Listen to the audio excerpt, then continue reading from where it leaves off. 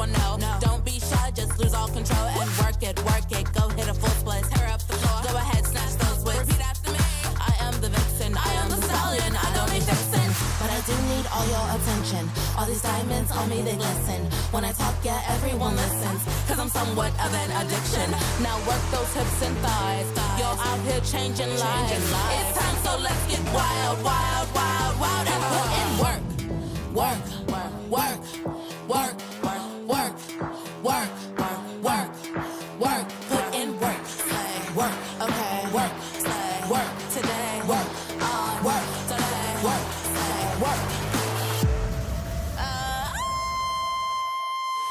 Confidence is key, and my keys all jingling. I can open any door, serving body, face, and more. Confidence is key, and my keys all jingling. I can open any safe, serving body, hair, and face. Confidence is key, and my keys all jingling. I can open any door, serving body, face, and more. Confidence is key, and my keys all jingling. I can open any safe, serving body, hair, and face. Ha!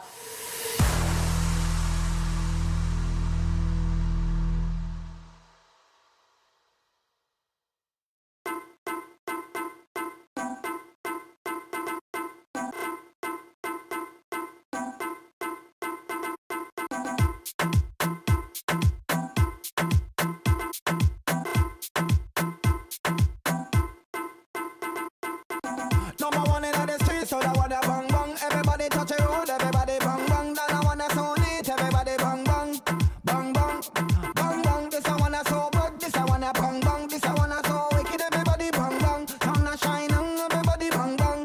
This a bang bang bang, bang bang, bang bang, bang bang, bang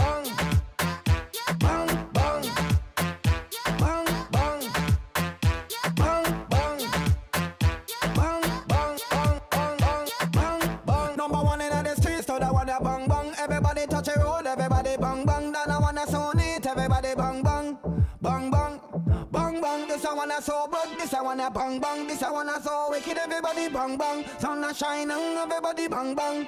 This a bang, bang, bang.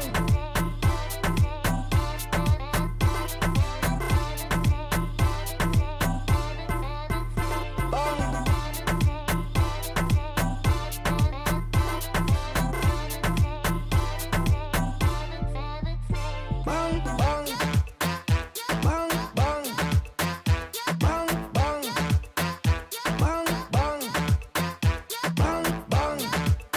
bang, bang, bang,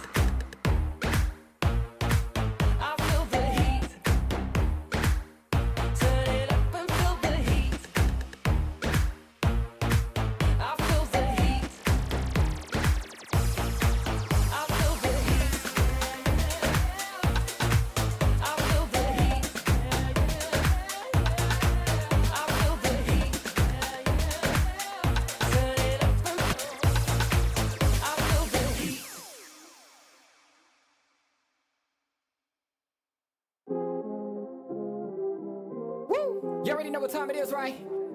It's your boy Eclipse Darkness. I do this for my people. How I like that. I'm a black, strong man, they can't tell me nothing. What I represent, they try to keep it from me. I done turn a lot of nothing into something. And I'm still out here pushing all they buttons. They can't hold me down, yeah, for nothing. So I'ma stand up.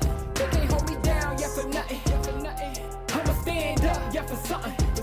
Cause they can't hold me down. I done seen it all. Came up from the gutter, baby, now I'm here to ball. I've been talking, yeah, my ish, so now they wanna call. They got my line tap, oh yeah, they tryna take it off. Oh no, here we go again. Pull me over, let me guess, it's cause my melanin. Asking questions, me and you both know irrelevant. But I stay cool and collected cause I'm heaven sent. They hate it, I love it, they know that there's no one above it except for God. Steady be coming with negative energy, I gotta move and die. Give me that back, can't touch my crown, I'm a king and yeah, you know that. Talk about giving it back, I'ma come and take that, yeah, I'm a black, strong man, they can't tell me nothing. What I represent, they try to keep it from me. I done turn a lot of nothing into something.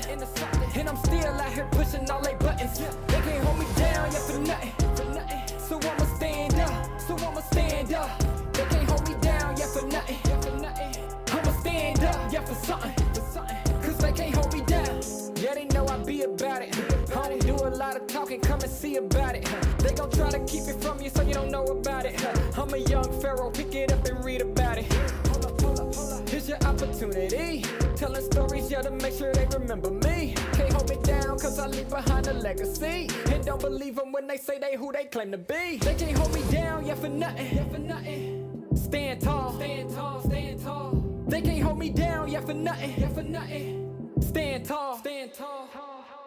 I'm a black, strong man, they can't tell me nothing.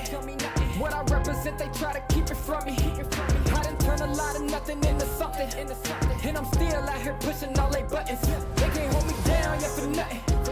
So I'ma stand up. They can't hold me down, yeah, for nothing. I'ma stand up, yeah, for something. Cause they can't hold me down.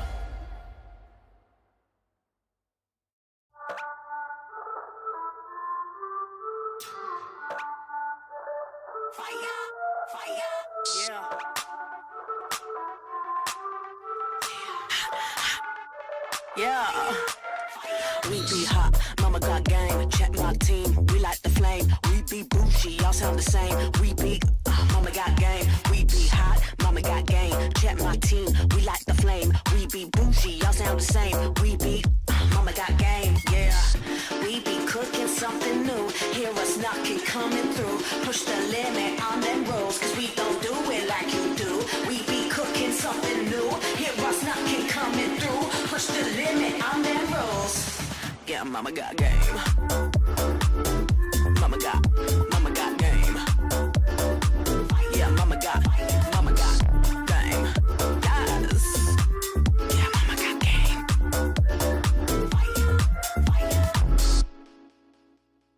Rockin' be rockin' the game. Hear them screaming, they screaming my name. We be up on the fame. We be all of the power, we reign.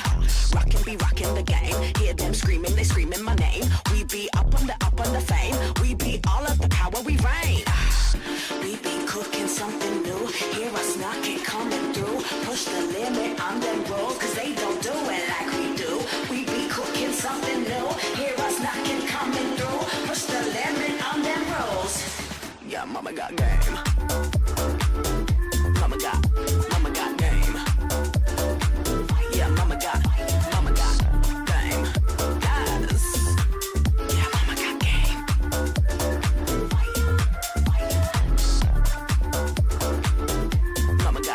Mama got game.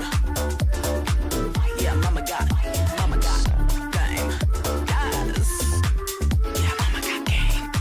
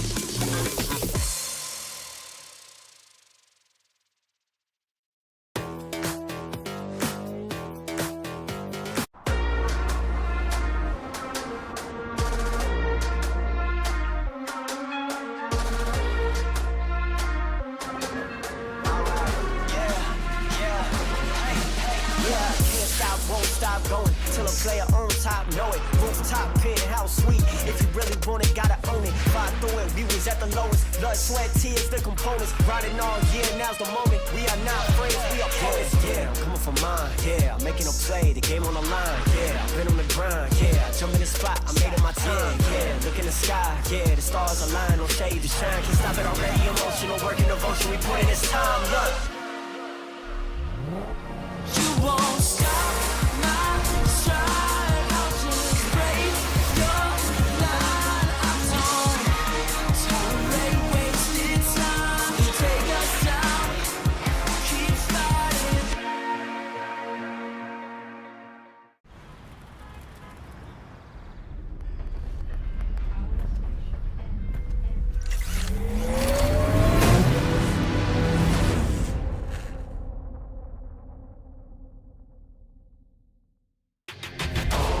Welcome back to the Snapdragon Pro Series Mobile Legends Bang. We will stay right where we at. We ain't never fall. Game lab, are you gonna fight it? It comes through full top and Naga in game lab. Then can you survive? Crossbow tag pops at the last second. Moria, this might be it. Here comes the Tyrant's Rage. Gang the backside. Shizo is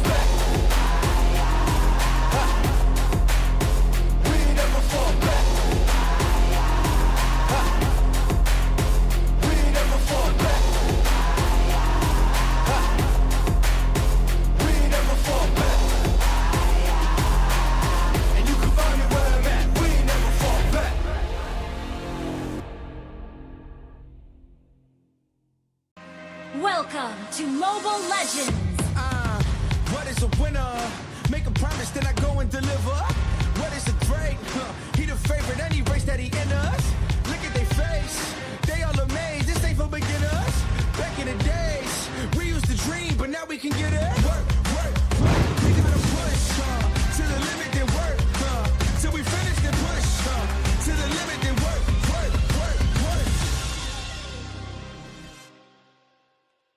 The Snapdragon Pro Series powered by Samsung Galaxy is brought to you by Snapdragon Elite Gaming, Samsung Galaxy S23 Ultra, Monster Energy, and DHL.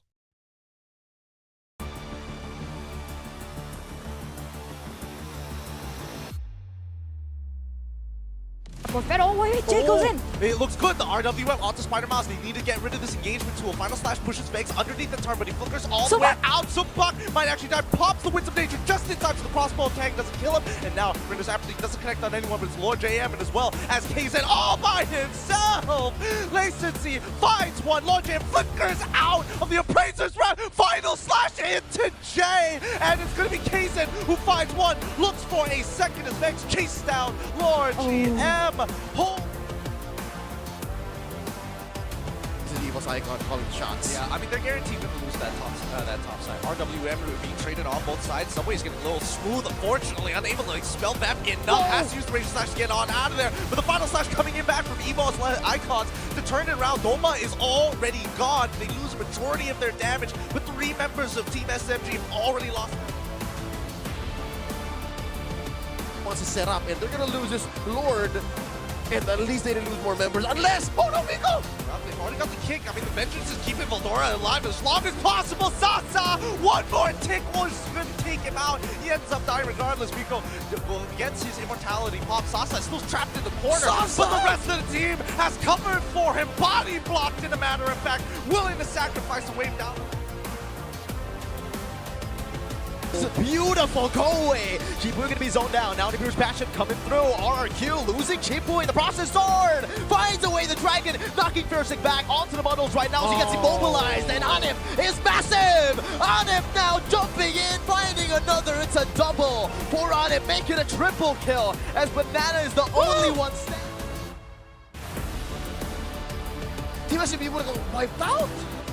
Well, that's just unfortunate, and now they have a man advantage. Sasa just wailing away at this Lord. Yep, he's penetrating multiple people. Feather Airstrike looking good for the lethal counter, committed onto the kills, and not actually the 50-50. It's getting low, and now it's going to be Sasa. He takes one, but it's Doma who steals away the Lord in time. Sasa wins out that fight, but this one, a triple kill for Sasa. It looks great.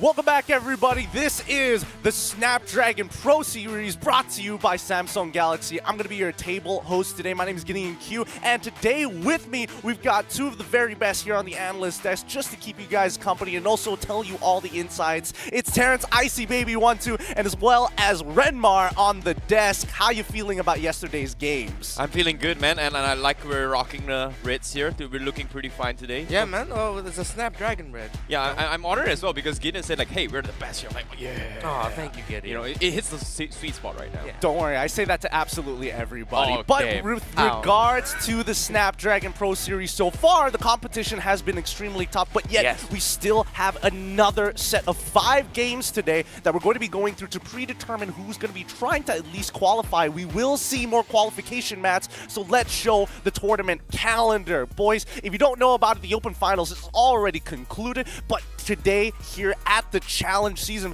between the 24th all the way to the 26th, we're going to take a little bit of a break for Hari Raya Haji. For those of you who don't know, it's a religious holiday for a majority of Southeast Asians, but after that, on the 30th all the way to the 2nd of July, the competition will resume, and finally, this qualification is just for a chance to get into the Challenge Finals group stage, which is happening 17th of July to 19th of July. And boys, do you have any favorites looking to come into the Challenge Finals? I'm feeling Filipino teams, you know. Of course you are. I'm sorry. I'm feeling Malaysian team, bro. Boo! Patriotism at its finest. Just in case you guys don't know about the Snapdragon Pro Series, let me talk about the tournament format. We're already done with the Open qualifiers and the Open Finals, which was a deadly Swiss 6. But now we go over to the Challenge season, which is basically the same thing. 4 teams that have qualified from the Open Finals will play in an almost Swiss 6 format, but instead it is called the GSL groups. The idea, you win twice, you move on. You lose twice, you're out of the tournament, but there is still a final decider group, and only the top 2 of them will make it to the Challenge Finals, which is a whole different format. The idea is to keep as many teams in as possible, and only the best move on. We have invited teams from all around the world, from other countries here in the Southeast Asian MLBB circuit. We have the teams coming in here from Challenge season. So, yeah, there's going to be a lot of teams. It's packed. Yeah, there's so many teams to come. I haven't even introduced all of them. We've seen a good majority, but not every single one of them. Just in case you guys are still confused about what exactly the tournament format is still going to be as we move on, don't worry. We've got a video explaining it all for you guys. Welcome, ladies and gentlemen, to the Snapdragon Pro Series Mobile Legends Bang Bang Season 3 tournament. I'm IcyBaby12, and I'll be your guide through this trading journey. We're in the midst of the challenge season where the competition is fierce and the stakes are high. But let's rewind a bit and recap the journey so far. In the Open Finals, 32 teams battled it out in a grueling 6-day Swiss format. After intense matches, only 4 teams emerged victorious and secured their spots in the challenge season. Congratulations to these exceptional teams. Alongside these winners, we have invited 12 elite teams from the MPL representing Southeast Asia's finest talents from Indonesia, Philippines, Malaysia, Singapore, and Cambodia. This brings our total number of teams to 16. Now, let's fast forward to the heart of the challenge season. The remaining 16 teams will face off in a thrilling GSL-style double elimination bracket over 6 days. But before the battle begins, we have an exciting group drawing session. Is none other than Team Bigatron Alpha from Indonesia. These 16 teams will be divided into 4 groups, each consisting of 4 teams. Here's where it gets interesting. Teams who win 2 consecutive matches in their respective groups will straight away advance to the Challenge Finals, showcasing their skills in the ultimate showdown. But wait, we haven't forgotten about the second place teams. They will have a chance to qualify by competing in the decider group known as Group E. The top 2 teams from Group E will also secure their spots in the Challenge Finals, making a total of 6 teams competing for their championship. So, to summarize, 16 teams are battling it out in the challenge season. The 4 teams who win 2 consecutive matches from their group and the top 2 teams from the decider group will advance to the highly anticipated challenge finals. Get ready to witness mind-blowing plays, intense strategies, and epic moments as these teams leave everything on the battlefield. Thank you for joining us today. Stay tuned for the adrenaline-pumping action of Snapdragon Pro Series Mobile Legends Bang Bang Season 3. Boys and girls, that's just the format. At the end of the day, everybody is looking for an opportunity to make it to the challenge finals, or at least the challenge season, because that's when the big payout starts to occur. Have a look at what these players are going to be playing for. The prize pool is 150,000 USD. Yeah, that's a lot of money on the line as well. And of course, they are going to be competing for this prize pool in the challenge finals, which is going to be happening in Jakarta, with first place walking away with $65,000. So a lot of money is on the line. However, in the challenge season, things are going to be a little bit spicy because they are not competing for any sort of money at all. So they are trying to qualify for this and then hit with this segment. Redmar, what would you do with 65,000 USD? Find a way to double it, triple it, and more. Oh, what a grinder here. No. I'll probably lose all of it, though. I know what he would do. He would ask the girl out just now. Hey. You know, like we had this integration. Like she said, hey, she thought a girl was cute. You know, $65,000 could help you out a little bit. How was that? Hey, guess what? Guess what? Nobody asked. With that being said here, the tournament has been extremely intense thus far. And more importantly, so we're seeing some of the bigger teams. And luckily, we don't have to blame two of our talents that we have here at the ESL studio. We can't blame them any further because the group draw was done by somebody else. So again, at least we're not getting our Instagrams taken off the map for the time It's Flava. It's Flava.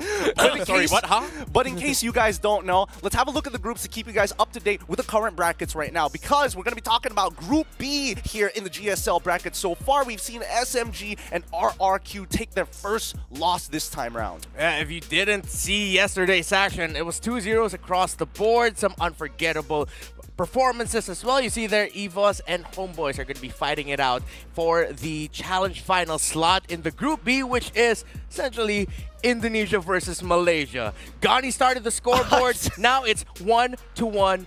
Indo and Malaysia, and now we're going to be seeing which one of those two teams are going to qualify for the challenge finals first. Look, I'm not going to lie, I was hoping not to bring that up again, but look, I was waiting for maybe Ghani to kind of defend himself next coming round. But we're going to be looking at Group C as well. They have not started their competition. We've got Blacklist, Aura Fire. We've also got Alter Ego as well as BTR. I'm surprised that we got 3 Indonesians in one group, but that's just how the draw works sometimes. This is what we call an Indonesian sausage sandwich, man. And at the same time, to be honest, based on this brackets here, Aura Fire seems to be pretty stacked against Blacklist, considering they came from the Challenge Opens, and now Blacklist is obviously their first runner-up for MSC, so they do have a lot of credibility to actually take this W. So I would say that will be the favorites here coming from that matchup. But for Alter Ego and BTR, that's something that I think is going to be quite intense if you think about it. I mean, there's more context that we're going to start giving out, because Blacklist, they're not running the same roster, and Aura Fire and BTR are looking kind of good in recent tournaments. But let's have a look at the next group we're going to be checking out. It's going to be Group D with CFU versus Dewa United, RSGPH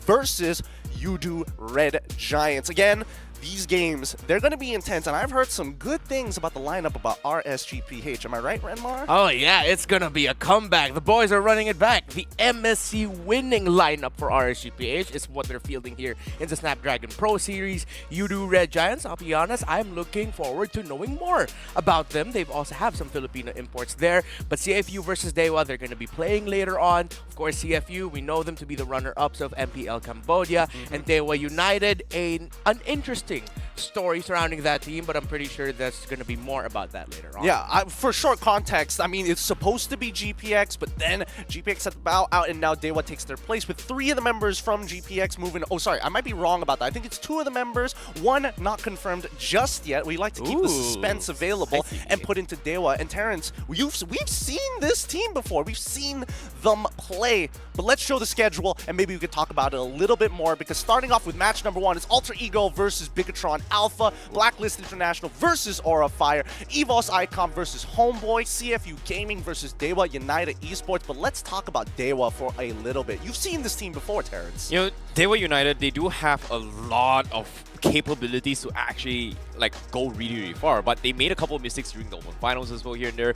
Maybe a little bit of miscommunications. So it's just a little bit unfortunate considering the fact that Dewa United were pretty stacked against top 2 MPL teams. I would say it's top MPL teams right from the get-go for them to be eliminated. But at the same time, this is pretty much a second chance. And the GPX as well is going to take a little bit more time for them to gel. Fortunately for them, it is going to be going up against CFU Gaming. Yep, for sure, for sure. And I don't know about you, Remar. I like consistent teams. Looking at the lineup so far, based on the matches, which are you excited for? Are you looking for a consistent team? Are you looking for an explosive team? Oh, after yesterday's action, I want to see explosiveness. I want to see action straight out of the gate. We set it up yesterday in this kind of tournament format. You really can't hold back.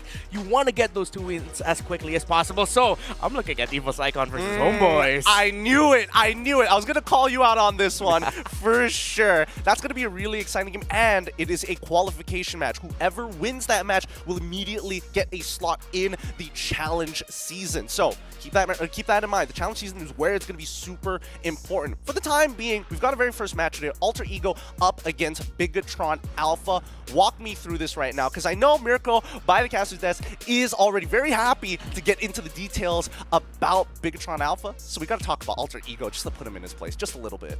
Oh man, Alter Ego. You know, to be honest, when it comes to Alter Ego, right? Yesterday we had a previous match as well. They were one of the few teams besides this tournament as well that they took a W against RRQ 2-1. And when it came to that situation, it feels like, hey, RRQ seems to be in a situation where they're struggling a little bit more. So it feels like Aura, I would say Alter Ego has a little bit more capabilities and discipline to actually overcome this.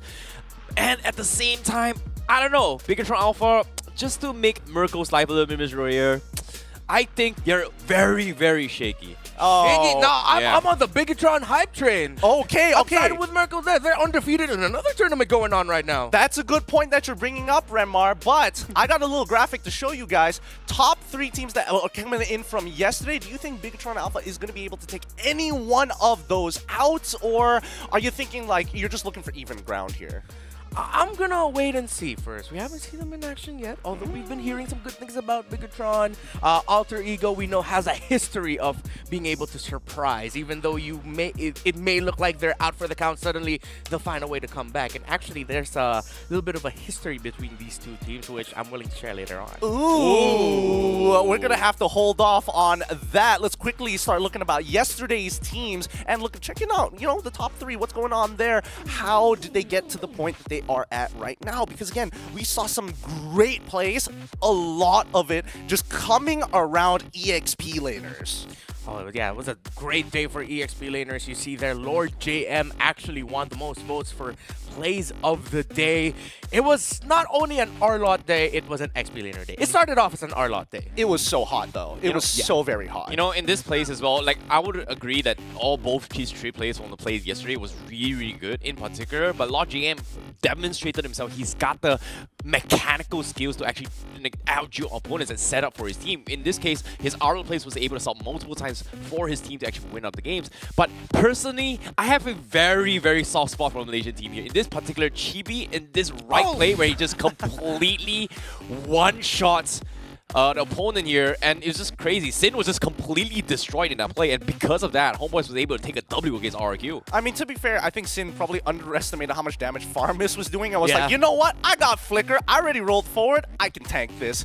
Bonk. Yeah, in 2 abilities, he went from 100% to 75% to 0. It's not the funnest thing to feel in the world, but hey, when your resources are blown, especially Winds of Nature, there is no guarantee. You just gotta hope for the best and maybe use your Flicker once in a while. I don't think that's going to happen today. I feel like everybody has just been trying to get into the Snapdragon, or at the very least try to make sure that they can move over into the LAN. Guys, ticket sales, they are going out fast. Only Legend tickets are left right now, so you got to be quick, you got to be fast. Don't forget that it's only 20,000 rupiah, and you're thinking, my god, 20,000, that's a lot of money. Just do the conversion, it'll make a lot more sense. Just hop onto the link down below and it will make even more sense. And don't forget, even if you are like, you know what, 20,000 is still too much for me, join our raffle then, where you can win the tickets and an exclusive t-shirt, all of which is on the ESL.gg website. That's all you gotta do. So thank you so much, Snapdragon.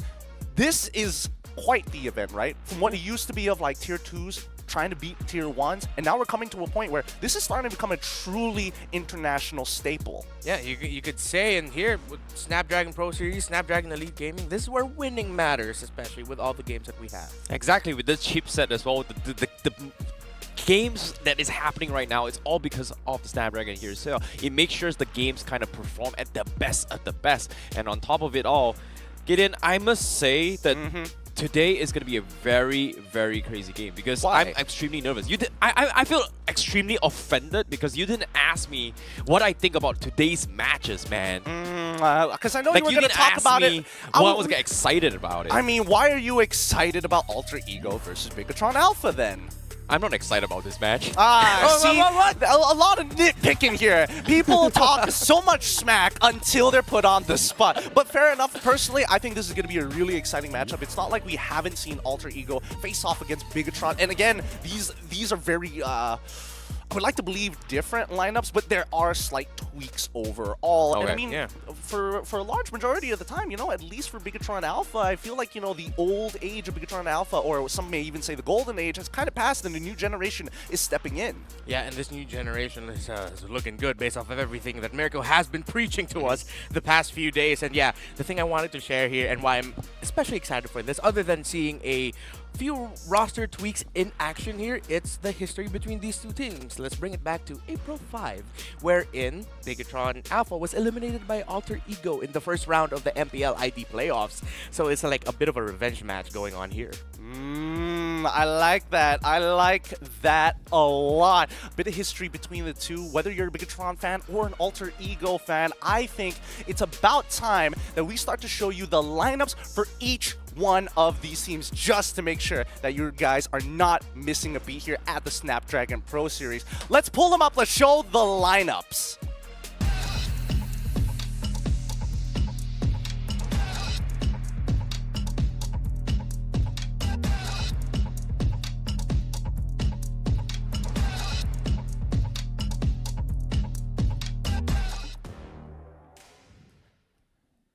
So let's talk about Alter Ego for a quick second. We got Pi, Boy, Udil, Nino, and as well as Arasi. How you feeling about the lineup so far? They haven't really changed too much since the last time we saw them. You know, personally, I think that I was expecting Rek to be playing here coming from Alter Ego. I was expecting them to try and prioritize the mid lane control, but considering that now they're having this roster coming in, it feels like they are going to try something a little bit different in terms of macro aspect, especially in the starting lanes, playing around both Pi as well as Nino. So I guess they are going to shift a little bit more control onto the side lanes rather than the mid lane a little bit more. Or it could be different as well, depending on how Bigatron plays. I think a lot of it just comes down to the draft. I think we described Alter Ego as potentially following in the footsteps or the discipline of Blacklist International, correct, Renmar? Oh, yeah, definitely. And here for Alter Ego especially, as a Filipino and remembering the past Alter Ego performances I've seen, Shelly Boy has a special place in my heart, and I always love seeing him play, honestly. And I'm looking forward to seeing him pop off in this series. I love it, but it's time. If this is Alter Ego, check out Bigatron Alpha.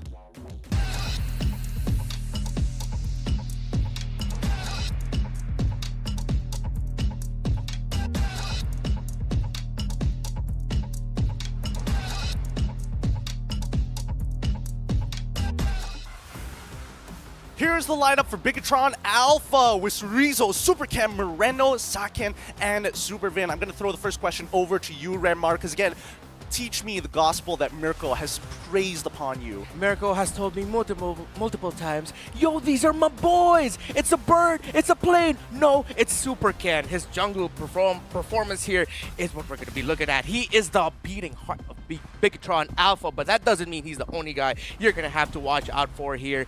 We're looking at Moreno and his performance at the mid lane and how well he's going to be able to do here. And Saken, how well is he going to be playing the gold lane? Same role as CW, not exactly the same CW play style.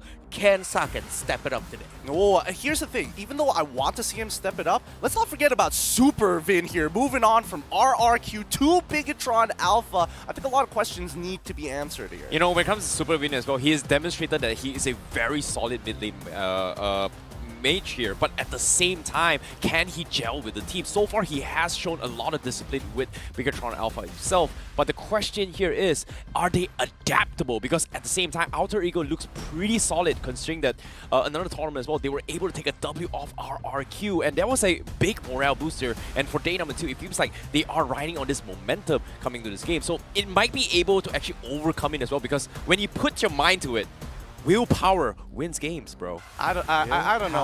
I don't know. Morale wins games. I don't know. You can have as much willpower in the world, but if you got 22 kids with 16-year-olds with bats against a silverback gorilla, I'm pretty sure that family ain't going to help you in that particular situation, no matter how pumped up you're going to be. But let's not forget that RRQ hasn't been exactly performing the way that we expect them to overall. Yeah. But what about you guys at home? What is your Snapdragon match prediction? So you can cast your votes on Twitch itself. You're going to see ours in a little bit and see whether which of the talents you align with, or maybe you're just that much smarter. I am curious, though, what some of your predictions are going to be. It's pretty apparent, right? Who's I'm going to be voting for it. Just to make sure that Mirko, you point the camera to Mirko right now. Look at his face. Look at his face, please. Production. Look at Mirko's face. Look at him. He knows what I'm going to say. He knows BTR is the GOAT. But I'm going to say Alter Ego is the boss today. Oh! Alter Ego just slapped RRQ yesterday. I could see the displeasure on his face. It's like a missionary going to the wrong country and be like, wait a minute. This is not what I wanted to predict here. But let's show our predictions up on screen. Let's have a look. I want to get some confirmation here whether this is actually true, because I'm thinking that it's going to be Bigatron Alpha 2-0. You think it's a 2-1? A little controversial here considering what your opinions were. And Remar 2-1 agreeing with Terrence. Yeah, again, it's the fact that as a Filipino and the performances of Alter Ego we've received in the past, I cannot deny the fact that there is a strong possibility Alter Ego will be able to take a game out of this. And of course, considering their run in the MPL Indonesia playoffs, threatening run, the team that you really cannot count out. I'm not counting out them taking one, but again, I'm a convert to the hype train of Bigatron. Bigatron's still gonna take it. Hey man, like as much as I wanna hate on BTR, I think they're a better team. I know it's controversial, but I'm pretty sure Mirko bribed production to change my votes right there to make sure that BTR is gonna win. My prediction has been pretty spot on yesterday so far as well. I can confirm that he did not pay those bribes. You are just following the true character of Alter Ego. 2 personalities in one. What can I say? You know, you're just following. It's on brand. It's on brand for all Alter Ego fans. It makes sense when they vote against their team. It's all part of the bid. Yeah. It is. We gotta flip the side, man. Sometimes you gotta, the other team to make sure they lose. You know, we've gotta curse them at times, man. I don't know about the curses exactly, because I think the only people who've been successfully able to do that is Lafell and Mirko. He's not here. And they're not here to cast their votes. We'll probably get their opinions. That's why Mirko is here. Look, he's playing BTR, man. We will get He's gonna their flip opinions later, right? For now, we have 10 seconds before the draft actually begins. And what are we expecting here? Because again, BTR, I don't know who's going to be playing what. I don't know the hero pools down to a team. Mirko probably knows a little bit more about this, but I think at the end of the day, they are a creative team. And it already reflects in their draft before they even get into the game. Yeah, Vin and KYY actually, although we saw Vin in the lineup and he's going to be the one playing, they usually switch roles. That's one of the flexible spots about BTR here. Their mid-roam switch. They do have similar hero pools though, so Vin has a chance of going, of course, for the usual setup tanks, or maybe even the more surprising, what we call them as the mage enchanter type roamers as well. You know, personally, I think BTR, they are going to play around Super Ken in particular when it comes to jungle role as well, just because of the fact that, hey, the meta is all tank junglers, tank junglers, tank junglers, but when it comes to playing against BTR, they have the flexibility to kind of play assassins for him. So that is something that I'm actually looking forward to, because of the fact that Alter Ego, even though they bond as a team, they have those kind of disciplined plays, but the question here is, are they good at playing macro in terms of split push potential? So I feel like Bigatron has that option, considering that now that they are second pick, they can kind of gauge how the first pick is going to be looking like. Yeah, macro, split push, definitely have to watch out for that. One thing we're going to watch out for is a pick that I'm surprised was fairly successful yesterday. Will Alter Ego, especially Nino, play Melissa? Melissa's been really great so far. I think Melissa has been doing a lot better compared to some of the other marksmen. Juan in particular, overall in internationals, has been having the greatest win rate overall. But again, the bans tell a lot of the story, right? It gives a lot of an idea of where the heads are at. I'm glad to see that Arlott is banned. Hopefully we don't get a repeat of day number 1 with the EXP laners were making such a difference.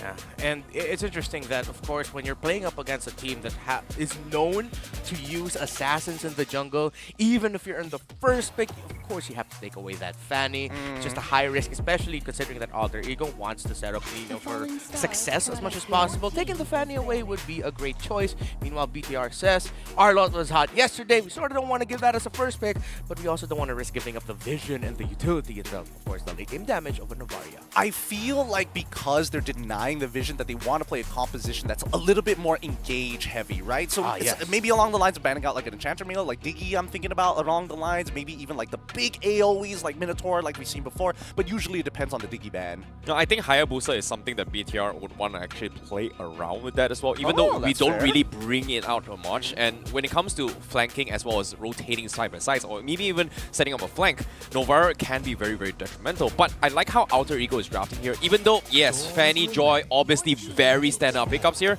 but seeing that Lancelot is also being topped up as well, these are all very targeted towards Super Can's flexibility to kind of flex all these heroes into as a jungle role. So Joy, even though, yeah, okay, Joy is pretty meta, blah, blah, blah, blah, but this ban coming from Alter Ego is very intended because of the fact that BTR can actually flex this Joy into jungle as well as XP. I mean, we haven't even started talking about the relationship of farm is glue at this point in time, right? It's one or the other at this point, if not both get through. Fredrin! Alright, so they even get rid of the early flex pick from the side of Alter Ego. I mean, I can respect that, right? Teams that follow the discipline like Blacklist International, they play cool, calm, collected, and standard Mobile Legends with good communication, always like that early Fredrin pick.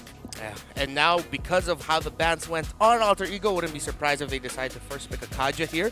But then that means Bigatron would most likely go for the Valentina next up there. So it'll just be a decision for Alter Ego. Are we willing to give away potentially the Divine Judgment?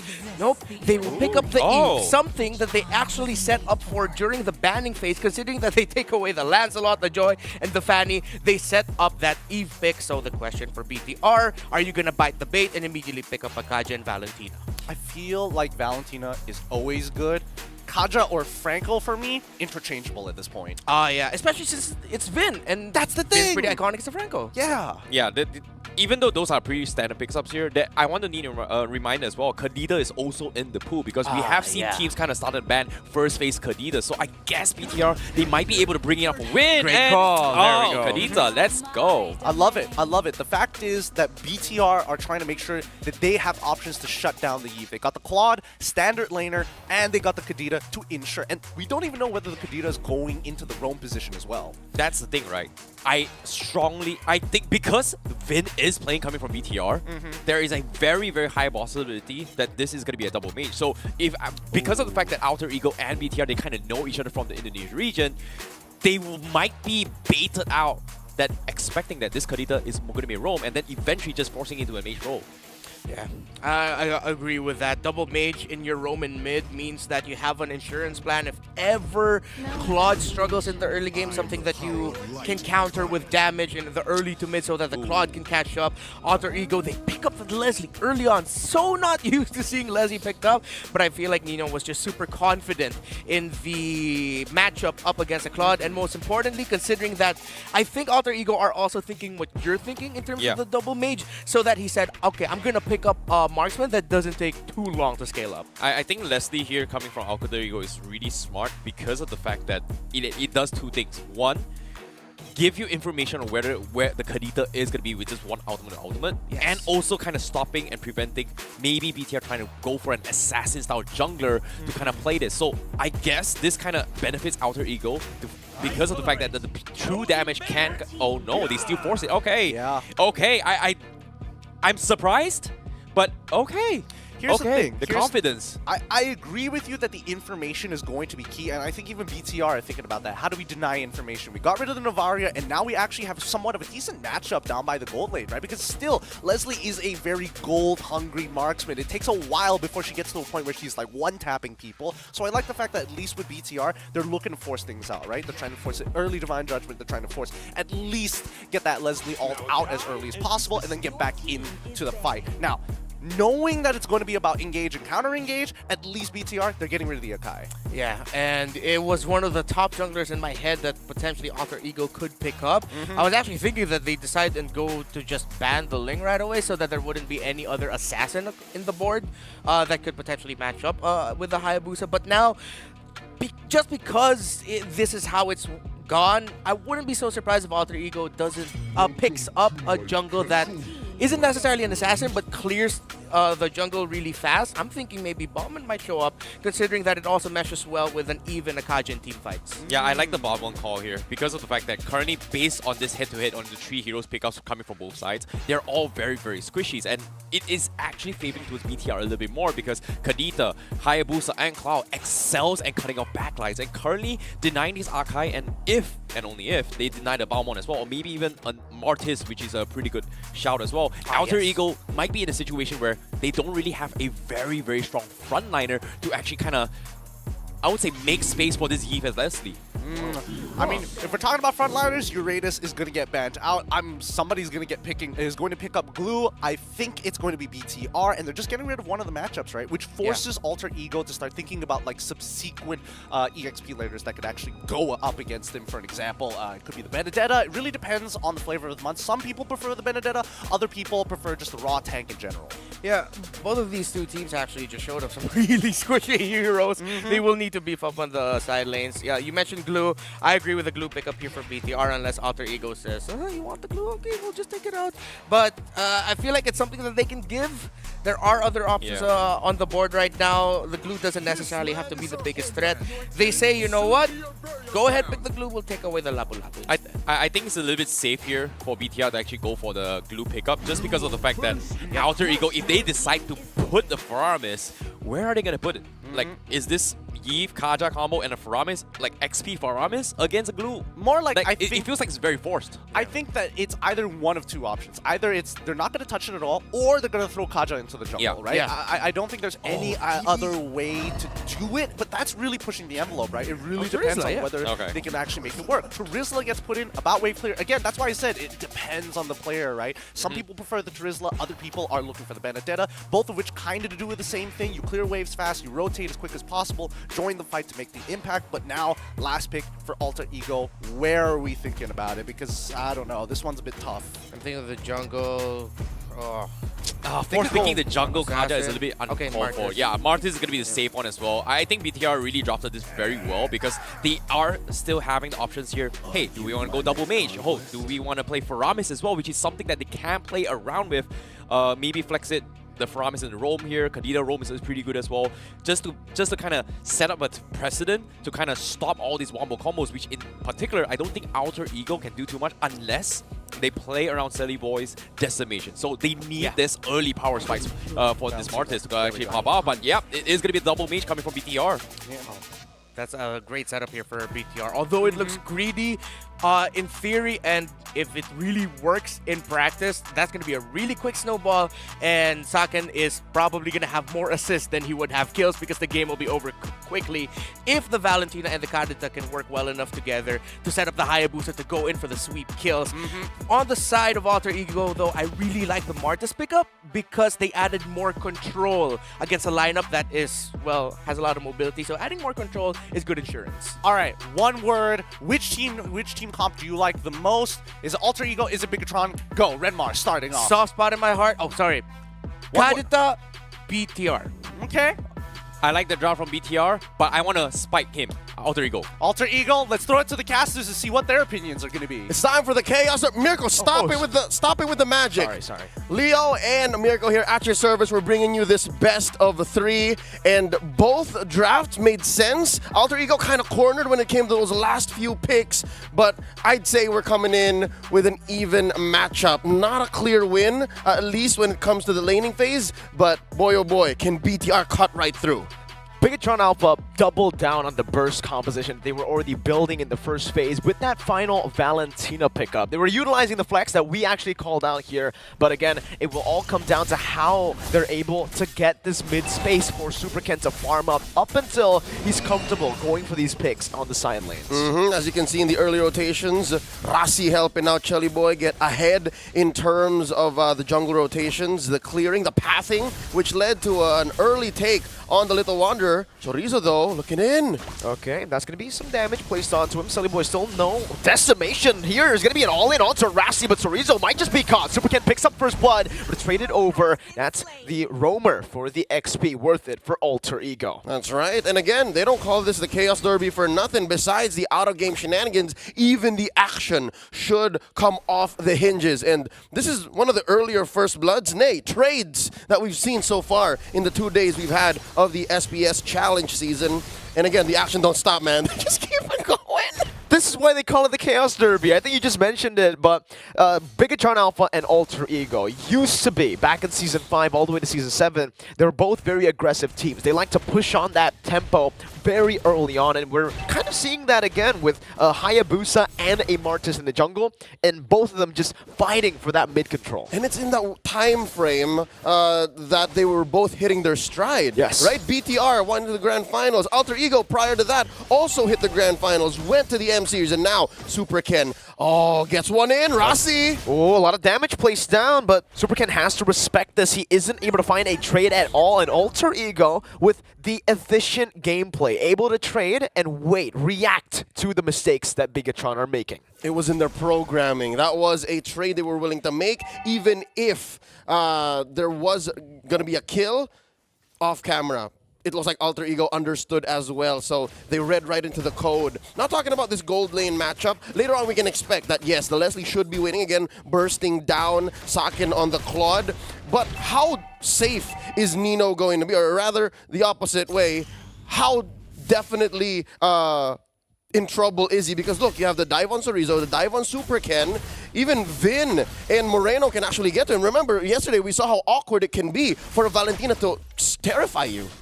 We've seen that happen multiple times before, but honestly for Alter Ego, I think they have already built a very good peel composition that has very good synergy with the Leslie. The Kaja, first of all, with the suppression, with the Divine Judgment. They also have the Terizla that can go and use the DPZ. Defensive penalty zone.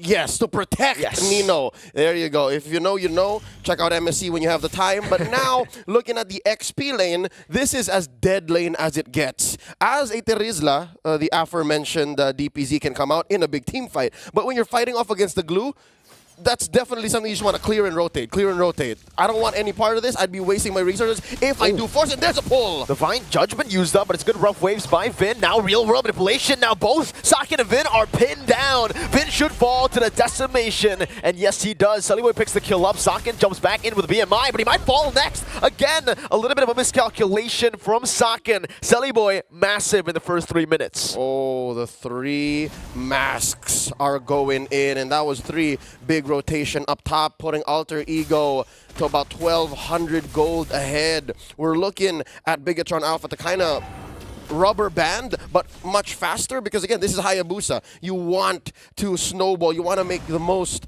of that previously known as high and dry Master Assassin emblem. And now look at the pull. An amazing 4-man presence here from Alter Ego.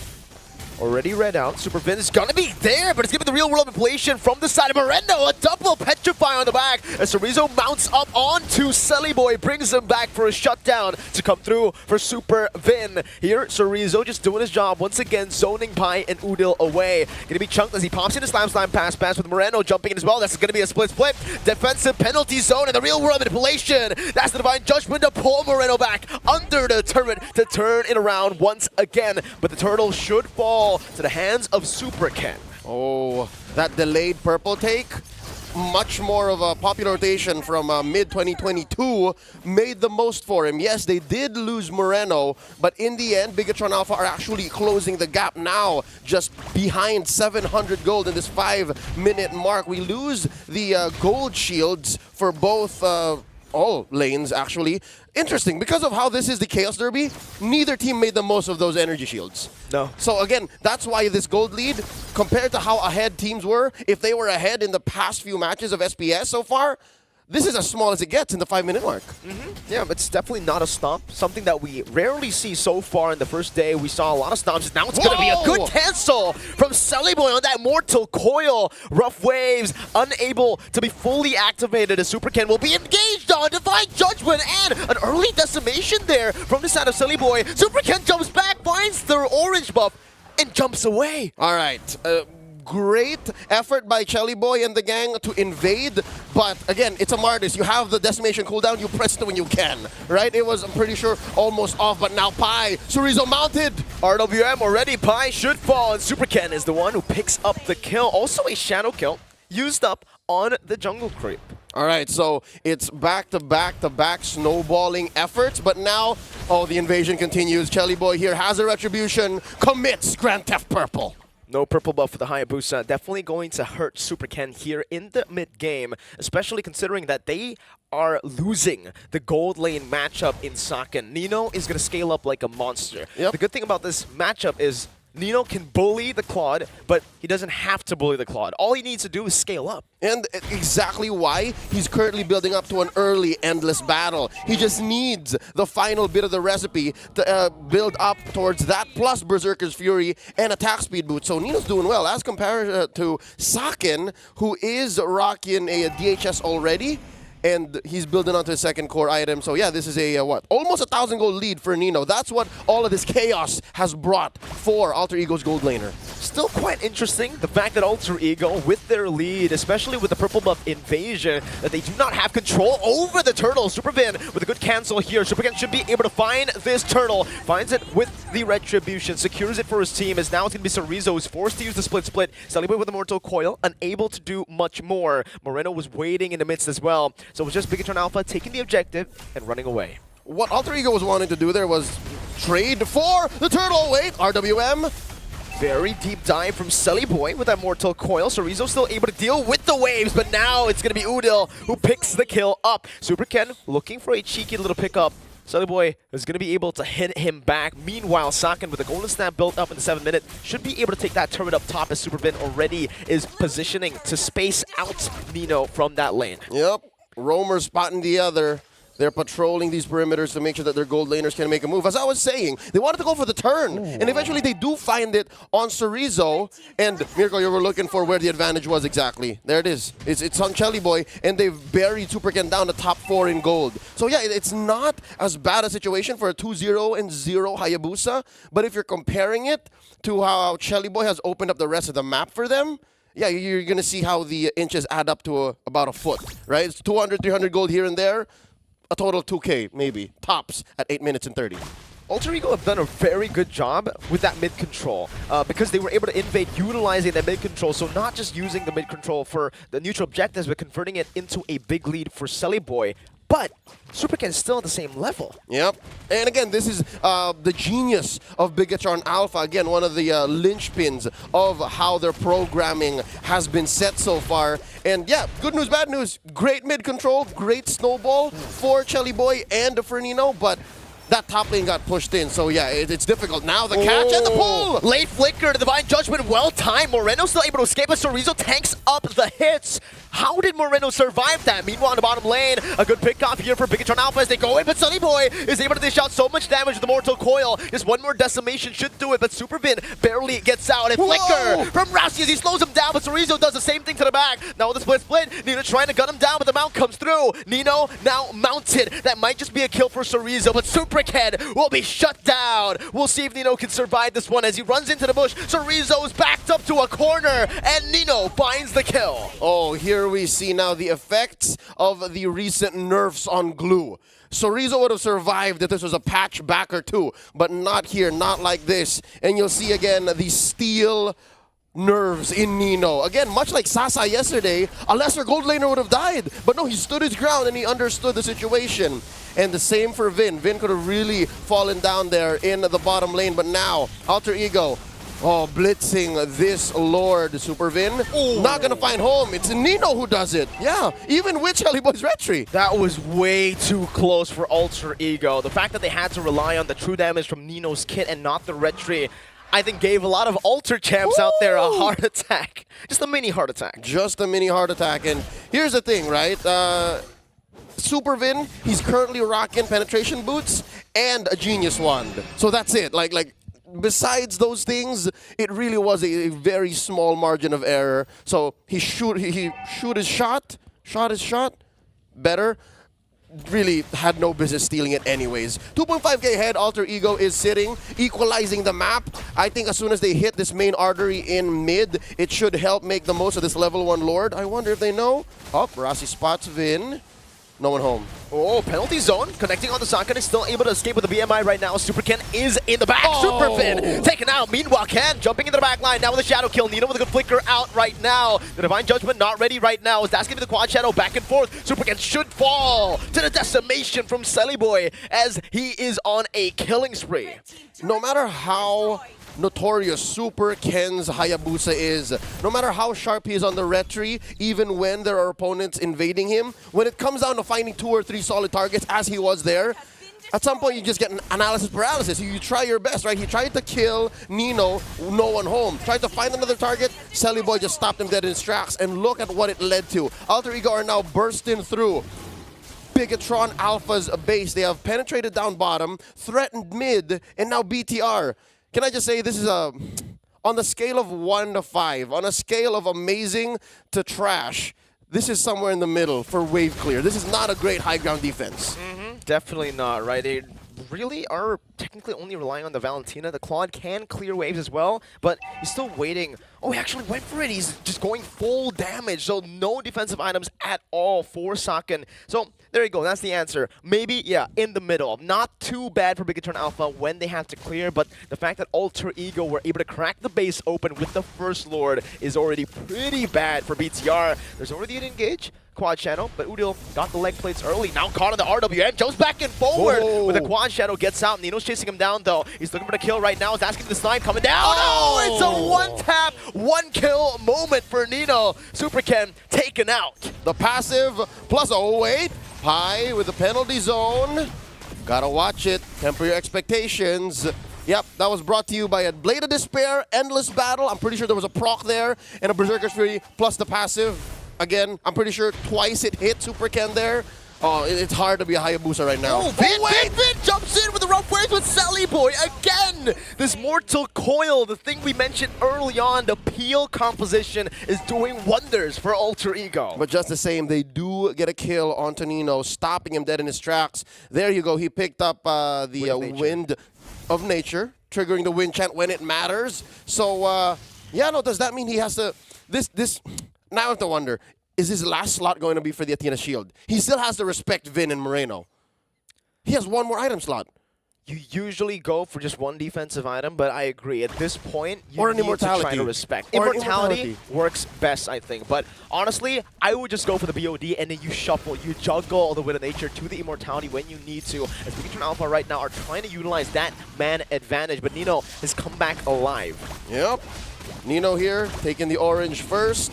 As Alter Ego try to blitz, send bodies at the Lord, and there's a pull! Whoa, Moreno gunned down! Soriza tries to dive into the back. Saken's just doing some poke right now. Super King clears out the mid wave. Now it's gonna be a conceal. Nino should be caught. You're Super Fin! In the back with the rough waves! Finds Nino. No, he's still able to survive right now, but Bigatron Alpha, they bought enough space to win the team fight. Saken dealing damage, free hitting, as Sorizo zone Celebrate away. How did Bigatron Alpha win a team fight against a team with a 4K gold lead? It's still a trade back though, but the Lord should just be there for Super Ken. He jumps in with a Quad Shadow, Mortal Coil, and Nino once again is able to turn the tides for Alter Ego. And you were asking how Bigatron Alpha won the fight? Nay, they won the battle, but Alter Ego won the war. They are now knocking on into the mid lane, penetrating that inhibitor, penetrating their base, and that's permanent damage.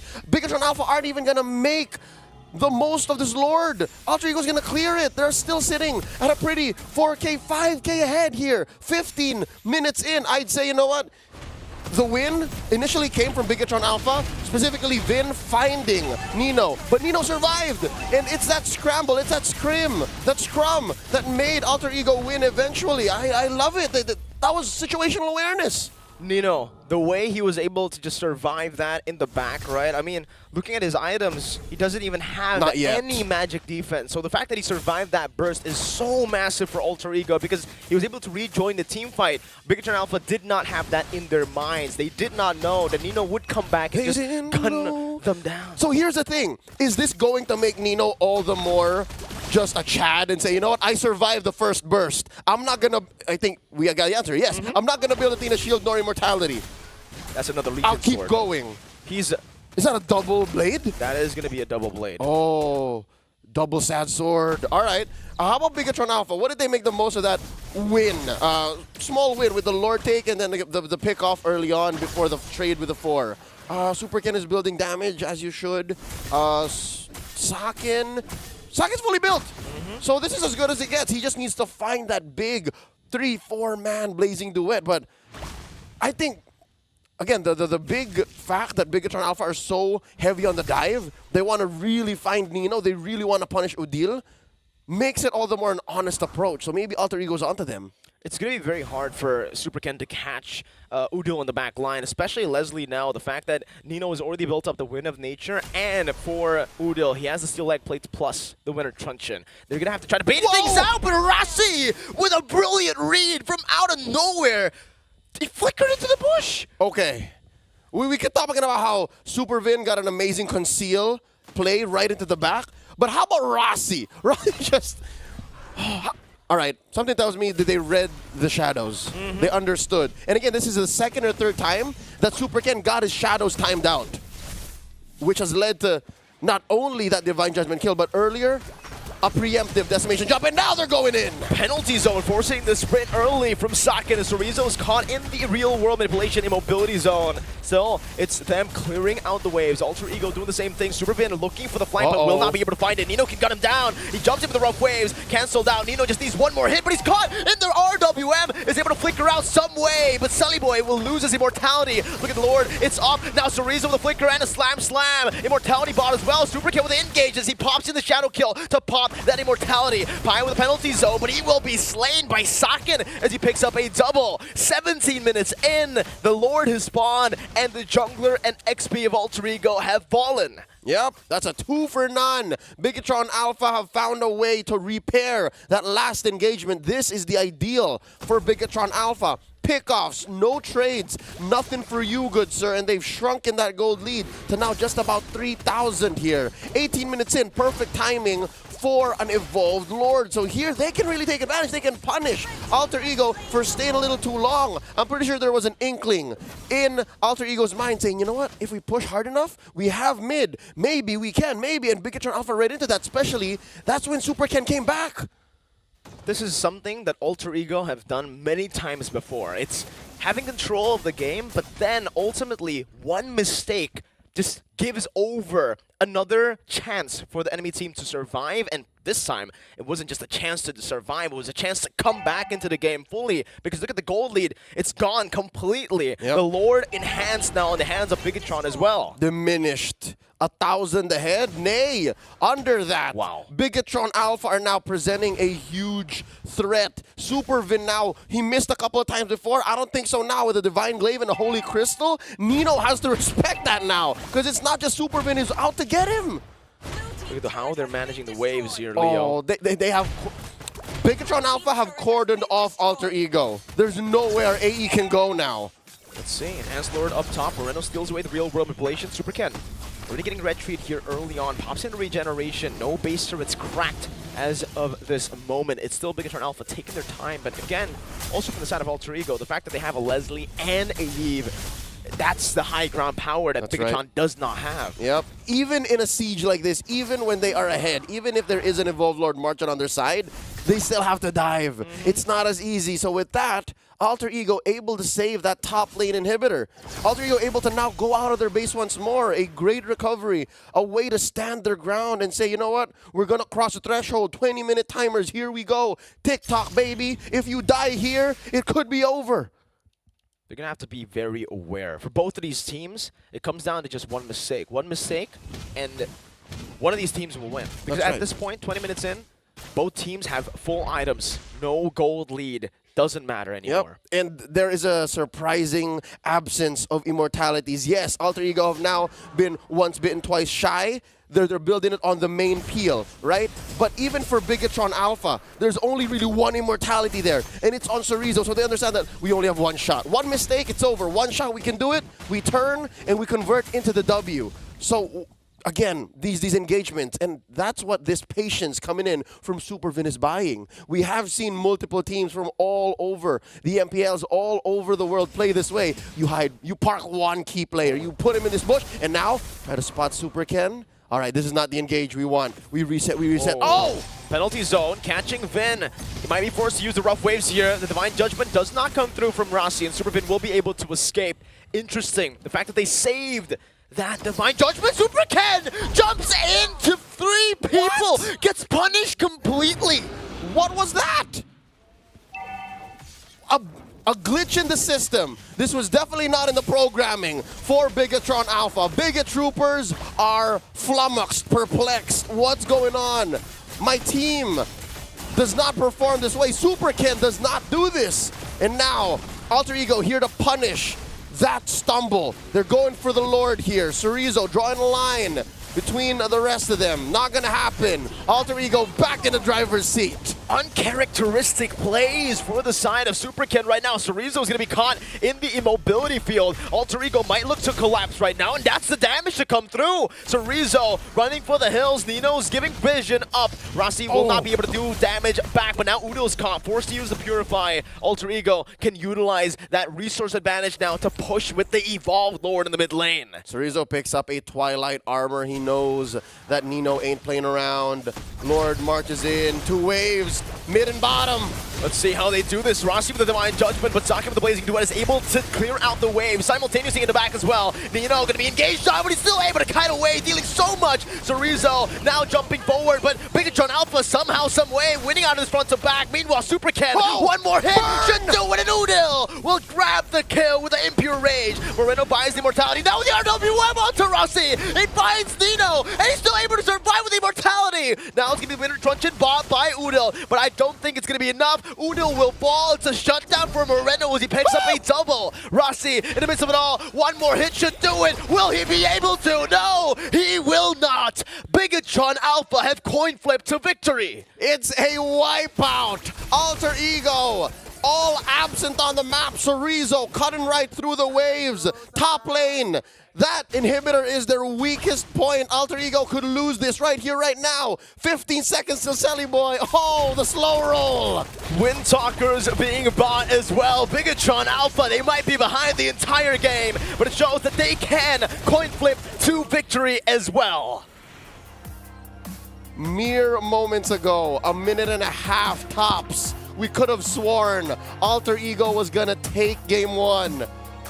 After Super Ken stumbles and jumps right into 3 or 4 members in the jungle. What happened? The bigger slip up. Alter Ego can't believe it. How can they believe it? After watching that series, I think even the viewers, the audience, the live viewers can't believe it. The analysts even were all shaking their heads. What happened in that skirmish? How did Bigatron Alpha pull off a mechanically sound team fight with an Evolved Lord to manage? It was all for them. That was their game to lose. They were in the base, and it seemed like at the last moment, with 2 members left, they made the call. You know what? Maybe we can take the base. There are minions there. Maybe not. And it was that moment of confusion that Bigatron just took advantage. Again, the programming. It's in their code to find these windows and say, you know what? Not so fast. We can coin flip our way to victory. It's still a 50-50. And that they did. Oh, Gideon, Renmar, Icy Baby 1-2. What do you think? It's going to be a tough one to really think about it. What a game coming out from both Alter Ego and as well as Bigatron Alpha. It's as close as you can get with one of the most, I would say, washed out early games I have ever seen from Alter Ego, but Bigatron pulling it back. That was crazy. To be honest, like I thought Alter Ego had it in the bag from the get-go, just because of the fact that they had their early win condition set up in their precedence, and then they just kind of snowballed their way through. But at the same time, BTR, I would say, you know, everyone played a very, very good game. I'm questioning SuperCan a little bit, but you have to give props to Saken as well as SuperWin, because they kind of made so much space and time to kind of find an opportunity to allow Saken to actually clear off the final winning waves, if you think about it. Yeah, I was so surprised how Saken was able to keep the gold deficit of his Claude against Alessi to just around 400 to 1,000 gold, considering that Alter Ego decided that they were willing to give up some early turtles just so that they can mess up the Claude right away and respecting that winning condition. But an easier way to understand this and grasp this game from my perspective here is that Alter Ego, if they aren't esports pros, they could be brokers, because the theme for them throughout this game was just trading. They traded turtles for ganks into the gold, but sometimes they missed out on key trades, especially with ability tosses in team fights, and BTR with a lineup that, yes, squishy, mage focus, but we call that a tempo breaking lineup on the side of Bigatron, that if the members of Alter Ego get caught by the control of the Karita and the Valentina, it messes up the team fight of Alter Ego so hard. I mean, we definitely saw that adjustment from Alter Ego towards the mid game. It's like, okay, you know, we've had one turtle fight, we've seen what Supervin is capable of, we might as well kind of minimize his overall impact, and then we continue to just dominate the early game. You know, it's really smart as well, because the only main damage dealer coming from BTR is pretty much, personally, I feel like it's supposed to be Saken because of his Blazing Duet, right? So in terms of all these team fights, the only people that can actually cancel his Blazing Duet is pretty much Celiboy, Pies out, as well as the Divine Judgment coming from Razi. And in that final moments of that fight, the moment they saw Celiboy, Pi, and Razi commit to his teammates, that is where he took advantage of Blazing Duet, clear off the minion waves, and somehow bought that small little room. And Alter Ego, instead of committing towards the crystal, they kind of just backed off. Oh yeah, the last team fight was so shaky for Alter Ego. Again, they took some gambles in the early portions of that team fight, trying to end it right away. Bigatron, because of their good amount of escape abilities and control abilities as well, again, just straight up countered. Alter Ego, it's a heartbreaking loss because of just how perfectly they played their early to mid game condition. They knew that they could chain early kills. They knew that they could invade early, take control of the game early on. The fact that they have the Kaja, the Eve, and the Martas together, they tick that box perfectly. If you have friends who love playing this kind of composition, Alter Ego showed you how to play it, but Bigatron showed you how to make a comeback from it. With that being said, our MVP of this game goes over to Saken. He made sure that his team was playing around him. They made sure to help him recover from that economical damage, and it paid off big time towards the end. And it's interesting as well because his itemization was very, very spot on, because normally I would expect him to go for Winds of Nature, which I did have a little small discussion as well. Why didn't he go for the Winds of Nature? Because of the fact that Leslie goes through damage. So in this case, it kind of bleeds through. So that's the reason why he didn't go for it. And he actually swapped out some items as well. He went for Rose Gold Meteor and Sutra. Yeah, the Rose Gold Meteor was massive, of course. At that point, he was just thinking of the damage of Udil, and very respectable item choice, considering that he gets a bit of lifesteal from it also as well. Exactly, and that's why we're seeing that, you know, especially towards the early mid game, these situations became really, really tough. Like, you have to admit, Rossi was playing a phenomenal game until Bigatron Alpha was able to start breaking the overall momentum. It's not just SuperCan you got to worry about, it's Super Vin coming in towards that backline. So it's just that constant push and pull. Yeah, they're just so smart at just making space and throwing bodies, right? Like, normally, you know, dying is not an option here that we want to take. But considering the draft coming from Alter Ego, they have double mages, and Vin is able to make so much space. He's not afraid to just commit to his life and then just buy time. But this play coming from SuperCan was really, really sus. Like, you have to give props to Rozzy for this play. I don't know. I think, you know, SuperCan, he literally, we were looking at it frame by frame. He's taken the shadow back, and he gets yoinked out mid-air by Rossi to end him on the spot. Yeah, it's like Rossi, for some reason, you could hear his Kaja going, get over here. And he got over there, and he got blasted. But if I am Super Ken, I would have ran to Saken at the end of this game, give him a big hug and say thank you so much. Thank you for finding a way to help us get back to this. Yeah, and we also see like an unconventional fact that, especially when you're an assassin, you're the cleanup crew. But in this case, Super Ken is willing to die for the team. He is not only willing to die for the team, he is taking some big ticket items so that some of the other members can actually make that play. Because again, it didn't have to be him. It could have been Super Vin. It definitely could have been Saken as well. Yeah, and one last thing about Saken, as we were seeing the highlights there, we don't know whose call it was for Saken to stay by the crystal, which was one win away from a minion, and Saken staying there to clear it up.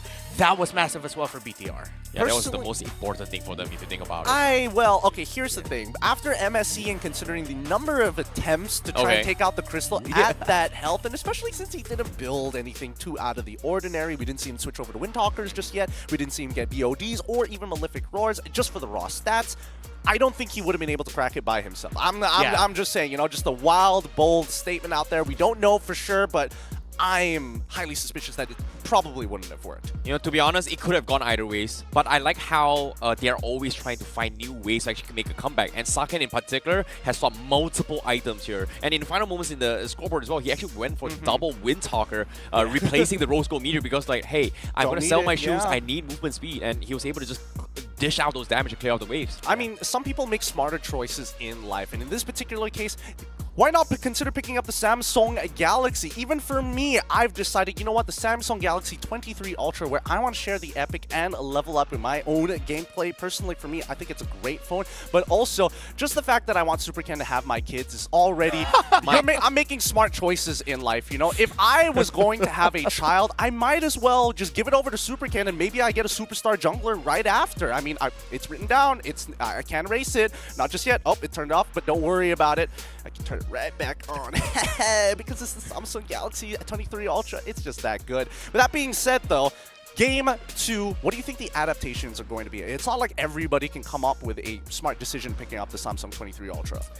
I feel like on the side of Alter Ego, they might be a little bit more hesitant on just taking the trading route that they did, because Bigatron could have adjusted to it into the next game, knowing that, okay, Alter Ego has a chance that they're going to play a lineup that will mess up Ken's early game, that will mess up Saken's early game as well, so they might balance out the draft so that it isn't that greedy. Yes, they won this game, and deservedly so, but this time they might look more into finding a little bit more of a comfortable, like something to hold on to in the early game so that Alter Ego wouldn't just completely snowball again.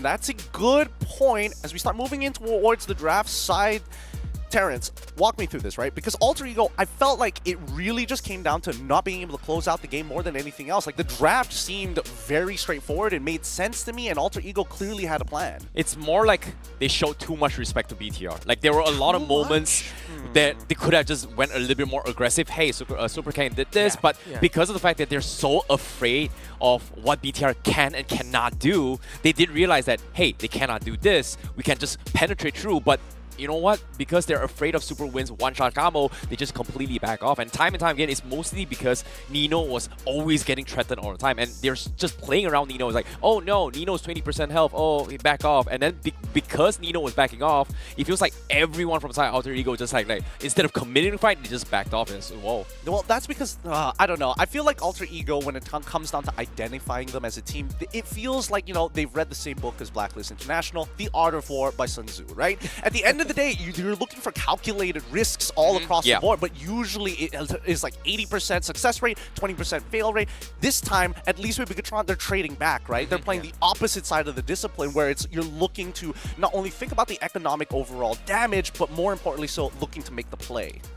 Oh, wow. Bigatron Alpha, very deep. Yeah, definitely. I will reread Art of War if I could. And Bigatron Alpha, hopefully they replicate what they did in that game, wherein they found resources elsewhere despite being in a situation where they were just trying to crawl back.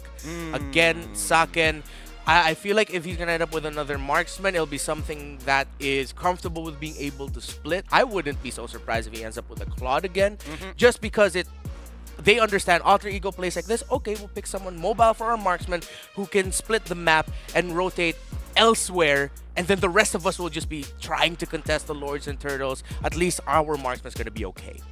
I would agree with that. I do think that in terms of the jungle, I definitely think that something needs to change there. Like, I love the idea of having assassins in the jungle, but the way that Alter Ego is playing and the way, especially when it comes down to like anti-CC, iframes, things that are able to withstand a lot of that frontline damage, or even have a little bit more early game like that, Martis, I feel like it's really difficult, right? Because again, when those tank junglers get ahead, you feel so behind for like at least 12 to 13 minutes. Yeah, it feels very, very overwhelming, right? It's hard to make that impact. Exactly. But at the same time, I feel like there's nothing much you should be changing from Alter Ego's draft. I felt like in the first game's draft, both teams played very, very well in terms of the drafting phase. But in terms of execution, that is something that Alter Ego was lacking, because they had a pretty clear game plan, but it felt like they kind of lost focus after making a couple of mistakes. But instead of just sticking to the game plan, they kind of just strayed away from the one true path. And when it comes to priority targeting as well, like, they should have found a way to stop the Blazing Duet, if you think about it. You know what? Instead of stopping the Blazing Duet, let's get rid of the thing that was making them question their decisions. Get rid of this Kadita. Because Finn is coming up literally behind them, and that's not a very comfortable spot to be in, because Mobile Legends,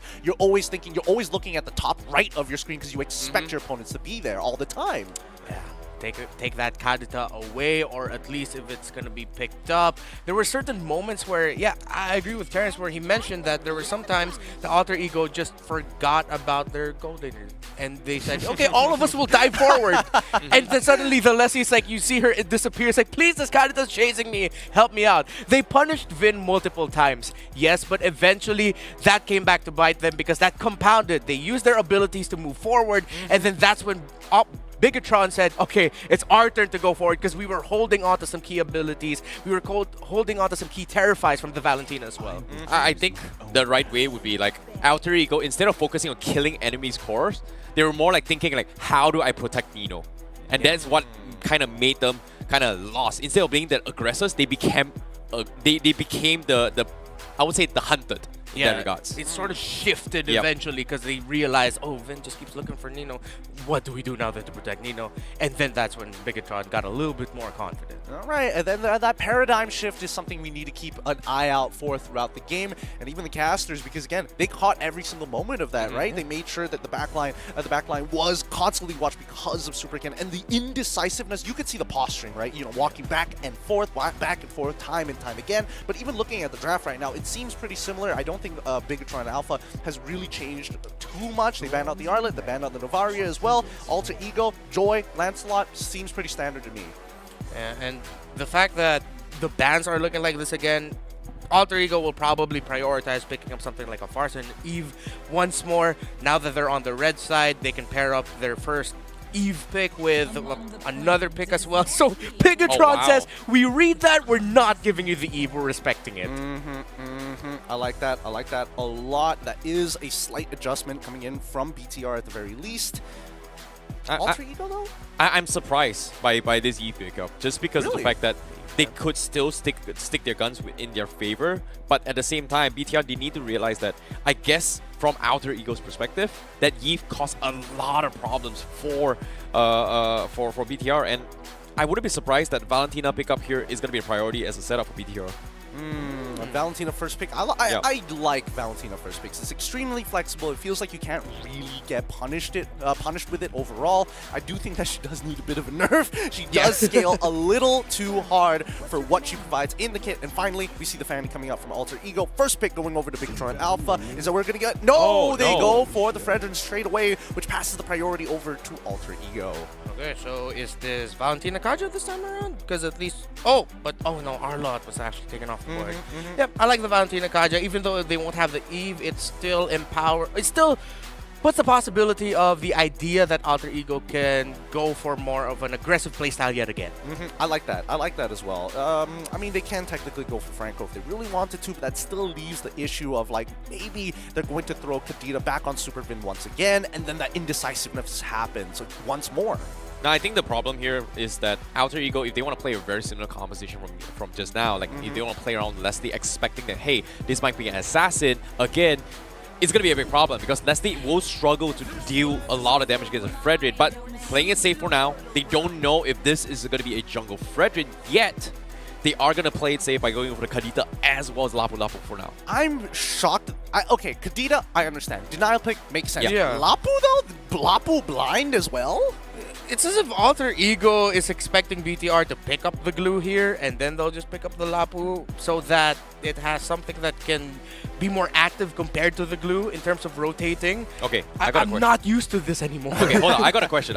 Gideon, you're a Lapu favorite here. Oh, yeah. Lapu matchup versus Fredrin. Who do you think is a good matchup? Oh, definitely the Fredrin. Because half the time, Lapu gets sandbagged most of the time, right? Until he hits level 4, and then that's like your only opportunity to try and get ahead. Once you get ahead, it's a different story. Half the time, as soon as you hit level 4, that's when Fredrin is like, I'm not going to interact with you anymore. Would you say that Lapu is able to out-rotate a Fredrin if they're both going in an XP lane matchup? That depends on the level 2 and level 3. If an early trade has been done, by Fredrin, then yes, he will get to push the lane out first because he has control over it, but generally Lapu should outpush overall. 1-1 Valentina. Wow. Okay, I'm not sure if this is an Alter Ego thing to do, Oh my but God. they can put the Kadita in the roam and please pick up the Farsa just so that you have something that can blast the 1-1's health down and force her back. If it's not going to be that, yeah, go ahead and just pick up a Kaja, but are you willing to give the Divine Judgment to the Valentina? To me, it's fine. You can try to go for it because you at least need that suppress. If it's not that, maybe the Franco too. I really hate this. Because of the fact that because they show the 1-1 and the Kadita, it forces Alter Ego to play the Mage Kadita. Which is, they are going to lack a lot of magical damage and poke potential because if they don't get that one shot, BTR is just going to completely roll over them with this 1-1. And I was hoping that, hey, forget it, we'll play the Lolita to kind of find half a way to deal with these crossbow attacks because right now, they have no answer to the tankiness of the Fredrin and the crossbow attacks coming from 1-1. It's going to be a situation where they're going to need somebody who abuses DHS, so that means carry is going to be ideal. Yeah. Claude is also not too bad, but I'm just so surprised that they wanted to go for the Kaja here, especially when the Valentina is up. Like, I get that the main idea could be you're looking to pick people away, but I just have a sneaking suspicion that Alter Ego are going to start playing through their jungler now, right? Yeah, they take away the Franco. I'm thinking that's usually a sign that they're gonna go for a assassin. But I'm looking at Alter Ego's lineup and thinking, you can just go ahead and pick up tankier jungler again. I wouldn't mind if they picked up the Martis here because, okay, you have that Lapu Lapu. The Lapu Lapu can clear faster. Actually, we don't know who he's going to be going up the XP lane, but theoretically, the case might be fast clear Lapu, invade with the tanky jungler alongside the Kaja and the Kadit. Okay, that is if you're thinking of a mirror matchup, right? Yeah. From what I'm seeing based on this draft coming in from Alter Ego, the win condition for Alter Ego is that they need to snowball hard. And I mean, from early to mid, they need to keep dominating lanes in order to actually prevent BTR from heading towards the late game. So in this case, they need a very aggressive jungler in particular. And I feel like Karina isn't too bad kind of still, but I feel like it's very, very risky. Yeah, Karina, not bad. At least you can dodge some auto attacks. I think Ling also Oh, not too bad as well. It really depends on that early game start for both sides. The fact that Kufra gets banned out is why I have this suspicion to begin with. The Melissa getting banned out here, they're really making sure that I want you to go on this Claude at the very least, because that's like your only other option. If not, you're going to lose even harder by taking the carry, but maybe you'll take out one of my tanks. I want to see a Moskov again. You want to see a Moskov? Alter Ego, please. I can appreciate a Moskov if they do lock it in. They got 17 more seconds to work with, which brings us back to Bigatron Alpha's comp, right? I feel like Fredrin is going to go into the jungle. They're going to get access to blue. Okay. I'm surprised. They have no choice. I respect it. Like, I respect it. Like in terms of early aggression, carry still kind of contributes a little bit more, but BTR pretty much took away the Beatrix and Melissa, two very, very okay-ish towards the early to mid-game marksman. But I feel like Faramis coming in from BTR isn't too bad as well, considering if they want to go for that double mage composition for win. It kind of stops Alter Ego from playing the glue as well. I don't think it's gonna go for glue, but I feel like if they go for the Faramis here, isn't too bad for win. I like it. I like the idea of second chances in Mobile Legends drafting. That's what I'm talking about. I think they could probably go further than this, right? I mean, like half the time, even if they go for Diggy, it's not that bad. Diggy's right? pretty good as well. It's about disengage, and I think as long as they have some form of disengage, oh sure, right? It could be the Akai, it could be along the line. Oh, the Lolita. Yep, I was gonna mention that, but Paquito, EXP or jungle. Let me think about this for half a second. I think it's dependent on their opponent, right? They're waiting to see what the enemy jungle is going to be before they decide. I'm leaning towards a little bit more towards EXP. Paquito? I think it's Paquito jungle. In terms of the clearing, so at least it's they'll not bad. both be active, more active in the map, just to match the rotations of the Lapu Lapu. And the laning phase is not that bad, right? If you can force out the bravest fighter coming in from Lapu Lapu, you back away with champion stats, extra movement speed, you get to walk away for free. Yeah, but I agree with you guys where it's also important here for the last pick of Alter Ego, hence why this Paquito pick theoretically makes a lot of sense, because now you have two choices. You can put either or in the jungle and in the XP lane. Yep. Ling. Oh, Ling. There all right. we go. Paquito jungle is a possibility, baby. All right, let's see the last final lock-ins. Come on. Switch it at the last second. No, it's not switching over. It's a jungle. It looks like it's Super Ken on the Fredrin. Cerezo is taking up that Paquito. It's going to be a very volatile matchup in the EXP lane. But man, what are you guys thinking? Which comps are you leaning more towards to right now? BTR for me. Ooh, BTR. Okay. Same here, mainly because sorry. Alter Ego. Oh. I like the possibility that they might actually be able to split push the map more. A split push has been a very big topic here in Malaysia or across the world. Is it weak meta? Is it the strong meta? Is it just another area of the game? Very hard to tell overall because we don't get to see that many backdoors. I think it's going to be a tough matchup. I'm personally going to be leaning towards BTR, but with that being said, let's leave it up for the casters to decide. Casters, take it away. Mirko, stop it! They're already at match point! I'm sorry, I gotta do it. I gotta do it for my boys. Welcome to the desk at your service. My name is Leo. Here with Mirko, we're calling this best of 3, and it's BTR with a draft carefully crafted by the architect, Coach Aldo, setting it up. And yes, indeed, it is going to be an XP lane Paquito with Super Ken on the Fred going up against a Ling by Chelly Boy. He's been playing this hero for years.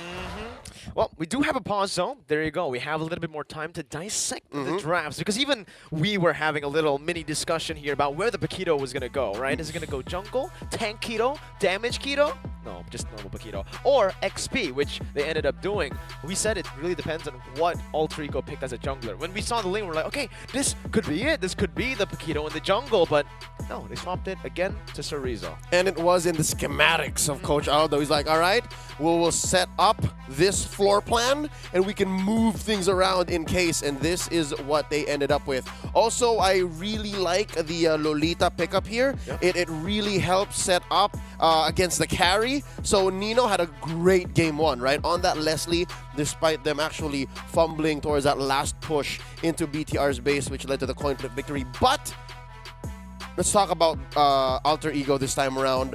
Where is this Ling coming from? Is it merely for the fact of the backdoor potential? Because if that is the case, aren't you drafting to just not lose?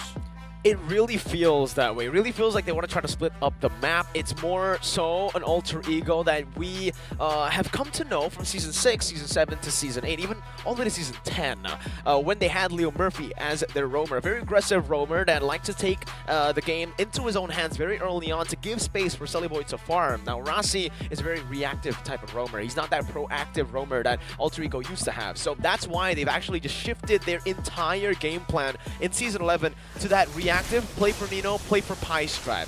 Seems like they're going back to their roots, maybe with Rex stepping into the roster, but it's still Rasi here. Superbin goes for a stun. Ooh, purple in jeopardy. Ooh, Superkin got it. He out-retreats Sully Boy, and early on already you can see Bigatron Alpha pushing the pace, and this is definitely not good for Alter Ego. Ling not getting space is going to be a disaster for Alter Ego. His first purple buff. His bread and butter gone. Cerezo and Pi, 2 Filipino heroes going up against each other, and Pi walks out. Cerezo, the victor. You have spoken and sung the songs of Cerezo's Paquito. What exactly makes it so dangerous? It's dangerous because Cerezo has always been just a top-tier laner. That's what he was known for when he first entered the MPL scene. His laning is very different. He likes to just stay in lane, get that lane dominance on these heroes. So it really depends on what hero he gets. So when he goes on the Paquito, he really just wants to go for these trades. He really just wants to punish his opponents as much as possible by freezing and by punishing every single time. Yep, and it looks like Pai's not going to get much of his XP. The fighting game down bottom continues. And even Moreno jumps in for just a little bit of fun. Turtle in 5, Super Vin against 3. He backs off. Key to that early purple steal by Bigatron Alpha was the bonk, right? The early bonk, the first skill pickup by the Lolita, by Vin. An amazing start for BTR, which allows Superken to post up. And yeah, take this turtle. No, whoa, what? Under the turret! Off camera? Off camera as the turtle gets taken out. Superken didn't even use the retribution, so the second purple buff shouldn't even go to Sellyboy. Heck, even the orange buff is stolen by Vin! Now it's Retri, will he get it? Superken, no, it's Cerezo who finds it! Now the appraiser's trapped, Superken's still alive somehow! How is Ken alive? Moreno finds a double! Everything is going wrong for Alter Ego! BTR taking everything on the map. What? 2.5k ahead. 2 minutes and 45 seconds up.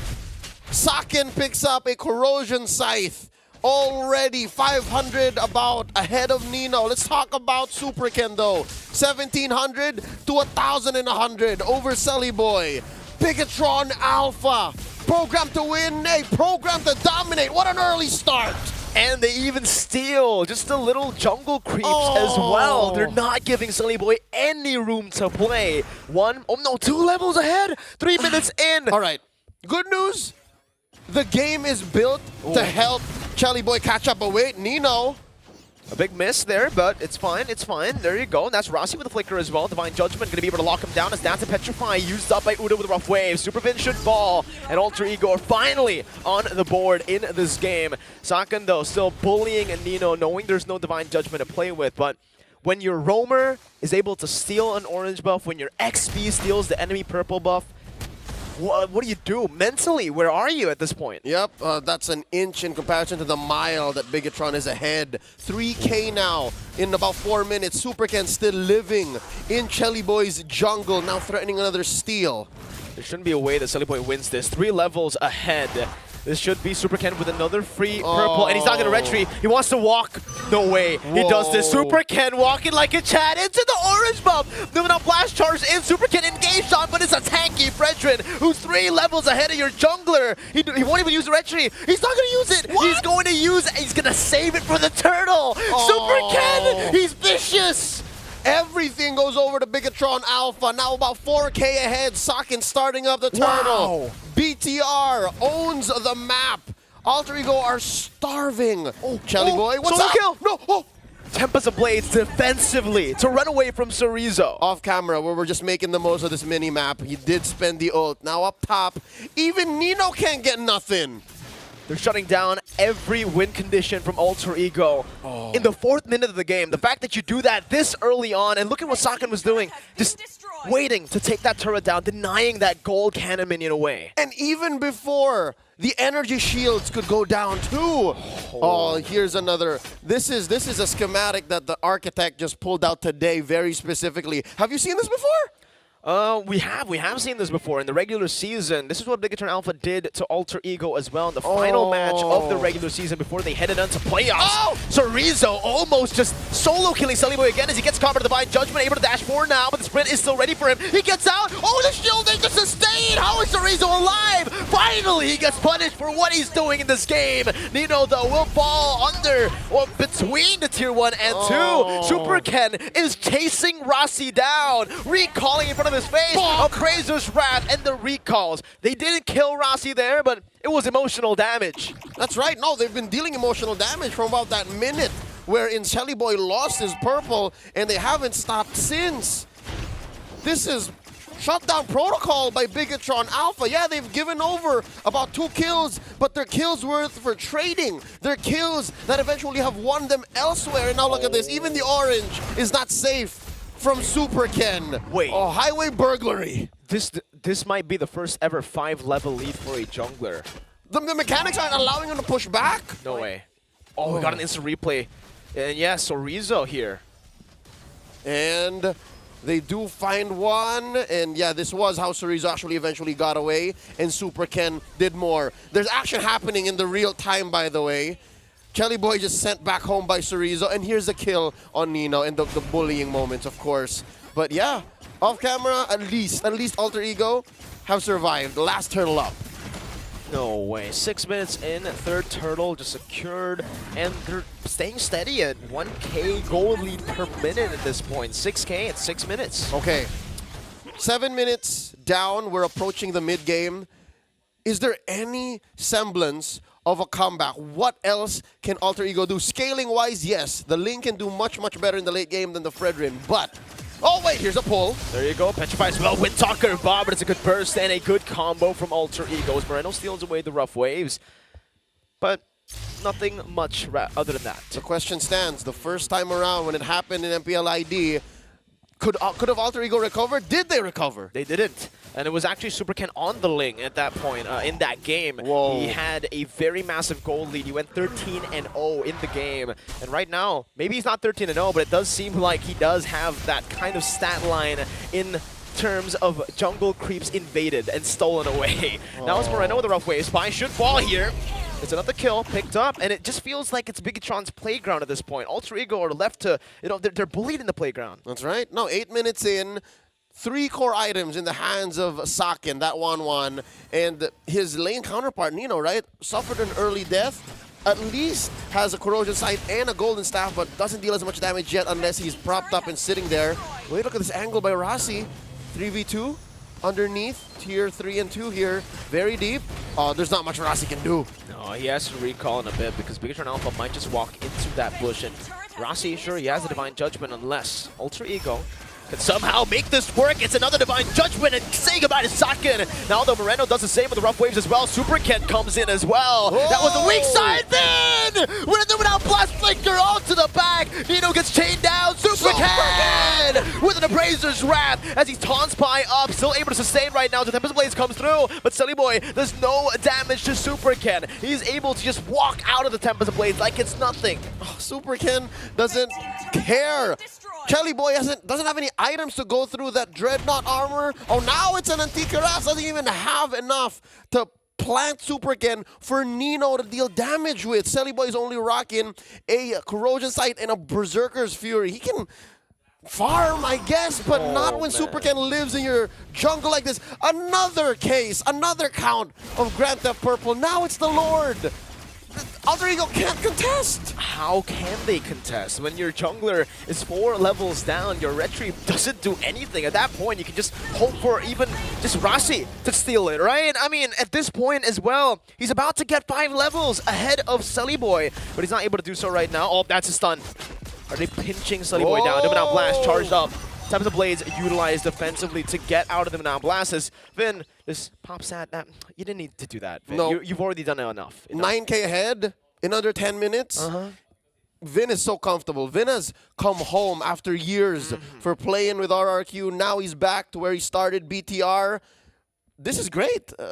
Again, we were wondering, where's Key, right? We've seen Key wear the red and white for so long, but now with Vin here picking up a few heroes like that Kadira early on, this is a great start. Now they're going to go for the penetration. Alter Ego are cordoned in. They're locked inside their base. Trying to slow push this bottom wave to crash in with the mid wave, but I think it was a bit too greedy as this is not the Enhanced Lord. Won't be able to charge down. But will Bigatron Alpha be able to crack the base? Super Ken jumping in forward, but that's the Bravest Fighter. Locked down, crossbow tang onto the back now. So much damage, but the rough wave saves him for a bit, but it's still a double kill for the 1-1. Lord taken down in the bottom lane, still able to go for this mid lane base turret. That's another now Blast. Nino with a good flicker out. Rossi now knocked up and taunted up. The burst is there. The rough waves into the back as well. One more hit, but he will not be able to find it. Sully Boy with the Tempest Ablaze, but with no purple buff. The resets do not come fast enough. Alter Ego survive, but just for now. They're down 12K in 11 minutes, so we're breaking 1,000 gold per minute lead. Bigatron Alpha are barreling on through. What's that bought them? Well, obviously 2 items over for Cerezo. Let's not even talk about how Super Ken has just buried Kelly Boy in value. 3K ahead! 3K ahead! Sakin is sitting. 3K ahead over Nino. the fact what do you do here? I mean, I don't know. I don't know what you do. For Alter Ego, the only thing you can do is turtle in your base. What if you walk up, you are going to get picked off. Bigatron Alpha have a 12K. Cheeky orange steal here by Chelly Boy. His first buff in what? 10 minutes? Divine Judgment, that's the rough waves, that's the petrify, everything in the kitchen sink thrown at Cerezo.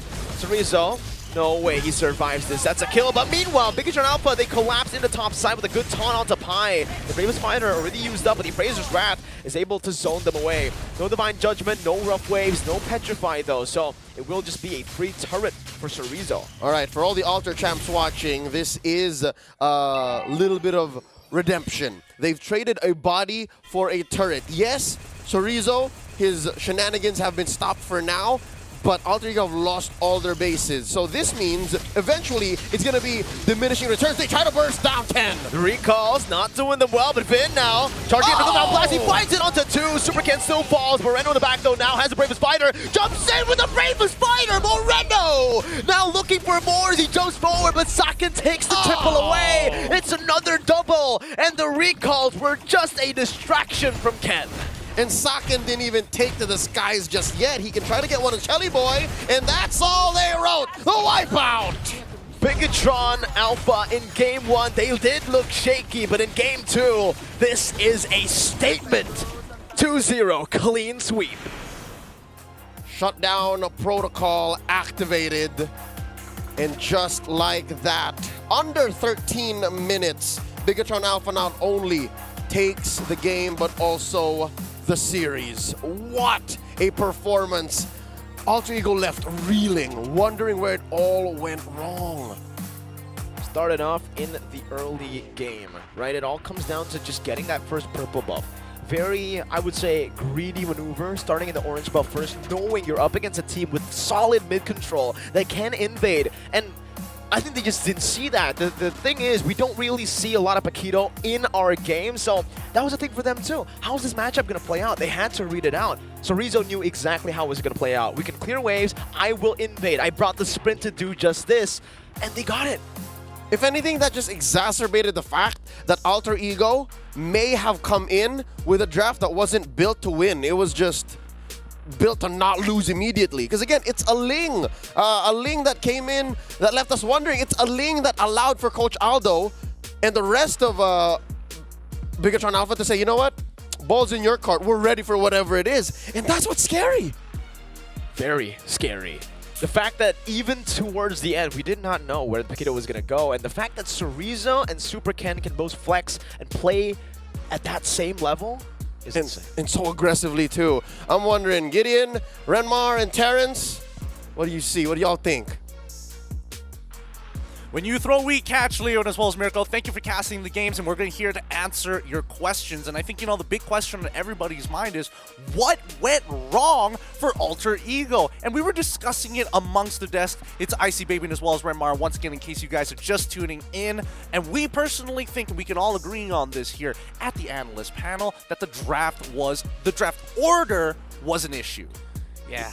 Lapu as one of the first picks. Yeah, that was a little bit questionable as well. You actually called it out, but let's think about the drafts here on how Alter Ego actually played, because based on this condition, they kind of drafted the Kadita as well as a Lapu pick, and they tried to flex it out with Selly Boy as well as Nino to try and deal with this Fredrin, and which is a big problem for me if you think about it. I mean, that's not the only problem that we've noticed, right? Even the item build, Rimma, that you noticed out on Selly Boy. Yeah, Corrosion Scythe as a first item on a Ling that has already struggled because his first purple buff was taken away from him. In that scenario, you also mentioned it to me getting behind the scenes. You build the Windtalker to maximize the crits that you can get, activating alongside the Berserker's Fury. The Corrosion Scythe is an item that you pick up if you're going to be standing around a lot and using your basic attack, but you don't want to do that against the lineup of BTR who can just destroy this Ling quickly. I mean, it's about chasing people down, right? Yeah, to add on top of that as well, you did mention as well that Super Ken, he actually opted to upgrade the Dreadnought armor into the Anti-Cuirass in the first item purchase after Sky got out of it to deal with this Ling. So it feels like this Selly Boy just couldn't do anything at all.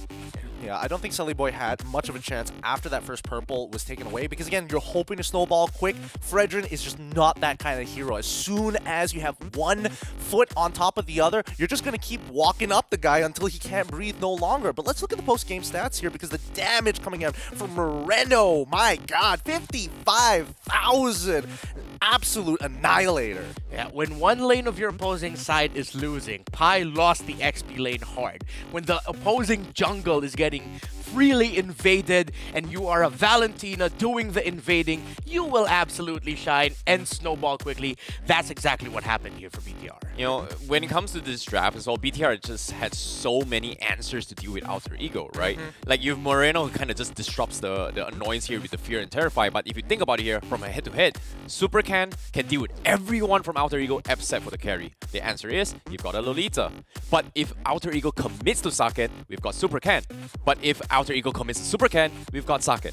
How do you choose your fights if from Alter Ego's perspective? I think at that point, that's where we saw the casters, especially for Leo. He was saying, like, you're technically playing to lose, and it's like, yeah, a lot of it just came down to the draft and how you were supposed to play the map overall as a way to kind of supplement that fact. But let's have a look of our MVP of this game. Coming in from Bigatron Alpha, the most valuable is obviously going to be Moreno. With a perfect KDA of 8, 0, and 6, he continues to show why he's the big boss. Oh man, Moreno, your entire team was set up for success. It was just it boiled down to the question of which member of Bigatron Alpha is going to grab that brass ring first and just shine, and it was Moreno. The confidence he had going alongside the other members of Bigatron, dashing forward, knowing that we have a massive lead. I can take their damage, they can't take mine.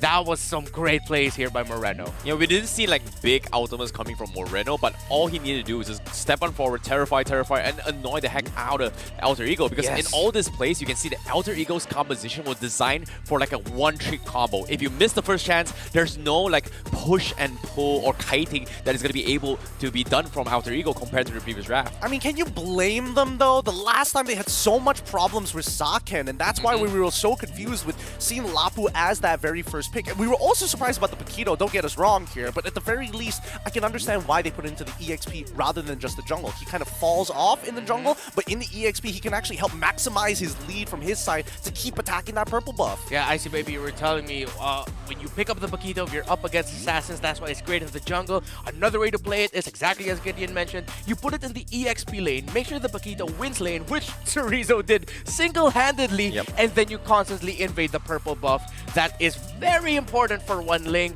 Chorizo, he is an unsung hero for me in this game. The fact that he was able to send Pi back twice in less than a minute, he won that, and then he just started invading alongside BTR. Yeah, it's interesting as well, because to be honest, either or Fredrin or Paquito in the jungle or XP, they were still going to be a good matchup, but they still put it in an XP because they are predicting that Alter Ego has no choice but to play a split push, and Paquito's a great split pusher. I mean, they knew they were first picks. They knew that it was going to be the strong side alongside the fact that it just happened to be by that purple buff, right? You know, you can predict a lot of these things whether you're on blue and as well as red. Great drafting coming out from the side of BTR as first pick. Second pick, however, just keep in mind, blind picking your EXP may not necessarily get the results that you want, but diversification of your comp is also really important. I think this is a great example of a game for those, you know, analysts out there in the chat itself to explain kind of why you need that. Yeah, and I also need to bring back something that Mirko said near the closing moments of that game, the decision early on by Sally Boy to go for the orange buff instead of the purple buff first against a strong invade comp. A little decision with a massive consequence. That's the thing, right? You always want to have that purple buff lead to kind of snowball, which is something that Alter Ego could not get at all, considering that if you think about it, a head-to-head draft, Paquito can invade early, Fredrin can definitely invade early, Valentina can just kind of annoy you. Lolita is not there for invade purposes, but it was the purpose of just protecting Saket in case the carry gets out of hand. I mean, here's one of those things, right? If you're in the jungle's position, I think I can understand where Supercan is coming from, because again, you want to start on that orange side just in case they go for that early invade at level 1, and then you go vertical against your opponent, right? I think that's what he was hoping for, or at least expecting. Didn't get it though. Yeah, didn't get it. That was the sad thing. But I get it, and I feel like it was one of those rare moments where you just see overthinking and over-considering the Yes, possibilities yes. not going your way. And that does happen in the pro scene. Yeah, when you're playing rock, paper, scissors, but you think 3 steps ahead, so you end up countering yourself anyways, even though the guy's not even thinking too much about it. Or you bring out fire. Yeah, you That bring out happens. fire. No, I think the biggest reason why Alter Ego kind of lost this series itself is because they overthought their process here. Exactly. Game 1, they overthought they could have won, but because they're overthinking too much, and that loss from Game 1 might have kind of tilted them as well. And I like that they're still trying to win some ways and find opportunities, but BTR just has so much control in the drafts because of the fact that their drafts has so much flexibility. Whereas from Alter Ego, first pick Kadita, okay, yeah, you can play Roam or Mage, but it's still a one-trick pony. One shot, go in, there's no poking kiting. You have to go in for the one shot. And when it comes to the Mage design itself, compared to other mages like Yves, you have poke, Lydia is pretty poke, Lunox as well is pretty pokey. You can kind of mix and match with that kind of playstyles. Yeah, okay, fair enough.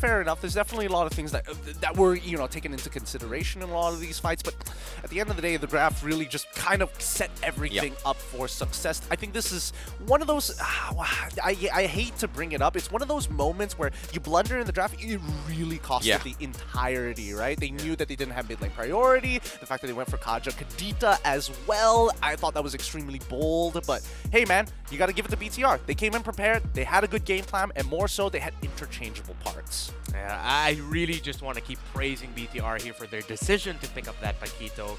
It was a game changer. It pretty much solidified. It was what we call a dagger straight to the heart. The final nail in the coffin here for this game. Yep, final nail, but that concludes game number 1. Hopefully, don't worry, Alter Ego still has another opportunity to make it through the LCQ. With that being said, our next matchup is going to be Blacklist versus Aura Fire. So, yikes, that one is going to be a spicy matchup because again, me and ICBaby have watched Aura Fire play through the Open Finals to get to this point, and they were looking mighty fine. And Blacklist, their lineup isn't what you expect it to be. Wait a minute. What do you mean? What's going on in Blacklist? Wait, what? Tell me. Give me some inside scoop. Like, I've seen them in the MSC stage. They look pretty strong. What happened? I know there has been a lot of changes here and there between the teams. Is it a good thing or a bad thing? It's gonna be an interesting thing. It's a different code. It's not the Ube that we know, but it will be something that calls back to a past drafting style for Coach Bonchan here. It's gonna be incredibly interesting, and I'm excited to see it in action, especially against a team like Aura Fire, who, as you guys mentioned, have been heating up. Yep, I've seen the lineup. It looks great. I'm super excited about it overall, and hopefully we get to see that old drafting style because again, it's the duality of man. We like to see more character development coming out from the side of Blacklist International rather than their hardcore discipline that we have seen throughout internationals and even MSC. I'm so curious. I want to poke in it even more from please. your memoir. Come on, tell me. Poke me. I want to know what it would be like, but first we have to show you guys the updated bracket just in case you don't know what's going on. Right now, BTR have moved on to the next stage and they need one more win to qualify for the Challenge Finals. Unfortunately for Alter Ego, they go down to the lower bracket, but it doesn't mean that they're out just yet. They still need to keep on winning at least 2 games to make it for the last chance qualifiers. Yeah, but at the same time, seeing this draft as well, BTR now has a little bit of an advantage here. They've pretty much shown their hands a little bit here for Blacklist or Aura Fire to kind of adapt a little bit more. However, they still need to kind of win their respective matches before they actually head on into the Challenge Finals, because this is where things get a little bit dirty as well, because you said earlier today, 2 wins is what you need to qualify to Jakarta. That is going to be the bigger picture for them. Yeah, exactly. And for Blacklist and Aura, yes, they have seen some hands of BTR, but at the same time, I wouldn't be surprised if BTR has some more cards in the deck that they haven't shown yet. And that's not even the worst part. Whoever loses between Blacklist or Aura Fire will have to face off Alter Ego in that lower bracket itself to play to not be eliminated and try to qualify. So that's it's not going to be easy. It really isn't. But with that being said, remember guys that the Snapdragon Snapdragon Pro Series is brought to you by the Samsung Galaxy, the phone of choice that has the Snapdragon Elite Gaming inside of it. So when winning matters, and especially when you're going to tournaments and wondering, why do they keep on pausing? It's probably because they don't have the Samsung Galaxy 23 Ultra, a very sleek looking phone. More so, decent camera, matte black, it doesn't get into your eyes, and they've also got beveled edges just in case you want to share the epic and level up your gameplay. But don't forget, we still have Monster Energy Drink to help you guys unleash the beast. I got one right here, and personally for me, white one's always my favorites, right? Again, there's many different flavors, but it depends on what type of beast I want to unleash. But at the end of the day, you guys have a chance to win at least 5,000 euros, all thanks to DHL. Without them, and especially with their quick delivery service, they're able to provide you guys the FE Bot Dash Cup, where you can take part and you have an opportunity to win that 5,000 euros. I said dollars. Extra zero, didn't you? I added You wanted to say 50,000, didn't you? Look, I'm very dyslexic, so that's my bad. That's definitely my bad. But with that being said, that is going to conclude the very first match of today. Second match going to be coming real soon, right after this break. So don't go anywhere. The Snapdragon Pro Series will be right back after this.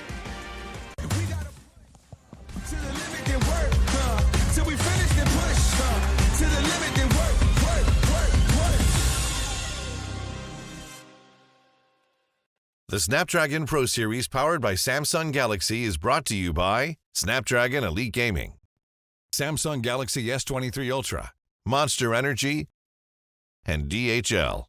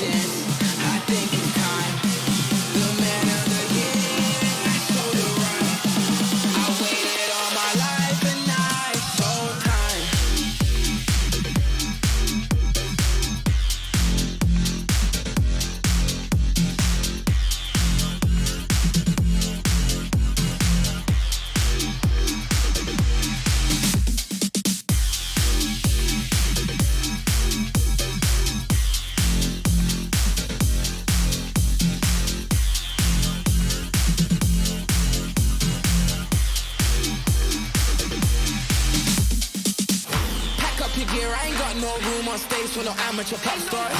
Me and my clique don't fear, trashing hotels like some animal rock stars.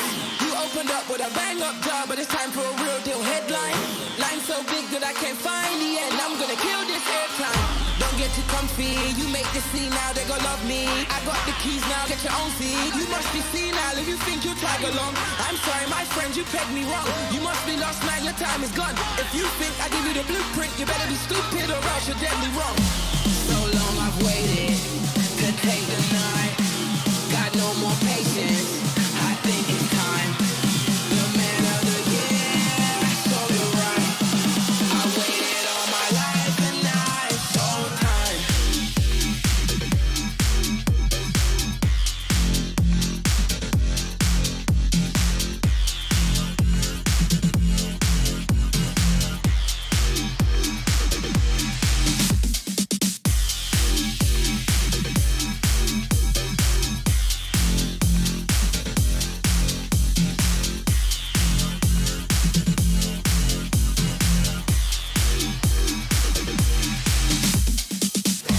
So long I've waited to take the night.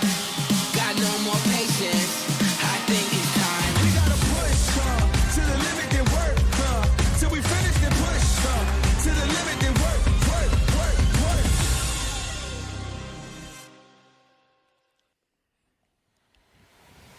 Hi everyone and welcome back to the Snapdragon Pro Series powered by Samsung Galaxy. Today I'm going to be here hosting you throughout the entirety of this current next match. And of course, wait a second, what's going on with my analysts here?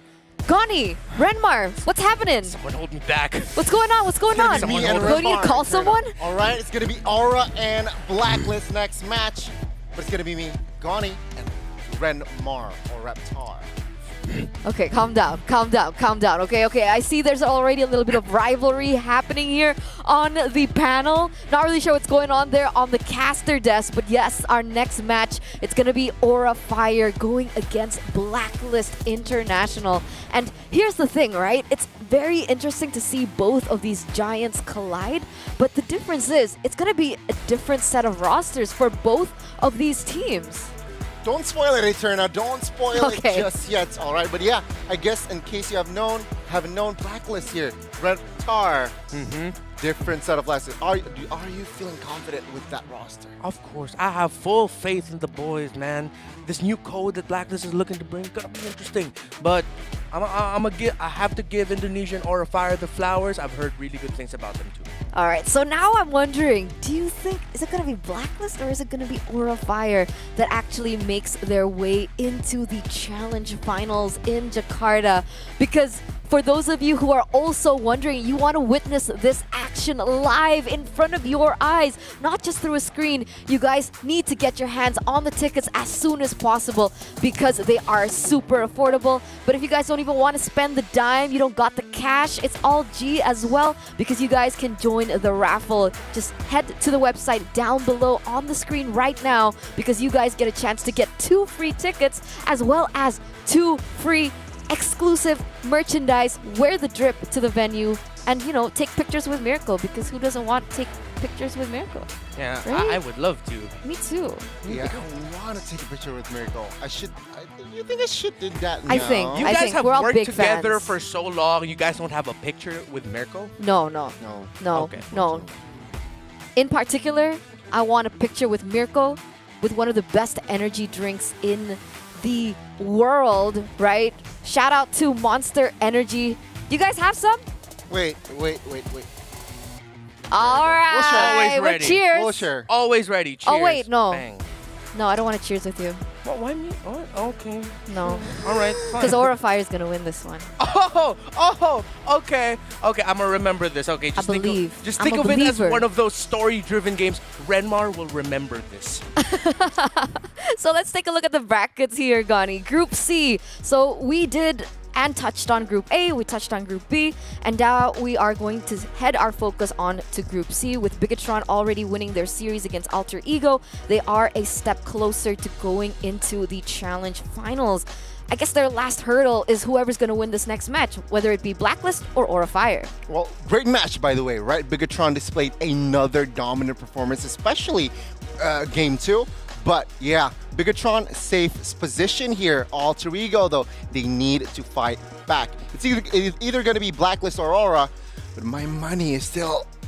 I gotta bet on the Indo team, man. I get it. I understand, and I'm sure once we see the lineups later on, we're gonna be debating about that real dang well. I'm super excited for that as well because I gotta say, Renmar, here you're kind of outnumbered, bro. 2v1. Leo! Come back! He's not here to save you this time. All right, it's fine. I can save There's myself. nothing you can do about it.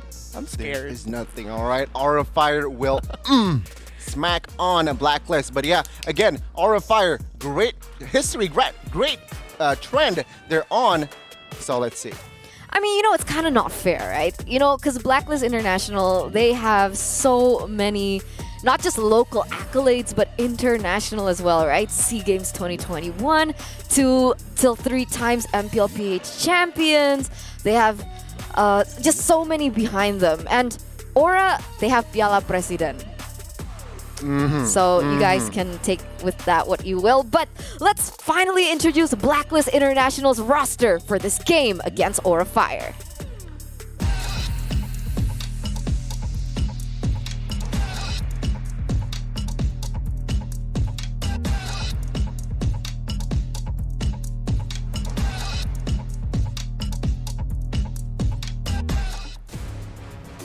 People like to say no VUIs, no win.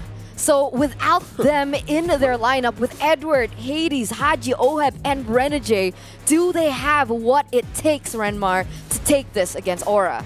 You got MV3, Edward, Haji, and Oheb winning the MVP of the Grand Finals and key tournaments, MPLPH, twice for Edward, once for Haji, MVP World Championship, Oheb. You got the artist formerly known as Jana Cutie, now Hades from Geek Fam, loaned on over to Blacklist, running the jungle. And of course, you got Leo's favorite, the Hitman, Renegade, on the roam, who is known for those really strong pick-off-centered roamers. He loves the Franco, pretty iconic in that, but you're gonna have to watch out for his Cho. Haji in the mid lane can carry games single-handedly. You have the Filipino sniper. I could do this all day. Call me Captain America, but make it Philippines because I'm a Filipino. Blacklist International, they are looking good here. And yes, if you are familiar with Blacklist playstyle, take that idea away because this is going to be something different. That's it. That's the question though, right? Without that constant ube that we have been so accustomed to, do they have what it takes to stand and to shine against the Indonesian Hydras? Let's welcome their team lineup.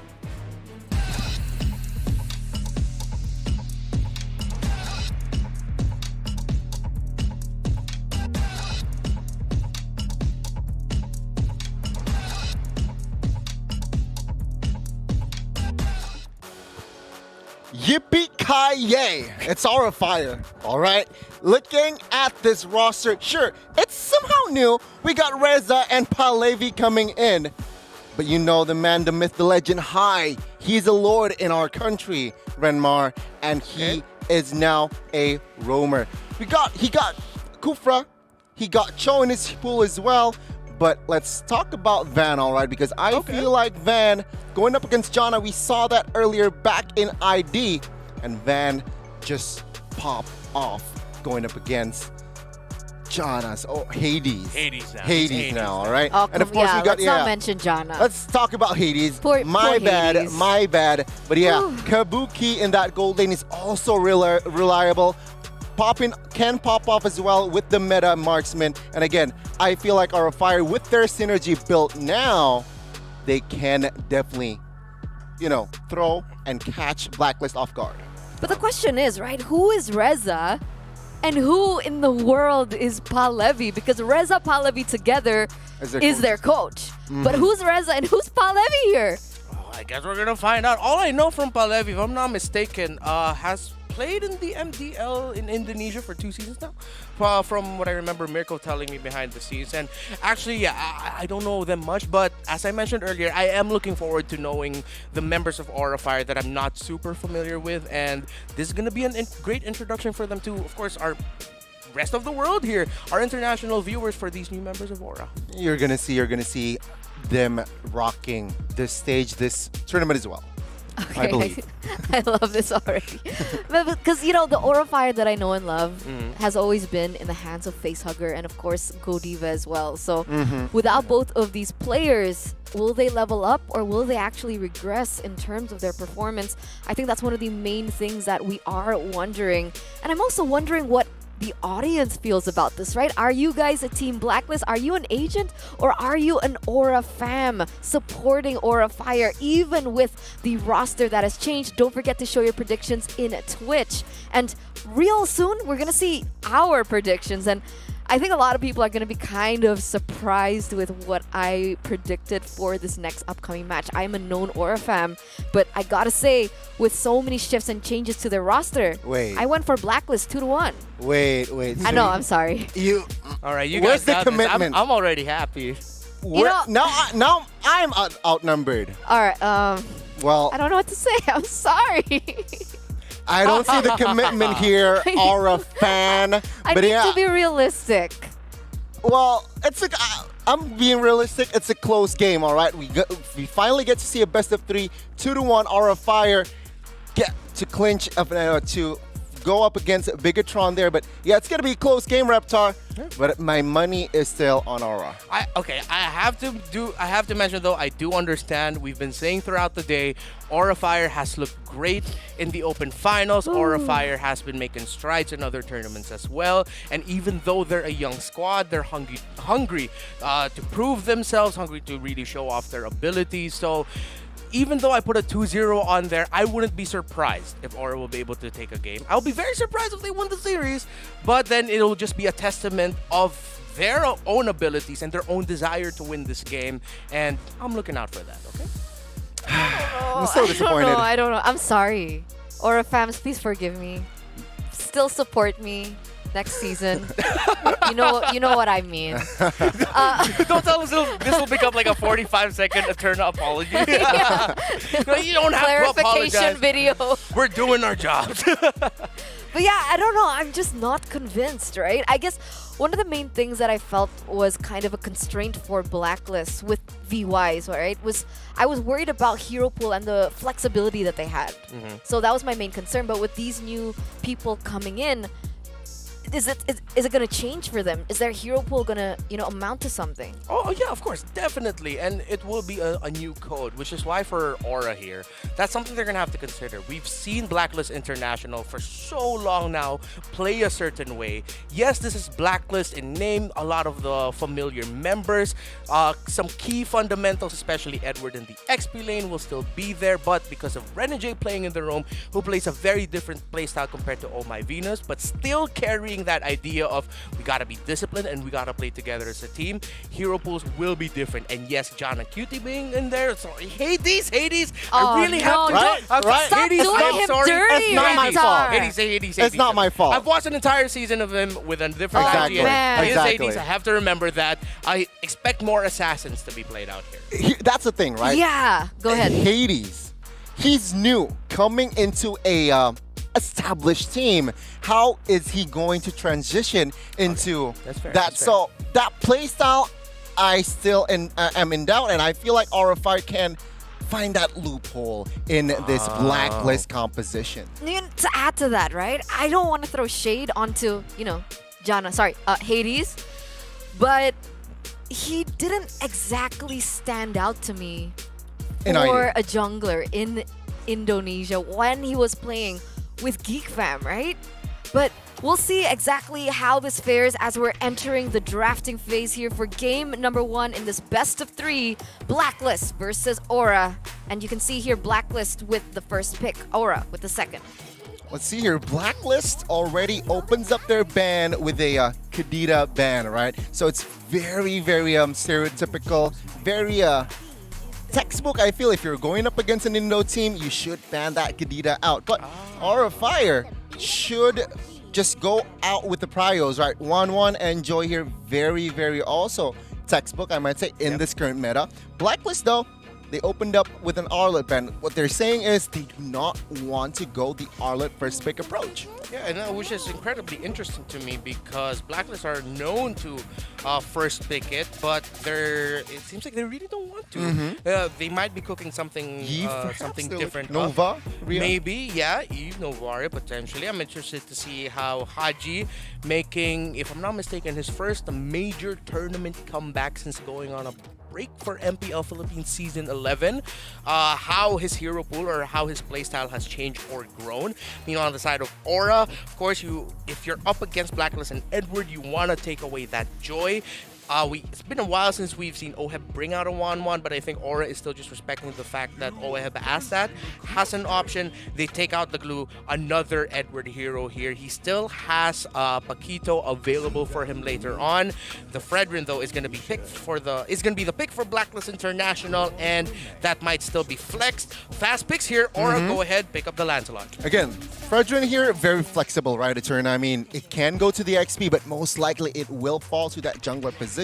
But it seems like Aura, Novaria and Lancelot. Please do note that Hai can also play the Novaria roam. He played it in this tournament in previous phase. So let's see, will it come to play again or not? Yeah, I mean, at this point, Novaria is also still a flex pick, right? We're not really sure who is going where, but they need to think about the prio on objective takes, right? Fredrin versus the Lancelot. This is a little bit tricky for Blacklist because Aura Fire bringing up Van here in the jungle will... Well, he's kind of known as the Chibi of Indo, right? He's like the retro god of Indo. So he's new, he's young, but he's very, very reliable in that sense. So now, Blacklist, they go for the Eve, definitely for Haji here, the KDA machine himself, as well as the, the Filipino snipe. He got the Beatrix! Oh, yeah. It seems like Aura really wanted to give it him, so of course Blacklist is going to take it. But yeah, it just makes sense to pick up the Beatrix, of course. Having Haji play his comfort pick on the Eve, you get a great amount of high ground defense. Blacklist International, they're respecting the possibility with the Lancelot that maybe the early game objectives won't go their way. So at least Blacklist will have a great high ground defense to try and mount a comeback from that. And let's talk about the headline here, right? The marksman lane. It's going to be Beatrix against Claude. Claude will have a good time in that lane. Plus, they have the Novaria, which can just somehow munch and just harass that Beatrix. Let's see, though. Whoa, Selena banned from Blacklist onto Aura? Is there something that I don't know here? Maybe. Have they been scouting Aura? If Hai can play something like a Kadita roam, most likely that means he can play something like a Selena roam, I don't know, because it's not really Hai's playstyle, no? I mean, Hai usually goes for engaged tanks, heavy tanks, like buff tanks, but not really too great with things like the Selena and so on and so forth. Yeah. Very interesting here, but man, they're putting a lot of emphasis on the backline here with Lapu Lapu and the Claude as well to be able to negate that Eve. Let's see what's going to be. Oh, it's a Fanny! It's an XP lane, Fredrin. Kufra. I wanted to say this, a Cho for Renegade, and it's going to be a Fanny for Hades. You're mentioning Kufra, Gani. I agree, Kufra will look really good here for Aura. I mean, it just makes sense. Hai can play the Kufra very well as well. It's a comfort. It's a comfort pick. It's also semi-signature. I feel Hai is very good on that Kufra. And flex that Novaria. But no, they're still going to commit on towards that Novaria roam this time. Yeah, you need to commit to your, decisions, Gani. You said that's going to be Novaria roam, and it is Novaria roam. It's a possibility in that first phase, but now they committed on towards that roam. It's looking shaky for the composition here. I might have to go towards Blacklist side. This panel has commitment issues, right? I have issues with committing to Auras for my prediction, and now Gani has a prediction commitment issue too. We'll see. I wonder if Leo, as well as Gideon, has, commitment issues. Let's throw it to them. Let's go! Renmar on the panel was outnumbered, but now the Hitman and Blacklist are gonna get really in there. Oh, well, We're on. All right. What's up? Guys, this is going to be an exciting game here. Our predictions, we're leaning more towards Blacklist, but Aura Fire has been on the up and up, and that's why we think they're going to take at least one of these games. We haven't seen this lineup perform just yet from the side of Blacklist International, but we know there is natural chemistry. All right. As much as we love to stan the MV3 and the gang, we got to call it down the middle, right? We got to be as objective as we need to be. So despite everything that's happened here, the draft swinging the way that it has, I gotta say, even if the Kufra, the pocket Kufra from High did not come through, I like to say this is a solid draft. It's a pretty decent draft. I think it's a pretty decent draft. It's a roaming Novaria. It is a roaming Novaria, right? And again, we've definitely had our moments where it's like, is it necessary? Is it good? And then MSC happens and it's like, it could be good. It could be even better. Because again, when we were looking at international tournaments, we were thinking that like this is only going to be the worst and it only gets better from here on out. So I'm expecting a certain level of polish from Aura Fire. Yep, and in comparison, Blacks International are rocking ye old faithful, ye old reliable, especially with that switch up, right? Lord Hades coming back home, also known as Jana Cutie, also known as Mark Lazaro, picks up an assassin hero, of course, and then plants the Fredrin in the hands of Agent Zero. I actually think that there may be a lack of damage. I feel like unless Hades just snowballs out of control, then they might run into a brick wall, because that is an old sickness or an old syndrome of Blacklist International in whatever configuration they may have always has. Now, as compared to how fast Aura might go, let's see how quickly they can burn up. That's a quick purple take by Hades, and yeah, no, he's even behind the Lancelot. Maybe a second or two behind. This is what we want to see. These early rotations, and even Edward decided, to shove himself right up to the side of the map after pushing the EXP lane as expected, but they're completely giving up this little wander. They don't care about it, because at the end of the day, it's about the snowball and how they set up for it. Yep, Blacklist sitting with about 100, 200 gold ahead here in a minute's time. A turtle coming up soon. This is a lineup or a matchup we haven't seen in quite a while. The Fredrin and the Lapu Lapu. And then up top, it's, of course, the Filipino sniper going up against Kabuki on this Claude. Interesting to note, Kabuki, throughout his career, has played in the XP lane as well. Played a little bit in the jungle. So, yeah, you can expect that he understands these matchups. Now, Hades, spotted by Van. Astral Meteor shot out by High. Oh, wait. Hitman looking for one. Interesting to note, what happens when Renegade and Hades find High? It's not going to be easy, right? Because usually in these matchups, you're really afraid as an overall Enchanter-style mage, or arguably even just regular mages don't like to deal with Chote. The single lockdown is always good, but the fact that you don't have as much gold as you usually do in the mid lane makes you very susceptible. You don't have the base stats. Let's see how they play out this situation, right? Again, mages down by the EXP, looking to hit level 4 right now as Van and Edward will go head-to-head for now. Hades, he's going to come in a little bit later, but now 4 members covering this turtle. Edward almost getting it, but it's going to go over to Van. Retribution just that much more important. The whole time, Hades on the top side of the map. That's right. That's a call that Blacklist International made. And this is coming from a team that was coached by Coach Bonchan, is currently being coached by Coach Bonchan, who was very vocal about turtle trading throughout even MSC. So now his wisdom says, you give up the turtle, they're not going to be able to use it. You take their orange, and then you continue with your rotations. If I remember correctly, it was Coach Bonchan who quoted, it was in Tagalog, so I'm not 100% sure about this. You can confirm, double check and confirm for me. He said it was a side quest more than it was a main objective. That's right. No, he recalibrated what teams made up or their mindset for what the turtle really means. And now here's a kick by the Hitman. The Hitman already finds one with the Way of the Dragon. Renegade is able to get back out, but Reza quickly steals and goes for the real world manipulation of his own. Renegade is low, and finally we see Van finding the first kill of the game. No casualties on the side of Aura Fire. I hate to say it, but I called it. Lack of damage. Hades was overloaded. There were just way too many members of Aura Fire there. And what? You can call it target acquisition. You could call it just sheer mechanics. just the rules of the game going against Blacklist International here. Homie's rocking Master Assassin. He wants isolated members, but there were way too many Aura fam dudes there, and it just didn't lead to much. Another go. Yep, onto Kabuki already with a cutthroat. Hades, he's very close to getting it, but Renegade on the opposite side by Tribrush already finds an opportunity as Oheb should be able to clean this up against Van, but no, Van, one more auto attack, able to puncture backwards and knock him out.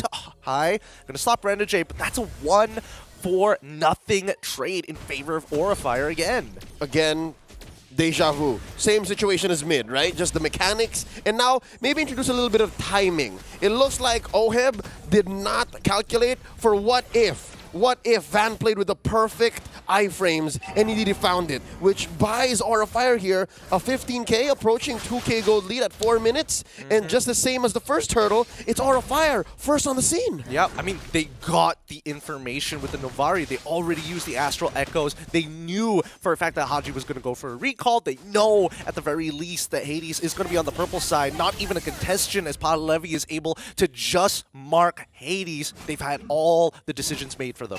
This is a difficult game for a Fanny. Yeah, despite it coming through to the draft in perfect timing, it's just not performing right now. Yeah, it's so easy to say that we can isolate high. We can find Kabuki even before he's able to farm up comfortably. Hell, even Reza isn't going to have a great early to mid spike to help build up to what they eventually want, but no, Aurafire just welcomed him. Now Van diving in. Yep, he wants his bat. Oheb ends up dying regardless, but Hades in the back starting his work on towards high. Runs out of energy, is forced to get back out of there. And another 1-for-0 trade in favor of Aurafire, who have now started to build their lead to a 2.2. But it's the Hitman who kicks back high. It's the real war manipulation. Good synergy between the two. That's right. It looks like this is the first win for Blacklist International in this 5.5-minute game.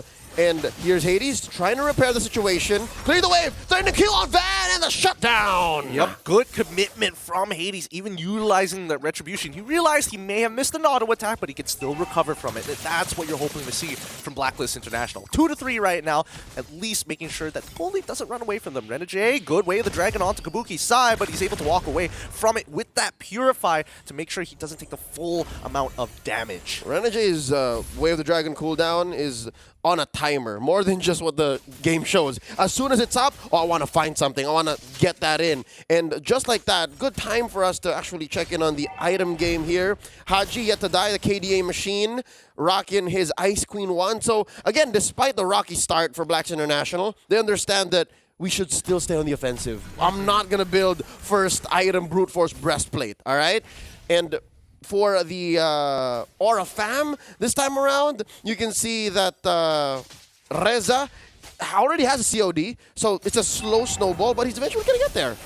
Palevi, Bravest Fire to get back on out of there. He knows he has some artillery fire from high, and now that it's done, RWM also going to come out as well. Big ultimates, especially since on the top side of the map, we're seeing that the turtle is already getting chunked down with Blacklist. Again, not even trying to make the attempt just yet. Wait. They do get a reset on that top side. Yep, it's a cleared wave, and I'm feeling a lot of pressure on Edward's shoulders, man. Agent Zero is anchoring on through. Here's Reza, waiting up. Nope, not gonna happen. Yeah, Astral Echo from high, spotted what they needed to do. Yeah, no, again, wherever Edward is, I think that's where Blacklist has to say, you know what, we don't have to worry about that. He is going to be a absolute rock, an anchor in a matter of fact. Hades trying to take as many camps, but again, Van is just not letting him play the game. Yep. Looking at what Van has gone through in the early game, now going into the mid-game power spike. Edward looking for one. Does he know Hades is here? Yep, they're going to go on for a full-on brawl to try to steal it away. Oh, Renegade gets a really good way of the dragon, and they secure the kill with the RWM. Kabuki makes his attempt. He cracks open the mid-tier 1 at the same time, so despite Van dying, they still got a trade back in the form of a structure. Yep, before he died, Van was already rocking some tough boots, helping with the CC mitigation, Thunderbelt, and Warak. So yeah, this is as snowball as it gets. He just really wants to confirm kills and just go ahead and whack away whenever he finds a good target, which puts Aurafire here 2k ahead. 2 turrets down as well. And even if we are sitting at 3-3 at 8 minutes, it looks like Blacks International are working on their tempo. They understand that, yeah, we are behind. But yeah, if Renegade gets a pick off, we get the most of it. And so far, I'd say it's a, 50% hit rate on the Hitman's attempts.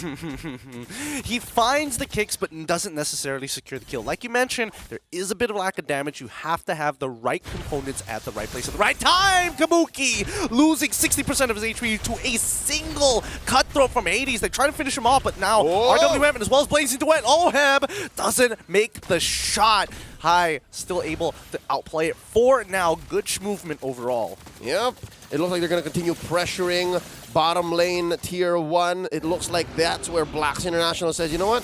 Oheb needs some farm. This is where we're going to get it from. And that's the long lane. So I'm guessing they made this smart choice so that it's not so easy for Aura Fire to, despite this big lead, dominate through that turtle. Or rather, Lord take now the kick.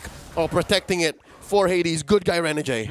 Good guy Renegade, round 2 by the purple buff, and I think that's totally fine for Van. They know for a fact that Aji doesn't have the real world manipulation. They don't have Cho's Way of the Dragon as well. This should be an easy take for Aura Fire unless Blacklist International is able to find a different angle here. It's getting low, 20% already down. Blazing Duet's already out. Hades, he finds the opportunity, doesn't get the steal, has to back away, and even Edward cannot maintain this sort of pressure. Oh, man.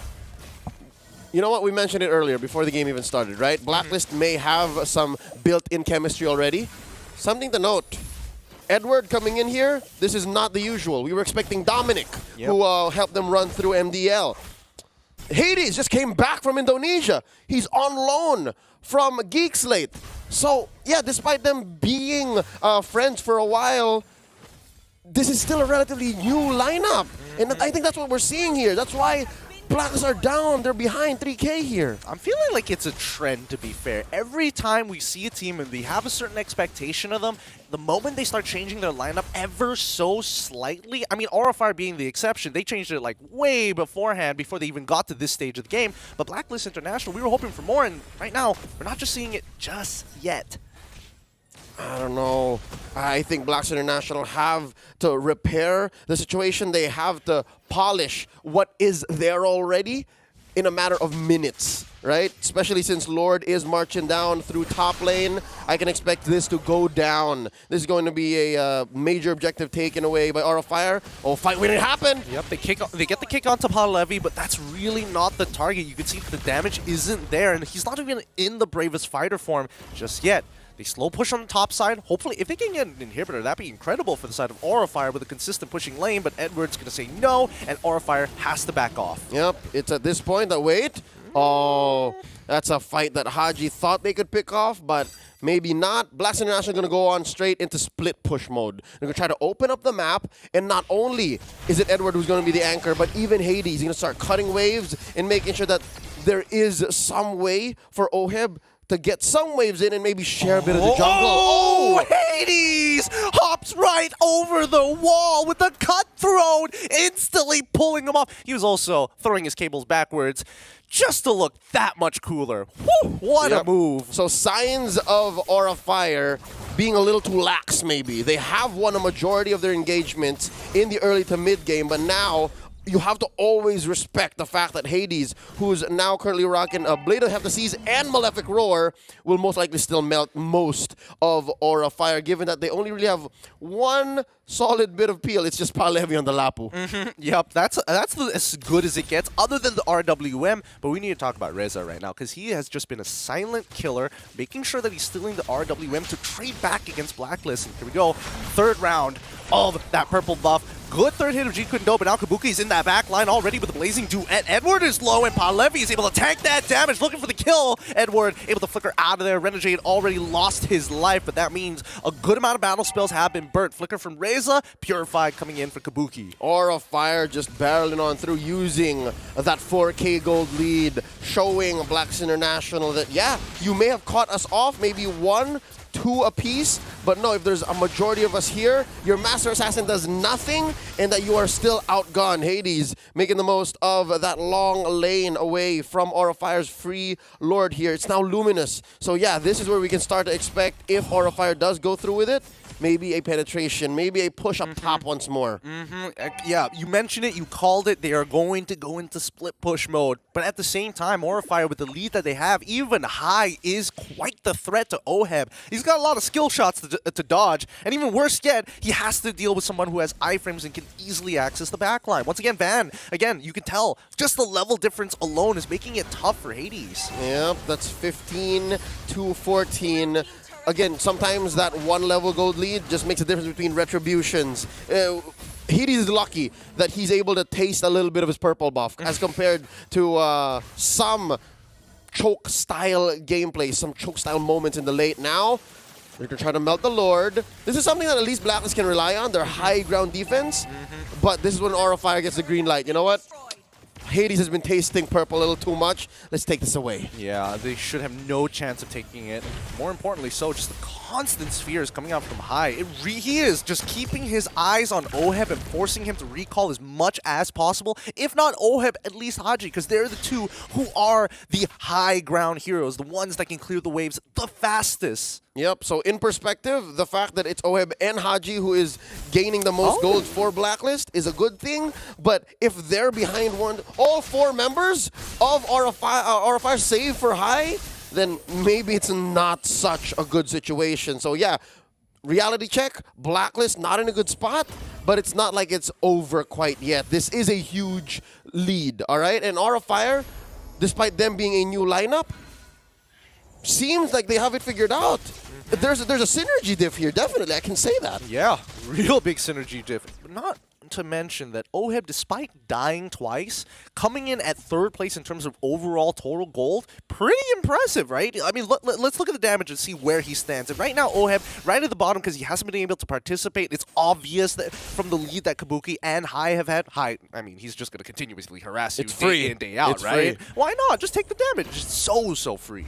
Yep. And of course, Kabuki, who is a little more open and just bullish to actually dive in with a blazing duet. And again, I think Oheb, 50% of the time in this 15-minute game, has been rocking Renner, right? Oh, wait, there's a catch? I mean, he tried. Renegade doesn't get the right angle, and now he's going to get punished with the blazing duet. Not just yet. It's going to be the bravest fight. Here we go, the blazing duet in that backline, getting all the resources and even a Purify to ensure that he lives. Edward left with no support whatsoever, with his steal on the way of the dragon from Reza to put him out of his misery. All right. That was Blacklist just getting run over. I just have to say, again, you don't look at a 5K, 6K goal lead and say, maybe we can. Maybe we can. But as honest as Blacklist was, no matter what potential setup Renegade may have found, again, something tells me Blacklist aren't on the same page.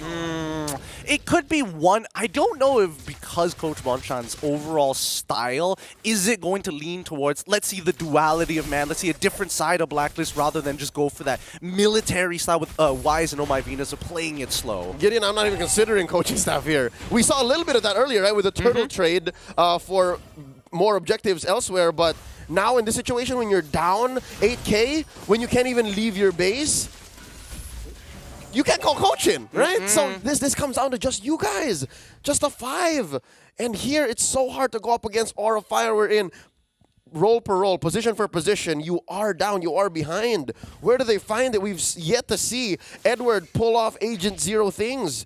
I'm not so sure if it's possible with an with a Fredrin, and with a situation like this, they do find a kick. Yep, they find a kick. Oh, Bennett's rage deals more than enough with a quick cleanup coming in from Hades. They finally find the pick on towards Van once again. Aurafire is going to keep up with their siege, and especially with a Luminous Lord on their side, they want to at least guarantee an inhibitor turret. The siege is going to continue, but here comes Hades. He's waiting for the right opportunity. Kabuki's going to back away. He doesn't want to get into the middle of that. Palevi is taking way too much damage, and now tries to run away, but Edward's not going to let him. In the meantime, on the opposite side, we do see that Reza, he's got the way of the dragon. He's ready to pull it off. Palevi still alive, and Edward doesn't want to keep on doing this. The damage from high is really starting to stack up. All right, it looks like they have been able to clear. Steal.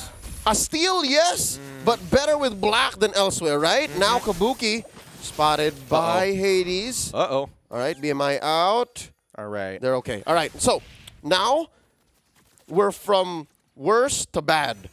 All right, so Blacklist have recovered quite a bit, but it's still not a good spot to be in. They can still build back up, and if there's any hope to hold out for, right? Blacks International, you can change the names. You can change the lineup, but this is still a majority of Blacklist Prime, who was known to take it all the way late. They have a rubber band mechanic within their own base. So yeah, the fact that they're still keeping their inhibitors is a reason for the agents and a reason for the Filipinos watching to still hold hope. This is a little bit of a hopium for y'all watching. And yeah, they have shrunk a little bit of the lead.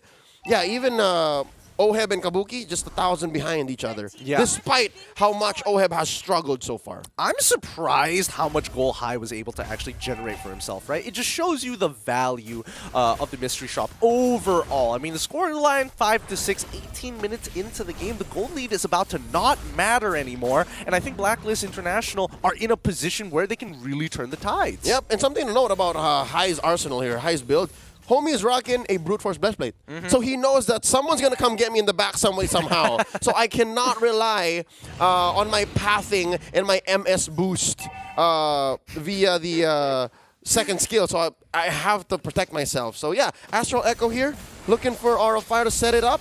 Van gonna try to steal it away. Bandit's Rage is already out. Van gets on out of there just in time with a third of his HP still available. But this means that at least one of the ultimates from Oheb is down. Still a majority of their spells available. Wait, Hades has used his Retribution. Van is currently at a 16-second. They can start it first and look to finish it when Van has his Retribution back online. So they're going to take their time with this. They want to get it somewhat low, but not at a point where it can be stolen away. All right, let's see. Let's see if this Blacklist can dance. Let's see if Aura of Fire can get away with just barreling on through. Oh, it looks like Blacks made the call. They're not going to contest. Yeah, they're not even going to try. You can see down by the bottom side, Hades is just clearing up that waves. They're waiting for the next one. All right, there's no dance if the other does not consent. If the other says, let's dance, it's not going to happen. So they just take it. And yeah, 100% of all turtles so far going over to Aura Fire. 4-0. I'm afraid to say it, Gideon. I'm afraid to say it. Don't. I would suggest don't, because this is a best of 3. All right, they still haven't done. Not yet. Not okay, yet. you know where I'm going with this. I know where you're going with this, and brother. folks watching, y'all know as well. It's the Aura fam, but right now, big Lord, Evolved Lord marching on through. Palevi jumps in. Makes the attempt with Raven's Warrior, gets the RWM out of Haji, which is great. Now Oheb is trying his best to clear this wave, but this gives an opportunity for Aura Fire to get right on in. Big ultimates are down, 2 battle spells as well. Edward is taking way too much damage, ends up dying, and Renenjay the next to fall. His immortality is going to keep it alive, but it allows Kabuki to get into the middle of the fight. Does he have his Purify? Yes, he does. Already used the wand as well. He's going to die on over. Gives the kill to Haji. They've done what they can, and now they're on the run. Reza, good kick on towards the right target. That's going to be Hades down. And they are struggling to stay in this. Oheb and Haji, the only ones left. They're going to clear this wave. Oheb's very low. Can Van take him? Yes, he does. It's just the KDA machine left. I mean, Haji, he's running out of mana. He has to go and at least touch the fountain. Van, he's got more than enough damage, but no minions to work with. The rest of Aura Fire are quickly rushing on over. The closest death timer is Edward, which is 9 seconds. Keep in mind, they need Oheb to guarantee the clear. Haji trying his best with the real world manipulation, focusing on the minions, but the second one is coming, but Haji flickers out just in time. Edward is coming back up, and Aura Fire decide to back away. Woo! Big SpongeBob Psy meme. Woo! Oh my Blacklist is still in this. I could have sworn when I saw that big fat wave coming through bottom, this is it. But Agent Zero comes back in the nick of time. And not just Aura Fire makes the discipline call and says, you know what? Lord's coming in a minute. We can force another engagement and play this the clean way. Let's see the instant replay of how exactly Aura Fire cleaned out the mid and bottom lane and just forced Blacklist into this tough position. Yeah, it's tough, right? Kabuki goes super deep in this fight. Was it necessary for him to do that? Because I felt like they should let Van be the guy to actually go in deep. I think this is just Aura Fire making the call and saying, you know, we're way ahead. Let's force the issue. And they were so close. If anything, maybe 15, 20% to actually closing that gap and winning. You make a good point. You make a good point. I see where the risk may have paid off. True. But let's not also forget that Van, he's got damage built into him, right? He's got the Endless Battle. He's also got the War Axe as well. El Hybrid. I like that. I like that term. I'm going to steal it for a while. As Lord has spawned, this is where Blacklist needs to make a difference. Yep, you see here the checklist of Lord's Dance. You have to clear the long lane, and then you have to make sure that you're winning that, and then clear mid as well, so it's safer for you to just make rotations elsewhere. And yeah, this is where Edward and Renegade are super important. They're super key. They have to set up the dance so that Hades can just run in. Edward, he's already dashed Palevi. This is looking very, very good for Aura Fire right now. Hai is going to take control of that right side, but instantly they try to go in, but it's a quick Winter Truncheon from Palevi to dodge the damage. And now the back line's going to get taken by Vaughn. He has his immortality, so it's totally fine, but Kabuki has an opportunity, but no, they go back, but no, they also reset the Lord. Guys.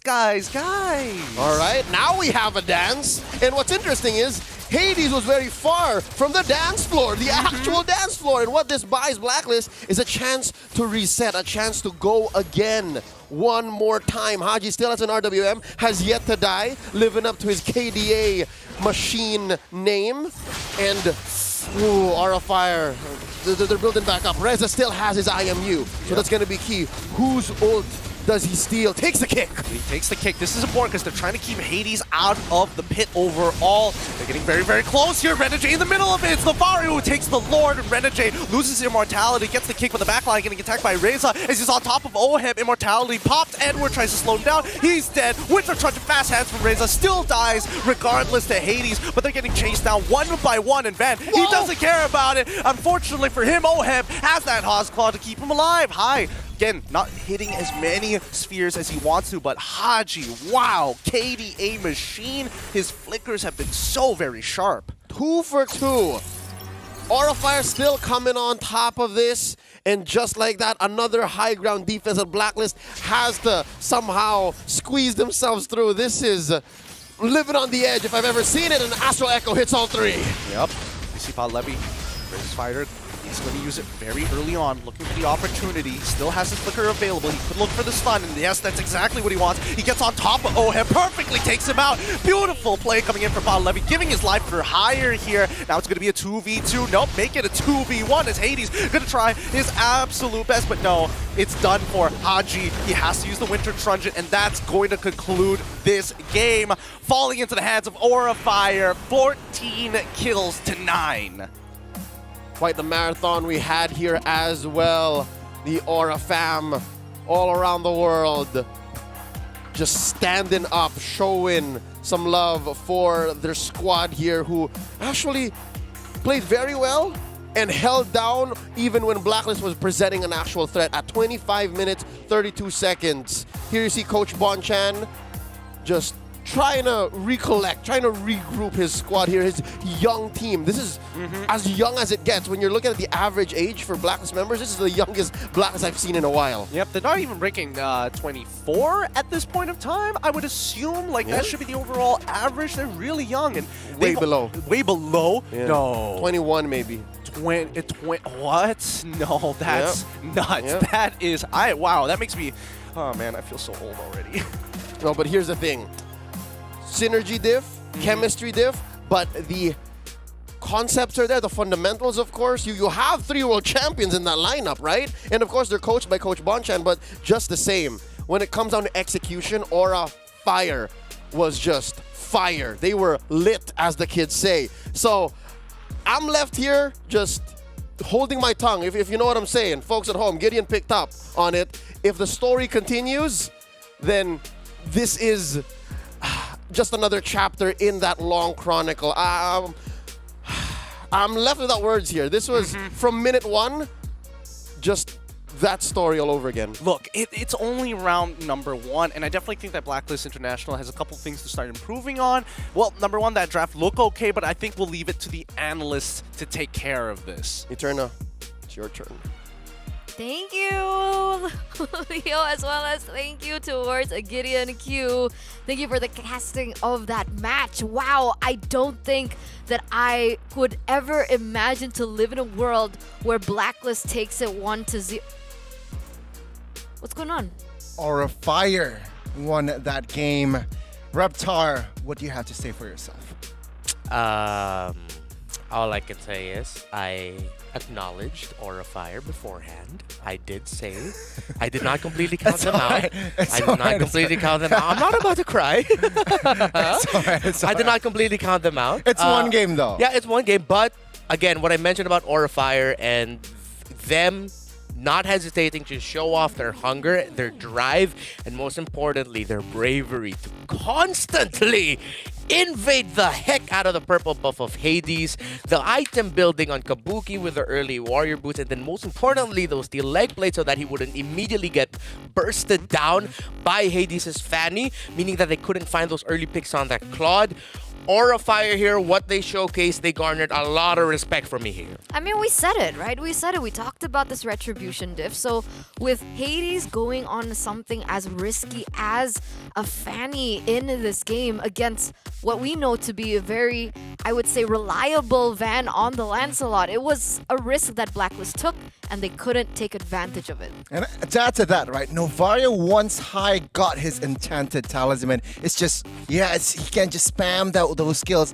Constant pressure, not just towards Beatrix, throughout all of the members of Blacklist, especially in the mid-game. So again, Aura Fire with the early mid-map control, it's just snowball from there. Again, their winning condition is they know, Fanny, what you have to do, just constantly pressure that purple buff, which they perfectly executed for the most part. Yeah, and you mentioned one of the key things here for Aura Fire, Gani, is that mid-map control. Blacklist International are a team that love that mid-map control. Take it away from them and they won't be able to rotate as comfortably as they want to. That's exactly what Aura did. I mean, look, that's high. He's the Annihilator, he's Ironclad, he has the most assists, high damage taken per minute, but that's only 8,616 for his Novaria. I do really have to give Van his flowers. Mirko was telling me more about him. He's seen as a prodigy, and I see why. I'm not going on the hype train. I'm getting on the hype Van. This kid blew my mind with his performance. And again, yeah, perfect performance by all 5 members, I feel like, because Palevi displayed a good Lapu as well, being the frontliner, and Kabuki has the space early. That's very important. Minute number 8, 2 items already. DHS and Golden Staff, and that is where, I'm activated. Let's look for war. Aura Fire keeping the right amount of pressure from that early mid. It's just what causes Blacklist to just, their game plan a little bit disrupted. I mean, aren't you guys kind of confused with this? Ironclad is high on the Novaria? Well, that's crazy. Right? Is that not a weird stat to see?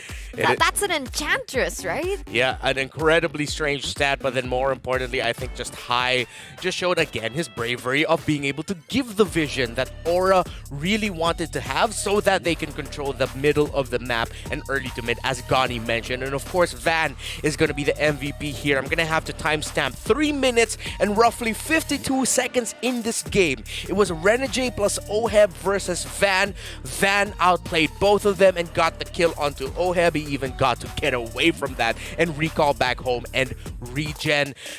This kid here, just again, I mentioned it, blew my mind. The mechanics, his timing with abilities. You see some of the negative aspects of being a younger, more inexperienced player, sometimes a little bit too greedy into it, but the calculations of Van to just look for Oheb and the key targets. Oh, this was huge. So good. And this was it. That was exactly it. It was sooner than that. It was around 3:46 actually. Yeah, again, it's great mechanics and just, you're right, the timing when to go in, when to come out.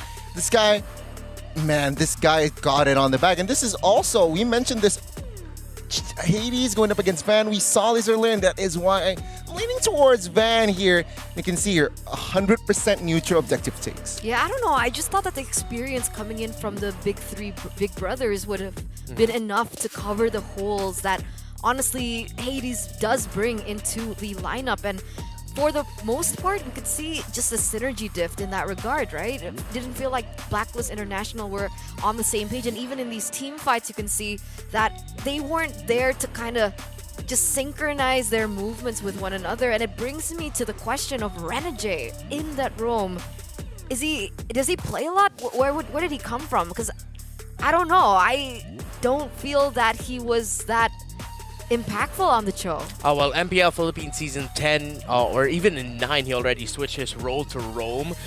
He's played XP, he's played Gold, and then after that, since Season 11, he was a sub for Edward in the XP lane, but Renegade is comfortable in the Roam role. It's just that here in this scenario, High and what he did with providing vision just constantly kept tabs on Renegade. There were some moments, though, where you saw him miss some crucial initiations, burning the Flicker Jeet Kundo third activation, bumping into walls. That does happen, but Aura, they just sidestepped really well. They were able to read the Cho really well, and most importantly, I have to also give the flowers to Reza and his skill holding of what he would steal away from Blacklist, whether it's a reroll manipulation or most importantly, the way of Dragon from the Cho and him saving it as the Valentina for so long. Reza, wow, what a performance from him as well. I love Reptar. He's just so optimistic. Very. I'm like, you know, I don't think Renegade's it. And then he's like, you know, Renegade's not it because of this. And then he converts it onto giving flowers to the opposing team. I like it. How did you learn that? I'm a support main at heart. I am very supportive. I talk a lot of smack, but I give respect when it's due. And it's not because my heart's breaking and I'm crying internally. Yeah. You're just delivering just all the good comments onto these teams. And I love it. I'm on that train. And I want to deliver the thanks as well to DHL, one of our official sponsors. And if you guys don't know, wait, let me just pick up my phone real quick. Oh, you're going to play the FEBot game now? The FEBot game where you have a chance to win 5,000 euros? Yeah, that one. All right. Wait, I'm kind of... No, this is me just being... Yeah. I'm not the smartest. Hey, what is this? It's 2 days in a row now where I'm hearing some self-derogatory remarks. Come on. There you go. Let's play it. Do you need to like sign in? Global? Yes, Okay. Let's see. Can you see it? Yeah. Okay. That's the FF. How do you move? Right Wait, am I supposed to avoid it or take it? Take it, I think. Oh, I'm supposed to take it. Yeah. That looks fun. Not gonna lie. Oh my Yeah, it God. does look fun. Dude, I died. No! Immediately? No. You're still come going on. on. Okay, you're fine. You're fine. See, this is why I'm not a pro player, right? I don't have the mechanics. Oh, Oh man, see, I died again. See? all right. So Well, it was fun.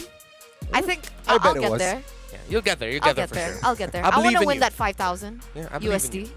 Euro. Euros. Yeah, it was That's Euro. even bigger. Yeah. That's even bigger. Wow. Don't forget to check that out, guys. It's fun. I think after this, we're also going to play it a bit. But man, match number 1, game number 1 between Aura Fire and Blacklist once again. We need to talk about this, right? Is this just synergy issues? Do you think it's communication issues? Because I think the previous casters, when they were casting over it, they made it pretty clear that Aura Fire, even though that it is a new roster, not the same roster that we saw in Season 11, but they were together for a bit going through SPS from the Open Finals? Yeah, the Open Finals, yes. Yeah, there you go. Whereas from Blacklist, is this the first time that they're all 5 together? Oh, With yeah, Hades. relatively. With Hades, yeah, with yeah. Hades. Exactly, right? So, again, Aura Fire, they have started to build that chemistry, that synergy. And again, if we're talking about Game 1, I feel like their composition outranges Black's composition. Yeah. With Novaria, again, with just Kabuki can just enter that backline. So, a lot of utilities, a lot of things going around that can be pulled off by Aura Fire. Yeah. So let's see here the adaptation coming in Game 2. And I really liked here how High empowered. Of course, we expect roamers to empower the entire team, but High really empowered Van. He was just like, I've got my vision here, Van, you do you. If you're going to invade, go invade. If you're going to rotate somewhere else to get resources elsewhere, do it. High just set up Van super well in that for game number 1. And it's surprising, right? Because when we're talking about Aura Fire, usually the team tries to build the space for Kabuki. So this kind of shift in focus for me for Aura Fire is quite interesting, the way that they've developed their playstyle. So coming into the second game, are there any things that we need to be aware of in terms of the drafts? Me personally, I'd like to see Blacklist International prioritize a different hero for Edward. Although conceptually, I understand why they had to put the Fredrin in the XP lane. They were keeping the option of putting a assassin, high damage assassin for Janaki open. Of course, that's why Hades. Picking up the Fanny in the last pickup for Blacklist International. So if they can prioritize something else, and I know Hades also has the ability to play some tankier junglers as well, maybe they'd want to fold back into that. Well, let's see, right? I feel like Blacklist Game 1, they were somehow using that flex Fredrin pick. So, Game 2, perhaps more of a straightforward draft, but just pick that what they're most comfortable with. But yeah, the Novaria ban should come through here from Blacklist.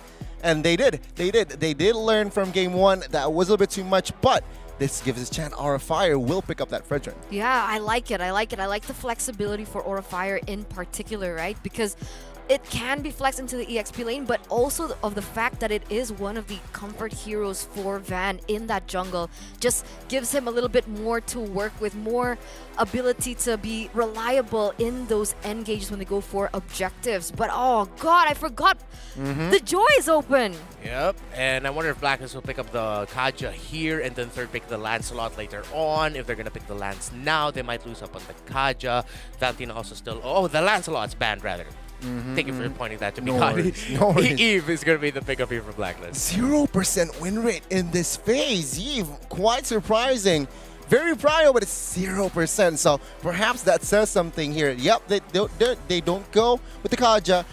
Then I feel like Aura Fire should definitely pick up the Kaja. No, they will commit on towards another hero, Mage and a Marksman. And I like this, right? I like the Joy pickup. I like the fact that they are able to stop Aura Fire from picking up the Claude once again, and then they are safely able to pick up the Eve, realizing that the natural counter is off the board. So now, Valentina Beatrix is the option, but Beatrix and Joy's gonna have a really good time to engage into that backline.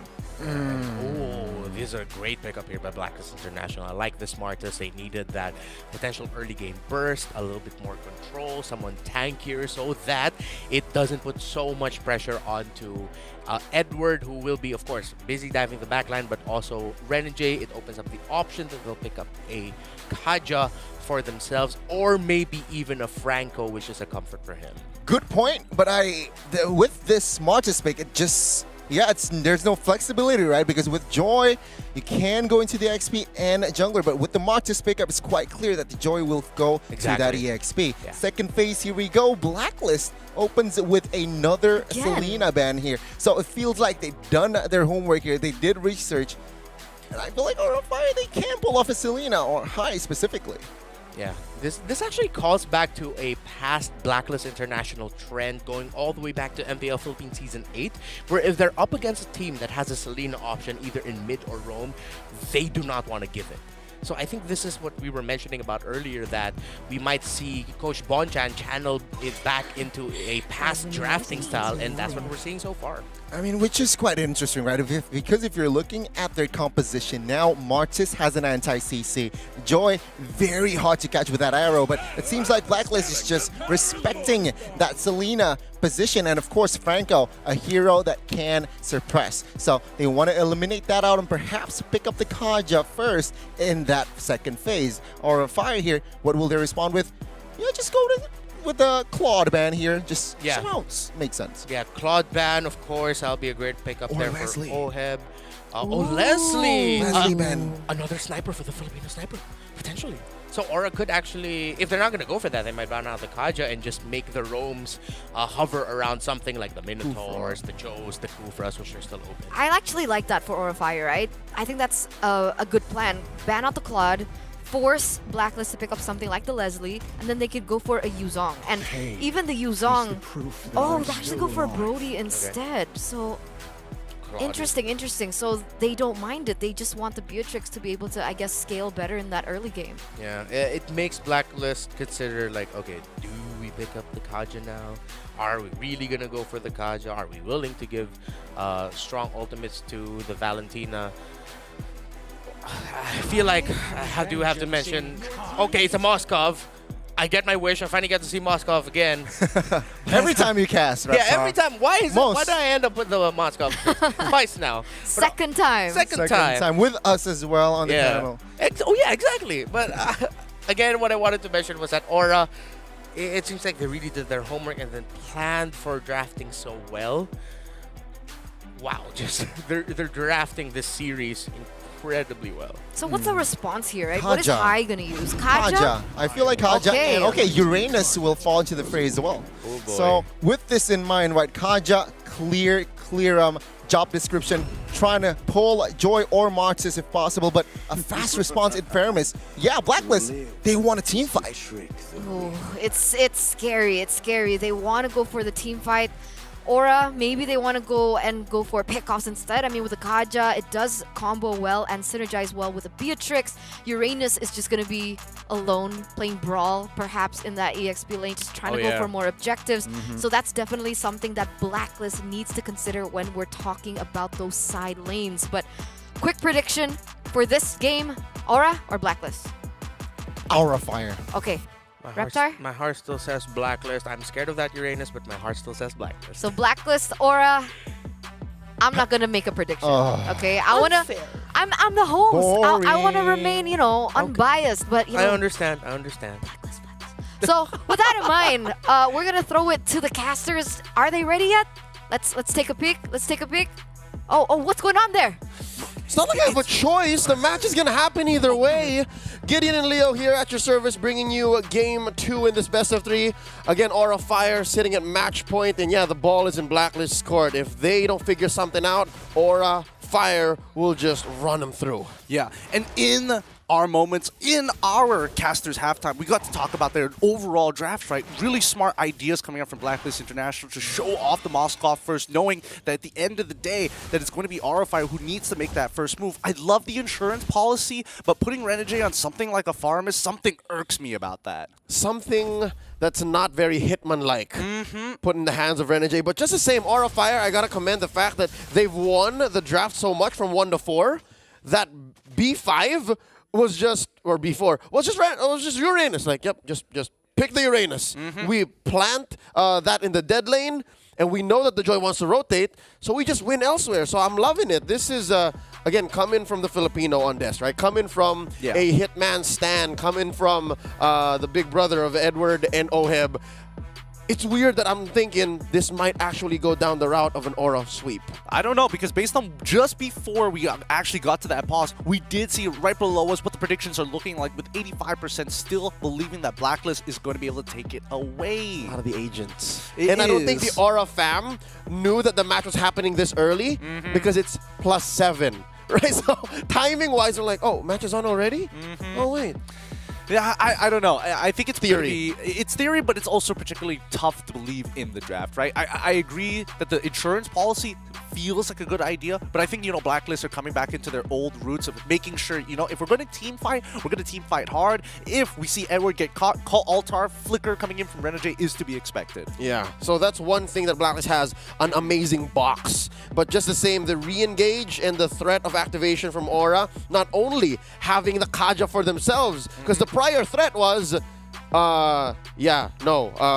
we can just have Reza steal it away, but no, that's not going to happen. They have the DJ themselves. So if they catch anyone sleeping from Blacklist, then yeah, they can pick the fight. But wait, up top, Kabuki. He's taking way too much damage here. He's going to be forced to lose something. Early recall, which means an early lead for Oheb. Oh, Kabuki decides to stay around for this last part of the wave.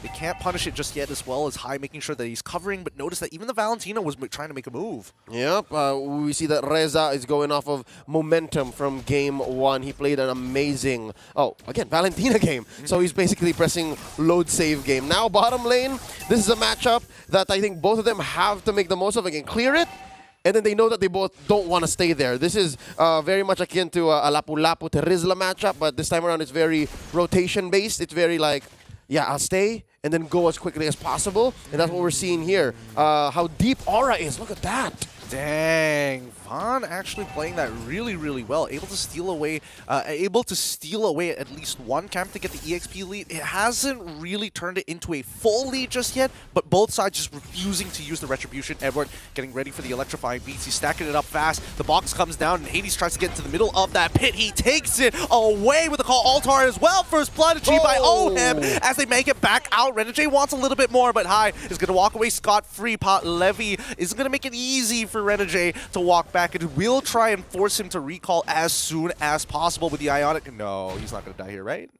No, Palevi, don't do it. He flickers forward to try! He tries anyway! Renegade gets to live and gets a free battle spell. Yep, he used the Shadow Stampede, the maximum potential. And again, this is what you get when you have an XP laner who has amazing instincts and mechanics put into a roam position. It didn't work very well in game one. I'll have to admit, that wasn't the best Cho game for Renegade.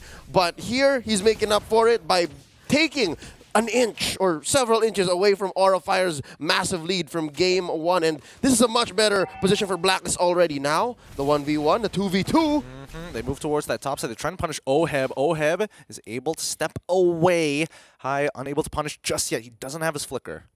And we reset, so a little bit of breathing room. You see here that Kabuki is threading the needle. He's looking at how much he can get away with and how much he can force Oheb to either overextend or misread the situation, because again, yes, this is what you were describing, Gideon, as the insurance policy. A late game Moskov does not put in as much fear as most, but here we go. The call altar has already been popped. Hai ends up dying regardless. Renegade, now the clap back from Blacklist International. Retribution's traded on both sides. So now they back off. The reset once again with 20 seconds left on the clock for the next upcoming turtle. What I was trying to say is there is very few things more scary than a late game Moskov. We've seen it yesterday in the hands of Sasa, but now Haji with an RWM. What can he do? Oh, he's getting way too low here. Hades has a free decimate. He gets it, but the kill still goes over to Haji.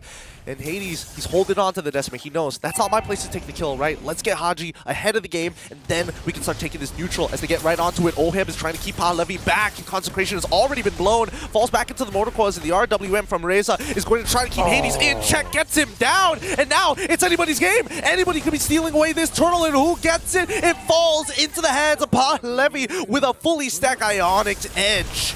And the fight dissipates. They have dispersed away from the turtle's nest, and this gives Aura Fire a small lead, about 200, 300 gold now. They're threatening Renegade. Do they know Oheb is here? Do they know that he did not retreat? There's still that big heart left in that wave.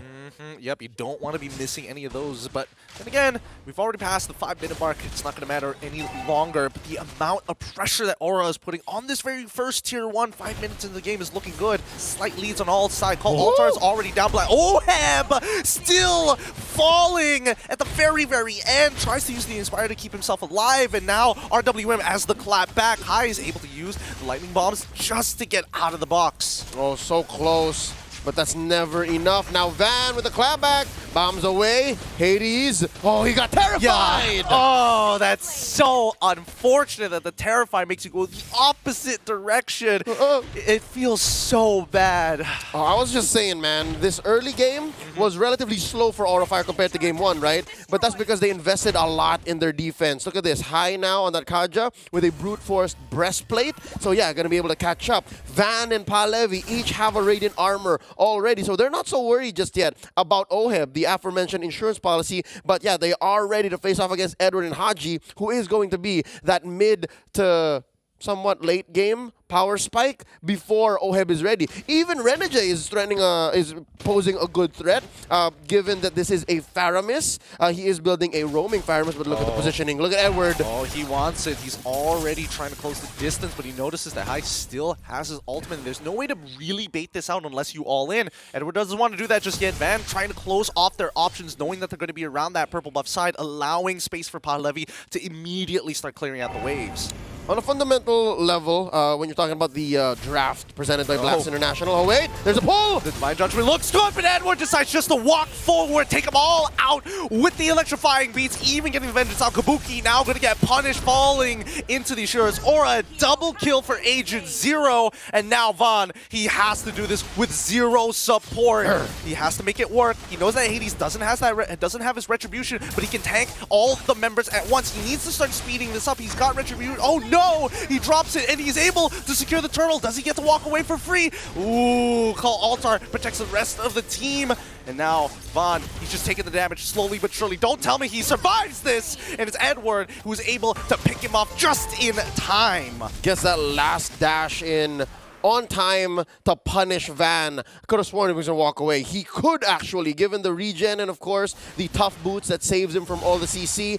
Rather, the soft CC that Blacks International has. That's what I was trying to get to earlier before this all broke out. Blacklist, relatively lacking in vision. They can't really face check into bushes as safely as most lineups can these days in this metagame. And they also don't have solid lockdown. If there's a fight that they're going to win, it's a fight that Aura Fire walks into willingly. Exactly, right? They are the ones who need to take the initiative. Edward just stopping the recalls, trying to keep Aura Fire on their toes and break away from the tempo. Reza now punished. The Shadow Stampede is able to pull him back into the RWM, forcing out to steal the call altar to save his own life.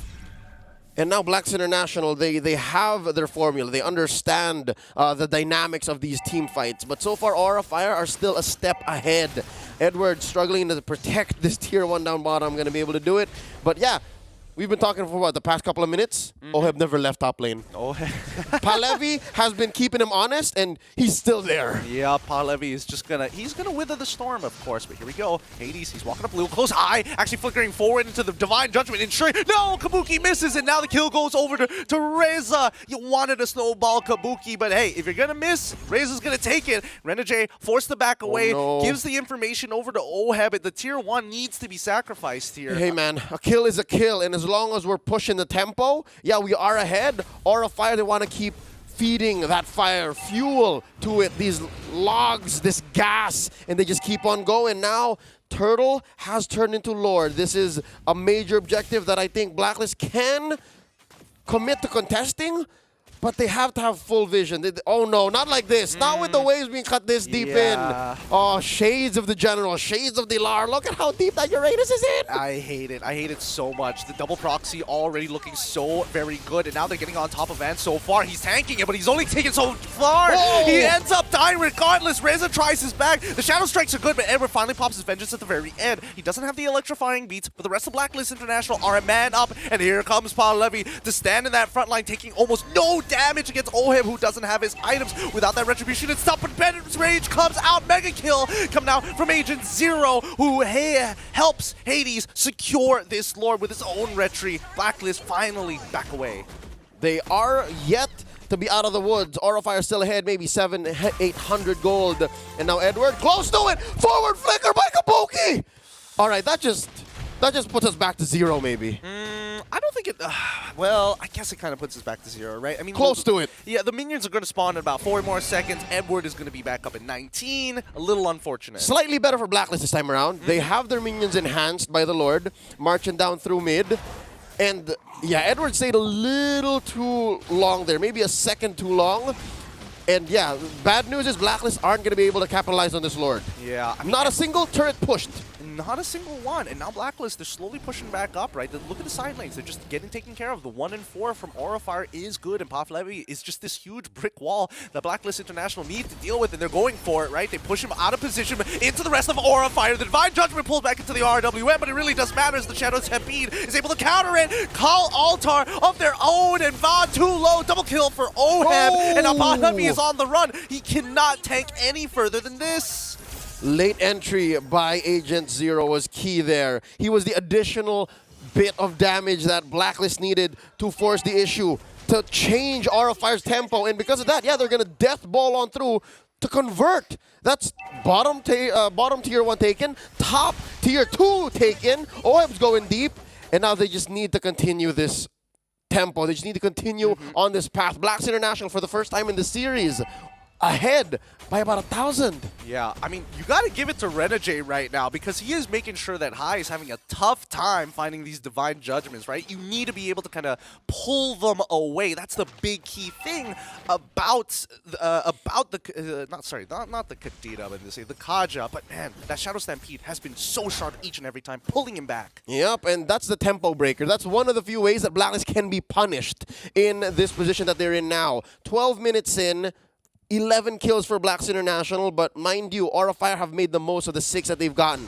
Really, they've put this game in a standstill, and it's Blacklist who's trying to claw through. Conceal play set in by Renegade. They want Palevi, but they realize it's just not worth their time. They don't see anybody else other than High on the map, and since they backed off, it's just back to housekeeping, right? Top side, bit of a slow push. Don't know what the HP of the minions is, but it's slightly in favor of Aura Fire, so that should start collapsing sooner rather than later. Bottom side, even finally, the housekeeping is here, but Blacklist International sticking as 5, and especially since Lord is coming up in 13 seconds, Aura Fire have done their housekeeping. Yep, and because of that, we're back to deadlock. Gold at equilibrium.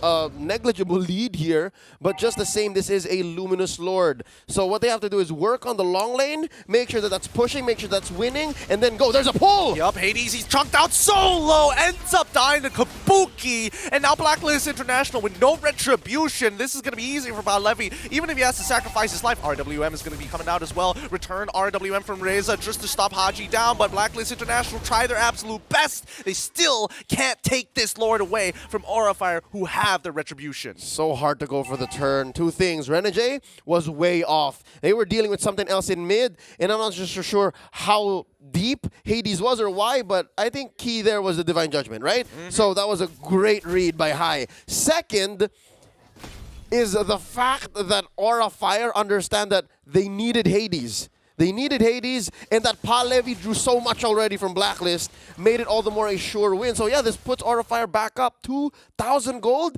and the map is clearly blue. This is going to be difficult for Blacklist, but luckily they have a great high ground defense. Yep, Oheb is scaling up fast. His damage is starting to ramp up quicker than necessary, but let's keep in mind, right? Yep, another purchase, finishing off his 4th item and now building into the 5th. Aura Fire still with the lead so far. They will take all the outer turrets before Blacklist is able to respond back as the second wave is about to collapse on top side. Ooh, Kabuki tastes a rogue spear, but clapping back to Oheb just the same with that Renner shot. Something to note, when you're inside Blacklist base, this is a better situation than they were in game 1. The Cho isn't as great in comeback defense plays as the Pharom is. So yes, this is a good spot to be in for Blacks International if they're going to stay in. But for now, though, I'm not so sure. Oh, they've cordoned off High! Yeah, High. He still has the flicker. He could try to make something happen, but the rest of his teammates are just way too far away, and there was no reason to be that far in the first place. Blacklist International get a free punish, but man, this just shows how important it is to clean up your room before you go to an event. That's right. That's what they call the mandatories, the upkeep. And here you see, oh, the RWM, the answer. It came out, but it's just to clear the waves, right? They refuse to lose. Oh no, the wall, it actually collapses on towards Von's side. Renegade could maybe make something happen. Doesn't get close enough, but it's going to be Haji who secures that kill. Haji flickering forward aggressively, and Reza now dropping the RWM to look to punish. Winter Truncher looks good, but in the back lines, we already see it. It's Edward, Agent Zero, finding 1 kill for himself, and a second one on top of Levy with the help of Renegade. What an aggressive maneuver from Blacklist International. And that's what happens. Again, a lot of the fights that Aura Fire are going to lose are fights that they walk into. And with that, Blacks International pummeling on through, penetrating through mid.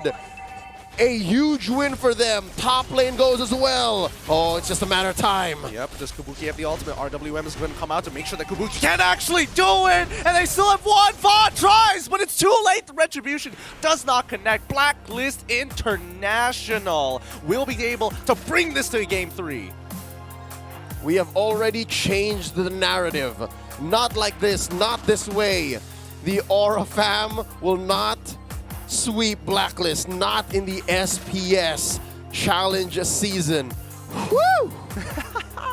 You gotta give it to Oheb, right? Again, his knockbacks, he is pushing people really out of position, forcing them to go down a pathway that they never even had a choice to begin with. 2 pathways, all of a sudden I'm forced into one. Well, I gotta commit to it, right? It's the right amount of just bravery and gambling that risk of just being punished. And I think the fact that they picked off High first just made High think, all right, I have to watch out. They're onto me. And then that's what made this snowball through mid all the way into that finish possible. And that's why we ended up in game 3. I mean, this could have all been avoided had Aura Fire just decided, you know what, we already have the lead, let's just maintain it, right? They had the 5K, but they decided to make that play down bot side, they get punished for it, they go mid, they get punished for it, and then it equalizes. Oh boy, you just hate that feeling, but you can't close out the game. Yep. Let's see what our analysts think. Eternal sweating right now. Your turn. Bro, I'm chill. I mean, you know, I hate to say that I was right, but before we even jumped into the game, I said Blacklist. Okay, I'm sure the other casters couldn't hear it because I was whispering it to you guys, but I hate to say it, and it looks like I'm not the one with the headache. It looks like Ghani's the one with the headache. You okay?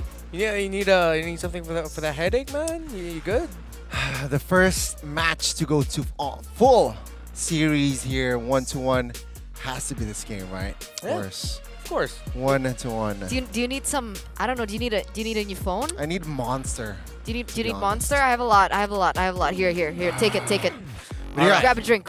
Okay. But yeah, this is what happened. 15 minutes in, 51 seconds. It was very different to game number 1, where it felt like Aura Fire were able to snowball from that early game. But the shift in, I would say, just lineup could have that much of an impact for Blacklist. And I gotta say, Aura Fire made a lot of mistakes. Yeah, key positioning and the attempts to try to get vision from high. Sometimes it would also be Palevi, although Palevi was, for me, the biggest threat in this lineup of Aura. You saw how he was managing the minion waves in the off lanes. You saw how he was just stopping the attempts of Blacklist to try to overcommit onto a Lord because they have to worry about them losing inhibitors in another lane. But at some point, Blacklist just snapped, and Hades was hitting his retributions. Although there was one very impressive one from Van where he won it 4v1, 5v1 single-handedly. That's crazy. It was a much better loco. performance this time. It was loco indeed. It was a much better performance this time around by Hades. I mean, excellent point. But let's start the drafts, right? I mean, that last pick, that last Faramis pick, was, I feel like, also what Blacklist just managed to exploit. With the Faramis roam, you can go for the 4v4s more confidently, more even 3v3s, and of course 5v5. So again, with that last pick, they managed to pick up a hero for Renegade, and take a look at the stat. He was able just to facilitate for his team, which Aura Fire, sure, you have the arenas, you have someone tanky, but to out-sustain most of the time, yeah, you cannot, you cannot go up against the Faramis. Yeah, I felt like Renegade was more at home with the Faramis, right? On the show, it didn't feel like he was able to get a lot of good openings, but man, the second I doubted him, he picks up something like the Faramis, and he's able to be that key factor in, Blacklist just winning those team fights. Yeah, and of course, we have to call back to that key turnaround moment in the mid lane when Blacklist was able to pick out Van near the end of the game. That was facilitated by Renegade. He got the Shadow Stampede pull in onto Van, which meant Oheb got to knock Van back into a wall, and Blacklist continued the fight. I wouldn't be surprised if he'd be the MVP, but there are other members of Blacklist who deserve it as well. So we'll see. The MVP actually goes to Haji, the KDA machine. Never doubted this man once. 4-0-11, perfect. It wasn't even able to get picked up once, and he went for a very aggressive build on the Eve. Yeah, I just need to mention here, Ghani mentioned facilitating was key for Renegade. When you facilitate, you need follow-up. During the times where Oheb needed to catch up with farm, he was the follow-up. Haji, with his MVP performance, and of course, pairing that really well, the timing of the usage of the real-world manipulation to make sure that the setups coming in from Renegade will work, that the members of Aura Fire will get trapped. The times where Haji would commit flicker forwards, just he'd be able to deal damage, well-deserved MVP. And again, looking at the composition from side of Blacklist, they have a lot of mobility, right? With the Faramis, with the Joy, it's just, no. In game 1, it was Aura Fire with the constant pressure, but Blacklist, actually, sure, they were behind in the early, but what happened was, it was them. After Moskov was activated, it was them looking for fights because they have that mobility, look more fights. And Aura Fire, they got overwhelmed by the amounts of I guess they miscalculated the damage. They made a lot of blunders towards that end, and Blacklist was more than ready to take that game. And again, great positioning, great timing here by Haji. The winner's run-in was just perfect. But again, the Blacklist International in Game 2, you know what? I think Game 1 was the warm-up game. In Game 2, they were activated. And you gotta talk about this Moskov pick, right? Because it didn't necessarily feel like Blacklist were looking for picks in the beginning, but they were more objective-centered. And with a Moskov, you can say that a Moskov is like a bulldozer, just shredding through all your buildings. And at some point, even though Aura Fire were leading, they were able to equalize very quick and have that, what was it called? Rubber band effect. Yeah, classic Blacklist International. They could be behind, but they just are going to be able to find holes in the armor of their opposing teams. And then if it's not going to be one play, it'll be one thing leading into another. And that's exactly what they did and how they were able to turn it around. Again, a great execution, great composure as well. Yeah. But again, Blacklist in that composition, the draft were very, very good. Meanwhile, Game 1 was very, very difficult. But, what is happening here? What do Aura Fire need for Game 3? I think, though, for Aura Fire, someone's unleashing the beast, and it's Eterna. Wait. Eterna just unleashed the beast. Sorry. I need more energy. Okay. I need more energy. I need a little bit of a break. So with that, me, Gani, as well as Reptar, we'll see you in 5. We gotta push to the limit and work till we finish and push to the limit and work.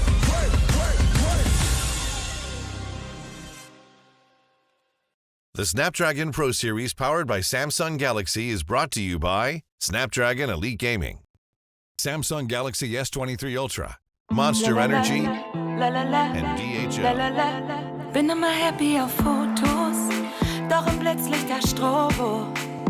Frag ich mich schon, wo du jetzt bist und vermisst dich so.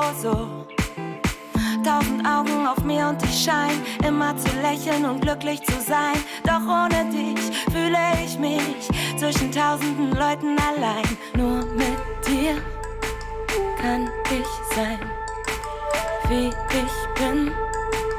Nur mit dir.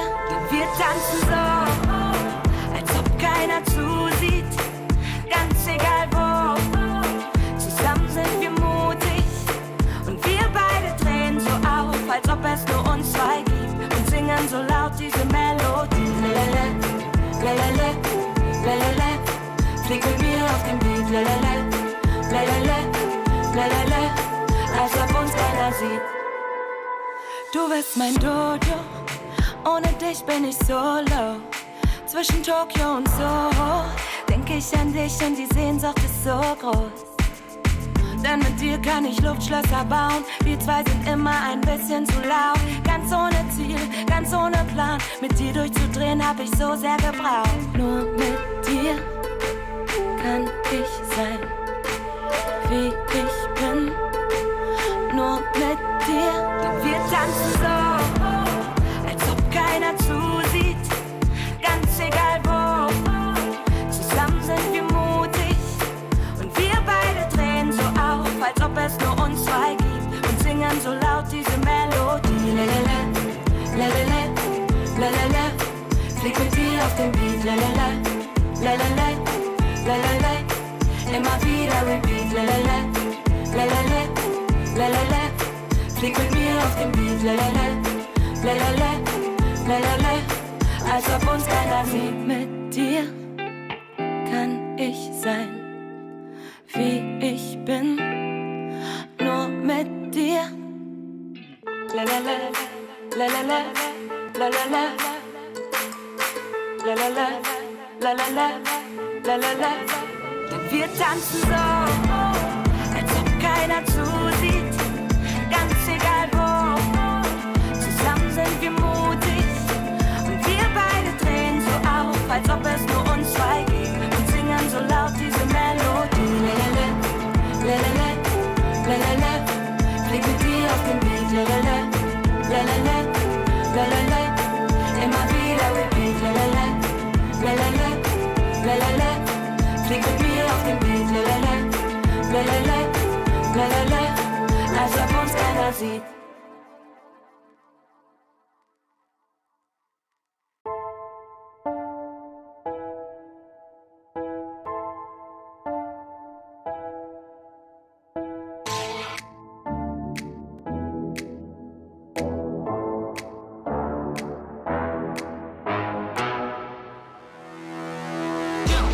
man, I'm up the beat. When they all look, everything on fleek. Word on the street, got my sound on repeat. Do it all day, every day of the week. Getting turned up, we feeling lively.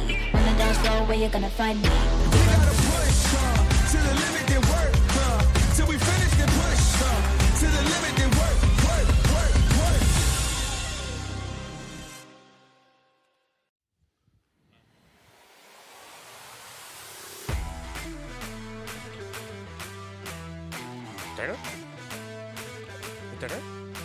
Oh, sorry, guys. I was playing the FA bot game. Oh Okay, my god, it was so fair. fun. I'm That's trying to fair. get number 1 on the rankings, all right? But welcome back, ladies and gentlemen, from the first break between our series. Man, Aura Fire as well as Blacklist International just really pulling out all their stops in the series. And it's so exciting to finally see things getting a little bit more competitive into the tournament.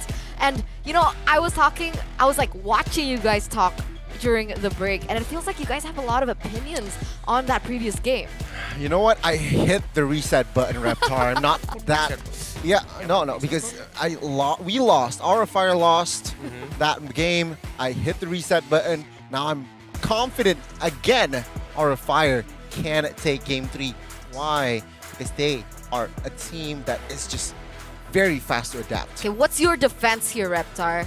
I'm taking the stance of neutrality now and saying, at the end of the day, we're What all happened? winners. What happened? Because all of us are witnessing great Mobile Legends action. But Blacklist! Oh, I thought he lost his faith. No, of course not. I mean, like, coming back, you mentioned the adaptability of Aura.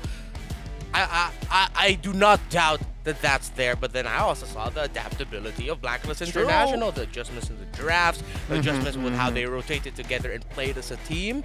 So that's a Blacklist I know. And that's scary, right? The adaptability of Blacklist. Because if Aura Fire honestly keep making the same mistakes, those small, minuscule mistakes over and over, you know that Blacklist is going to be the team to be able to punish it through and through. And I'm worried for my Indos. I'm worried. That's the key thing here, Eterna. Game 2, Aura Fire, they got there early, they got the mid. But what happened was they just, their brain, I think, shut down. I think the communication wasn't that great in that stage.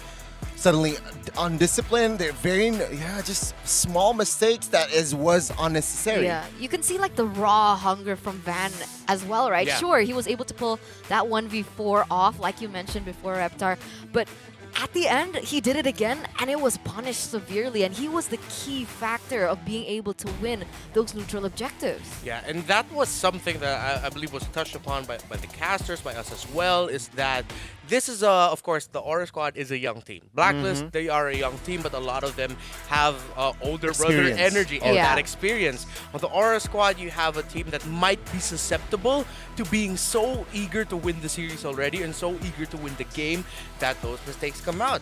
The Aura game in Game 2 was, to me, uncharacteristic Aura based off what I saw in game number 1, because game number 1, they worked like clockwork. Yeah. They had a clockwork style discipline with their invades, and in game number 2, at some point, as you mentioned, that just dipped away.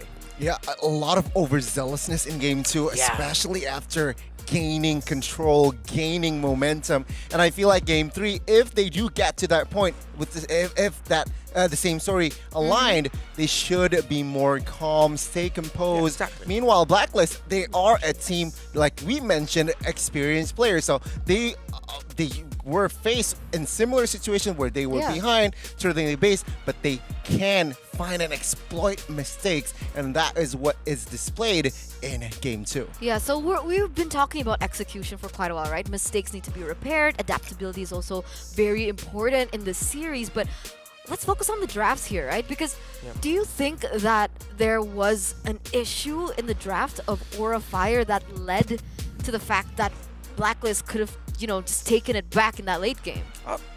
Personally, I love that Aura draft. That Uranus last pick was really good. At some points, it meant that Edward wouldn't be at the fight right away, or Edward was just completely gone from a certain sequence for Blacklist International because of the pressure that the Uranus was applying onto the opposite side of the map. So I wouldn't think it's a draft issue. I have execution, I feel. It's execution, definitely. And pure execution. I have another question, though, for Blacklist is, are they going to continue to ban the Selena? That's it from me. Also, great point, right? Because again, from the 3 picks that Blacklist picked, it was a lot of anti-CC, so I don't feel like they needed to ban the Selena out, especially in that last 2 picks. It was a Moskov that can just dodge away the arrows and the Faramis that does well going up against the Selena. So perhaps in game 3, second phase, especially Blacklist, I don't think you should or could or would ban the Selena. All right. Let me call Coach Bonchan just for a bit. Wait. Reptar, hit him up. Wow. It's ringing. Reptar, hit him up. No, I don't have his number. Hello? And I Hey, don't- Coach Bonchan. Okay, wait. Listen about this. Yeah, so we're casting for you right now. Okay, yeah, I know you're in the draft. Can you wait a second? Hello? He shut the call down. Yeah, he's already. And now he's drafting. What the heck? I wanted to say, Priorities, they turn out you know, priorities. no, we want to see the Selena being opened up because we want to know why they keep banning out the Selena, right? Oh, yeah.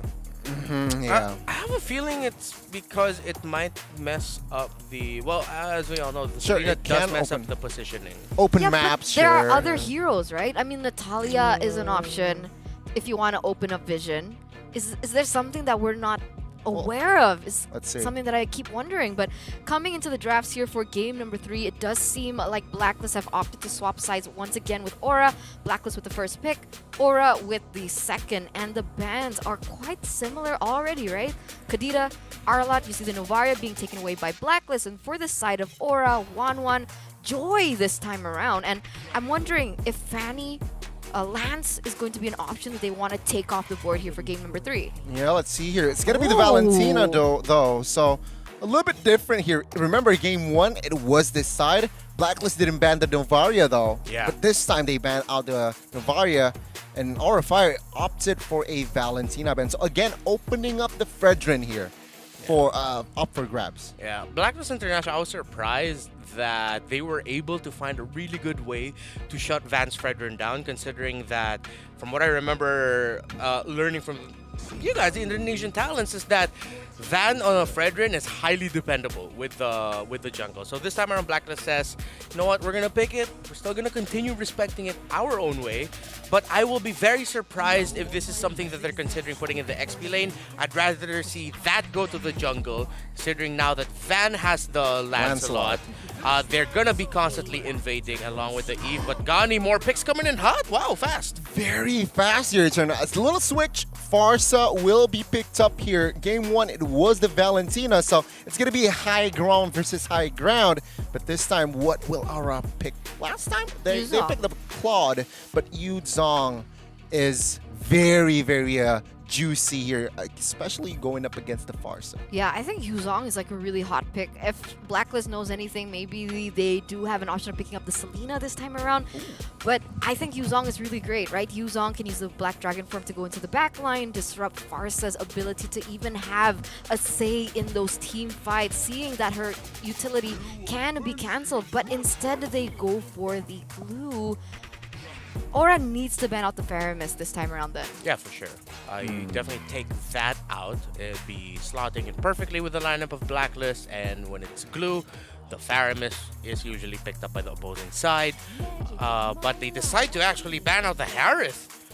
They were thinking the possibility of Blacklist using an APC. Yeah, using that for... Oh, that's interesting. Okay. Okay. So they're going to choose now probably to ban out another OHEB hero, potentially.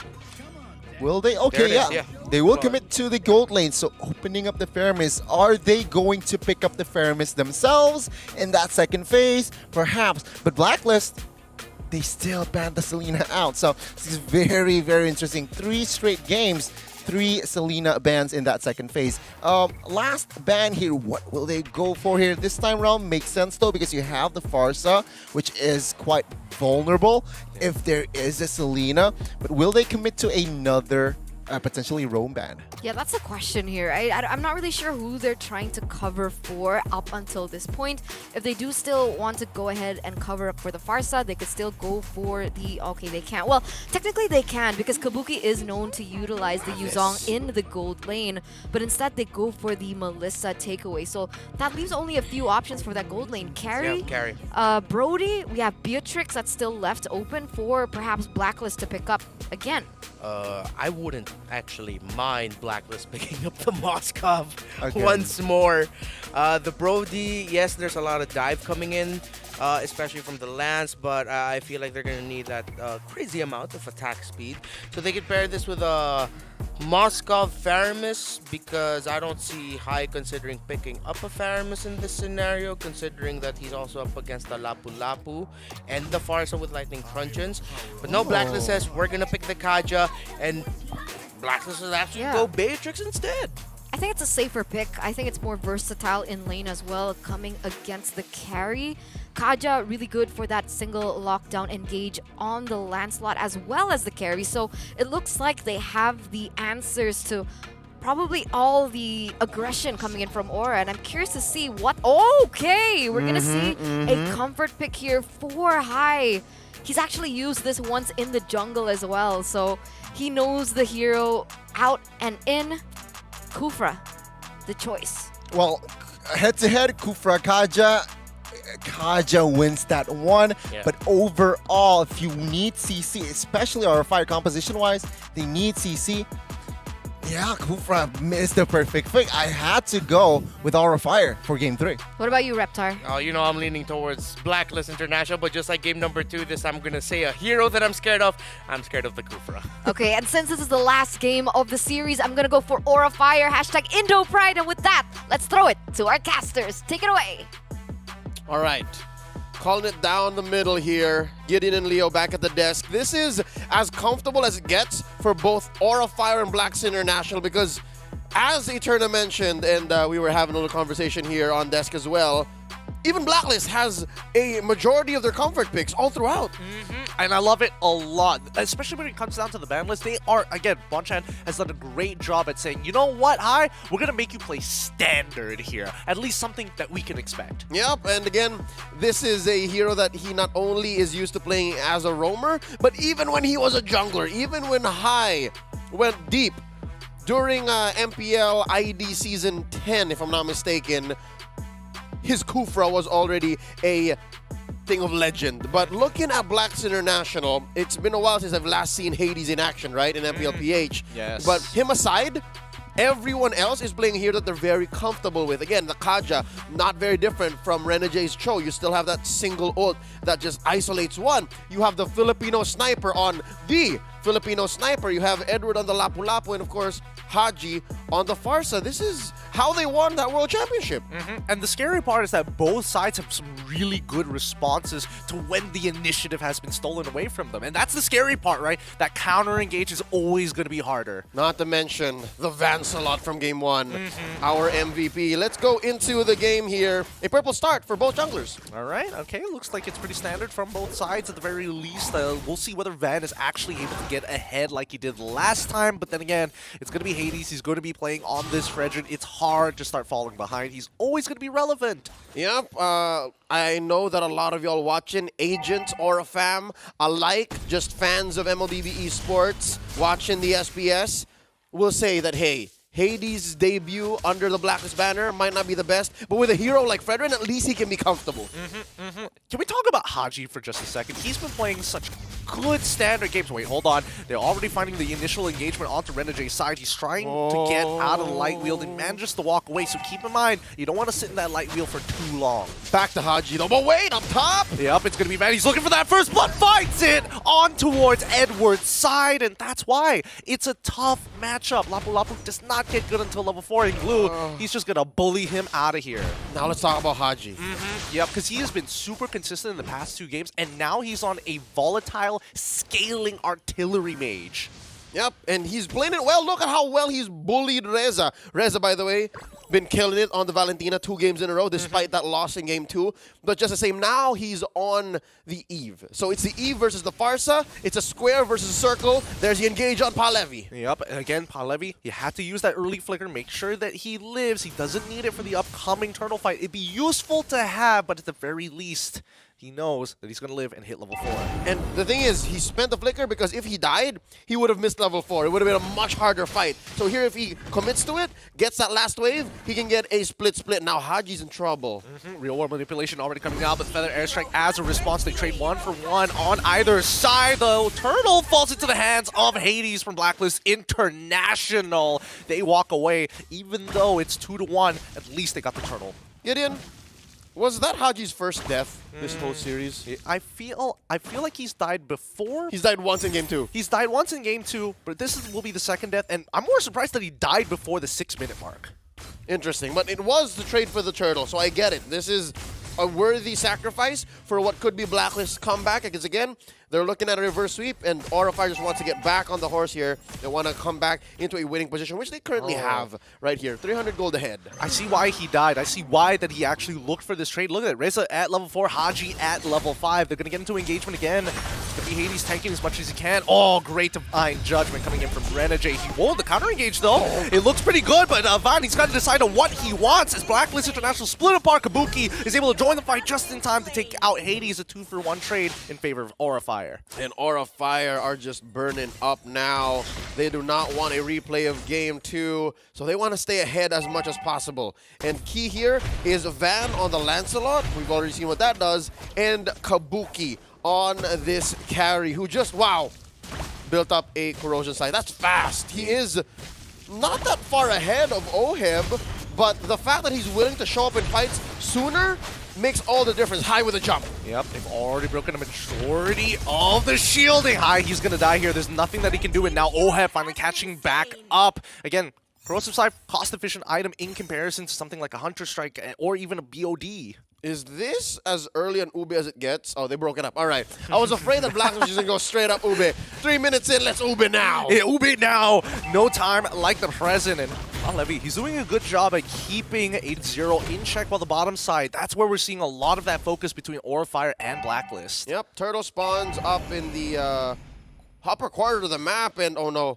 not a good time to be Palevi. I think he's fine, right? He's still got the split technically. He's trying to walk away from 3. It's not looking good now. He goes into the split. Vaughn's trying to help. Renjay's waiting for it. High could look for a response. He finds it. No, doesn't hit Haji in time. They're trying to get on top of Hades as the counter response here. It's now turned into a fight, and it's going to be High. He finds 2 Feather Airstrike to deter the rest of Aura Fires. They back away, and Edward still should be able to secure this kill on towards Vaughn's side. Gets it as the real world manipulation comes out of Reza, only finding 1. Renjay flickering forward. High trying to slow him down, gets hit by the Divine Judgment. Better him than anybody else, but Levy already using the grab to slow them down. This is not looking good as Aura Fire finally call it quits. 100 seconds on Renegay's flicker. Took a while to find a target there. Eventually does get a pull onto High, but it was all just for the tempo, just to make sure that R5 don't push the advantage here. Turtle scored by Blacklist this time around. 100%, and they pop Levy here. This is a great move for Blacks International. They're buying so much space for Oheb, who has had, dare I say, the most comfortable game he's had in game 1, 2, and 3 so far. And there's a jump by High, threatening Edward. Oh, unfortunately, High was not able to position himself in front of Edward, thankfully, because Haji was able to get the stun off in time. If not, that probably would have been a kill going over to Aura Fire. Now, down by the bottom side, Kabuki holding on his own. Renjay looking for an opportunity, and Oheb, he says no, flickers forward, sneaks in an auto attack before flickering. Great moves from Oheb. Something he may have picked up from an old rival, if you know what I'm saying. Now, Blacks International on the board here. High with a jump! Yep, Reza gets saved from the Divine Judgment, and now Renegade just left out to dry. Void Charisla and Void Blast looks with real world manipulation as well. They still haven't caught on to him, and now Hades is slowing down High. Renegade might get away from 3, tries to go for the execute, but didn't buy enough time. Ends up going down. He doesn't mind, right? Look at his emblems. He's totally fine with dying. Yep. Didn't get enough time between a last hit between the turret and an opponent for the kill reset to just turn into a free kill. But looking at the gold lead here, only really Van is the one who's getting way ahead of Blacks International. Elsewhere, it's Blacklist all the way. That's what this 1,500 approaching 2K gold lead looks like right now. 6-5. Tier 1 lost up top and down bottom. So yeah, Blacks International, this is a pretty comfortable lead. Yeah, I mean, this is the first time we're seeing this version of Blacklist International actually obtain a lead this early into the game. But now this might be a full-on fight here. Van, he's trying to bait this out, but the rest of Aura slowly showing face in the mid lane. We see Palevi flickering forward to make this happen. Split has been activated. Divine Judgment as well. Real World Manipulation to look for an opportunity onto Hades as Vaughn is able to take out the backline just in time with the help of the Real World Manipulation. But notice that it's going to be Edward taking out their backline as well. That's a 3 for 2. The bravest fighter still lives on. And just like that, Oheb, a switch inside of him. This is the best Beatrix game he's had all series. Game 1, not so good. Game 2, it was a Moskov, and now he's so comfortable. Again, you see how much he was free hitting. And the punish, Kabuki finding a window though, trading that turtle from a lost trade to a tier 1 push up top. Aura Fire not quite out just yet. Van meets up with Edward and Renegade here. Interesting, no one wants to give up mid. Yeah, I think right now, Aura Fire just need to take a step back. Let's look at the instant replay, right? Because again, you can see that Pahlevi is trying to make sure that Renegade doesn't make this play, right? But he could have been on someone like Hades and then look to turn around and take the turtle afterwards. Yep, and what that bought for Blacklist is a lack of focus on Oheb. And that's what just let all the damage on through. And now Blacklist 2K ahead. Aura Fire just finding the little gaps in Blacklist's housekeeping. See, they're having High take care of that alongside Kabuki Reza. Never want to do this. You never want to do this because, again, when you're playing Farsa, you just have bigger base damage in comparison to a Heap. It needs multiple taps in comparison to Haji's. Just a quick 3 is more than enough. Yep, it's basically the difference between a shotgun and a submachine gun. The RWM needs a lot to make most of it. But for the Feathered Airstrike, yeah, as you said, 3 pumps, that's it. And he has a lightning truncheon, so that's what's dealing all this damage. And look at this deadly bush. I wonder if Hades knows that there's 4 in there. He's sniffing it out, right? He's not bothering to face check. If he did, he probably would have died. And wow, that's just a passive in 1 tick of the Feathered Airstrike onto Kabuki. Keep in mind that Haji's going to remember that. Yep, Haji should, because looking at the max damage dealt, he's only second to Reza. So yeah, Reza has been planning himself with the RWM swiping and tapping as much, but yeah, Haji's just 100 damage away from him, second place right now.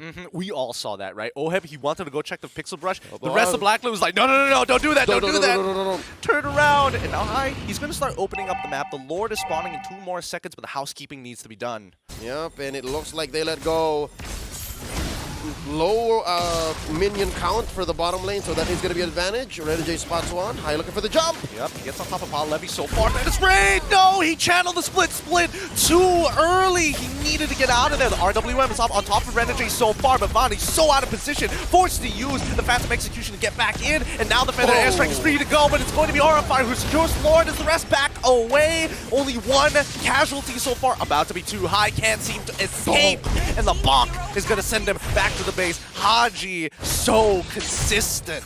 And they are going to convert that death ball into a push in mid. But Gideon, I think it would be an injustice for us to not say Van is a madman. You see that wreckage, you see that steal. He made the most of a losing situation by saying, you know what? We have the major objective. We lost what we lost. There's no use crying over spilled milk. Yeah, and now he's got a 2-level lead against Hades, right? We talked about it earlier that if we see Van just get ahead, he does so much on Levy. He needs to be able to start using his flicker defensively. He can't just be channeling split in front of their face anymore. And that's what's difficult when you're facing off against Blacklist, who has pretty good damage coverage between Haji and Renegade on magic, and then the rest on physical. And a good amount of burst and DPS as well. Pahlevi can't get away with what he's been trying to do here. It's just not going to work out, especially since he only has, oh lord, just a Dominance Ice. It feels really bad. Like, Dominance Ice is a great utility item, but like in terms of raw stats, sure, it's great in lane, but when you get into the bigger picture, especially when you look at the items, like look at Oheb right now. He's 3 items. He's got the Malefic Roar. Yeah, sure. Build an Anti-Cuirass. I'm just going to cut through you regardless, but Van, he's doing some good damage. Renegade looking to punish. He sees Haji. He sees Edward. Can't get out. Haji just does not miss. Oh, quite the nomad Van was, just walking around, loitering inside Blacks International's jungle. He wasn't too deep. I'm not so sure what he was thinking to do there. Hey, just gallivanting, you know? Gotta be careful when you're gallivanting around. Charging it up. Oheb, still great reaction time. Feathered Airstrike is already out, but just notice that Levy just cannot maintain that sort of damage. Here we see Grand Theft Purple.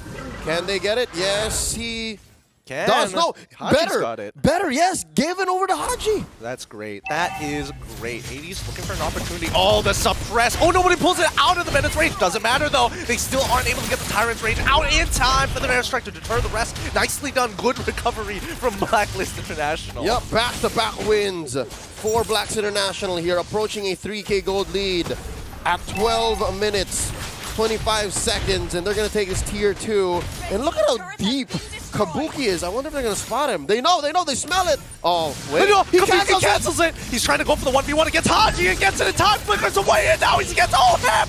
Oh my god, Kabuki! He finds it. Everyone finally takes him out of the back line. The damage is gone. And Reza with real world manipulation to deter them. It's going to be Vaughn. That's all they have left. They've got no more damage. They've lost their marksman. And now it's just Reza slowly chipping away at Edward. Taking it. This is difficult. It's a 2v3. What was that? Off of the back of Kabuki's 50-50. Never tell him the odds. No. Never tell him the odds. They have turned it all around. Hades is going to fall here, and it's only Renegade left. What even? The difference between Oheb and Kabuki's kit.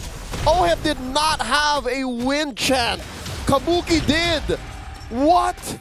And in the face of a what? 3K, 4K gold lead? And all of this because Oheb thought, you know what? I don't need the wins of nature. I'm so far ahead. I'm going to go for the Haas call. I'm going to finish the Hunter strike. And just because of that decision, he dies for it. Now, Aurafire have an opportunity to really converge this. Oheb trying to look for a steal. Doesn't find it just yet. Aurafire walk away with a Lord in hand.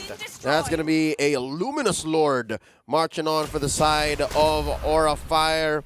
And just the same, their minions were already enhanced prior to this. Blacklist haven't gotten a single Lord just yet. 14 minutes in, 16-11. Let's watch it again. Watch Kabuki. Pow! That's Haji. And then as I saw the win chant, I knew it was over. Yeah, that was some John Wick stuff right there. Tactical, precise, no movement wasted. And by the time he was facing off Edward, he's like, okay, I'm going to die to this, but I am going to make sure it hurts. Already, even if he died, it's an achievement already, right? You're looking for a pickoff when you're down behind this much. He did more than just a pickoff. He got 2. And that is just what Kabuki presents. Again, this young man has played in so many different roles under the Aurafire banner. He's seen almost any situation you put him in. Now high, propping up for a jump. Gonna let this Lord crash on through. Tier 2 pushed up top.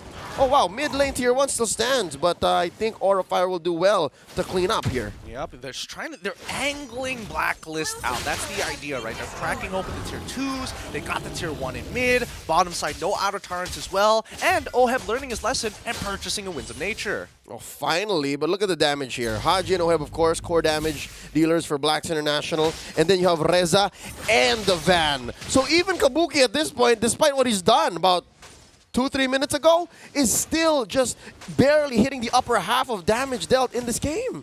I mean, it's about target prioritization, right? If you're able to free hit, and when you're comparing it to a Beatrix, Beatrix is more likely to get in range than this carry. Now, this is where it gets very, very dangerous, right? We've seen how the late game goes for Blacklist International, and Aurafire, it's clear they can't close this out without another good play. There's no way High's going to go in there, right? Nope. It's not to the range unless he spends his flicker, and I don't think everyone can jump in at the right time. I was actually pretty scared for Blacklist because they're the ones who are further off. If High just pulls the trigger, it would have led to maybe a 2-for-1, 3-for-2, still in favor of Aurafire. Oh, they're going to do it again. They're going to do Set it it again. up. Again, everybody's too far. Everybody will have to flicker if we do see High try to make a play as risky as this one. And he doesn't even have like clear information to work off of. Yeah, but good news, bad news, right? For Aurafire, they all have flickers, save for Van, so they can close the gap. Bad news, Blacks International only have 3 flickers, and Renegade wants to use his for the re-engage. Oheb wants to use his for retreat. So, yeah, interestingly enough, Aurafire their fingers on the trigger this time around. They are in the lead. They have cordoned off Blacklist to only go in certain parts of the map. And even Edward's in trouble! Yep, they find Edward. Nicely played by Aura Fire. They knew that Blacklist International would not make the same mistake twice in game number 1 where they just didn't do their housekeeping. So they punish Edward for that. Now, after a readable play, they start moving down. But notice, 2 members now hiding in the bush on that top side, making sure they don't give away that information. And now moving in towards mid to zone Blacklist out. Can they take this 4v5? It's very unlikely. And Palevi, he's going to make sure that Hades is nice and stacked up. So when he splits, it's going to matter. Bandit's Rage is already coming out as Palevi is already taking too much. Feathered Airstrike as well to try and secure the kill.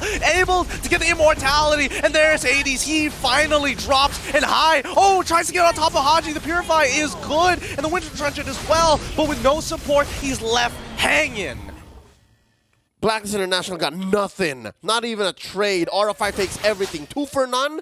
Plus a Luminous Lord sitting at 5,000 gold ahead. Bare minimum, Gideon. Bare minimum.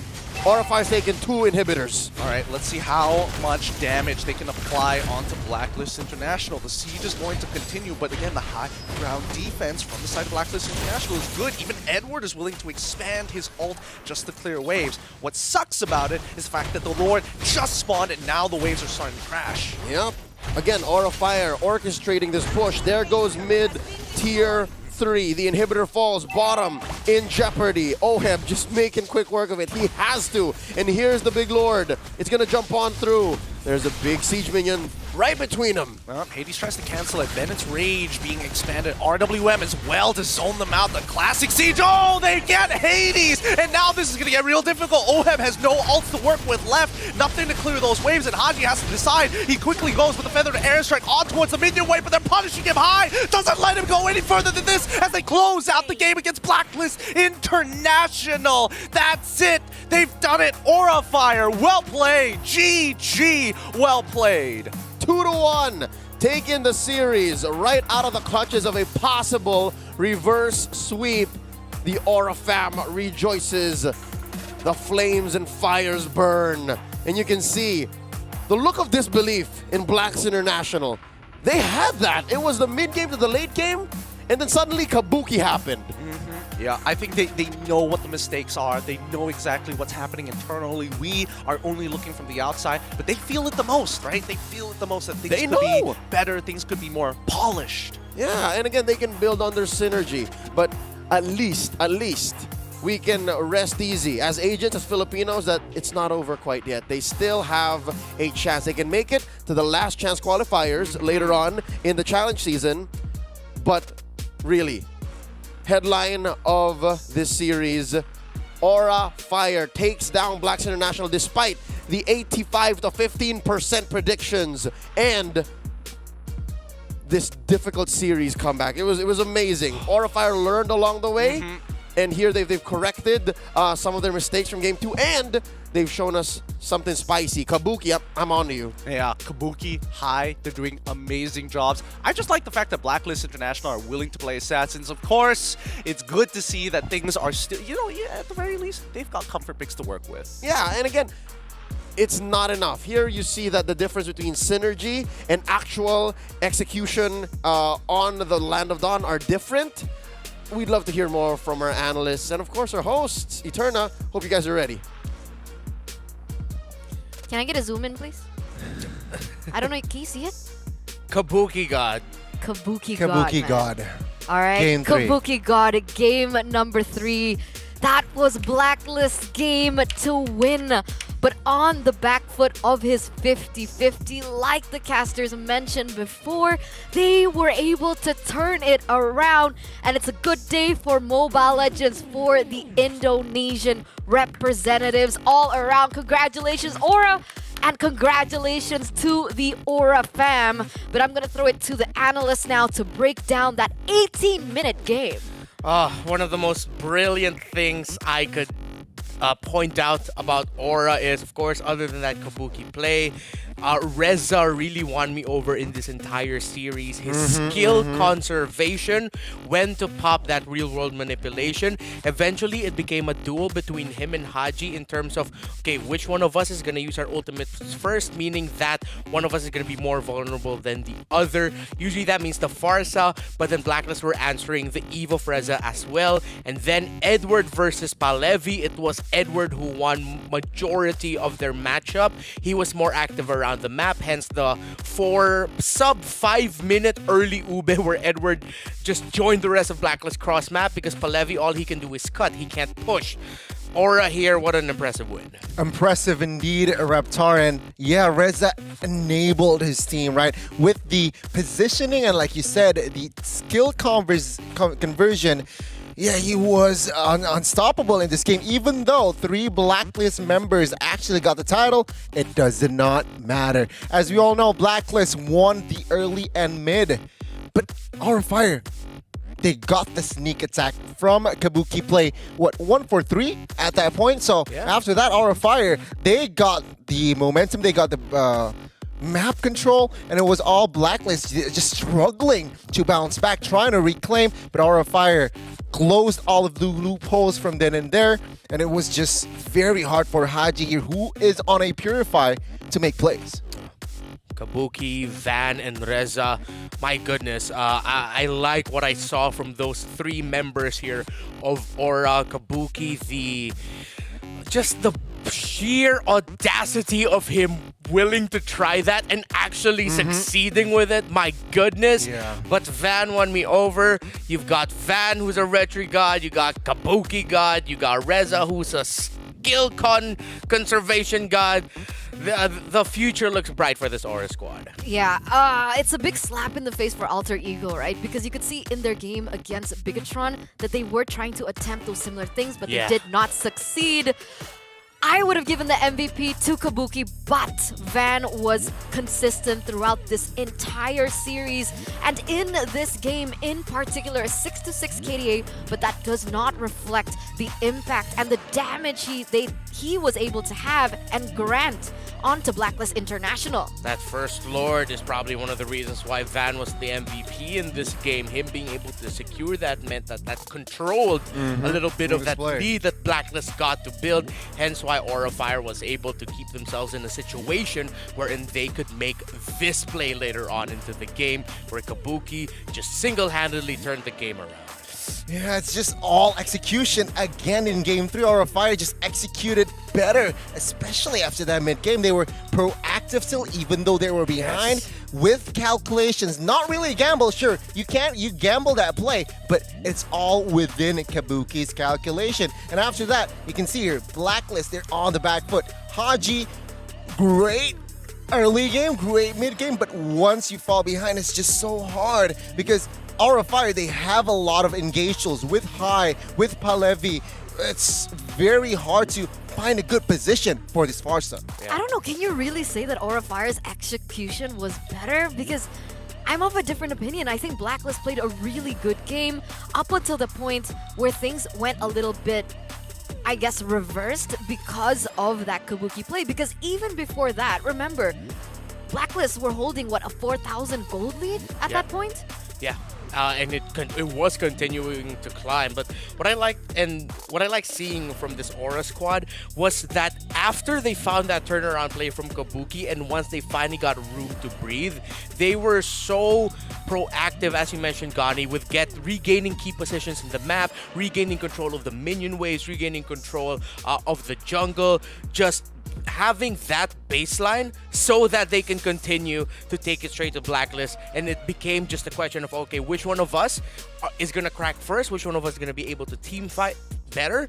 And eventually, that just became the answer of Aura Fire. And again, Van on this Lancelot, same great display as he did in Game 1. Very consistent, but aggressive. Same standard build, right, with the Endless Battle towards the end. But yeah, I mean, with just calculation, very tanky build, but can deal damage, which actually hurts a lot. Yeah, especially if you're Oheb. Yeah, man. Just the damage that he was dishing out, and then everything Aura was able to do to make sure they get to follow up, even though Palevi struggled, and that Edward was being more active. Just again, these are the kinds of things that you're good. You're happy to see in a young and upcoming team. A team that's still developing, gaining their reps, getting their experience. Although there are members of Aura who have that long time experience. So if you're a member of the Aura fam, you should be very proud of what Aura showed here today. What they did to come back in game number 3, those were veteran moves. Very impressed. Going 4-0 all the way to this point. Being able to win it in a 2-1 against Blacklist International. This is definitely a team that is shining and being put onto the radars of everyone out there at this point. And people need to be careful, right? So with Aura Fire being able to win this series 2-1, that means that they do move forward and they advance. One more win and they make it. They get that slot for the Challenge Finals in Jakarta.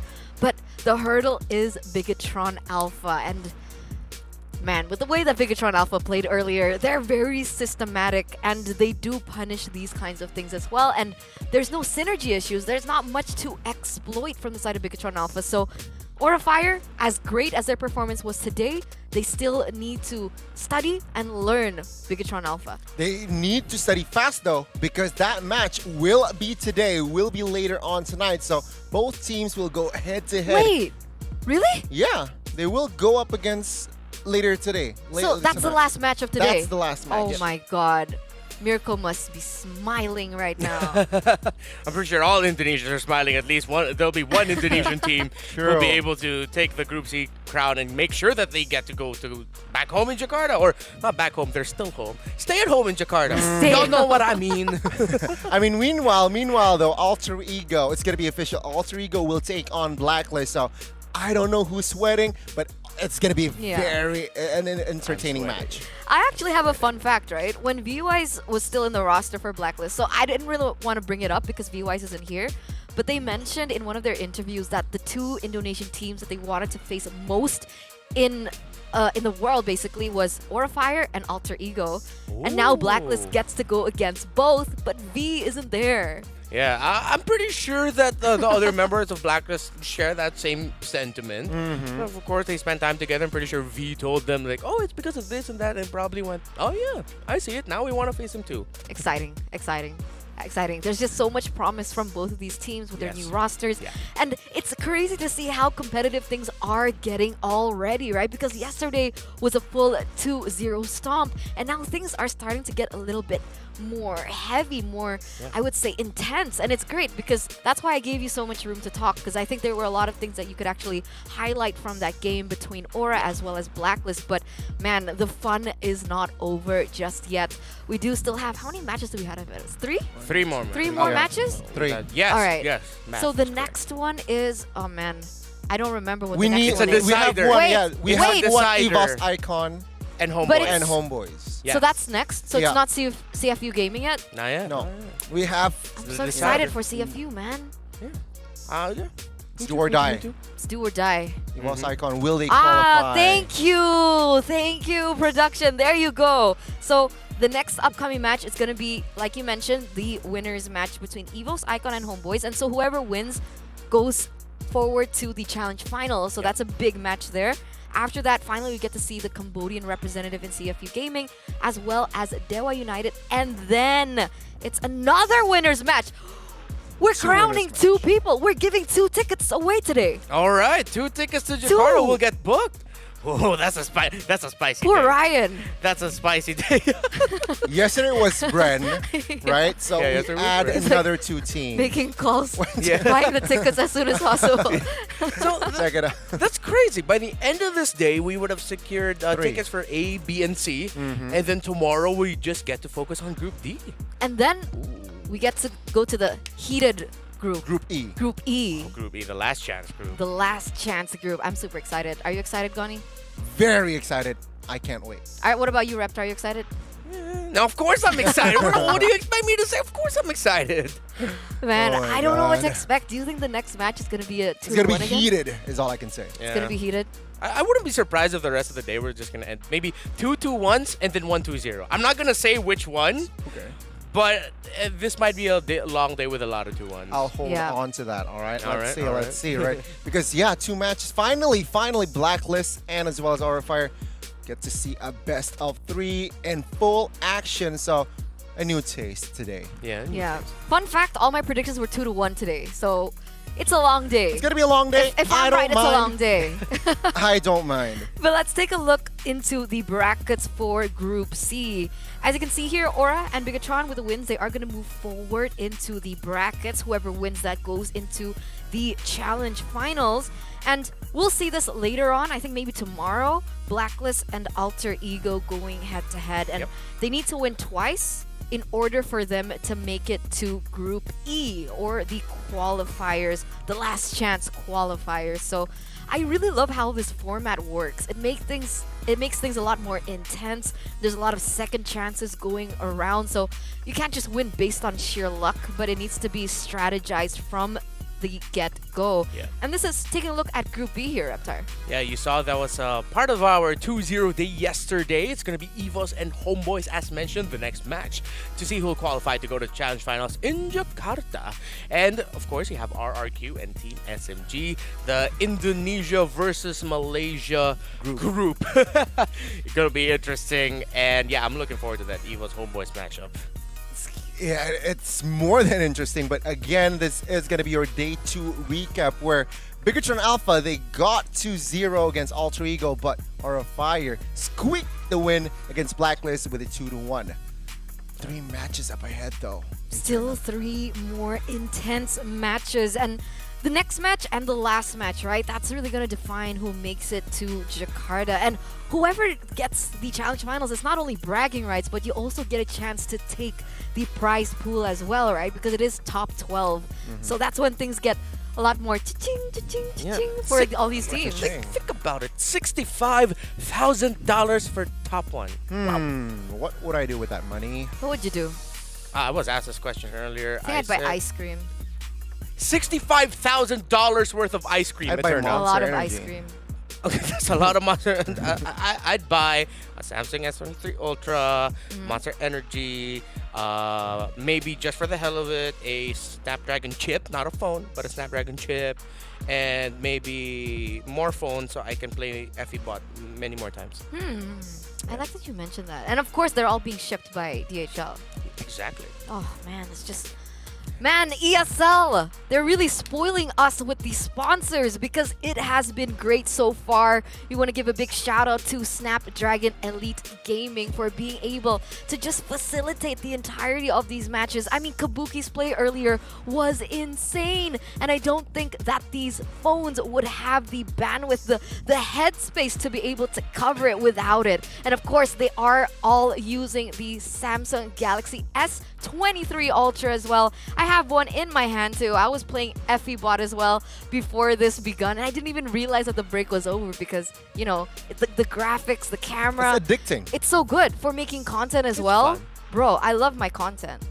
Don't forget to check out our content soon because I think Reptar is going to go for a dance, especially after he got energized by drinking the Monster Energy. So he wants to unleash the beast. He wants to show you guys at home as well, the viewers. And I'm so excited because we are going to be delivering the best of performances on that, right? FEBot Dash Cup. Check it out. But I want them to check it out, but I don't want them to be my competition. Because you really wanted that top spot, yeah.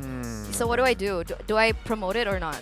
You promote it, I still promote it? Make sure you win. Okay. Yeah. Okay. So I think I'm gonna throw it to a break now because I want to. That's how much you really want to win? Okay. Yeah, all right. With that in mind, ladies and gentlemen, thank you so much for tuning in. We still have 3 more matches ahead of us. Me, Eterna, as well as Gani, and of course, Reptar. We'll see you after the break.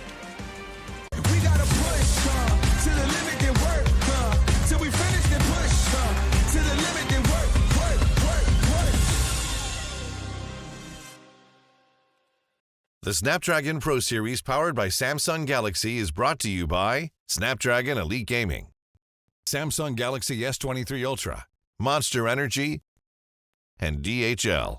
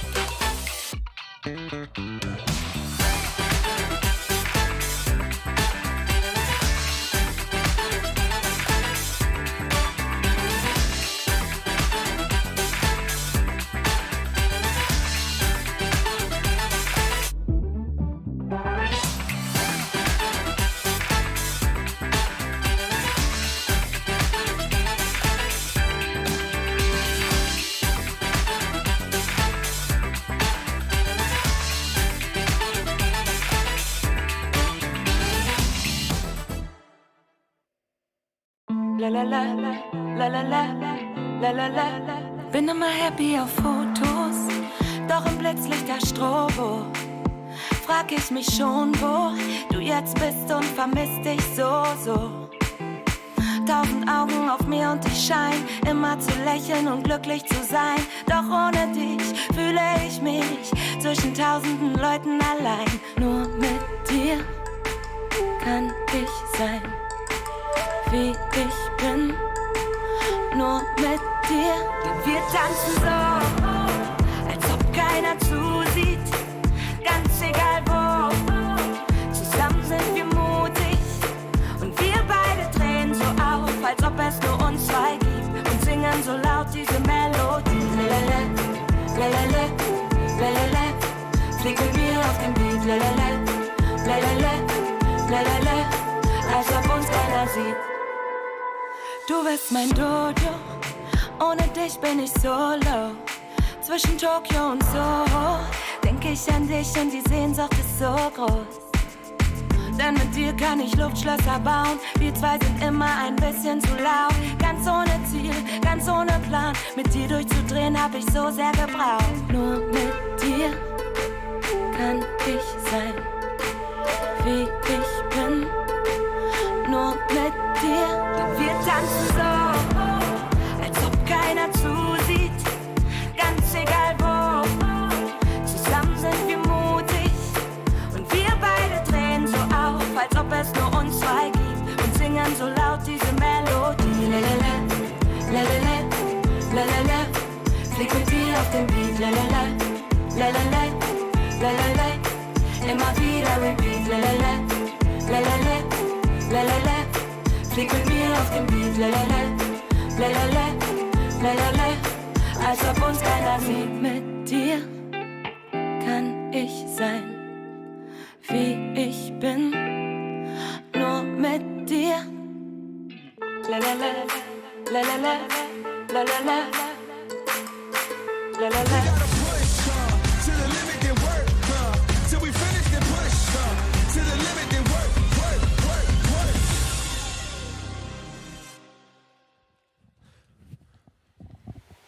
Welcome back, everybody, to the SPS, brought to you by and powered by Samsung Galaxy. So far, so good here at the SPS. Teams that you're expecting to win may not necessarily get away. My name is Getting Q. I'm going to be your desk host for this best of 3 matchup. It's going to be Malaysia versus Indonesia once again. And of course, we have to get the 2 proprietors who made sure that this apparently had to happen. It's going to be Yanni and as well as Terrence Baby. Terrence Icy Baby 1-2. The score is 1-1. I can't wait. Here, get in, of course, Indonesia. Well, 2 first 2 matches, Indonesian won, right? Well, technically first match it was Indo versus Indo, but Aura Fire with that win. So we need to continue that trend in this particular match because the team that wins this match, they will qualify to Jakarta. Yeah, in this case... You nervous, Malaysia? Malaysian? You know, it's funny because why? On this task here, we've got 2 Malaysian on this task and European and Indonesia. And with the home buff, we got a 2v1U, baby. Okay. Yeah. Wow. Did it what? Look, I'm just gonna sit on the neutral stand this time around, you know. I'm the desk host, so I'm just gonna do what is gonna be necessary. Y'all debate amongst yourselves, but who do you think is gonna be winning? Because we did see both performances of Evos Legends as well as the Homebois both showing up pretty strong. We'll start with Giovanni first and let's look at the brackets because so far their battle and especially Evos versus Team SMG look real good. I mean, remember Evos Icon, right? They are such a young team, but they were able to defeat an MPL team in Malaysia. Surprise, surprise. So again, they're continuing the trend here, Terrence. It seems like Evos Icon will go up against Homebois. Same pattern. You know, that's the thing, right? You know, you beat SMG, but this is Homebois we're talking about here. Zon finally found his place, found his home here after so many years playing in the MPL MY. He looks stronger than ever in his debut here in SPS. So I'm feeling pretty confident because yesterday, whew, Homebois. That was a pretty clean 2-0. Both sides were looking really, really good. And guys, remember what these players are playing for. It's for qualifications to make it all the way to get that big cash out. And more importantly, the land that's only happening in Jakarta. Remember, the only legend tickets are currently available. The mythic level tickets have already been sold out. So you got to quickly go and grab. Go down to ESL.gg, SPS MLBB tickets, and it's only 20,000 rupiah. If you think that's a lot, sure, it looks jarring, but just do the conversion rate, and I'm telling you, it's actually worth every single penny. If you think that maybe that's too much, maybe try your luck on our raffle. Join our raffle and win tickets and an exclusive t-shirt just to show that you're just better than everybody else in terms of luck. With that being said, let's come back to the debate and argument here, because right now, Homebois are looking okay. They beat RRQ. Team SMG, technically the second place in MPLM. Why losing over to Evos Icons, an MDL team? So, again, a lot of positions that we can take here. What should we expect from this matchup? You know, to be honest, SMG, they didn't exactly start things off with their previous roster, right? We didn't see Valence show up yet, so maybe we'll see Valence here in the bottom here, but at the same time, Homebois, they look stronger than ever. I love how Zorn has kind of integrated his playstyle, his aggressive nature coming in, and yesterday, that was perfect demonstration on how Homebois completely dumpstered RRQ, if you think about it. And here's the thing though, sure, Homebois, they're an aggressive team, but Evos Icon, even though they're such a young team, it showed yesterday that they were able to withstand the pressure, stay composed, stay disciplined, and just play with their own structure. With their own structure, their own playstyles, their own identities, it's time to introduce the teams.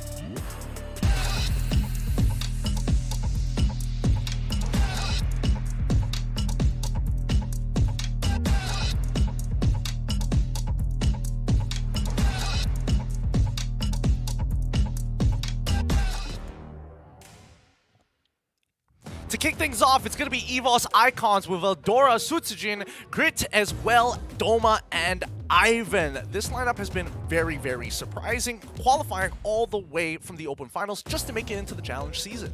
Their main five, basically, right? No changes whatsoever from that MDL, and it seems like their chemistry and synergy. Take a look at this play where, man, it was just all in sync. Their chemistry here, Team SMG were just, they got dismantled in this play. And Evos Icon, they is also an aggressive team, but again, with structure. So I feel like Evos Icon should exploit that fact. Fine, just right here, I agree. Evos, they look pretty good. At the same time, come on, they've got disciplines. I'm pretty sure people make mistakes. At least they're not BTR. They're not in a machine. They're still human. So I guess I'll give you credit for this, for SMG. Okay, just for this replay, I'll give you credit for now, Connie. I mean, Doma, again, is the star player, right? Let's introduce our opposing team.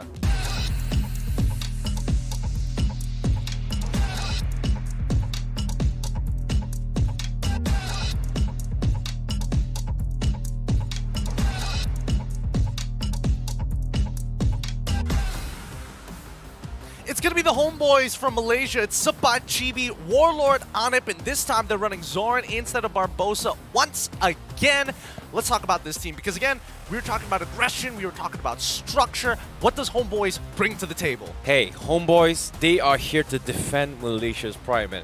Top 3 for MPL MY Season 11, recent champion for Kohai Championship. They are here to show that they can be one of the best from Malaysia. And guess what?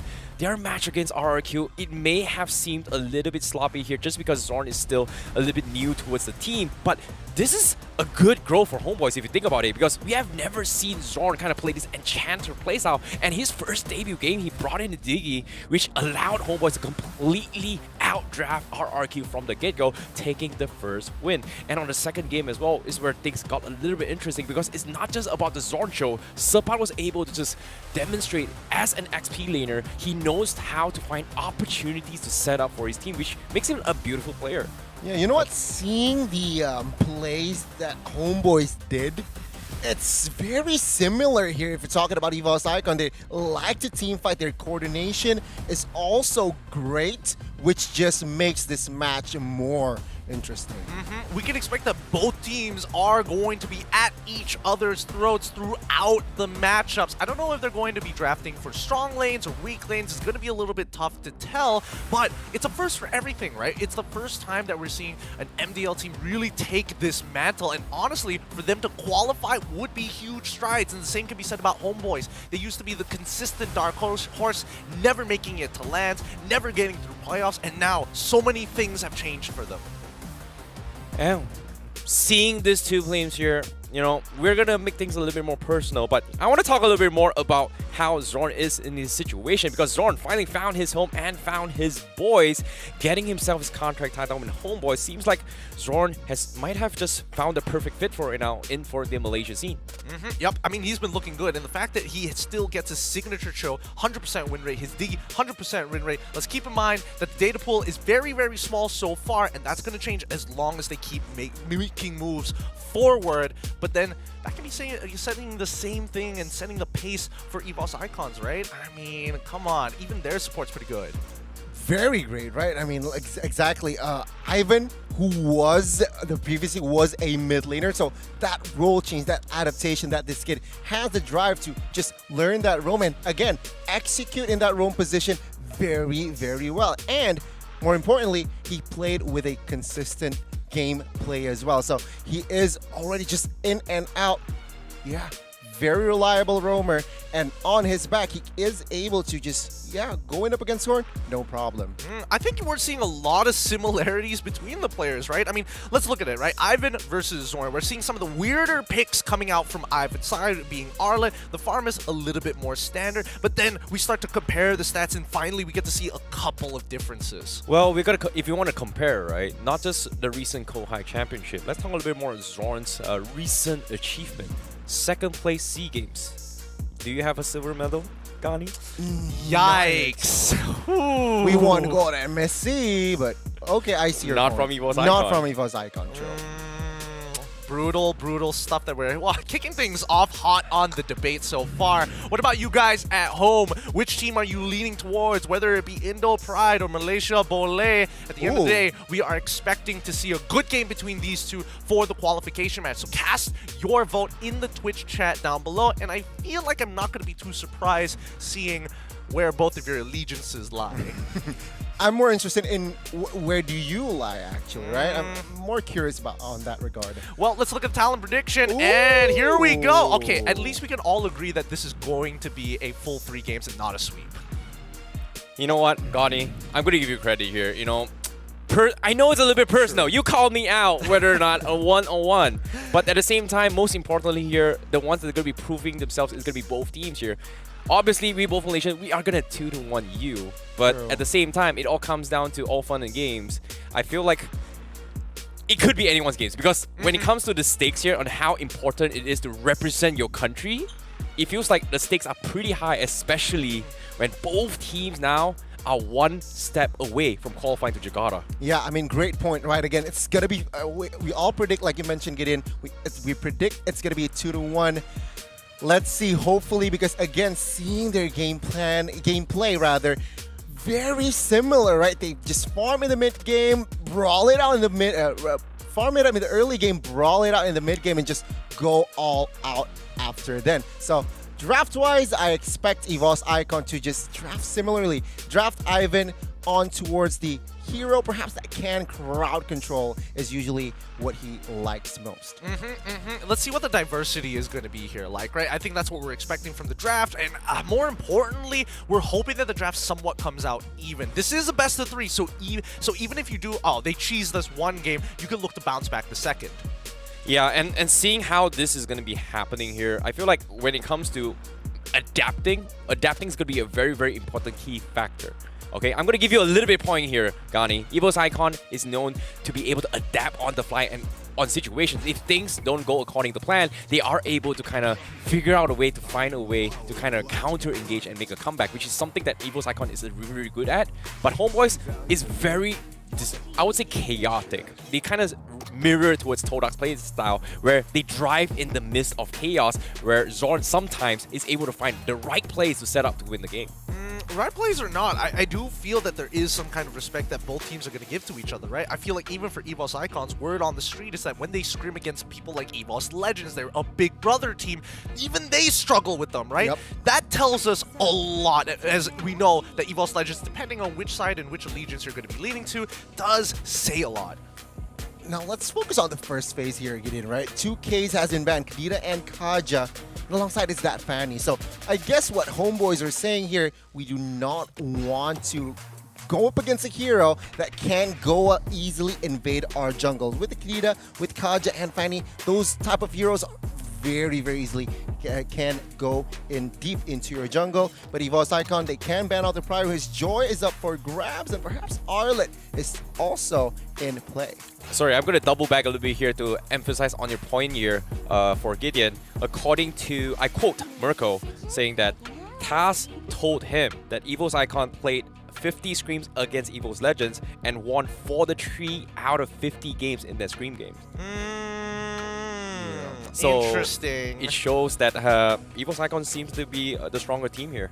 Well, I mean, that's what we can believe until it is game day. It's all about the execution. The fact that I didn't see the Joy ban in the Melissa is going to be banned out. Again, that big relationship between Farmus and Glue is still there. Joy is going to get locked in instantaneously by the side of the Homebois. Does Evos Icons want to pick up a suppress within this first phase? Wow, they are fast. Arlen already locked in, followed up by the Valentina. No suppression just yet here. It seems like they're taking their time. They want to secure the heroes that can enable his team. And we know that Arlet in this current tournament, in this current phase, has a very positive win rate. So they want to utilize that in that EXP. But then again, Evos Icon uses Arlet on Ivan. So it's a flex, but this Valentina, such a solid pick. Personally, I think, you know, for Evos Icon, if they were to go for this Franco pickup, it wouldn't be too bad as a suppress effective.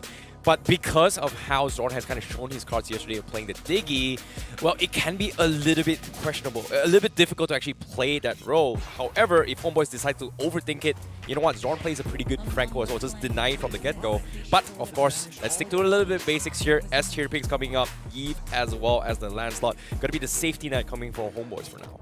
They don't mind the real-world manipulation falling into the hands of Evos Icons. They at least still have the Droid that can attack the backlines and really make it difficult for their mid laner, Krite, who's been doing well on Eve, right? Claude gets locked in, and now Evos Icon have a very safe gold lane.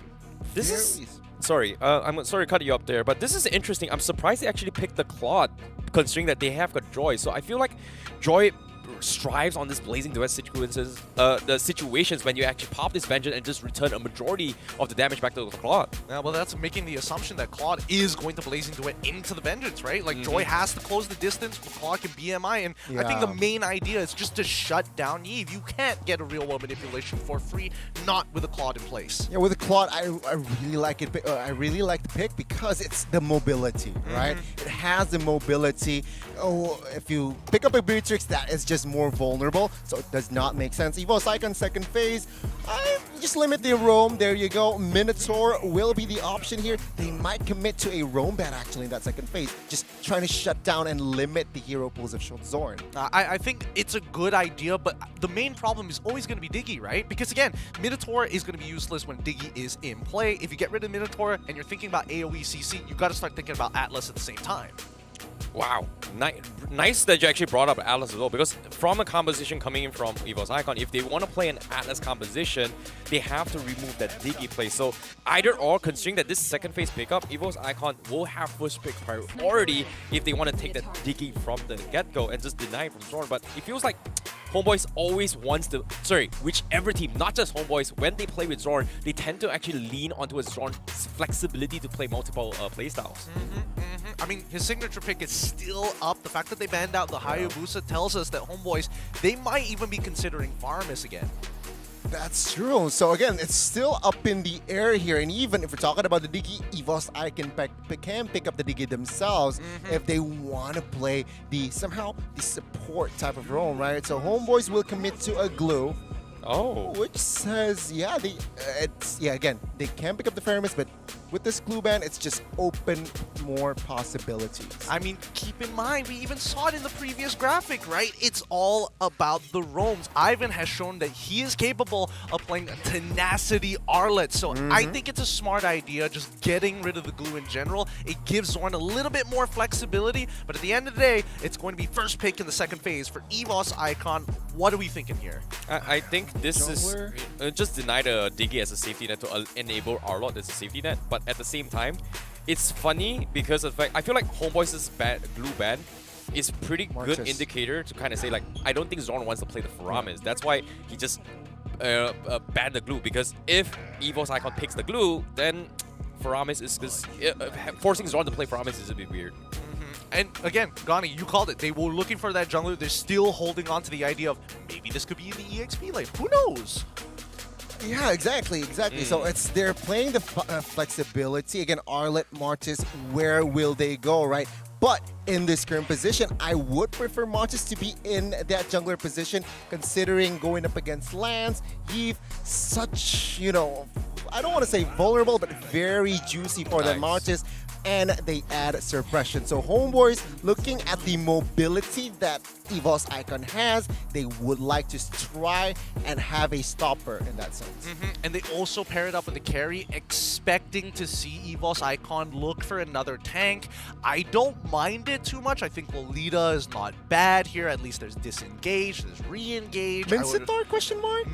Ooh, that's a good shout. That is actually a really good shout, because again, I wouldn't put it past someone like Ivan who has played a lot of fighter type roams. That's the thing, right? Like, I feel like Homebois, they do have this thought process of just counter picking here to deal with skills, but in terms of front to front here, it feels like Homebois, they don't have a very strong frontliner, and it feels like they're playing around Zorn, trying to get this kind of hook pickoffs in order to try and enable Chibi. But the final pick here, coming from Evos Icon, is going to be the Cho. Okay, wait, hold on. Yeah, the Cho is going into the EXP lane. They want to be able... Oh, no, they switched it over. Ah, man, I was hoping to see Ivan back on that Arlet again. Run us through which composition do you guys like the most so far? We'll start with Gani. Which side? I gotta be honest with you, draft-wise, I gotta lean to your boys, Homebois. Wow. Okay, what about you, Mr. Icy Baby? I was going to go into Evos Icon. Whoa. Kind of a bit of a switcheroo. You know what? We got to settle this in the field, man. Let's see. Man to man. Okay. We got to battle it.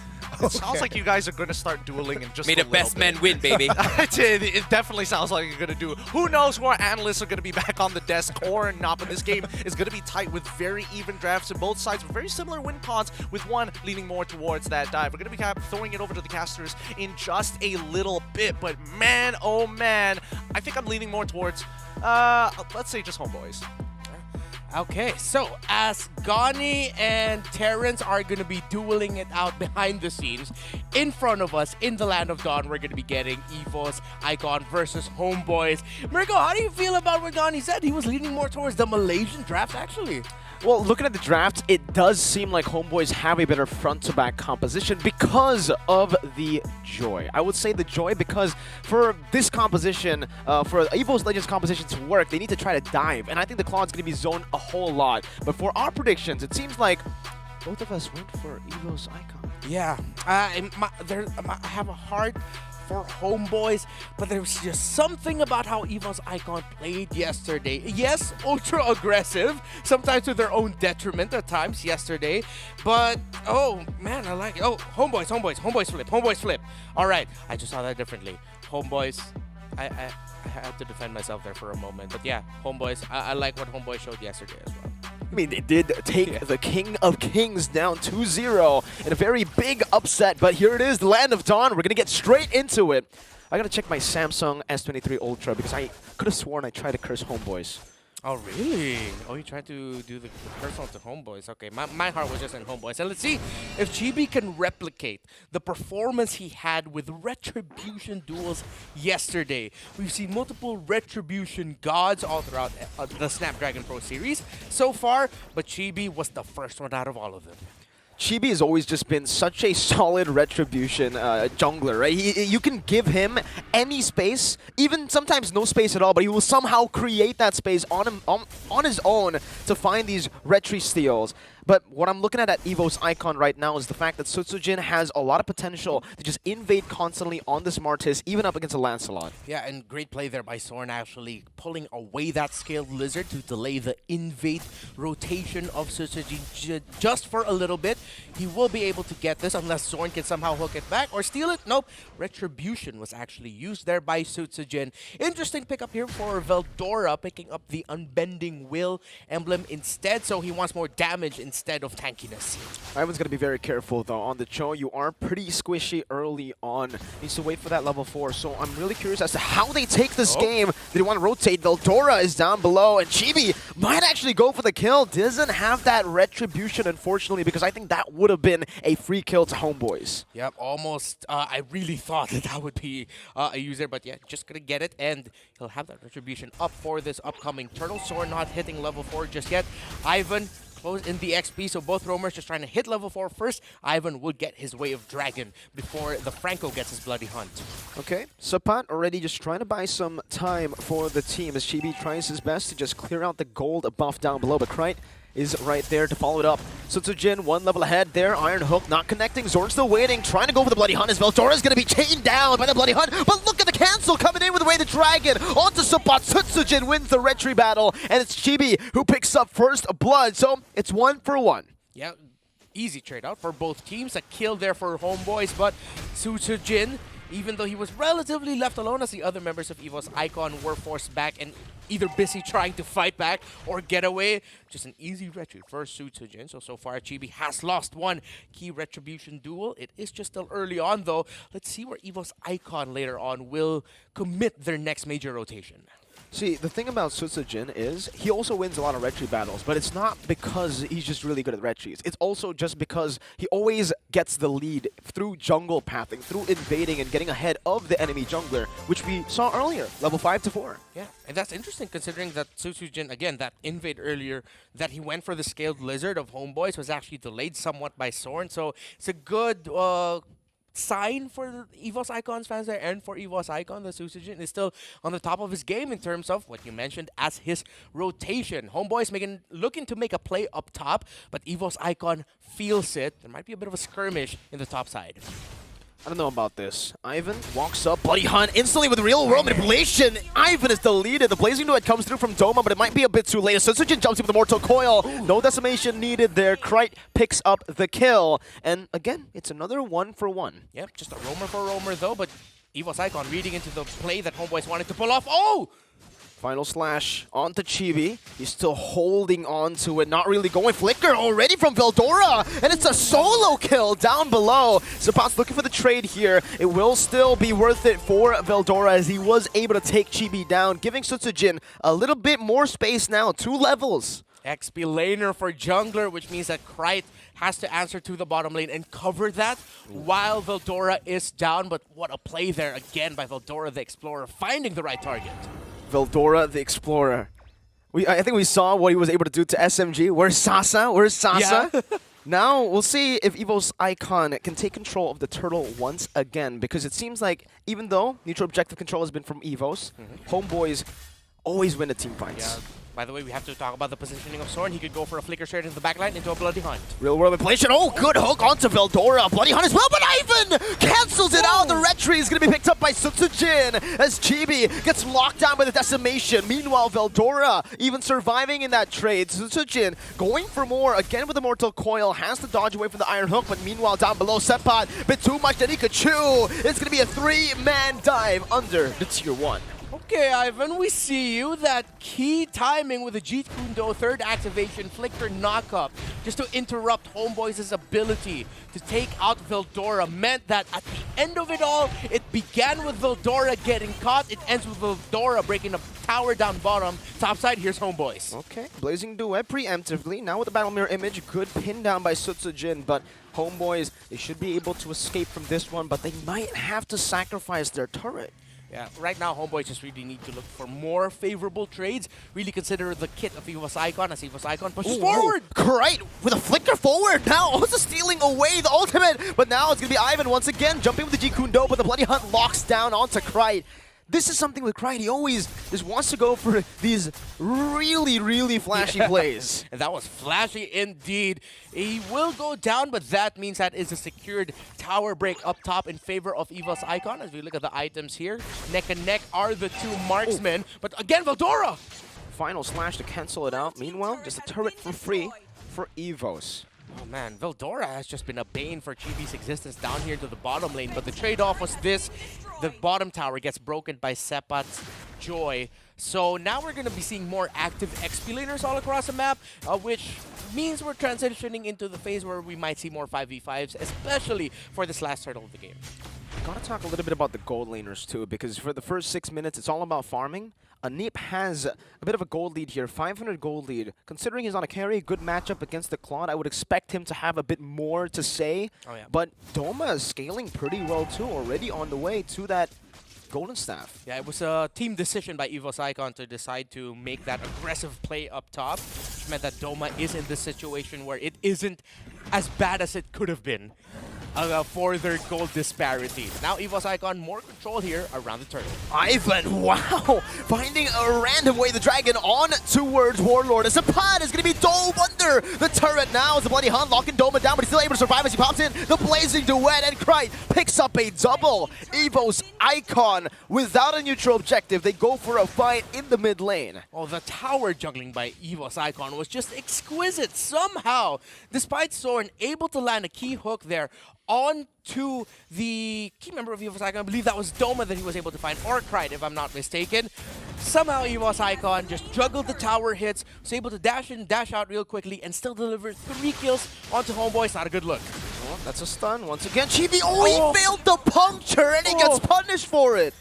Oh man, right now Veldora just a windshield wiper, but here in the mid lane. RWM, but it's only onto Sutsujin who can just soak all that up. Meanwhile, Sepat, I don't think he can take as much. Ivan again with the way of the dragon on Zorn. That one really felt personal, Renmar. Indeed, he did not hesitate. The moment he saw Zorn had no more hook, and Zorn at that point... No! Was it stolen? Yeah, he took it away! Ivan, what are you on, man? You are stealing the opposing jungler's orange buff. He stole it against Anip, who wanted that for himself. Oh, man, Ivan, really. We spoke about this. How is the Cho going to perform up against Zorn? And right now, he's outclassing Zorn in the roam division. Oh! Chibi! Uncharacteristic pickoffs. Again, Veldora is reading him perfectly. The final slash right before we cut to the bottom lane, actually, is what secured that kill onto Chibi. At that point, he had no more Phantom Execution. I don't believe he had a puncture as well. He had nothing to dash around. My goodness, as we look at the items, a 5,500 gold lead for Evos Icon. Still, though, despite all of this, Duma is getting the... Or rather... we have to talk about Anip still keeping it close compared to Duma, rather. 400 gold lead now, and the thing is, he actually got the steel leg plates too, so a bit more defense items. Meanwhile, up top against Sepas, losing on a damage just against Doma, gets baited out now. And he's caught off position, but he's still able to run away with that movement speed. Evos Icon in full control still in the 9th minute of the game. Yeah. Homeboy's trying to split the map, but because Veldora is there, and here comes Susujin. Oh, this might be a big play here for Evos Icon if they can catch 3 members of Homeboys. This is a sandwich maneuver. Ivan's looking for the play. Anip is going to be locked down. No way the dragon needed right now as the hook connects on the Susujin, but the Mortal Coil gets him out. That's a 2-man final slash. The Phantom Execution was used defensively, but still, it's Evos Icon who pick up a free 2-0. Meanwhile, Doma, take a look at the split push being done here. Doma picks up a tier 2 for free. He pops the burst of the tower, so Homeboys needs to spend some time looking at that top lane. Evos Icon, Veldora, his final slashes have proven to be final indeed for specific sequences for Evos Icon. He's making the most out of the Arlott ultimate. Well, final slash, finally, this time it's dodged away from Sutsujin, just soaking up the turret like it's nothing. He doesn't mind. He knows he's tank. He has an immortality if things go south. And they take the purple buff away from Homeboys. Evos Icon just did not let up their tempo. They just continue to turn, go around the map. Veldora will knock back Sorn. And because the Homeboys are playing a lineup where they're playing around the Franco and a Neve, two heroes that want to position, one of the ways you counter that is to just get into position first. Don't let them find a comfortable spot where they can just hook or bloody hunt, and then a safe real-world manipulation for Warlord. 4 levels up. First it's a gem. We were talking about the matchup a lot before the game, right after we got into the draft as well, with the Lancelot and the Martis. We spoke about, you know, the red tree being so consistent for both, but this game, it really feels like Chibi hasn't been able to do much. Yeah, it's all the pressure Evos Icon has just been putting all around the map here for Homeboys. It seems like Homeboys was way more reactive in this game compared to their previous showings. They really want to stand toe-to-toe to Evos Icon, match that tempo, but they just don't have the kit for it early on. Chibi trying to micromanage up top, and it finally gets his hands on the orange buff that's always been stolen away. Doma finishes the corrosion side. The Chibi is going to be poked down quite a bit. Top lane still going to be cleared out, actually. Homeboys are doing it really well, micromanaging the waves, utilizing the turret, the base turret passive here to just clear out the waves, but the next wave is coming through. It's a Oh! Two-man final slash from Veldora! The Bloody Hunt locks him down, but he has done what he needs to. Ivan with a ban, strong play, with a way of the dragon, kicking Subpot all the way back. He's still able to escape, but he's zoned out from his own base. Can Evos Icon end it here? A hook? Evos Icon, are they going to push forward to end it? They want to go for it. Doma's on it. Battle Mirror Image. He's going to jump in again, and they will secure the first game. But wait, no minions. Will they be able to do it? It's regenning up. It does not matter. Evos Icon take game 1. That is signature Evos Icon tempo. From day 1 to now, they are still continuing it. Aggression from the get-go. Don't let Homeboys play their game. Exactly. It's about speed. It's about speed. Ka-chow. Ka-chow. That's a great philosopher once said. He's a philosopher. I'd consider him a philosopher. But right now, Homeboys needs to do some deep thinking in terms of how are they going to adjust their draft? How are they going to adjust their playstyle to a team that isn't allowing them to play their game? Warlord has been the receiving end of an Evos Icon team beating him before, back when he was in RQ Senna MDL Season 4. So I think he will be able to theory craft a lot of different ways to try to counter them in the drafts. Yeah, he's probably going to have to dig deep into the history books. It's just like, oh no, this happened to me before again. I can't let it happen to me now. Again, they're so close, these two teams, to making it to Jakarta. Evos Icon just one win away. Homeboys will need to... 2 games away. 2 games. 2 games. It's going to be a tough one for Homeboys based off of what we saw in game number 1. But man, Evos Icon, what is up with this team? Have they always been like this, even in Indonesia? I mean, looking at it, a lot of people, a lot of the audience members, a lot of the Evos fans actually even think that Icon is better than their MPL roster legends. Oh, wow. That's a hell of a statement, but they are proving it. And let's see what our panel and our analysts think about that game number 1. Thanks very Martin as well as Mirko. Coverage of the game has been good, but wow, even when we tried to predict where this was going to lean towards in terms of composition, we didn't take into account of Ivan and Veldora being such huge playmakers. My God, Veldora, what was that? Key players indeed again. And again, we expected this coming from Evos Icon, right? The aggressive from the early game. Looking at their composition as well. You mentioned this, Terrence, early game oriented, and that's why they just go all in from minute number 1. I feel a little bit sad about this match, but I did mention that Evos Icon had a little bit of a better draft because of the fact that early aggression is going to be in their favor. However, you know, it all completely snowballed after the first turtle, where Susujin was able to get an early nice steal, and then just kind of snowball his way through. But I have to give credit to Ivan because, you know, when from Homeboy's composition to actually work, they have to play around Zorn setting up those plays. And when Zorn made one play, Ivan was able to trade another play and stop Homeboys from executing what they intended to do. Yeah, I feel the same way, right? Because again, when Zorn makes a play, you expect Ivan to make the counter aggression, or even Veldora at times. It feels like everybody else feels a little irrelevant. It's really a fight between the supports at this moment of time. I mean, looking at the post-game stats, it even tells us a bigger story. Yeah, I mean, the thing is, a lot of crowd controls are within the Evos Legends setup. Meanwhile, Homeboys only Franco that has that crowd control, right? So again, Evos, fighting-wise, pickoff-wise, they're dictating what they're trying to do. Homeboys, very hard to control fights.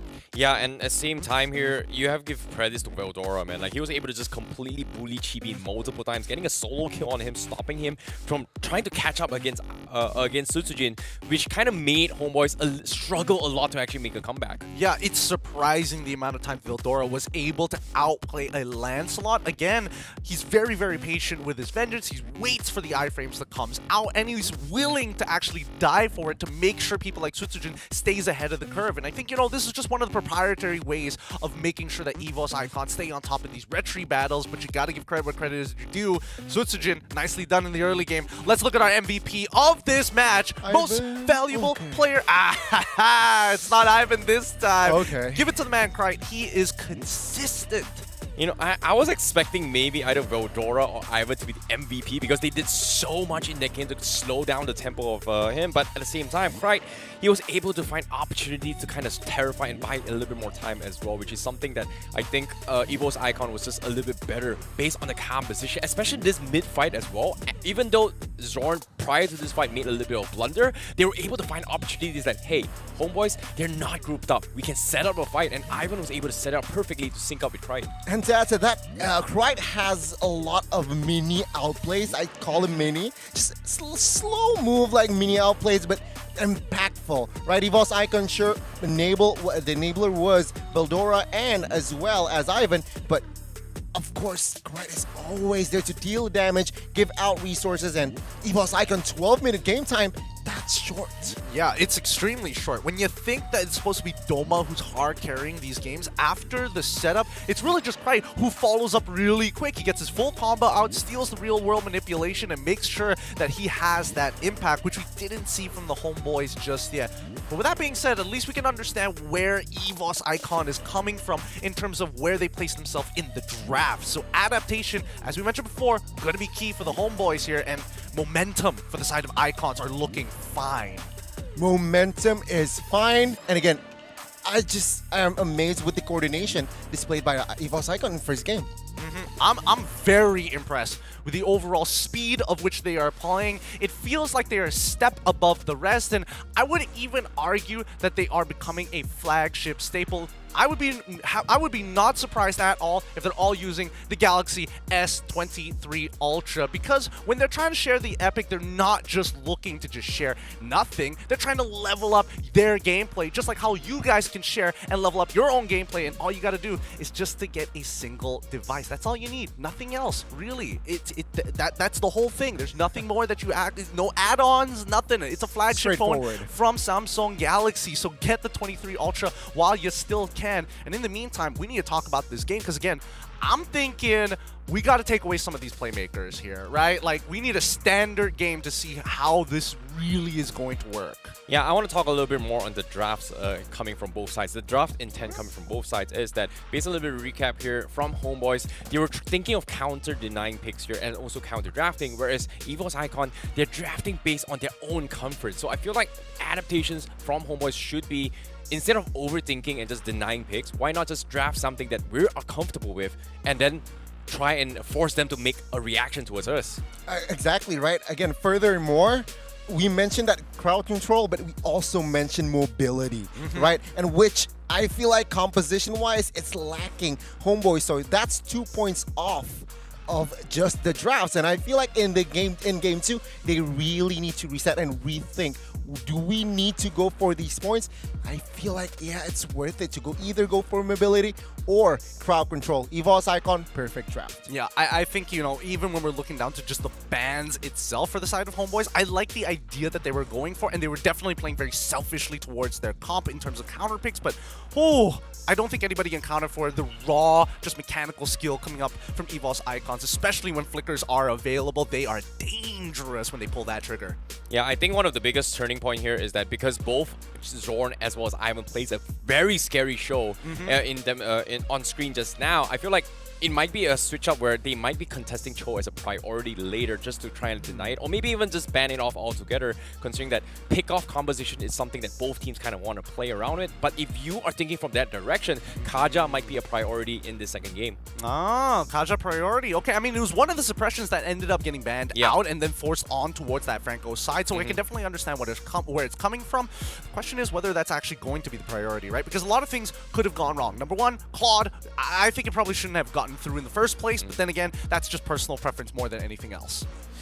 I completely agree with you. So game 2, I don't know what to expect, but perhaps we might see that coming again, especially Evos from the side of Evos Icon side. They want to rinse and repeat. It's the question for Homebois, right? You need to change your approach. You need to establish, you need to be on the same page as well to be able to execute, a better draft. Yeah, I want to bring up a point you actually mentioned as well. You called out the Mincetar, and let's put Mincetar in this situation where it is one of those heroes that has those kind of hook abilities, right? Franco can isolate you, Kaja can isolate you, Glue was also a hero that actually isolated as well. So during the second phase in the bans, Homebois actually banned the Glue. So I feel like in this scenario, they are going to play around switching up these bans here instead of those S-tier picks as a priority. Okay, let's see what it's going to be, right? We see the Kadita, we see the Kaja get banned out. For the side of Homebois, Evos Icon, they already got rid of the Novaria. They're probably going to follow around the same plans. They're going to ban out the Frederick. So yes, they are sticking to the exact same bans in game number 1 for Evos Icon. Yeah, I mean, if it ain't broke, don't fix it, right? Evos Icon here, it seems like they're setting up for a similar draft. Homebois, they need to change things up, and I feel like with the still the same bands also as well from the side of Homebois, so they're happy with their first pick at least. Pick orders might change then if it's not for the bans, and I feel like, at least that's why we see a lot of similarities, right? From both Evos Icon as well as Homebois. Evos Icon, if it ain't broke, don't fix it. For the side of Homebois, pretty much the exact same sentiment if they're a game up. Now, instead of talking about roamers here, right now, Joy is going to be a priority pick coming from Homebois again if they want to mirror up from game number 1. But based on the results coming from Krite, I feel like the Valentina should be a priority here. Evos Icon, they can still kind of mirror how they banned in game number 1 and just like, hey, Homebois, pick your poison. You want Joy or do you want the Valentina pickup? Which is going to be something that Homebois needs to adapt later on. How do they do either or? Plus, remember, yesterday, Veldora was a beast on that Joy. It's going to be Melissa, though, banned out. Homebois, they opted for the Arlet. So are they going to switch comps? Yeah. Maybe Valentina Joy here is my prediction. Okay. I see the Valentina. Do they want to still pick up the Joy this time around for their boy Veldora? He's had good performances so far. I feel like there's no reason not to just yet. Yup, here we go. And now Homebois. Let's see what the response is going to be, right? They've changed their opener. They're just stealing away heroes from Evos Icon. I'm surprised they actually picked the Joy, considering that they've pretty much shown the Arlot coming from Homebois. There was no reason for them to actually lock down their priority. I guess they just want to leave the options for Homebois. And now, this is a Warlord special on this Faramis. He's been able to showcase himself that he can isolate targets in this kind of scenarios. The Cloud is just amazing deal with it. But instantly Cloud once again for Doma. And this is kind of scary because it completely kind of counters the Cloud in general.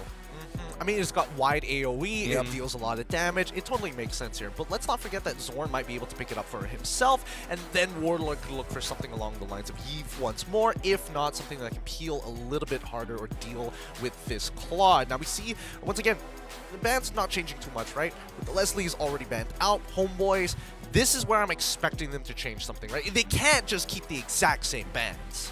Yeah, I don't think they can. It feels like the biggest problem that Homebois is facing right now is that how do they deal with this Joy, right? Kufra isn't exactly the greatest answer, but right now, they need to find a way to catch the Claude. So I'm not surprised that Homebois would decide to actually pick the Cho themselves instead of the Franco just now.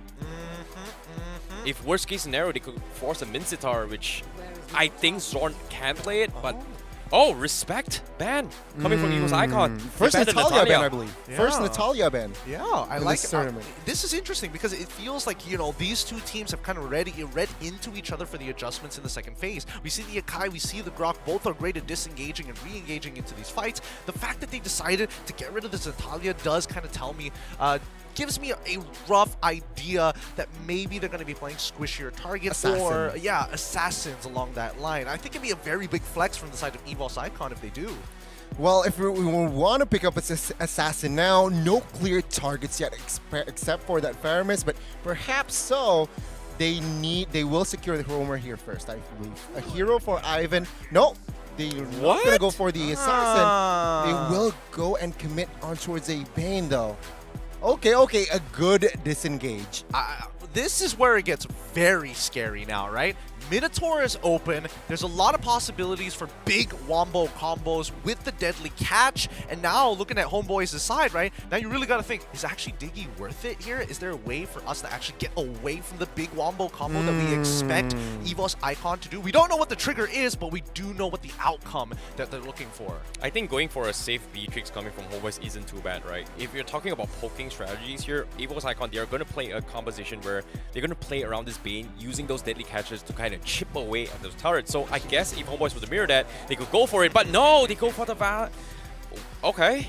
It's mad respect towards dealing with the Joy. If you want, you know, Walmart budget version of Claude, Natan is your best bet, right? At the very least, you know, Winds of Nature isn't going to be as effective, but as expected, we see the Minotaur, the big AoE that we're all waiting for. And wow, this is tough, right? A lot is going to be on Anip's shoulders that if nobody's able to cancel out that Minoan Fury, at least Anip has an option. Well, looking at the composition, game one, a lot of crowd controls from Evos Icon. This time around, they're banking on that Minotaur. So Homebois can play around the team fights perhaps, but let's see. I'm still rooting for Evos Icon.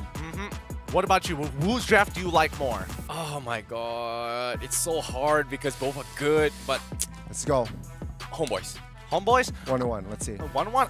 I think personally is going to go to Evos Icon here. The fact that that Yves, sorry, not the Yves, but the Valentina made it through and can steal that call Arta, it is an insurance policy. We're going to be throwing it over to the casters, and they're going to take you guys into the game. Casters, how you guys doing?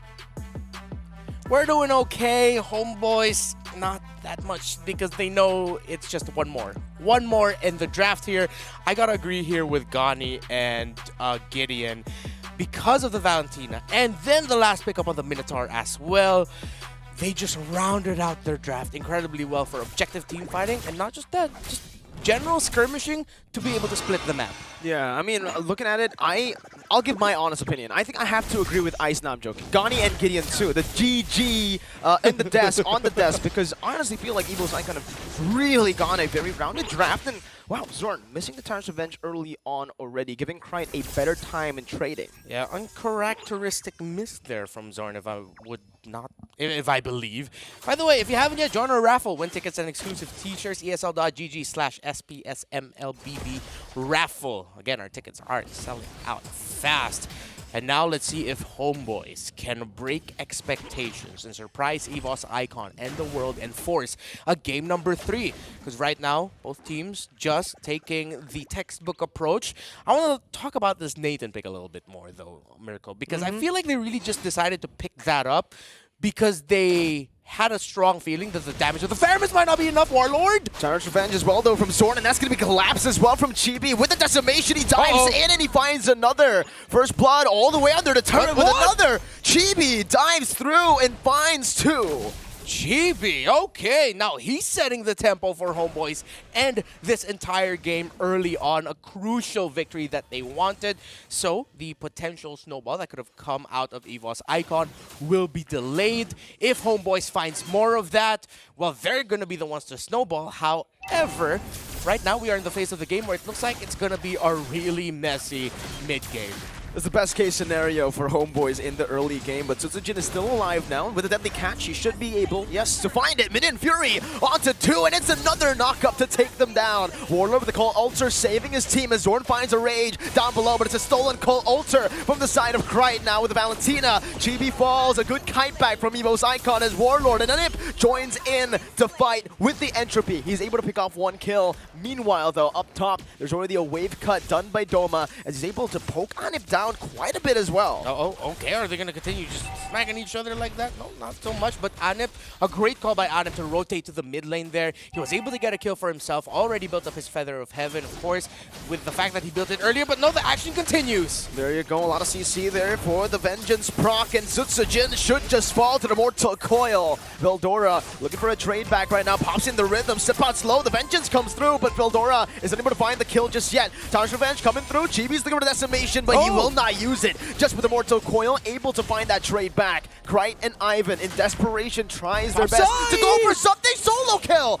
Anip with a solo kill on the Natan. 2 kills early on for the magic-dealing gold laner, and Homebois are slowly taking their conditions for success. They continue to bring the fight to Evos Icon, despite being 1 game behind, 1 game away from losing. The Malaysian representatives do not want to hold back. Wow, wow. Homeboys, certainly, this is already a better game for them than game. Another beautiful final slash into the rage. The synergy from Homeboys on point. Meanwhile, though, up top, Mid and Fury and with a flicker as well. Chibi's right there as Doma might just be caught now. Decimation is there. Krite finds a shutdown kill, but Chibi's going to be able to dive in under the tier 1. Unfortunately for him, shut down as well. So, who is it worth for? It's just charades all across the map. At that point, that was just fighting. They were able to balance out the fact, Evos Icon rather, that Duma went down. They were able to take down Anip, and they just traded things all around. But because of Chibi going down, Homeboys have to go to the turtle and position themselves before Evos does. We mentioned the mid-game might get messy. We're getting close to that point because it's just fights everywhere, which means we'll see more fights going into the 5-minute mark. We're 4 minutes and 30 seconds in. Another turtle here, going to be contested. Veldora already trying to zone them away. Sutsujin does the same thing. Double man final slash. Krite stealing away the call. Alter still has it. Sword with the Tower's Revenge and the Rage. But it's the Vengeance popped in. Sutsujin somehow finds an opening to get that red tree, winning it out against Chibi. Sharks and the red tree able to secure the turtle there. Not even the red tree. Sutsujin did not expend it. That was just his damage. I wouldn't be surprised if that was the Crab Claw Cannon or the enhanced basic attack that he gets after using an ability along with the Sharks to make sure that Evos Icon got that turtle. That's 2 already for them, and good thing that they're getting that because Anip is just tearing through the gold lane right now, able to break down the tower first. He already has a genius wand, and this Nathan has met his early game condition, perfectly setting himself up for the mid game. We want to dive Sipot though. He doesn't have the final slash just yet. He does actually have it, but it's going to be chain CC down. The Vengeance and the Sustain unable to keep him safe under the turret. Doma should be able to take this turret up top, but down below you can already see, like you mentioned, Anip just converting on his lead, utilizing it to create a bigger snowball. And it looks like that's comfort for sure. Oh, so it's Jin! No, he's going to be engaged on here, but it is Bane with Anti-Curse first item. A re-engage from Ivan as the Mortal Coil gets popped in. Zorn with a proper disengage there, just charging to let Evos Icon know what's waiting for them. Trades on trades all across the map. Abilities, heroes for heroes, towers for towers, turtles for towers.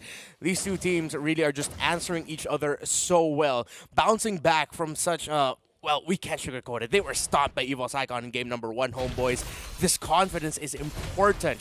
And not only that, their tactics, able to rotate around the map, get wins elsewhere. That's how you show your opponent, we do not want to win this. We do not want to lose this, and we're not going to let you win this easily. Yeah, I was about to say, right? I don't think anyone wants to lose this. I think they really want to win here, especially considering, you know, they need to make it to the final stage to get that prize pool. Veldora gets out with the rhythm now, baits out the Rage right before the turtle. Soren just able to clap air as Veldora sidestep the Rage, getting out of the range properly. We're seeing 4 getting close to 5 bodies on each side on this turtle. Almost 7 minutes in, who's going to take it? 1 level lead for Sutsujin. Deadly catches Chibi and Zorn. That's a Mid and Fury onto 2. Chibi is going to take a brunt of the damage as Zorn gets poked down. Sutsujin takes him out. Now Sipot with the final slash. It's the Cult Alter to respond the final splash over, and Krite splashes some more damage onto Sipot. It's the Terrify. Warlord is down.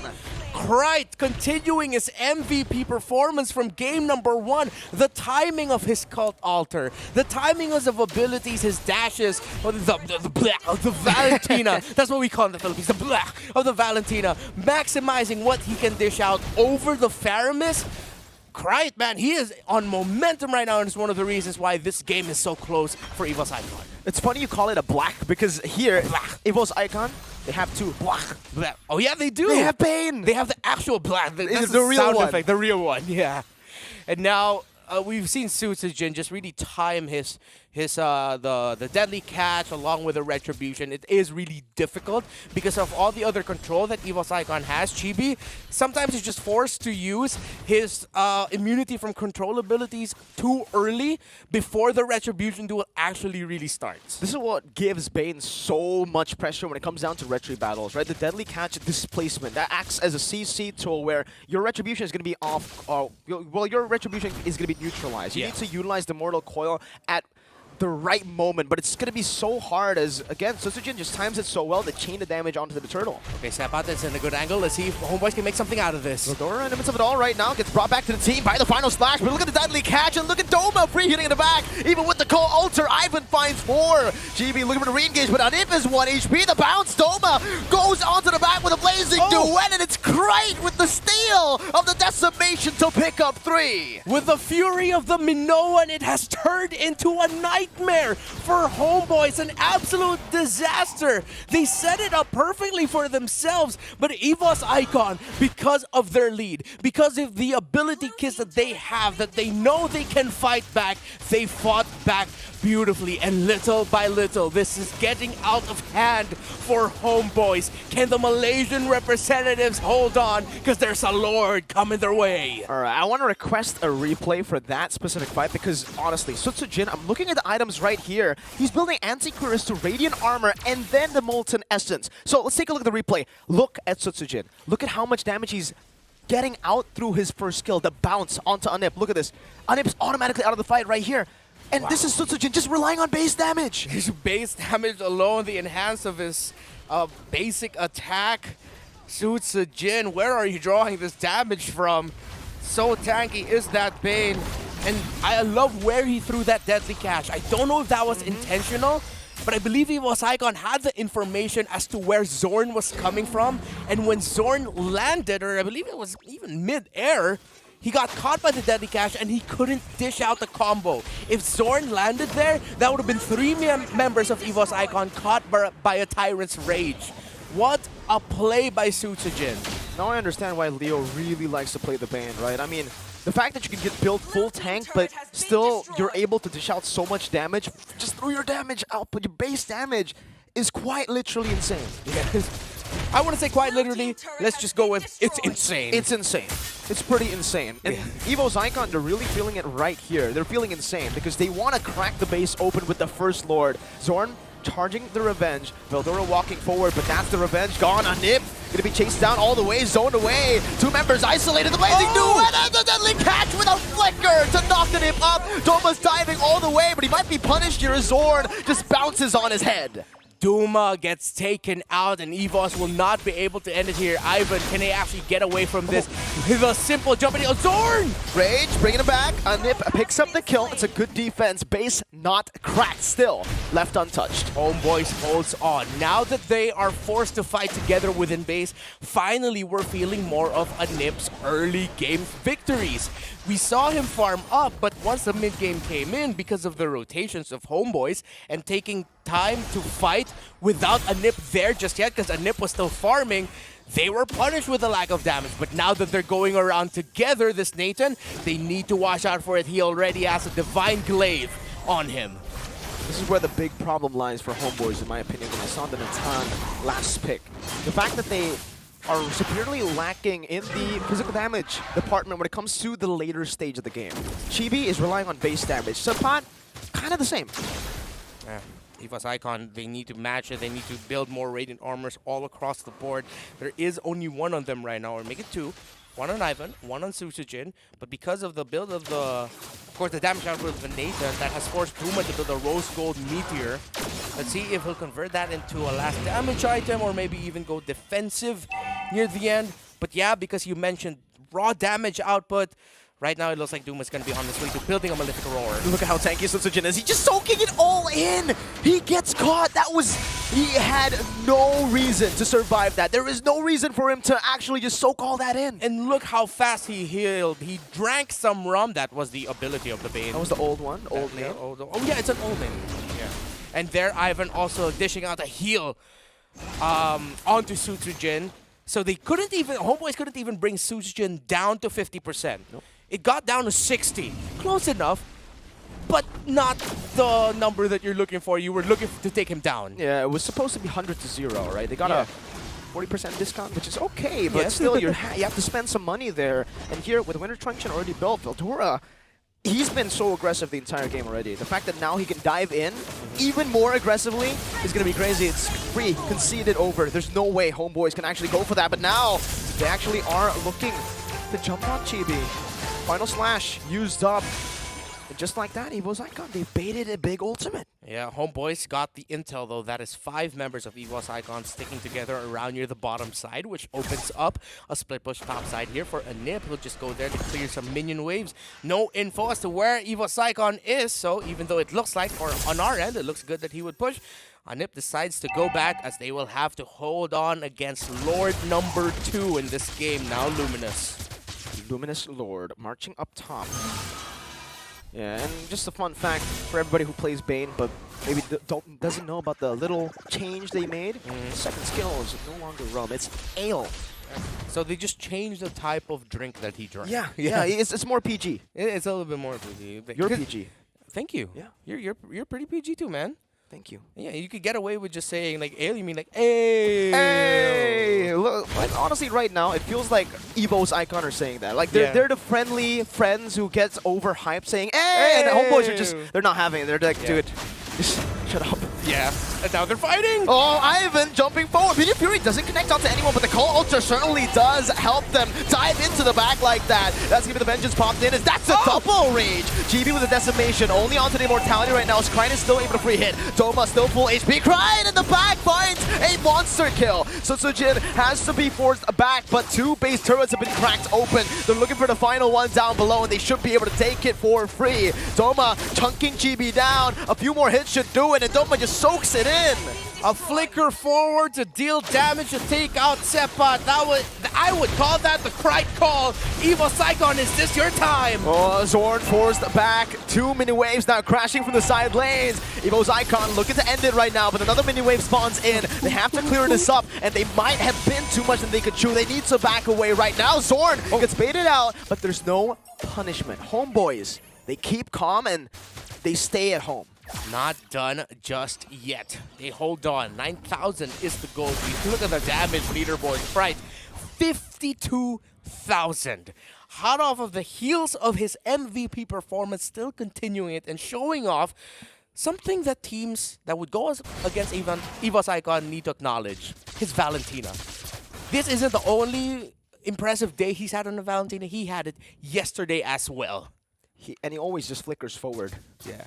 It isn't an escape. It's not an escape tool. It's a kill tool. It's a kill tool. It's a KT. It's a KT. Krite has been able to utilize this so well. Like you mentioned, I think he's very... I don't know, this word is a bit sensitive right now, but he's very bombastic in a good way. In a good way. Yeah. Because he always just flickers forward, he finds some good moments, and he's able to distract to buy space for his team. Yeah, bombastic. Exactly, that's what it is. You will need an insane level of audaciousness as a mage to flicker forward and get kills. But the thing about Krite is that he does it at the right time. And let's see if they can replicate that. They're fighting for Lord 3. Homeboys fighting for tournament life. Not even 50% yet on the Lord. Both teams taking their time. Evos makes the call. Wildora in the back. The 8,000 gold lead here definitely helping Evos Icon shove back Homeboys. It should be a free Lord to take for Sutsujin, as that's another dive right now with Veldora in the midst of Minion Fury! From Ivan as the blazing duet comes through! Sutsujin follows it up right now as Nova jumps back to the BMI, but it's Krite godlike. Sutsujin chasing them down, drinking his ale and gunning them out. Double kill for Krite, and he is massive. Looking for a Maniac right now as he dashes forward one more time. Maniac. It's a Maniac! Warlord, the last man standing, and it's a Savage! The first first Savage in the Challenger Series of FPS, and it comes from Evos Icon as they tear down the Homebois to secure a slot in Jakarta. With a beautiful setup from the mythical creature of old, Krite able to pull off a legendary play, the first Savage of the Snapdragon Pro Series, and in just a snap, Evos Icons book their tickets to the finals. They already have the tickets to Jakarta. They're already in Jakarta. They will stay in Jakarta. They will stay in Jakarta. But honestly, just what a performance. Wow. We thought it was going to be a close match. I think everybody had a discussion backstage. Yeah. Even in the analyst panel, they all said it's going to be 2-1. After seeing the performance of Homebois against RRQ, after watching Evos Icons game as well, we expected both teams to be equally good. Yeah. Wow. Wow, wow, wow. Evos Icon. That is how you make one hell of a statement. You go into a match where a lot of people were saying it's going to be 2-1 and it wasn't, and you delivered that against Homebois. Evos Icon, congratulations. What else can you say about that, Mirko? I mean, looking at how they played, it feels like it's just discipline and knowing when to pull the trigger. It's about the patience that they have in the neutral objective takes, in these team fights. It's all really about the coordination that it feels Homebois also just felt like gun-shy, very gun-shy. Oh, very gun-shy indeed. Now, pretty sure there are a few gentlemen across from us who are not shy to deliver the analysis for this game. So Gideon and the panel, take it away. Whoa! Thank you, casters. My God, the very first Savage we've seen here at the Snapdragon Pro Series. My God, Evos Icon, they woke up today, rolled a D20, and they just got a critical hit every single time. What a devastating game. Great outplays by far, and I think we have to admit, that was a wash. What a climactic ending indeed, Gideon, and it's a good day to be Indonesian.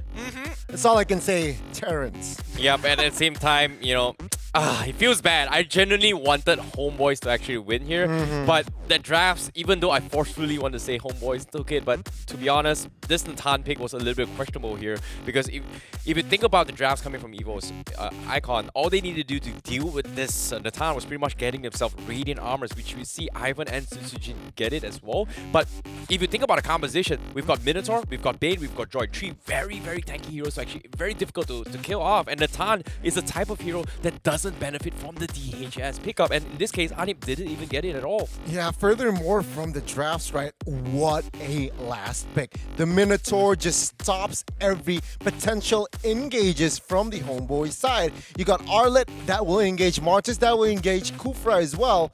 And with that Minotaur, it's just so hard for Homeboys to find an angle to try to harass Evos side. And again, a perfect execution. An average game, right? 17 minutes, but Evos Icon was very dominant towards that late stage. I mean, what can I tell you? It was predicted, right? I mean, we knew from the draft itself that Evos Icon had a significant advantage. If it wasn't the Minoan Fury breaking the call altar, or at least forcing it out, it was going to be the deadly catch. I'm just as surprised as Mirko how much of the base damage actually gets to go through and really put the hurt onto the squishier targets. But then we look at the damage taken, and we can see even Chibi, no matter how hard he frontlines, it doesn't change the fact that Evos Icon have the insurance policy of the Valentina stealing the call altar.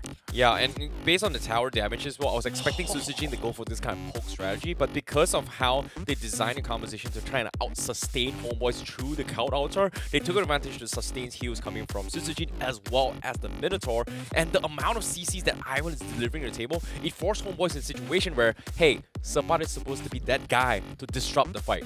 But guess what? We are going to have more CCs than you, and Sapat wasn't able to set up at all, alongside with Zorn, if you think about it. That's the thing, right? You're trying to create situations where Sapat's able to use that final slash, maybe get an initial stun onto Ivan before making things happen. Unfortunately for the Homebois, they had a good early game, but once we started to see that transition, and especially when Homebois didn't recognize that neutral objectives are a good gathering point, or a POI, a point of interest as most people would like to call it, then it became even more difficult. Let's throw it over to our MVP of this match. Come on, I think we all know who it's going to be. It's Krite once again.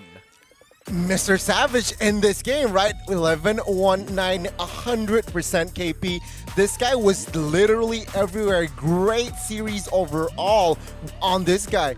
Right, 2 MVPs though, correct? Two Right, Game MVPs. 1 and Game 2 here. Very, very climactic ending. But yeah, again, just similar pattern, positioning and as well as timing. Yep, for game 1, it felt a little bit more balance between the team coming from Evos Icon. For game number 2, it was very clear that Cry was doing so much from the early stage of the game. He was able to find opportunities to kill the back lines, and even the highlights as well. This major clash down mid, which is a very big overextension coming from Evos Icon near the tier 1. But despite the sustains coming in, you can see that Homebois was just lacking in terms of damage here, and Cry was able to just get multiple resets time and time again. And this stolen decimation off Chibi is what really popped off from Evos Icon to kind of snowball even harder considering the early lead that they have. I mean, look at these last few moments here, right? We see Doma, he chunks everybody out. Krite is in the back, and when you think all else is about to fail, oh, you're about to die, pop that call altar, save the world, almost very literally, especially when you're diving this deep on. And I mean,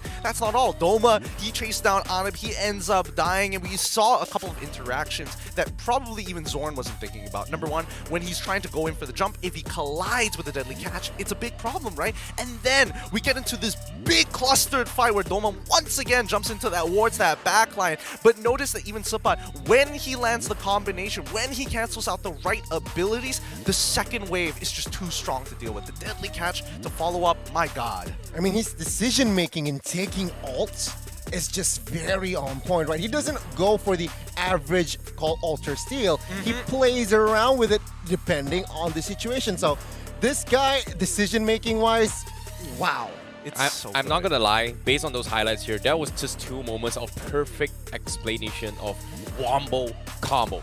Absolutely nothing Homebois could have done. GG, well played to Evos Icon, and congratulations to them if you think about it. Yeah, they are playing a strong game. This is an MDL team, by the way. I don't think that they're going to be sticking around in the MDL for too long. If Evos Icon ain't going to turn into Evos Legend soon, somebody else are going to take these players, because this, wow, outstanding performance.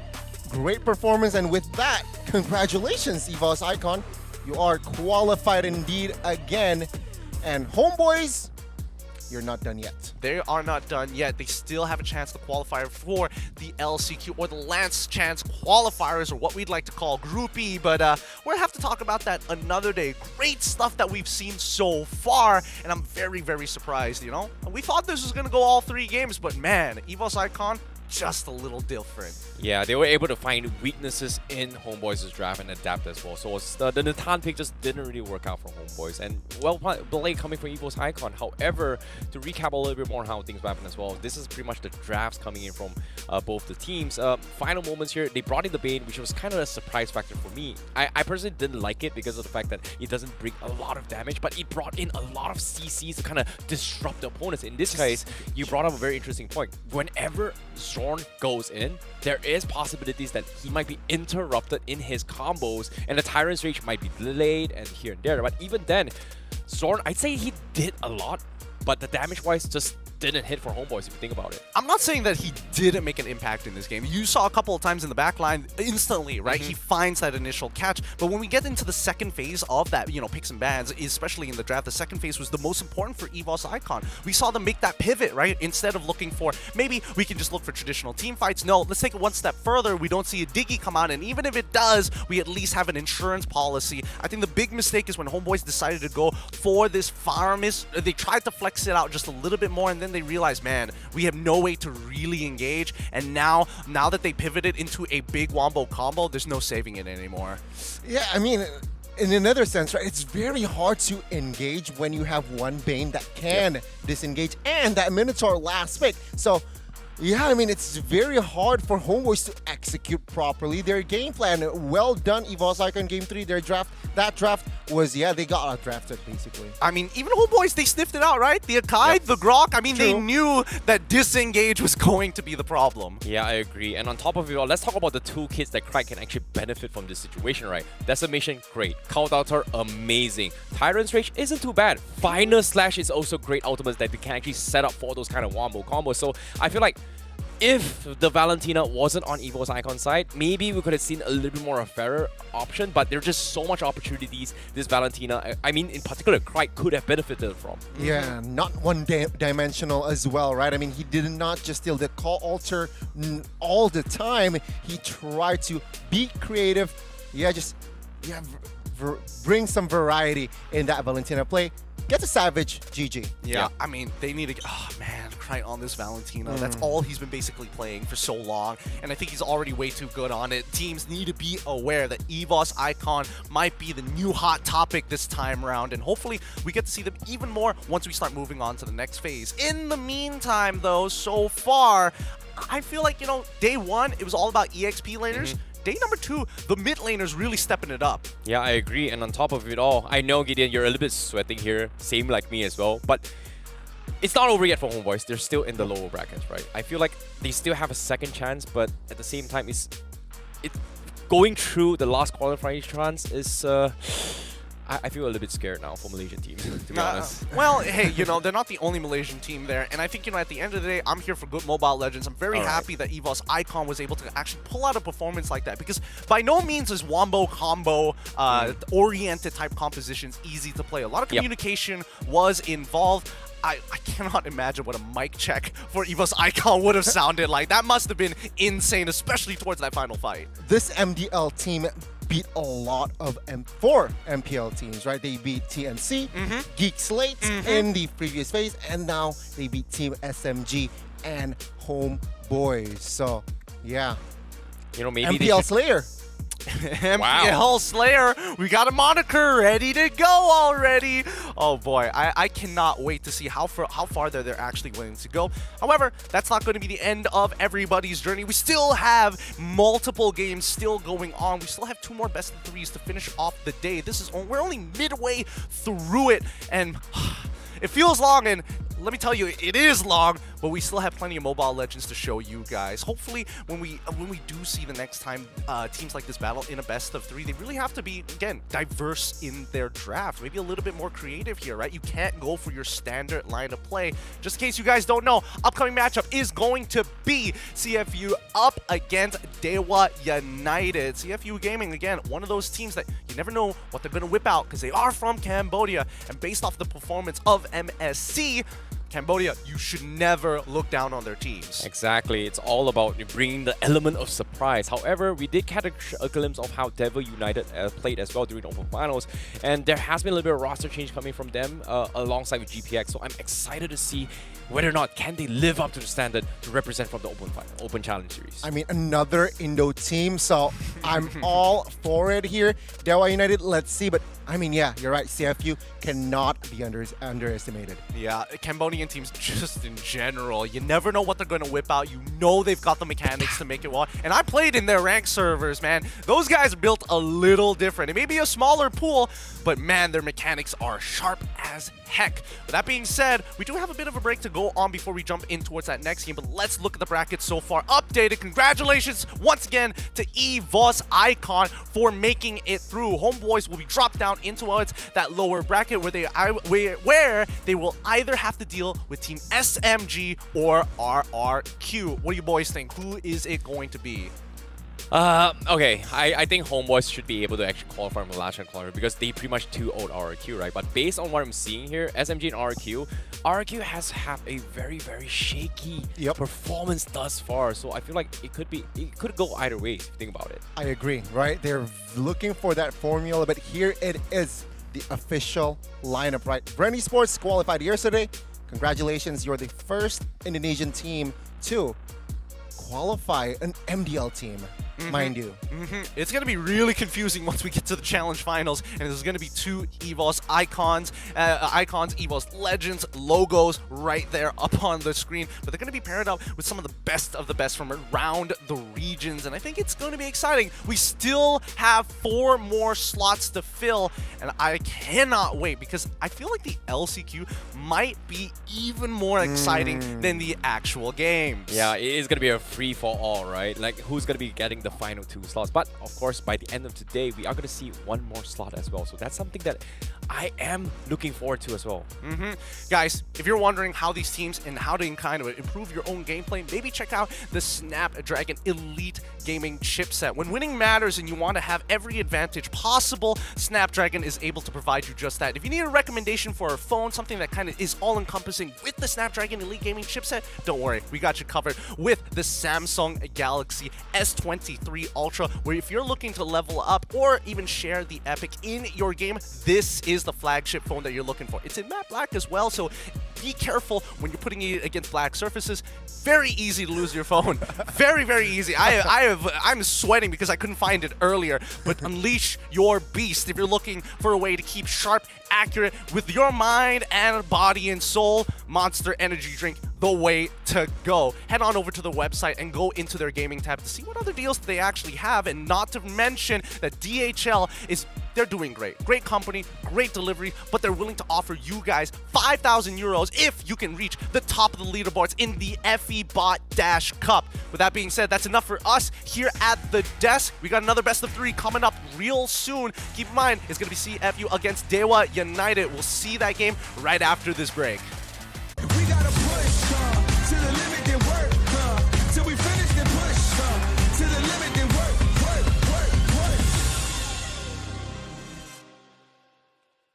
The Snapdragon Pro Series powered by Samsung Galaxy is brought to you by Snapdragon Elite Gaming, Samsung Galaxy S23 Ultra, Monster Energy, and DHL.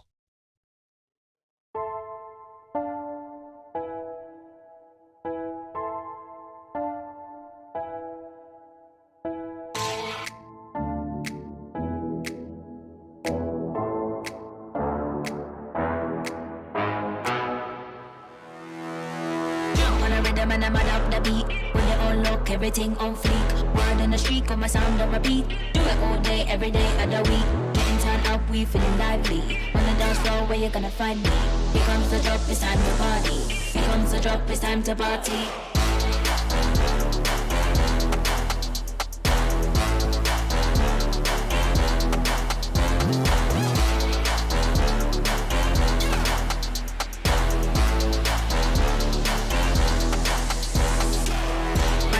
Mad up the beat, when they all look, everything on fleek.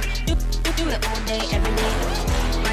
Mad up the beat, when they all look, everything on fleek. Do it all day, every day.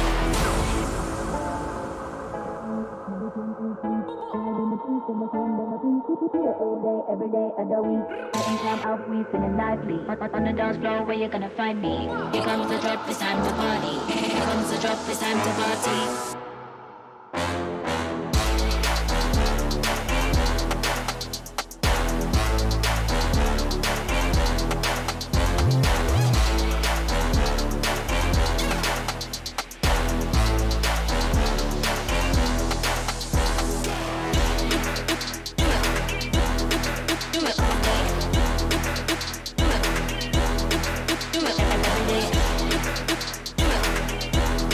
Do it all day.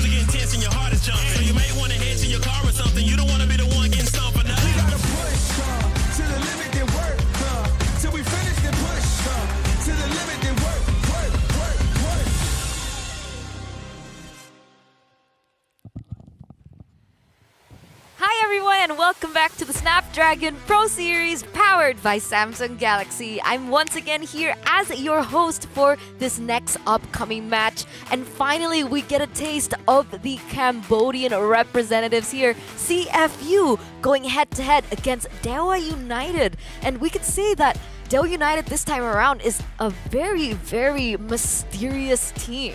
But today on the caster desk, it's not only just gonna be me, I'm gonna be here accompanied by Gani as well as Icy Baby. How are you guys doing? Feeling good, feeling great here, Terrence, especially Indonesian. Well, their pattern here today especially has been dub, the triple dub. So let's make it 4.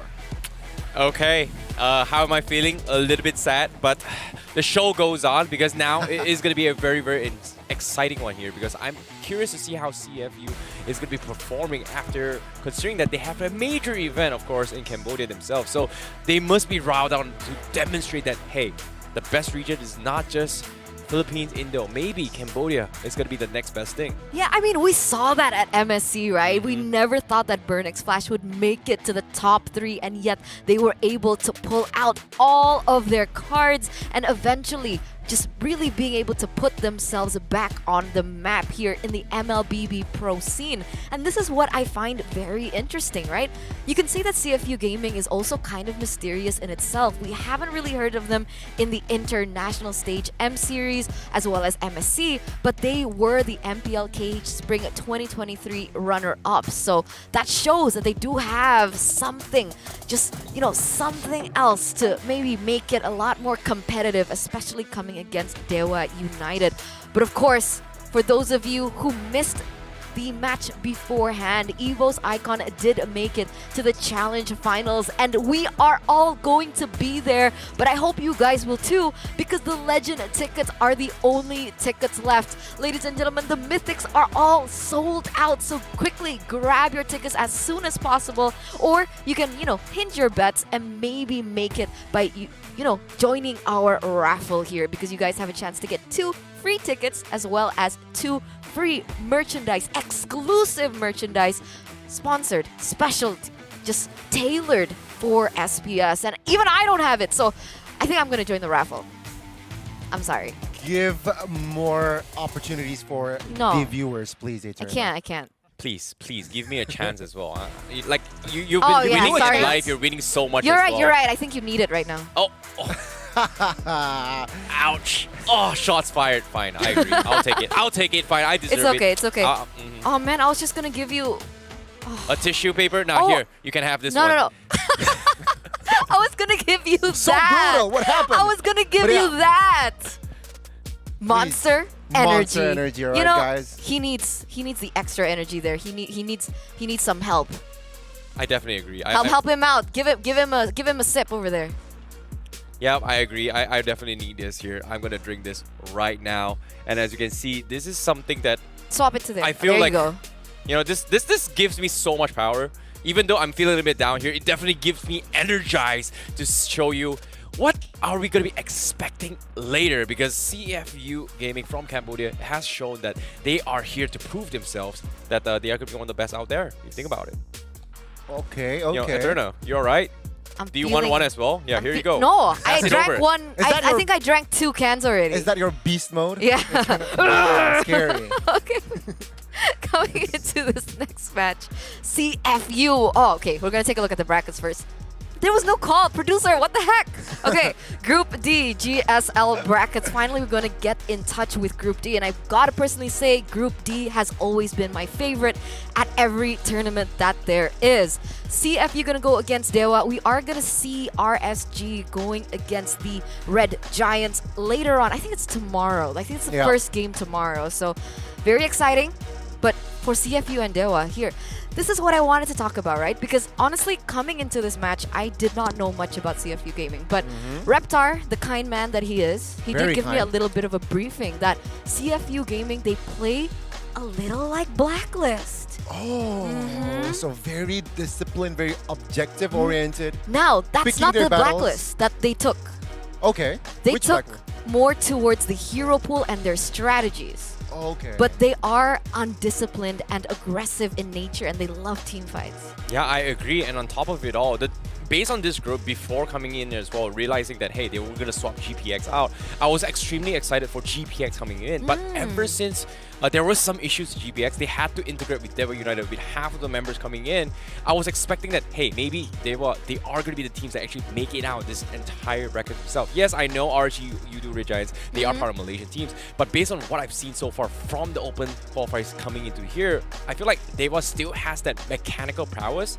But the question is, did they have enough time to kind of gel in? So this is where CFU is a good standing point to actually prove themselves that they should be the better team. Wait, I have a question for Terrence. Follow up. Why were you so excited for GPX? Because of how well they performed. Like, if you think about it here, from previous season 1, GPX didn't exactly qualify into the grand finals because they had to take an L. And they have shown themselves they've got good skills to prove themselves. And so far, from the open finals, they just completely dumpstered every single team to make it out here. Whoa, whoa, whoa. What was that? Whoa, production. You see, they're on the same page. You know, don't do CFU dirty like that. Was that a spoiler? What was that? Okay. If it ends 2-0, explain. Conspiracy. All of us from the producers, we have a very, very soft spot for Dewa United because they came in from the previous season of the SPS series. And now coming in here, they're one of the very few that is still in here to potentially try and make it to the grand finals. Okay, with that in mind, I want to see who the official lineup for CFU Gaming is, right? So let's introduce them officially right now.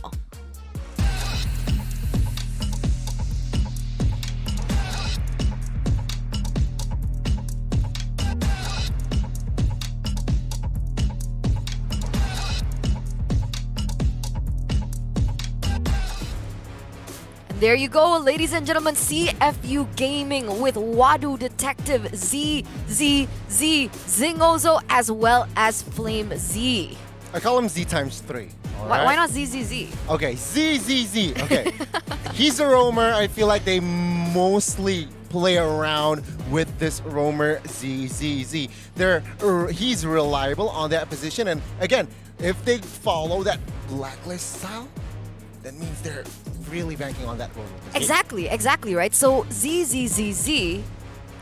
Actually, wait, no. ZZZ is their mid laner. Oh, okay. Flame Z is their roamer, and Flame Z is known to be quite an interesting roamer. He can pull off these V-esque roamers like Matilda, Estes as well, but they can also go for pickoffs that are conventional, right? They can also play the Franco, things like the Atlas, so it's very exciting to see just the creativity coming in from this team. I agree, and on top of it all, they have this Cambodian flavor that sometimes they bring in unorthodox picks here, maybe even bring in Johnson Kadida, which was very known and popular in the Cambodian region, if you think about it. So a lot of things that we can actually be excited for coming into the drafts. And with that, let's see their opponents. Dewa United, introduce yourselves.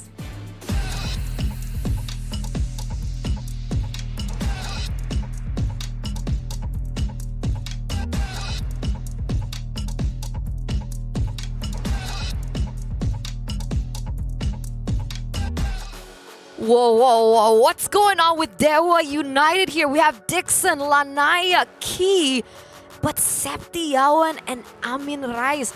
Who are these players? You know what? Looking sus here, all right? I mean, very, very sus. But Dewa United Esports, this team just entered the MPL ID. So they're re-establishing here, perhaps bringing some new players, which, of course, we will find out.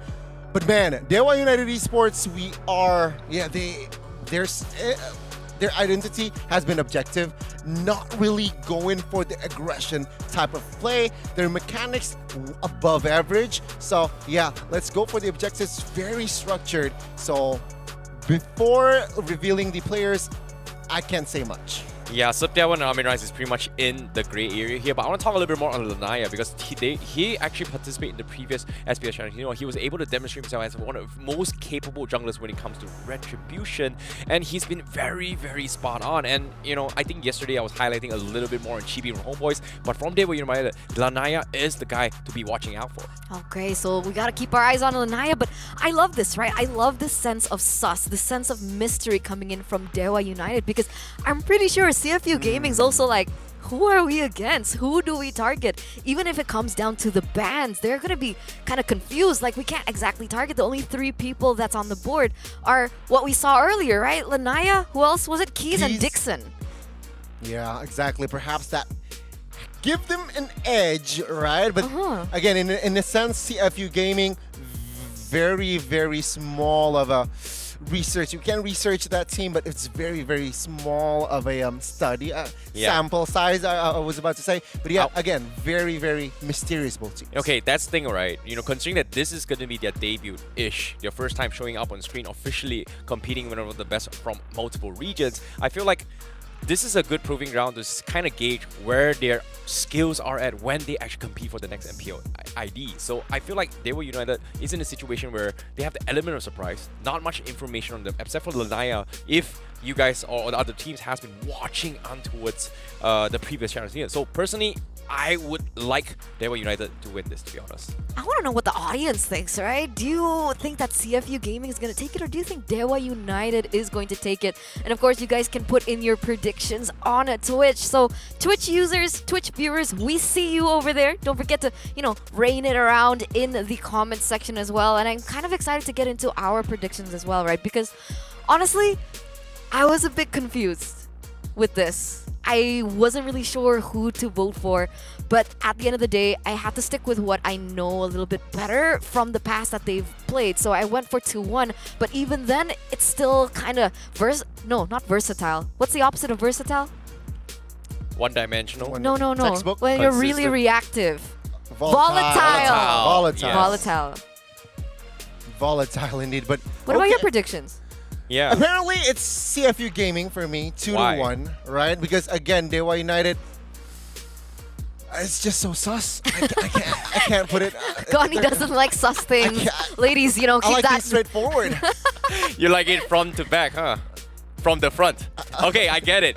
Moving on, the reason why I kind of went for Dewa United is because Cambodia has so much element of surprise and flourish. They are very unique because they sometimes play metas that are no longer popular in other popular regions like Malaysia, Indonesia, or even the Philippines. I feel like they've brought in a lot of mechanical skill play teams, and majority of the Cambodian teams, they can play Cho really, really well. Oftentimes, they are forced to play Johnson Kadita, which is very, very unorthodox. Not a big fan in the current meta, but considering that Kadita has been banned a lot in multiple regions here, this might be a good way to kind of surprise us if they decide to go for it. You're right. I mean, even in MSC, right? Suddenly they brought in Natalia.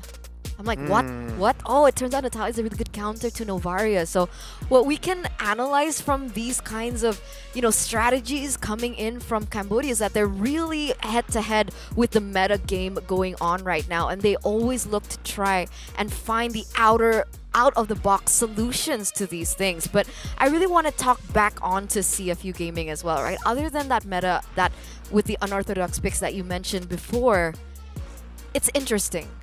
Do you think that if CFU Gaming continue to go for their style, which is team fight heavy centric kind of play style in the game, Dewa United can level that out?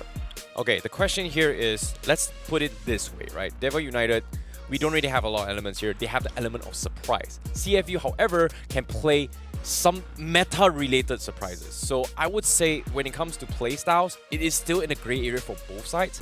But I want to see how CFU Gaming is going to be prioritizing in these openings here. Are they going to play a more split push composition, or are they going to play the traditional front-to-front where we see a lot of Frederick and Martises? But, however, let's take a look at the drafts here. CFU Gaming going to be on the blue side, and Dewa United going to be on the red side. Okay, so it's clear here, and it seems like all of the teams that are going up against Indonesia, they will ban that Kadita out. Now, Fanny as well here.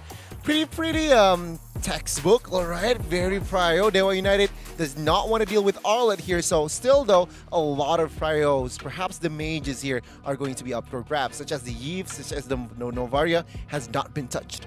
There's a fun fact regarding CFU Gaming is that they really need to be able to open up for Wadu. Wadu needs to be able to win his lane, clear as fast as possible in order for him to rotate and have an impact on these other lanes. And hence you can actually see that kind of respect coming in from Dewa United with the Arlet being taken away from them. So that's kind of the edge that Dewa United has, right? So CFU Gaming, they're kind of just playing it blind. They're going for the Kadita, which is quite just it's conventional against the Indonesian teams, like you mentioned, with the Fanny and the Novaria. So they don't have a lot of information onto Dewa United as of yet.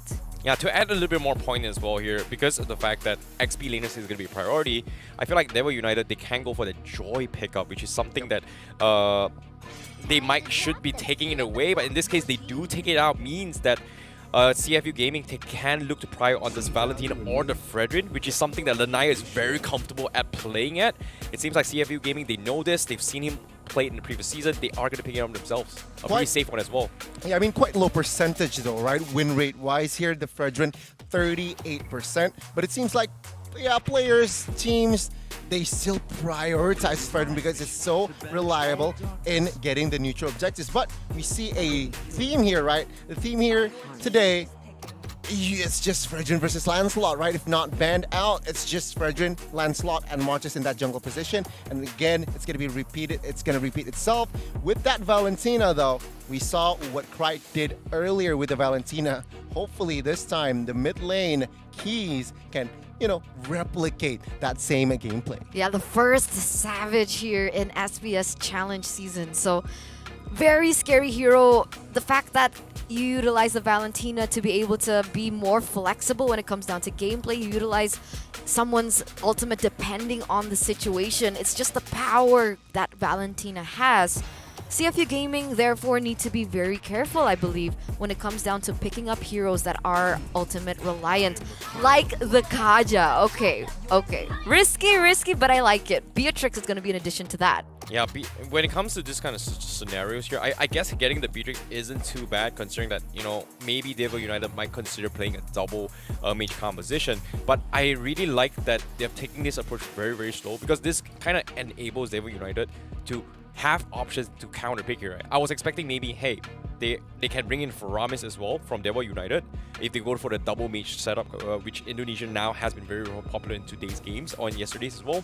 But having this Valentina kind of gives them the option, hey, Divine Judgment, it's okay. I can take advantage of this situation and kind of capitalize to my favor. Glue isn't too bad, but no, they go for the Grok to try and zone them out, which is something that I think can kind of annoy the Fredrin if you think about it. I like this. I like the Grok pickup from Dewa United. They are respecting CFU Gaming. Wadu is known to utilize Grok in that EXP lane with an assassin emblem, something that we see similar as well here in MPL ID. So they're taking it away, respecting Wadu, and now the question is, how are they going to gain control of that EXP lane? Coming to the second phase, the Eve already the takeaway. Claude is going to be the answer back from the side of CFU Gaming, and that actually does start to limit the heroes for the gold lane. Yeah, I mean, I'm quite surprised. Sure, you take that you take it away from the side of CFU, but the Claude will be banned out, so they need to somehow dig themselves, right? What marksman am I going to play here? Going up against Beatrix, fairly strong in that early game. Perhaps the Brody comes to mind, but not really meta in this current situation. No, Dewa United seems like they are going to limit their mage. They're going to commit on towards a mage ban here. Perhaps I'm looking at Faramis ban might come through. If not, perhaps a Farsa.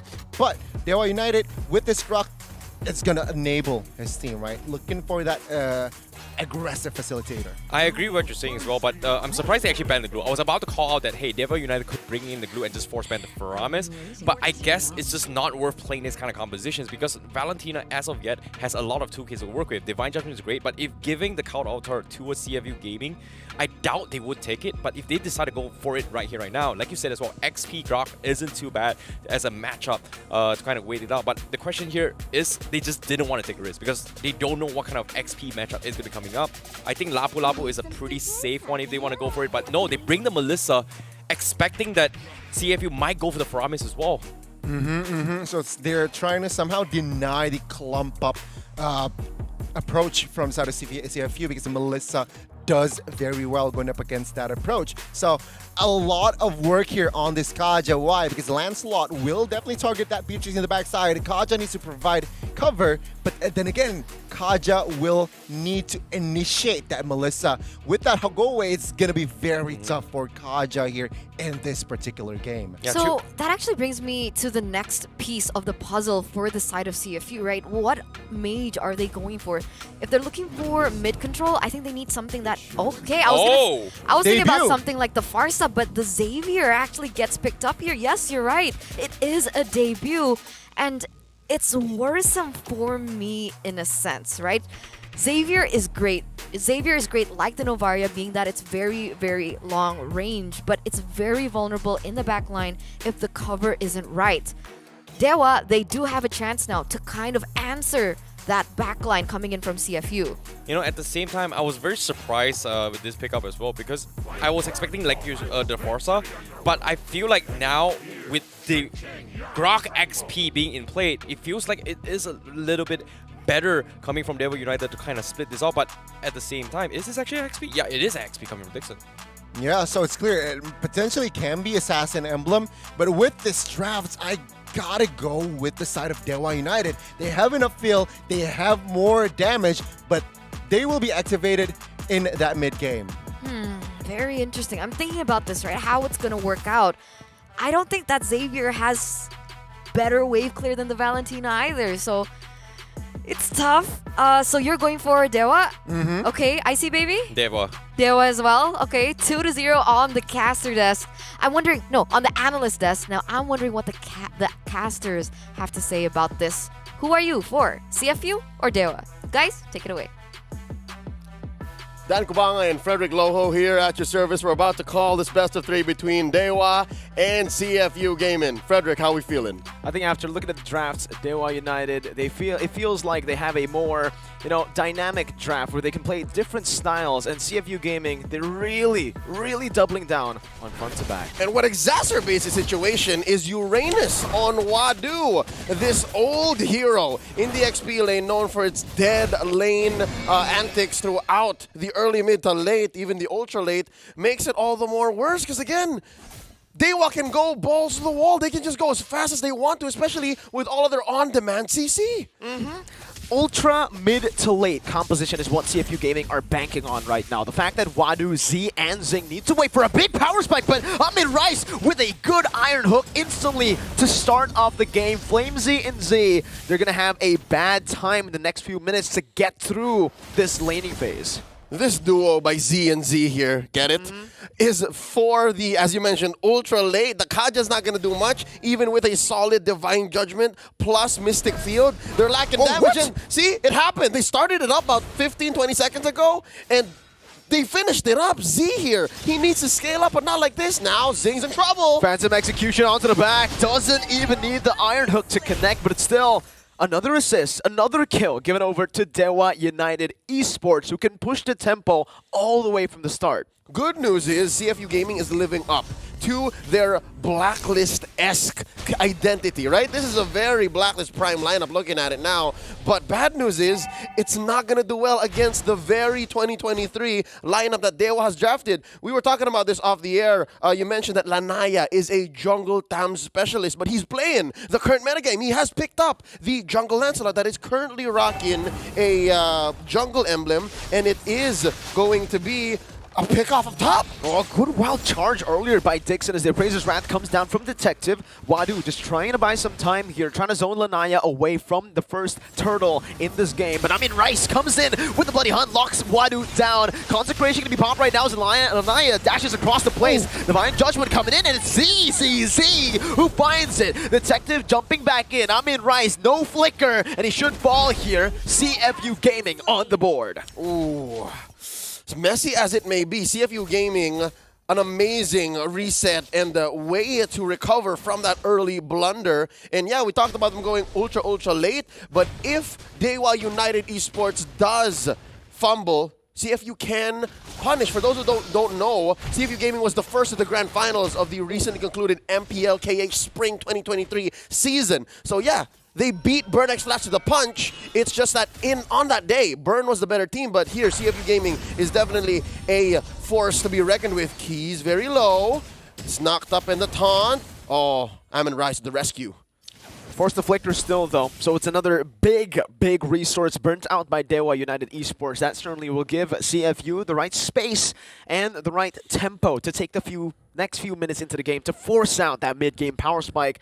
They need to start playing through this Beatrix. Yep, we haven't really covered and talked about what the gold lane matchup is looking like, mainly because no one is there, but here's a big hook. Bloody Hunt locking him down. Keys also with the Divine Judgment, utilizing it now. Lanaya with a puncture and a Phantom Execution onto the back. Z still having the Mystic Field, holding onto it, just walks back knowing he can't take this fight, but maybe now with the sprint, they want to go for the re-engage. Two-man Mystic Field, Lanaya going to be chained down. That's the Thorn Rose, no puncture, but the Dawning Light comes through to pick up the kill. Another snipe, but the wild charge from Dixon right onto Z will definitely give him some trouble, but still able to walk away right now as Dixon is unable to walk him down. Another Iron Hook connecting onto Zing, Appraiser's Wrath onto the midst. Rise now running away, but the Divine Judgment locks him down, and it's Wadu with a double and another, a 3-4-0.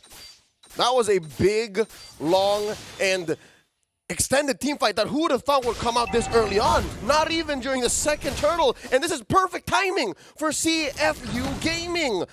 They capitalize on the fact that Dewa United Esports understands that they have to go really, really fast, and they let them into that false sense of security, and now they're going to secure a turtle. This is amazing. CFU sitting about 1,500 gold lead with 4 minutes in. This is quick. This is very fast. With a mid to late game composition, Septiawan now dealing some damage. It's a very good Iron Hook. Z caught in that muddle, and Septiawan picks up a kill, but it's a traded back kill instantly for the side of CFU Gaming, finding the roamer. Now Zing trying to get the most out of the situation by getting a few good hits onto the turret shield. This may be the highest kill scoring game in first 5 minutes we've ever seen in the SPS challenge season so far. This is amazing. Looking at these early builds throughout the chaos, you can see that at least ZX3 or ZZZ has, even after 2 deaths, built up his COD, right? It's pretty solid, it's pretty good. But look at who's really making bank here.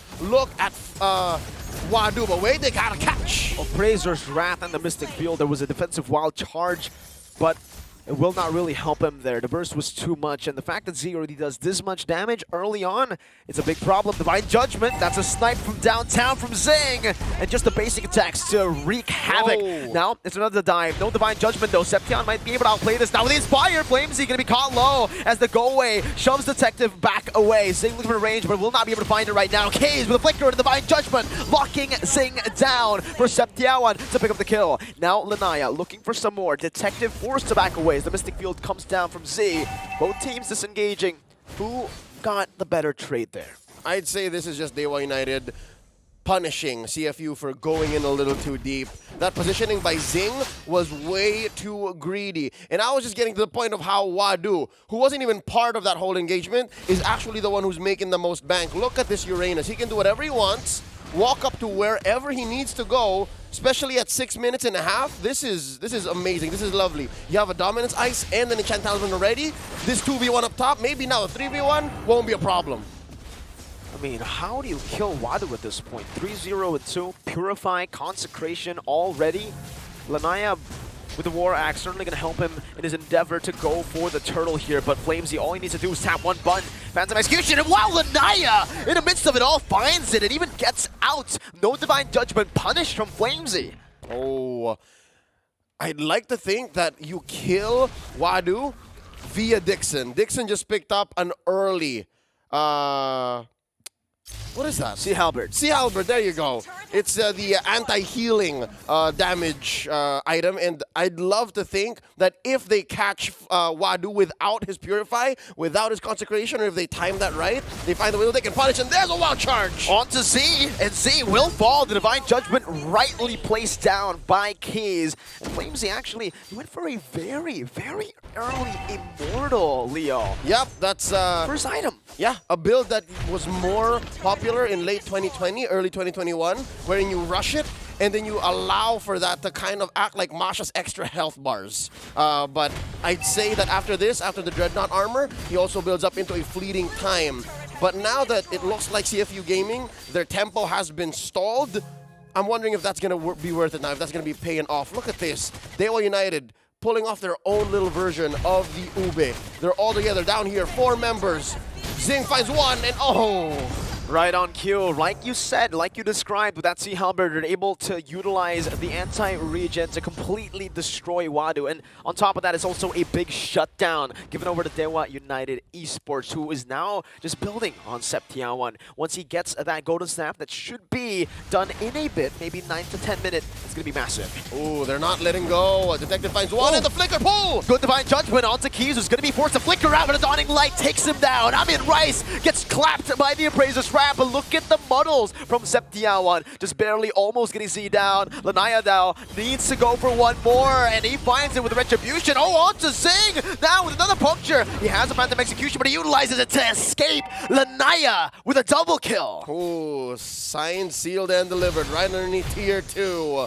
With love, and that's going to open up this Lord. Detective knows that it's a losing battle. They are down 2 members. It's a 3v5, and I'm wondering if this is a contest that CFU are willing to take. Oh, they go for the turn. Wild charge, Bloody Hunt, Septiawan dealing some damage. No Inspire though, so he can't burst anyone down. Flamesy getting hooked. Dixon with a flicker defensively right now as that's Lanaya jumping forward with a puncture. Septiawan in the midst, but look at Wadu. The Dawning Light connects onto Septiawan at very low HP, but it's still Lanaya who finds the He's forced back, Mystic Field, trying to lock him down, but he sidesteps away from that. But you cannot sidestep away from a Divine Judgment. 1 for 1. Keys, a casualty here. Despite the Lord going over to Dewa, there's a hook! Septiawan, 5 seconds on the Inspire. That's a good Nibiru's Passion, his own Septiawan away. Dawning Light as well! 1 HP, barely getting out of that skirmish. Yep, second time in the past 2 minutes that Dewa United Esports walks away with their lives wherein they should have fallen. Rise earlier with the help of the Rapid Boots, again, upon leaving combat. And Septiawan, just by building this base, this robe. The robe actually helped him survive the Dawning Light. So with that being said, Dewa United Esports are winning by inches. And slowly but surely, if they go in via this late game spike, they should be able to close the gap here and make this 500 gold lead matter even more. They've yet to push anything major here because even the waves have been managed well by CFU Gaming. And now this is going to cost CFU Gaming. They can pull out the Cambodian Ube. They can actually roam around, play together as 5, but that's going to cost them because I know Dewa United is not afraid to send Lanaya elsewhere. And now look, Conceal. Okay, still with the puncture, able to escape. Flamesy as the flicker will not go for it. Takes him with a good disengage there, but will be immobilized and gunned down. That's a flicker! Divine Judgment finding Keys! Rice looking for the disengage for Dewa, but he just pulls them forward, forcing himself to flicker. And CFU, they actually committed to chasing instead of going for that mid lane. This will definitely cost them. Yep, there's a 2 for none. Ooh. A big clap back by CFU, and yeah, they forgot that fat wave down bottom. That's what I'm talking about. It's not as free for CFU to say it's Ube time. It's not as easy for them to do because Dewa United have won over the map. They have an enhanced wave here via that first Lord that they scored about a couple minutes ago. And now they're going to start taking away the purple. Oh no, Lanaya needs this. But at least you can say that Lanaya is eating well, sitting on top of the gold leaderboards. What does his build look like right now? Yeah, it's pure hybrid. Endless Battle, War Axe, plus the Thunderbelt and the Guardian's Helmet. He's actually going for, I think, more damage. Maybe a last item BOD, which is quite interesting instead of the immortality we usually see. Uh-oh. 5-man Conceal grouping up right now. Rice going to be spotted. Septiawan with the go away, but he's going to be free and in the back with his fire. Oh, the players will fall and melt down. Singh going to be targeted down by the assassin. Lanaya is on a killing spree as Dixon picks up the double. It's a hook almost predicted by Rice. 3-4-0 once again for Dewa United. That was tough. Not only was it as amazing as it gets for Septiawan. Oh, Flamesy's in trouble. Oh, all right. But also, I was just looking at Wadu. Wadu could have put in a couple of stacks of the Ionic Edge, and he just missed. There had to be a huge wall right in front of him. I'm pretty sure we'll see it in the highlights if we do play back. But right now, this is as free a Lord as it gets for Dewa. I don't think it can get freer than this, especially for the game that's been very close, literally toe-to-toe all the way to the 12th minute of the game. One mistake was all Dewa United needed for them to get control back in the game. Yep, if anything, it was less of a mistake. Here's that instant replay, right? Check out how perfectly placed. Ooh, look at that. the explosions were. And check Wadu, right? He wants to finish the job. That's a lot of damage set onto Dewa, but he couldn't come through. And that led to, again, what I think Dewa was building up for anyways in the past couple of fights. Here they figured it out. Here the walls and the jungle was built for them. All right. So aside from that as well, Lanaya, actually it's not going to be a last item BOD. It's a rose gold meteor. So there is a lot of respect given over as well to CFU Gaming with their magic damage, obviously from Z and Wadu with the Ionic Edge. We'll see how they utilize this though in the fight, because for now CFU is actually able to micromanage the mid-wave a bit too well. Yep, they have amazing, not even just high ground defense, but Savior as a battle mage, able to weave in and out of combat and just clear waves and then move along. Interesting. I wonder what Flamesy was thinking with that concealed play right there. It seemed like they all weren't ready for it. A bit of miscommunication is happening, it seems like, when we're seeing what they're doing after that big team fight that Dewa United won. But what is interesting is the fact that Septiawan actually went for the Melted Roar as his 4th item, building towards a Haas Claws, I believe, for his final item. This means he's Glass Cannon. Very easy to target down, very easy to gun down for Zeng. He needs to find the snipes, maybe perhaps onto the back line with Z. And I think one Daunting Light, one Renner's Apathy should be able to do it. You can see from the items again, full, just Glass Cannon. Yeah, I'm guessing that last item there is going to be a Haas Claws, and that'll make the difference. So this is a clear message from Dewa United Esports that, yeah, we don't want to pick any fights, at least for the next minute or so, up until Septiawan is ready. And Septiawan is a key member, a very important element in this cocktail that Dewa United are cooking up so that they can actually close the gap here. It's been a very close fight, to be honest. This is a small 3K gold lead, 12-12 here at 15 minutes. And look, see, this is the potential that Septiawan wants to reach up to. He is 16,000 gold, 16,000 damage rather ahead of Zing, and this is even after Zing has 3 solid frontliners. I don't think Dewa has that much. Right? Good debut, man. It's a really good debut. Speaking of Septiawan, this is his first time ever playing with this roster. We've never seen him before, and so far in this very brutal game, he's managed to die 0 times. Yep, we haven't seen his face. No. This is all skill speaking for himself here. So Septiawan, you are an amazing Melissa player, and all is on you right now. He still doesn't have that final item. Ooh. Oh, Rise with the flicker in. Unable to find anyone. Bloody Hunt onto Wadu, but instantly cancelled by Detective. Still Septiawan free hitting in the back right now. Braziers trap with the wall. Target to the back line. Zing is going to fall. Flamesy with the Immortality Pop. Wadu getting slain as well in the back. Now Wadu and Flamesy grouping up together. Only for K's to pick up a double. And it's another over onto Z. Detective forced to recall. 1v5. Can he do it? It looks like it's endable. Dewa makes the call. We don't want the Lord. We want your base. And they're going to break on through mid. The penetration. It's just Detective. Detective is down. Dewa United strike first in game number 1. CFU wasn't ready for that engagement. They definitely saw an opening in the early flicker in by Amin Rice. But just the same, we felt the gold diff there. 16 minutes, 25 seconds in, we felt that CFU were outgunned. And in that moment, that split-second decision that Dewa said, you know what? We're ending this right here, right now.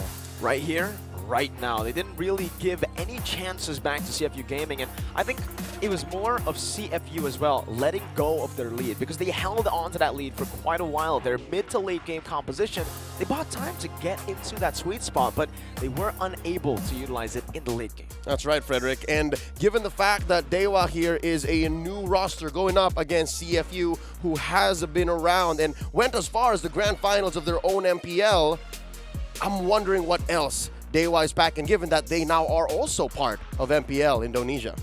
After his entrance, Dan, their entrance to MPL, it seems like they have found a new disciplinary coach as well, because the way they have been playing hasn't been the Dewa United that likes to coin flip a lot of their games. Yep, even if one would argue that that last moment was a coin flip, I'd say it was a very calculated coin flip. There was very little risk involved given that they were ahead, and that's what spelt victory for Dewa United Esports. I'm wondering how CFU Gaming will be recovering here, because they have a few moments, they have a few minutes, and these moments will go over to our analysts for them to figure out exactly what happened here. Talk to us.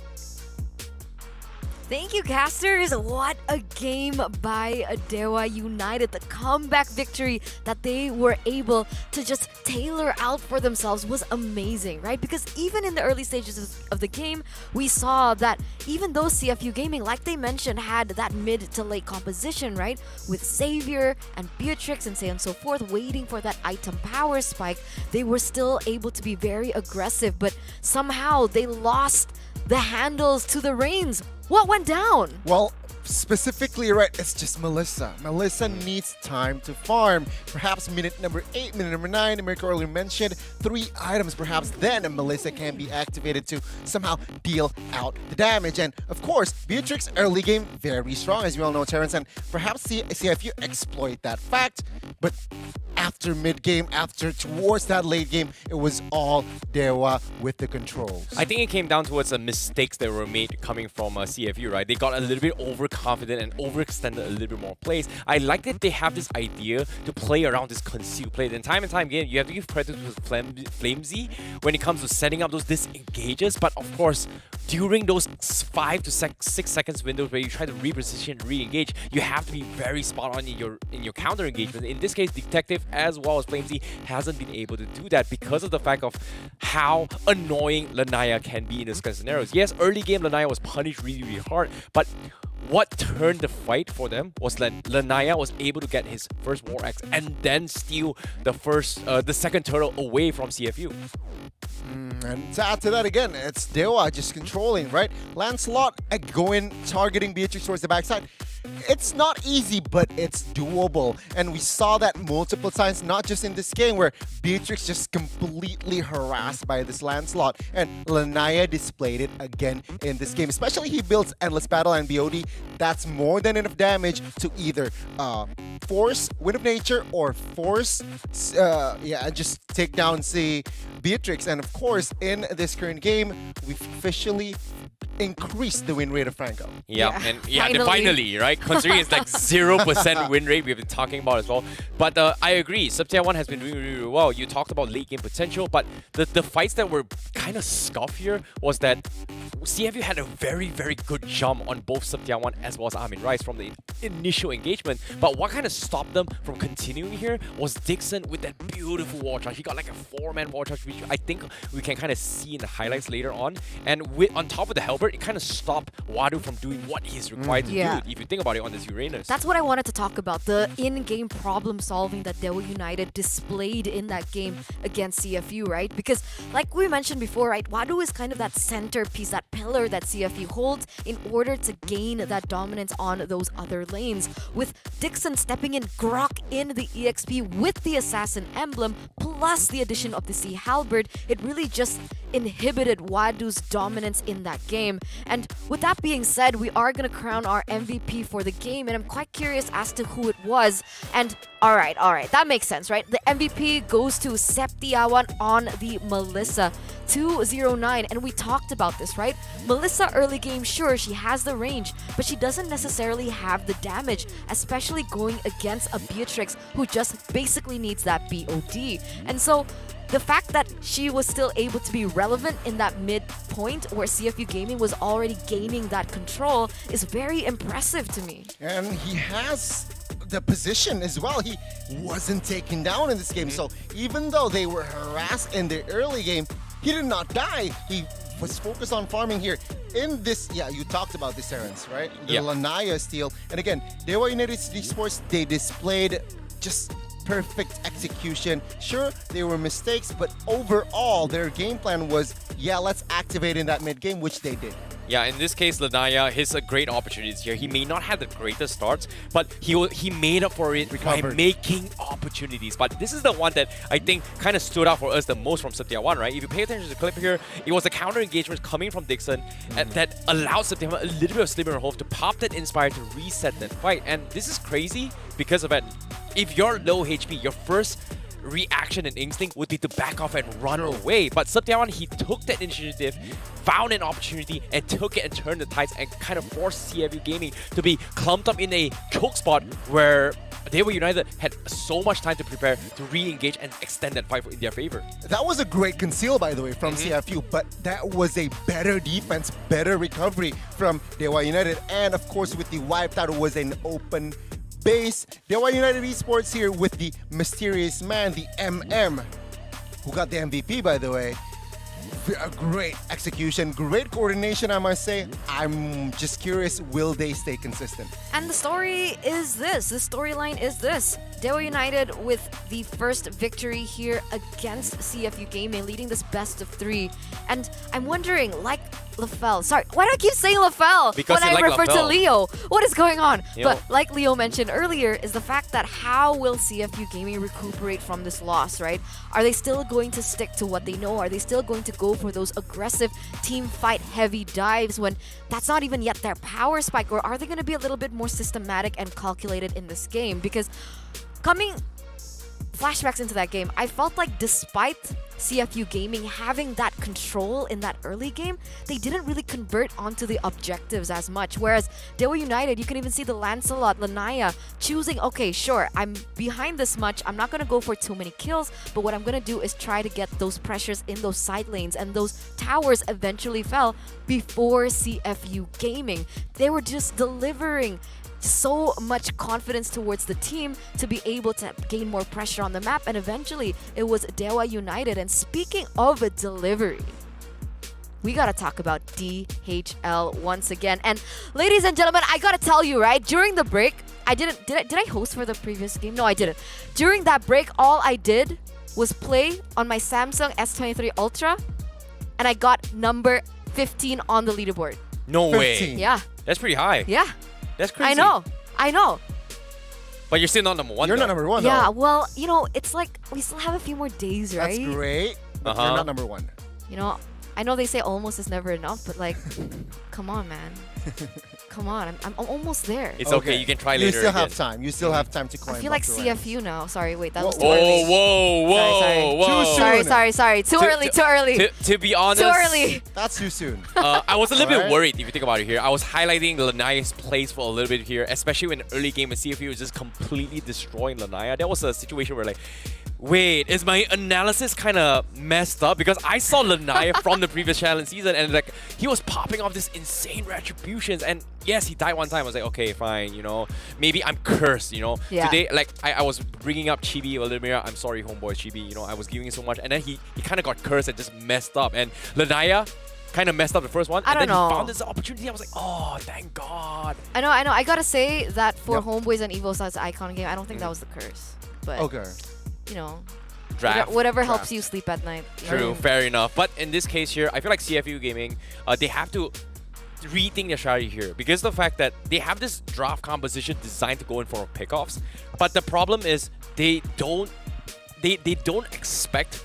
They kind of disrespect the opponent's draft a little bit here because they think that if we get this fast, aggressive jump, we can kind of snowball and punish them as quickly as they can and just completely take the fight in their favor and swing in their favor. But what they did not expect is that Dewa United has tools to kind of counter engage, and that was something that I think CFU was kind of tunnel vision in that regards. They definitely have enough utilities to somehow negate the pressure coming from CFU, right? They have a stopper in that Franco. So remember, it's just more of a which team is more patient. In that case, it was actually Dewa United who just stay composed, hold their ground, looking for small opportunities, small mistakes, and exploit from that. And CFU, great proactiveness from that first game, great pressure. But it was just, like you mentioned earlier, almost is never enough. So it was just an almost for that game from CFU. Perhaps game 2, they need to be more efficient and more effective. How? Just be more patient. don't go look for fights that is unnecessary. I agree with that, and I also want to talk about the drafts, right? Because I'm generally just not so hot for Xavier in this current meta. I like to kind of assimilate Xavier to Novaria because of kind of how their skill set kind of works, right? Very long range, bursty, exactly like Novaria. But the difference is Novaria has the skill to be able to run away, basically. The escape skill is very important. So even if Novaria is very vulnerable, even though her base HP is very low compared to the other mages, Xavier doesn't have that in his toolkit. The only thing that he can rely on is definitely just the sprint. Battle spells, yeah. It's scary. So hopefully coming into this game, they prioritize that mid lane a little bit better before it starts to get banned away. And coming to the second phase, CFU Gaming with the first pick, Dewa United with the second, still on the same sides here for game number 2. Kadita once again banned, so not much has happened except for the Kaja change here now from Dewa. You know, I like this. You know, to be honest, I really like this Kaja ban here because, you know, the reason why Dewa United was put in that situation in game number 1 is because every single time Flamesy goes for an engagement, he pulls the right target. In particular, I feel like they just want to take away pressure from Lanaya to do his own thing because mechanically wise, we've seen time and time again, Lanaya is capable in finding opportunities to set up for the fight. So Lancelot is something that he is very comfortable with, but I feel like from CFU Gaming, they have to rethink their draft a little bit more. Fredrin priority, yeah, it's great. Lanaya can play both, it doesn't matter. That's pretty much the standard now for this current jungle meta. But to play towards their strengths from the side of CFU Gaming is that they need to find a way to kind of enable them to close out the games, which is something that I felt, like you said as well, Xavier wasn't the right pick at all. Yeah, perhaps the approach here, CFU can bend the Lancelot now and pick up the Fredrin or the other way around, right? But it seems like Dewa United, if it ain't broke, don't fix it here with the Joy ban. But of course, they somehow, not if it ain't broke, don't fix it. They also readjusted, right? Readjusted. You know what? Let's take out the Kaja, perhaps signifying they want more assassin picks again.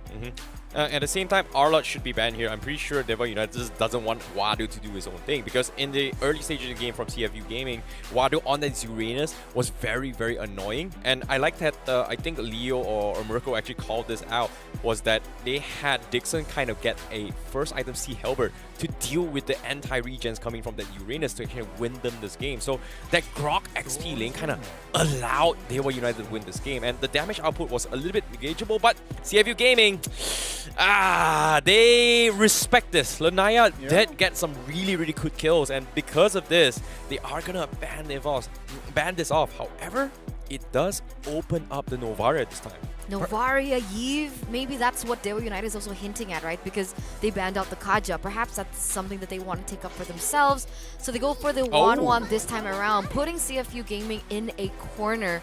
What do you want to prioritize here, right? Because the Arlet is open, Fredrin is open, Valentina, Novaria, but wow, they still go for the Fredrin pick. Okay, I think they are sticking to their roots here. They want the signature, they want comfortable heroes. Dewa United, they can go around, but okay, I thought Novaria, but they will pick up the Yves and as well as the Arlet here. So a lot of priors here in controlling and securing a high ground hero. Very important. I'm excited to see the response from CFU. I think Novaria, like, it's nice and all to actually deal with the backlines. It's not the greatest actually deal with the Fredrin. Yves is just a safer counter here. Go for first item Ice Queen 1, right? But I feel like based on this scenario, regardless of whatever jungle Lanaya pick, he's still got a lot of options to deal with. Martis is still in the pool.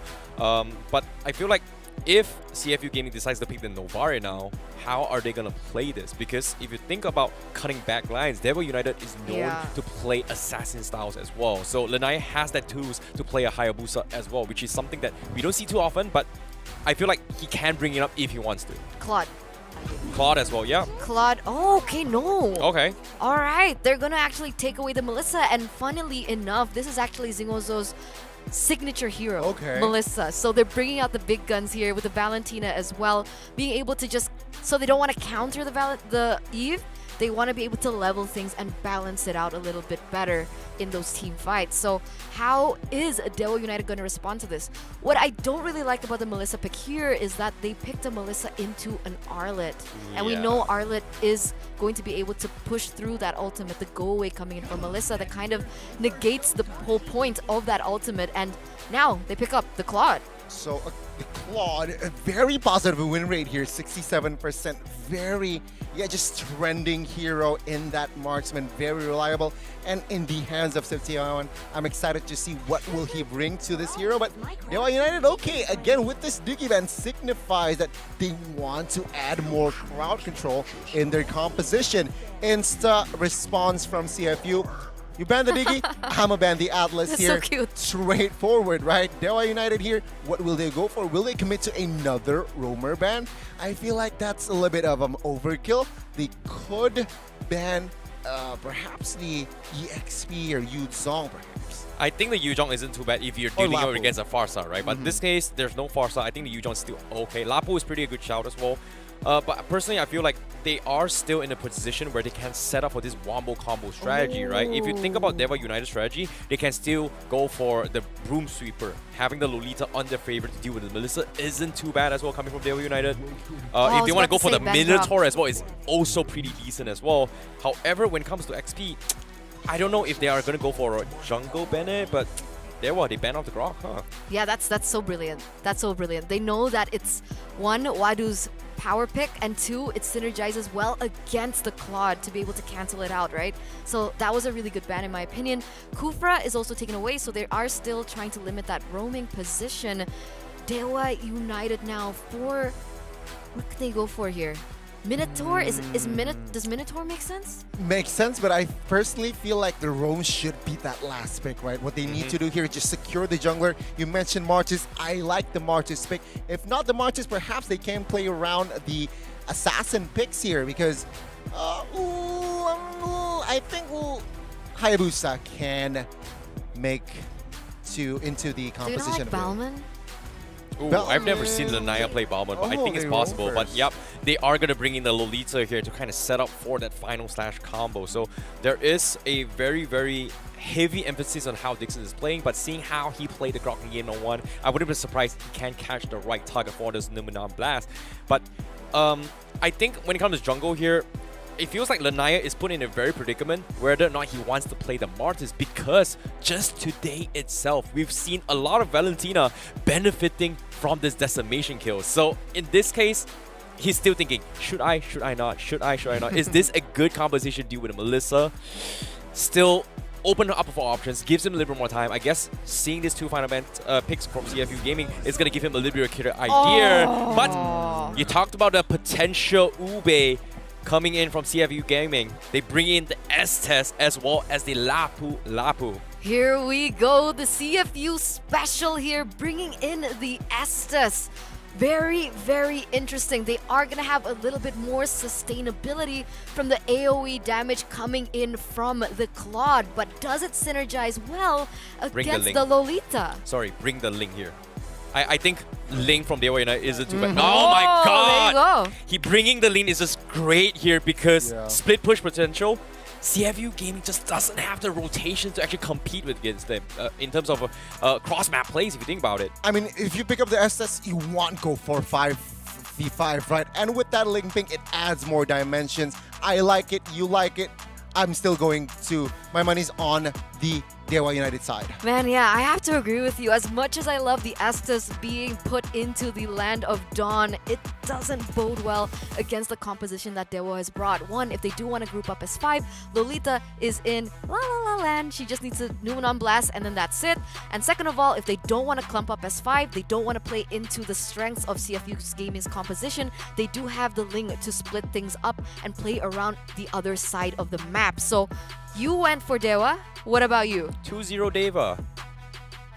Alright, 2-0 Dewa. Let's see what the game has to say and what the casters have to say about that game as well. So, take it away. The past meets the present in this draft, given CFU Gaming still digs deep into the roots, while Dewa wants to go fast. They want to own the map. It's Leo and Mirko bringing you game 2 with Dewa United Esports at match point. Whoa, interesting start to the game already. Flamesy getting caught very, very low. But back again to the draft. I gotta give props to Icy Baby for the call out of the Ling, because Terrence. yes, it was Terrence, yes, for this brilliant call out, because again, the Ling really fits the composition, especially after that last pick Estes came through. The fact of the matter is, not only do they have a Ling to go and split, they also have a Claude that is known to do a little bit of split pushing himself. Yep. Here, Wadu rotating quick into the mid lane, and Dixon obliges. Here we go, a contest for the Litho Wanderer. Where is it going?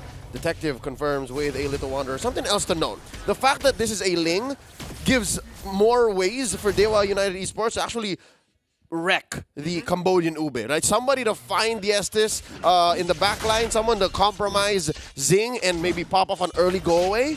So this is Dewa United Esports playing not just to the current metagame, but also to what their strengths are and to what CFU Gaming are presenting. I think also for CFU Gaming, it's a good adaptation.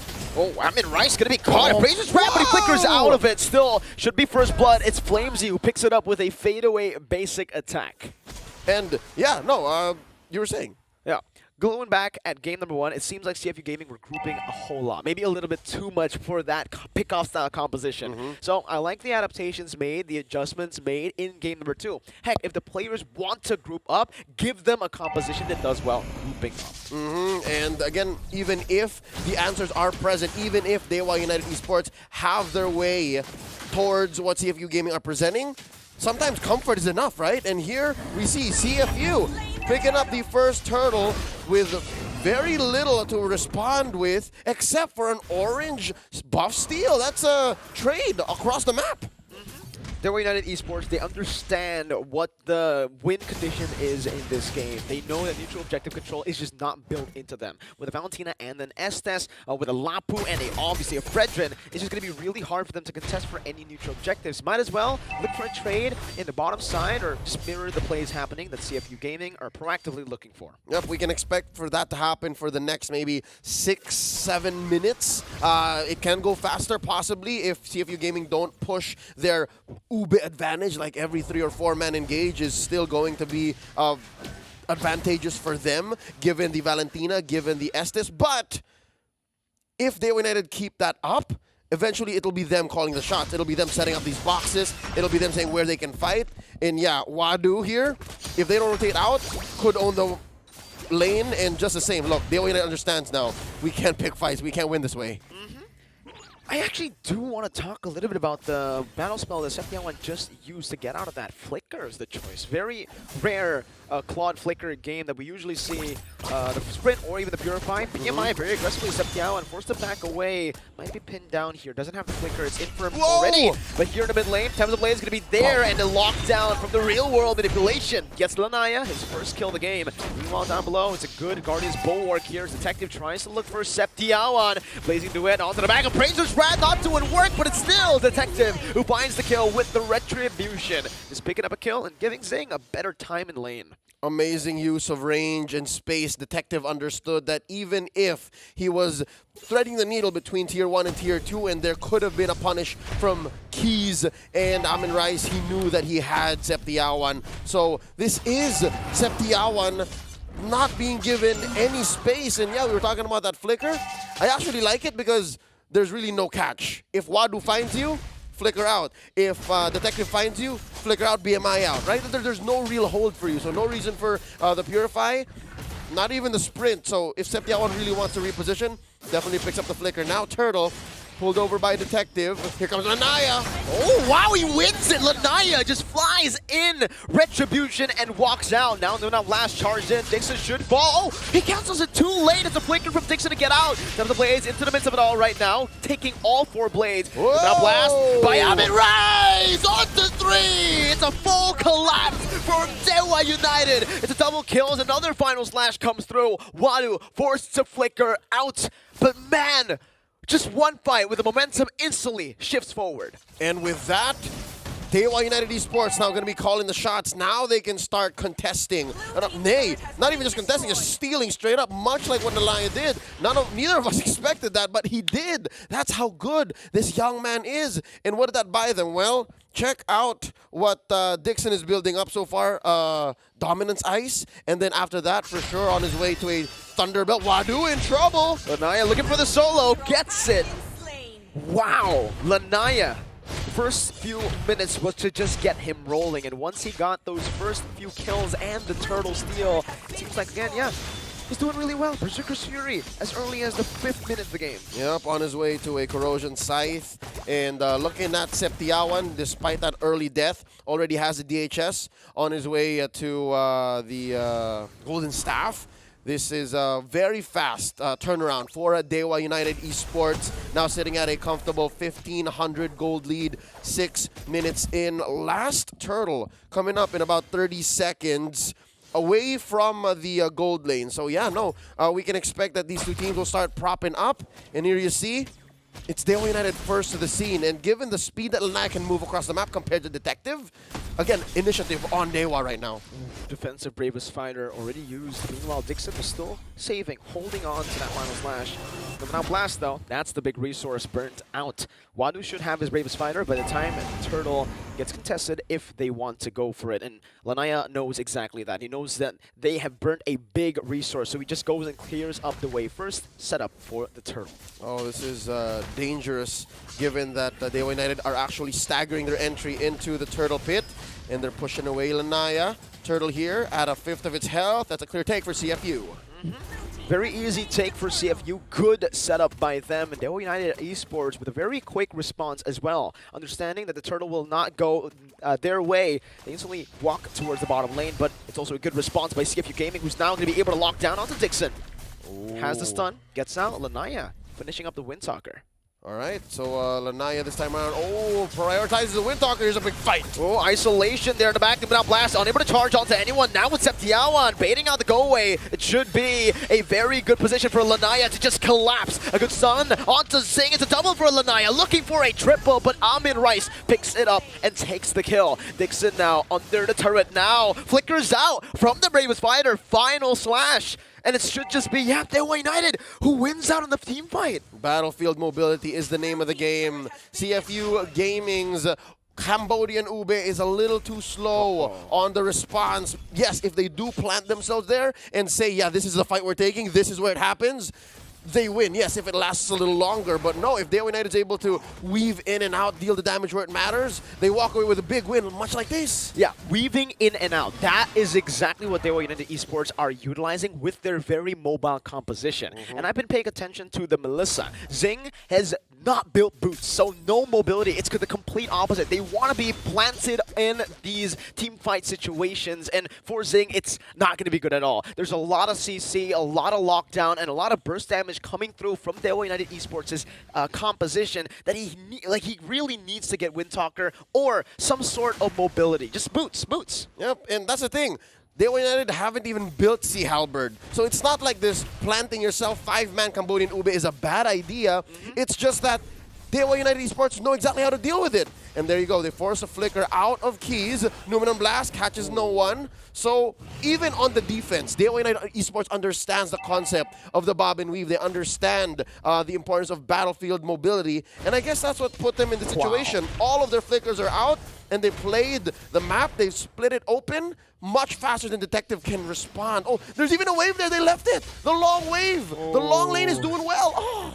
Detective is forced to just walk up. The fact that they sent Detective down below was already a big mistake. Lanaya can afford to actually lose out on a few of these poking games because he has the mobility to just show up anytime he's needed. Septiawan taking Detective to half HP. Now the Lord is going to be resetted as, again, Dewa can play with that long lane. That far lane down below is building up so well. It's going to be slow pushing, and CFU, they're going to have to send one member, preferably just Wadu, down below. Yep, this is one of the key things you have to consider when you're not only Lord dancing, but also, close. Septiawan took a few hits. But also, when you're building an Ube lineup, you want to make sure that at least one of them in your lineup is fast enough to go for the 4-and-1 so that you can set up these long Lord dances and respond when it matters. And yeah, between the 5 members of CFU Gaming, none of them are a Benedetta. None of them are a Who else walks really fast? They're usually XP laners, right? None of them are that. Uranus, Yuzong. There you go. See, because Lapu-Lapu has to walk. He has to save his mobility for when the battle starts. So that's what's causing CFU Gaming to be hesitant to take this dance. They're down 4,600, and here's a big fight. Yeah, they know they're split up already. That's why they pull the trigger, but it's Detective! One of the Bracers ran out of nowhere, finds Lanaya, who's unable to utilize the Tempest Blaze. Now the Banana Blast canceled out as well, but the Raven Spider anti-CC. Septiawan with the Blazing Duet to the back, deals so much damage, jumps back in. Will be able to take him out. Detective now jumping on Amin Rice. It's Keys still in the back, free hitting as the final slash connects, but it's not going to be enough as Zing has taken him down. Detective as well. 4-4-1, and the Lord went to CFU's favor. And just like that, Dewa United Esports 6K gold lead has shrunken to 0. There's nothing that CFU Gaming left out a chance. That Lord dance was set up beautifully, orchestrated well by the Kamai. I could not have thought that it would break out just like that in an instant. A snap of a finger, and suddenly it's Ube time. Oh, wow. I guess Dewa United Esports just held out too long. They hesitated to engage, and suddenly CFU Gaming, you know what? This is it. Let's go. They just didn't play towards the winning lanes that they've already set up. The slow pushers down below and up top, they could have just waited. They could have played it disciplinedly, but CFU Gaming forced the pace. They had a Fredrin. They had all the sustain in the world, so they just kept on forcing, not letting Dewa reset the Lord. Yep, nothing was given to Dewa there, because CFU Gaming even scored the Lord here. Now 1,000 gold ahead. Lord was taken care of there, but wait. Oh, three-man taunt, it's a three-man stun, but it's into a three-man final slash. Septiawan Blazing Duet onto the back. Dixon still able to survive, but the killing spree will be picked up there with Detective, as it is Lanaya who will fall. 1-4-2. Dewa, though, still able to defend. Yep, but in the end, CFU Gaming still came out on top, 2 for 1. They took that tier 2 in mid, and Zing is still standing here. Flamesy as well. Final flash. Zing is down. He got swept under a Brazer's Wrath. Dixon's won. He's won, Leo. Just one. And what's scary here is the fact that Dewa United are also not giving up. So they understand that they're behind. They understand that they get punished. But just the same, CFU Gaming are not letting up. Usually you want to kind of reset and not cross the river, but look, CFU are still here. Wow. Just wow. CFU Gaming, though, I feel like for both Dewa and CFU, it feels like for the mistakes that they made that gave their opponents a bit more of a chance to come back, it's kind of the same. Overstaying, over-committing. For Zing, he needs to understand that, again, he is a Melissa, very immobile, especially after utilizing that first skill. And here's the thing. Zing doesn't even have the Husk Claws just yet. So even if you do press the Inspire, if you're blasted by Dewa, it's over. And look, Dewa's setting up this deadly bush. It's all 5 of them. It's all 5 of them. Maybe really quiet, see if you can. No, but that's why. They didn't go for the Husk Claws. All right. Well, he wants to win the nature. He wants just that one immunity. first. He's respecting the damage output.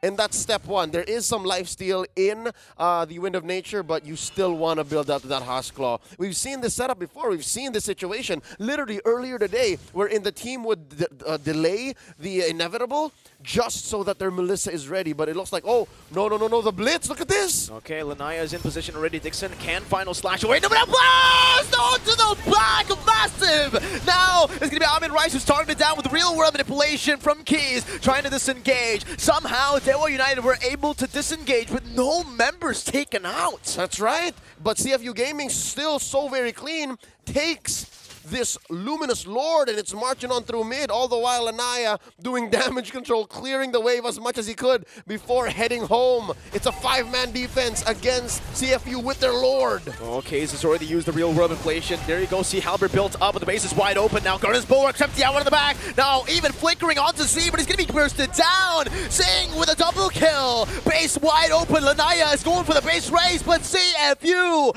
equalizes in game number 2. Dewa United left wondering, how did that happen? We definitely had this game in the bag, but CFU claps back with their Cambodian Ube. And of course, as you always do with any Ube lineup, there is an inevitable rubber band just waiting. And it happened right then and there in that upper quarter of the map near the Lord, just like that. One moment, one team fight gave the momentum over to CFU to take control of the game, and we all know what happens when a team playing the Ube composition gets control in the later portions of the game. Definitely not a fun time right after the 13th minute mark for Dewa United. Definitely a show of force from the Kamai runner-ups, the lone representative of the Mekong region, or better known as the TVKL here in the SPS Challenge season. I can't believe that it came down to that. If that's what CFU Gaming are packing, who's to say what Game 3 is going to look like? Because Game 1, clearly for Dewa. But here, I don't know. It was a bit of a mix. I mean, both teams were making mistakes, but both teams were also capitalizing, punishing these mistakes constantly. So it was an back and forth all the way from the early game towards the final moments. I'd like to hear what our analysts have to say. It's Terrence, Gani, and Eterna at the stands. Wow. Z. He was incredible. The plays that he was able to make, the way that he was able to utilize momentum, utilize that Numram Blast to turn things around for the team, force those team fights on to Dewa United, really just broke it for Dewa themselves. And that was a wonderful show of what it means to play towards your comfort. And I'm so excited to see them coming into game number 3. Very good and very different. They have the depth here, right, Terrence? I like what they bring onto the table. Flamesy, great Estes. We doubt that Estes pick because of the mobility coming from Dewa, but it seems like execution-wise, they got it in the bag. It feels like when it comes to execution, right? CFU, they were able to find those kind of opportunities and take it themselves. Dewa United, they kind of out-taught themselves. They should have played towards their strengths, which is not challenging the Fredrin at all. And we've seen multiple times that Lanaya, whenever he tries to poke around, Detective was able to catch him up and allowed opportunities for ZZZ to kind of set up for the team. And multiple times now, he has switched up between Final Stash, he's switched up between the Numenon Blast as well, which kind of made Dewa in a situation where he was wondering, what do we do? What do we do? Should we engage? Should we not? It felt like Dewa, they were just not playing towards their strengths, which is macro dominance. Yeah, a lot of overcommitment moves indeed, right? From Lanaya specifically. Meanwhile, CFU, they're the ones who stayed patient, taking some game from Dewa from game 1 and just trying to practice, trying to do it themselves in game 2. They were patient early game, unsure. Dewa United clearly won that trade, but mid-game, late game, when they start to clump up, Zing got his item.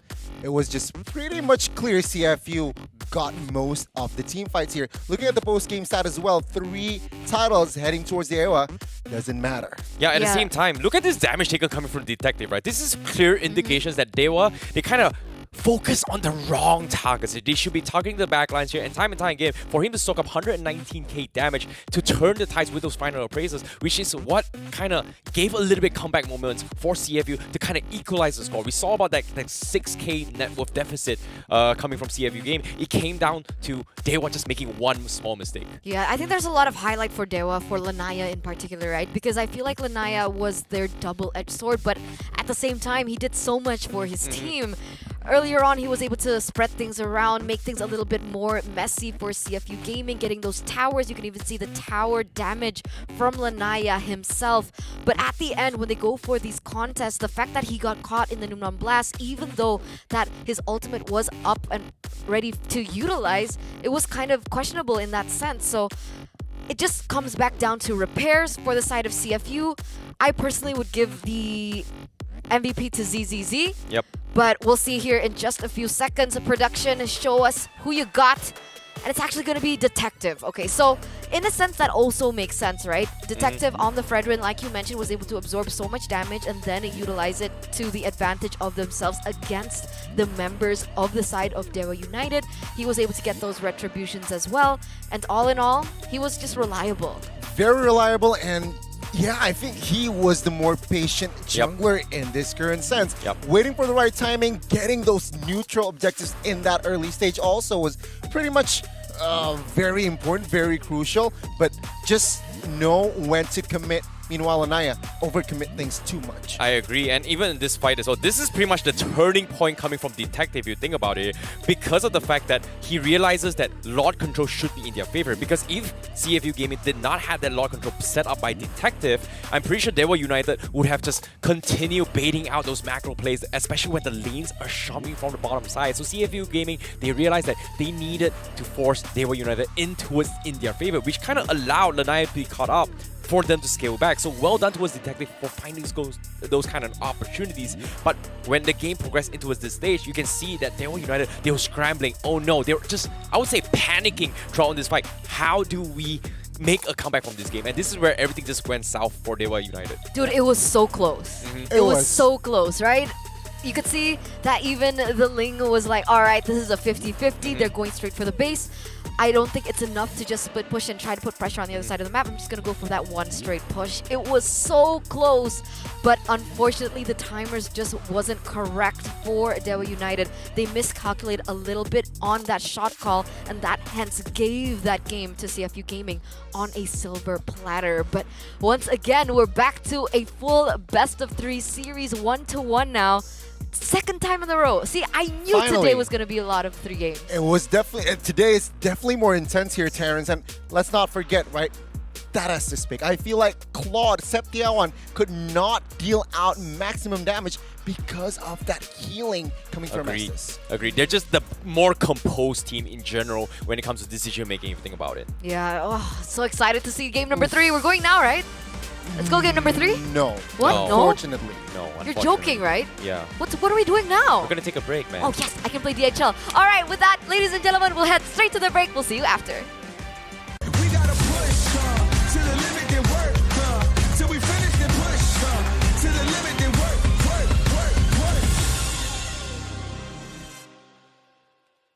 The Snapdragon Pro Series powered by Samsung Galaxy is brought to you by Snapdragon Elite Gaming, Samsung Galaxy S23 Ultra, Monster Energy, and DHL.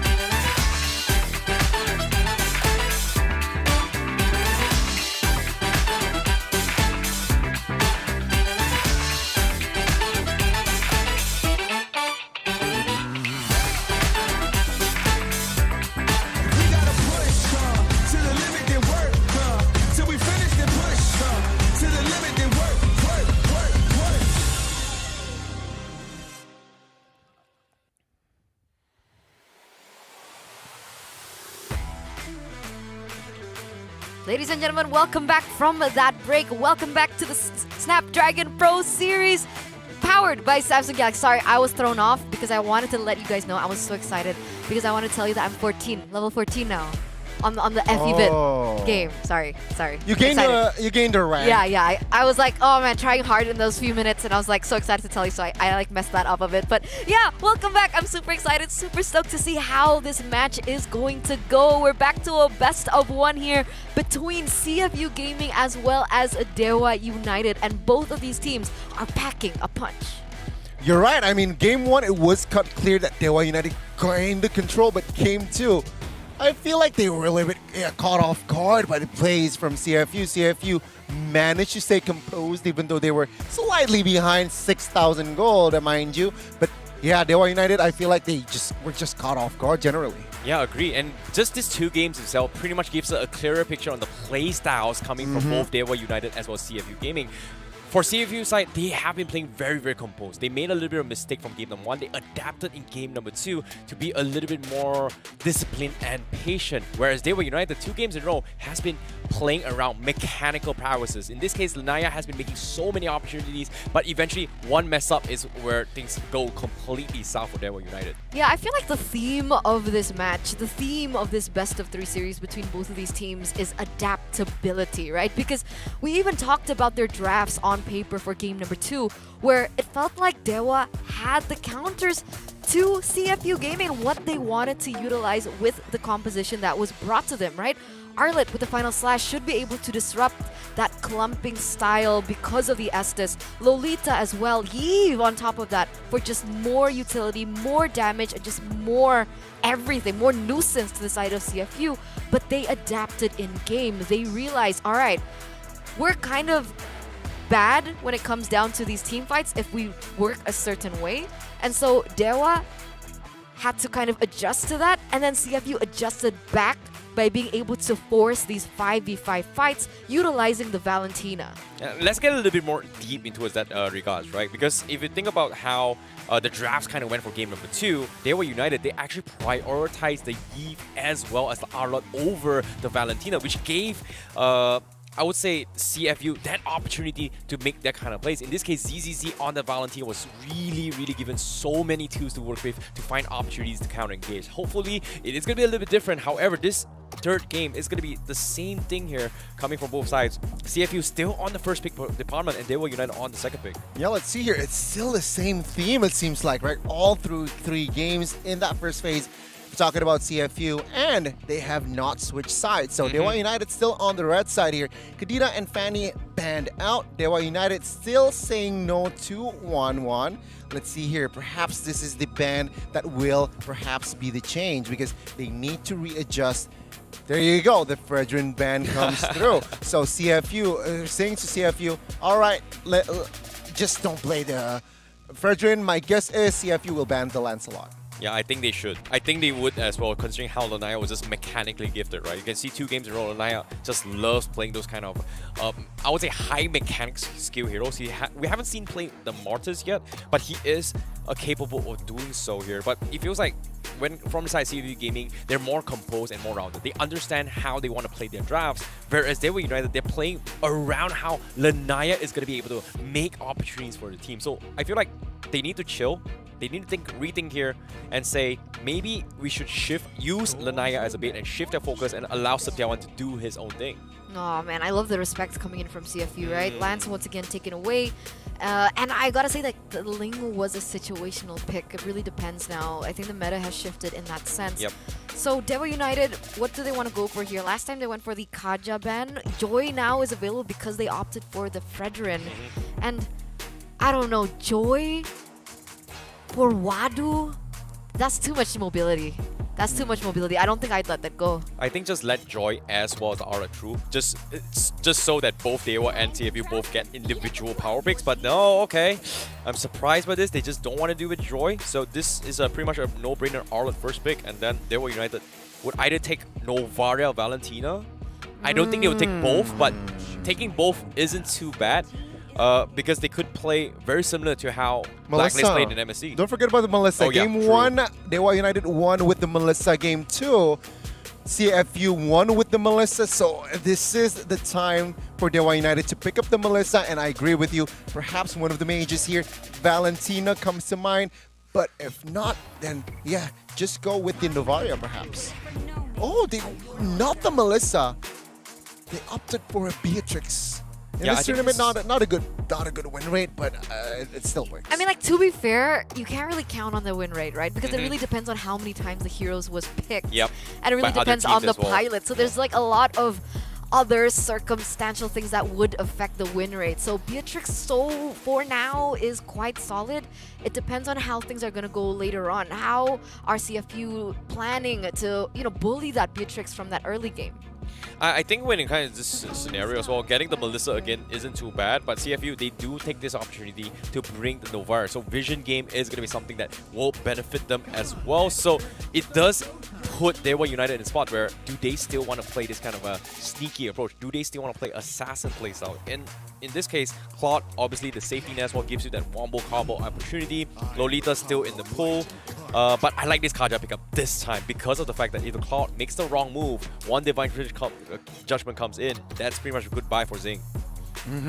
That makes sense, right? With the suppression coming in his kit, it's going to be very tough for Claude to time the Blazing Duet properly. Let's go into the second phase here. Looking at the composition that Flamesy has brought, perhaps Dewa United can just try to limit the jungler position here as well, right? They have the first pick in that second phase. Yeah, there you go. The Bane ban comes through. So perhaps they can really commit on towards a jungler ban here. Yeah, they have to think about this, right? Because we know that Detective is known for the tank jungles, right? We've even seen, what is that hero? Barrett's being brought in as well for them. So Bane is definitely a good choice. But do you really want to commit on banning Detective out? To be honest, I don't think so. It's more like they have to set up in a way on how to enable Lanaya to do his own thing. And you can see CFU Gaming, they're just respecting all of what Lanaya is playing. It's a pretty clear cut on how Dewa United wants to play this, right? They're hoping that Lanaya is going to be able to make space to buy time for Setiawan and the rest of the team to kind of win this game. They are playing heavily depending on how Lanaya is going to be picking up his hero pool. So I feel like CFU Gaming, they should just straight up just ban off Martis as well, which is a pretty good one to deal with it, unless they want to pick it up themselves and mirror an assassin versus assassin composition, which I'm not a big fan. Sorry, I'm not a big fan of assassins. I know, but it's fun. It is okay, fun. what's the two most fun assassins to go up against? I would say Lancelot Ling, 1v1. Both are banned, I'm sorry to say. Whoa. Hanzo banned? What? Nice. Okay. Okay, I sure. know you guys in MPO Indonesia had this Hanzo tank just annoying the heck out of the back line, so I'm surprised that they actually brought this up. I don't think Dewa United would play this at all, if you think about it. Well, it seems like they just want to really secure the Novaria, but yeah, jungler pick, not yet. Dewa United is pretty confident they have enough hero pool here. It seems, even though it's just 4 straight up bans in that second phase towards that jungler position. CFU Gaming here, question now, what will they go for here? Machis comes to mind, and of course, Faramis can come into play here, entering either the mid or the roam, right? Because it's going to be paired with the Novaria. Yeah, double roam strat. Double mage in the mid lane. Why not go for that? I don't know if that's their style, but it's definitely something that they can utilize here. Yeah, they definitely can consider. Blacklist can pull it off, so sure. Oh, you're right. The Faramis is just pretty much a hard counter to glue. Pretty much like it feels like Dewa United doesn't mind if they go for it. But wait a minute, hold up. Whoa. Guinevere? This is the debut of Guinevere here Jungle? at SPS. Guinevere jungle? Jungle Guinevere. Oh my god. It is a jungle It Guinevere. reminds me of Godiva. Sorry. Oh, yeah. You're a Godiva fan, girl. I know that. I miss Godiva, but wow. Going up against this comp? Okay. Man, I have nothing to say, but with the Hayabusa pick, it signifies that they were united from the get-go. Lanaya likes his assassins. He will get another assassin. You know, to be honest, seeing this Guinevere here has been kind of integrated into a fighter playstyle. It feels like I kind of like this. Like, even though I want Dewa United to win this, but I want to see how Guinevere gets pulled off. Yeah, honestly, I don't know what this is gonna go. I haven't seen Guinevere in the competitive stage for so long. Maybe the casters know a little bit better about it. But man, we haven't seen this in so long. It's throwing me off. It's stressing me out a little bit. But I'm so excited to see if it's gonna work or not. Because if it does, that's a breakthrough for the current meta, and it just really shows how flexible the current meta is. So without further ado, we're gonna throw it back to Leo and Mirko. Take it away.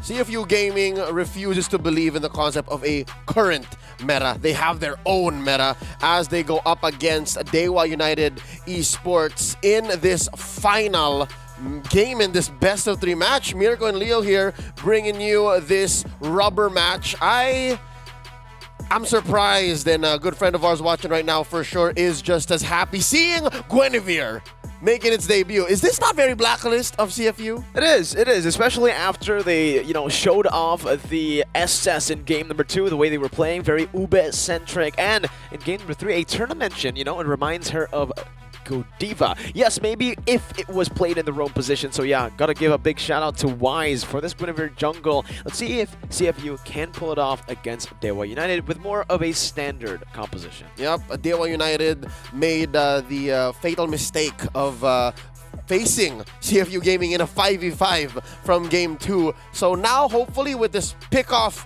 lineup, there is a Kaja.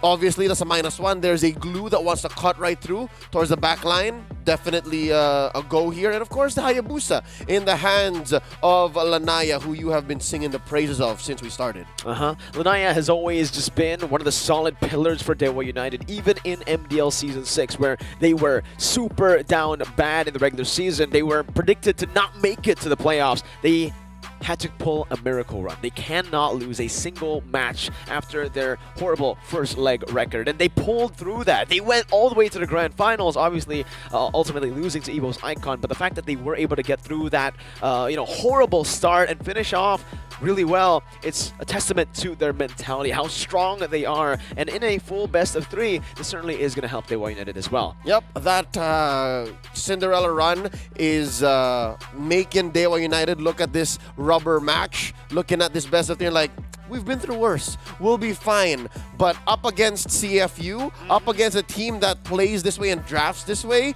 looking at the potential of the dive, the sustain, the creative angles that you can get via that Novaria, via the ult, the full vision.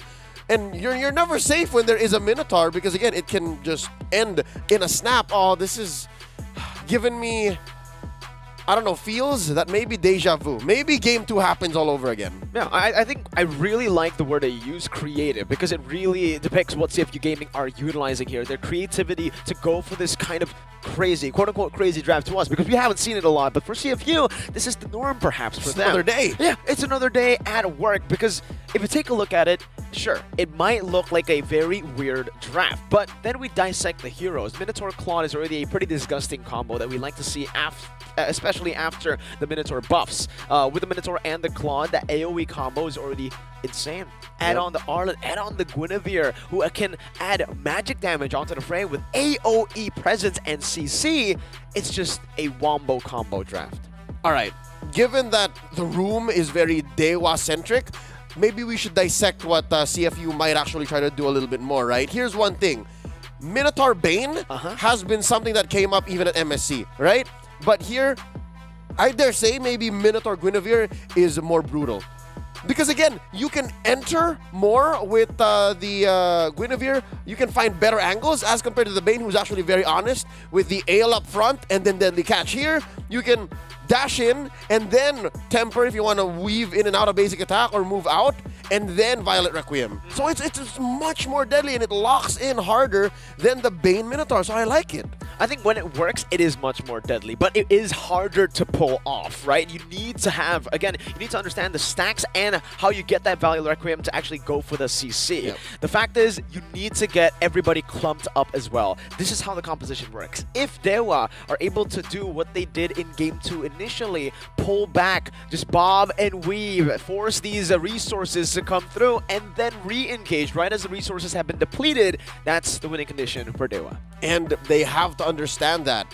Folks, what we're setting up here is 2 polar opposite lineups. One wants to clump up, and face you head on. The other wants to, again, bob and weave, find targets on their time with their initiative, and then move on to the next. Snowball throughout. So with that being said, I would like to think that Dewa here has to reset, but also learn from game 2. They have to completely forget what caused their defeat, but also remember what led them to make those mistakes and then do much, much better here. But again, it's a similar approach. Very similar, I agree, because again, in game number 2, it wasn't like they were just stopped from the very beginning. They were actually holding on to the game. They were in control. They were dictating the tempo, and they were the ones looking for proactive movements on the map, going for neutral objectives, going for pickoffs, and it was one fight. Lanaya got caught by the Appraiser's Wrath. Didn't pop the Tempest of Blades fast enough because they were baited in through the Lord Dance. Something that Fredrin is a specialist at, and something that Dewa United perhaps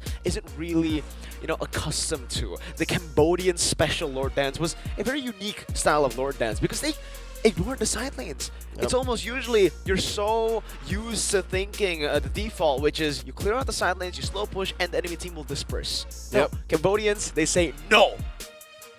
We're going to stick together and we're going to force the Lord. Hello. Let's see what happens in this matchup. Because again, contrary to the current metagame that we've seen here in mid-2023, it's a difference between dive and poke, right? Either you go hard dive, you go hard poke. Here, it's a split up versus the Ube.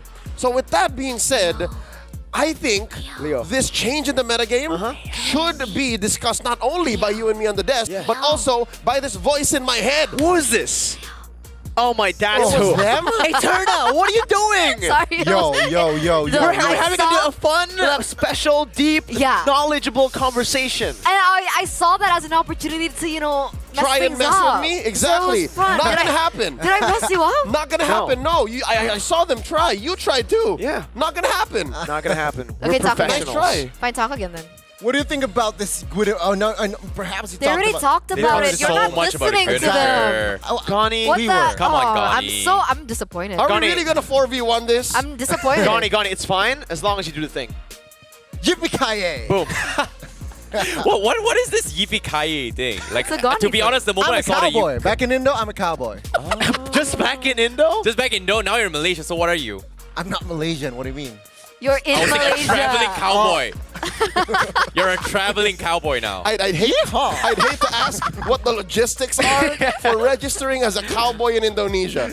I don't know myself. I have never seen a cowboy seen hat, Leo. An Indonesian cowboy before. You couldn't pack it? You couldn't pack your 10-gallon hat in your luggage? Would it break your capacity? What's going on? It's a Clint. Well, Clint cosplay. That's pretty good. Well, Gani, if you actually want to bring it over, you can always just send it over through DHL. It's not that hard. I know, right? True. Since you're going to be here for so many weeks, right? Now is a good time to actually, text them, call them, give them a call with the Samsung Galaxy as well. You got to borrow him for your phone. No, I can't. No, why? No, I'm trying to hit the number 1. FBot. Nice. Wait, I want to ask the casters, what level are you guys on FBot? Bro, you know that number 1 in the standings? That's not me. Oh. Nice. You gave me a mini heart attack there. What about you, Leo? What level are you on FBot? I can't play FEBot right now. Why? I'm jumped up on Monster. My fingers just... I'm saving my FEBot hours for later after the broadcast. Oh, Yep. okay. That gives me a little bit more time to rank up. Yeah, no. That's my meta. That's my game. I want you to put your effort in, play all the FEBot. When you're sitting at 3 or 4, I just barrel on up to 2. What? That's the game. That's the game. I think 2 isn't too bad if you think about small talk, because I know who number 1 is. Who turns? It's a guy I know, a friend of a friend, who told me that he is secretly from a hacker from China. See, now I know you're a liar. You're a bad liar, I see. Why? I'm good, yeah. It's like you're secretly supposed to be a caster. because it's impossible to reach a kind of amount. Casters are good at lying. This is getting out of hand. I'm not lying. Real quick. Why? Let's reel it back. Why are we good at lying? No, we're not. No. Let's reel it back to what's because going casters on. lie a Pull lot. it back. One can only imagine the pressure currently on the shoulders of Detective in the Gang, right? As CFQ, as the lone Mekong region representative, what's it like going up against the newest member of MPLID in Dewa United, and then you're coming down to this last chance? One game. Well, technically not their last chance, but if they do win this, they're a best of 3 away from Jakarta. Imagine that. Riddle me this. Indonesians and 1 Malaysian in the analyst stand. Leo's such a N-word. Whoa. What? What is the N-word? He's such a nerd. Oh, exactly. We're like having a fun conversation. He's going back to work. It's boring. Oh my god. Oh my god. I swear to God, like I thought when we whisper onto his I thought she ears, meant narrative. ears, it's weird. Yeah. Man. Narrative narrator. That would be an M-word. You know, I feel like that table over there is literally the angel who's just flying over your no, you shoulders. could Like, just- oh, I want to be a good boy, and we're here like, come on, man, we want to cut some slack. I want to drink some Monster. no, I want that's to not have it. some fun and No. no. Or sorry, we're the white angel. They're I the was, demons. No, I was gonna say they're just the smart table. Oh, the nerds. We have like a 3 Yeah. IQ on this table. Oh. And it's not dispersed equally. And you're 0. I'm probably 15 just because I was like in FE ball 15 rank. Yeah. How does 3 get to 15? I don't know. Somebody's hard That's how math negative. works. Somebody's hard negative. Because like 3 plus 12, IC baby 12, 12 plus 3, so 15. Yeah, that's why I got my numbers. That's Where do not you how get your math name, works. Where did I got my name? That's how he. I didn't know how to count 1, so I just smashed my keyboard and just got 12. Yo. And keyboard hate. I love keyboards. That's the thing. I'm a pretty rager myself, but at the same time, you know what's interesting? I'm gonna call back my friend. His name is called Staffa. Don't lie. You don't. No, have I'm not even friends, joking. Come on, man. MPLMY. What do you This think? caster Wait, called Staffa. what do you His think name he's is lying literally just about? slapping on a keyboard. What a name dropper, bro. Dude, he slapped his keyboard. That's how he's gotten the name. Staffa. All right, you can snap your keyboard, but are you a Snapdragon? I'm sorry. I am. 2 out of 10. I'll allow it. Okay. 3 out of 10. Three out of 3 out of 10. No, Three out of 10. I'll give it 5. I'll give it 5. Oh, wow. Hey, 5 Can I out get a of 6? 10? Can I get a 6, 7, 8? 5. 5 out Support, of 10 support. is 1 out of 2. Yeah. That's fraction She right has there. some maths real quick. Give her Oh, a second. damn! There you go. 50%. Okay. That's why I'm not an Okay. analyst, folks. Okay. Okay, let's take a breather here, right? Okay. Wow. 1 to 1. Gone needs the sane The one right now. cowboy needs to breathe, huh? All right. needs to Yippee-ki-yay, breathe. cowboy. Show me what you got. Cowboy's not ready to walk. He needs his horse. Well, ladies and gentlemen, let's take a breather. 1 to 1. But oh my God, producer. Huh? What? Reptar? Reptar's with a banana? What? Oh my Oh, God, yeah, I we did gotta see the see it. banana. We gotta see it. We gotta throw the break, guys. We'll be back in just a minute. We gotta push to the limit and work till we finish and push to the limit and work.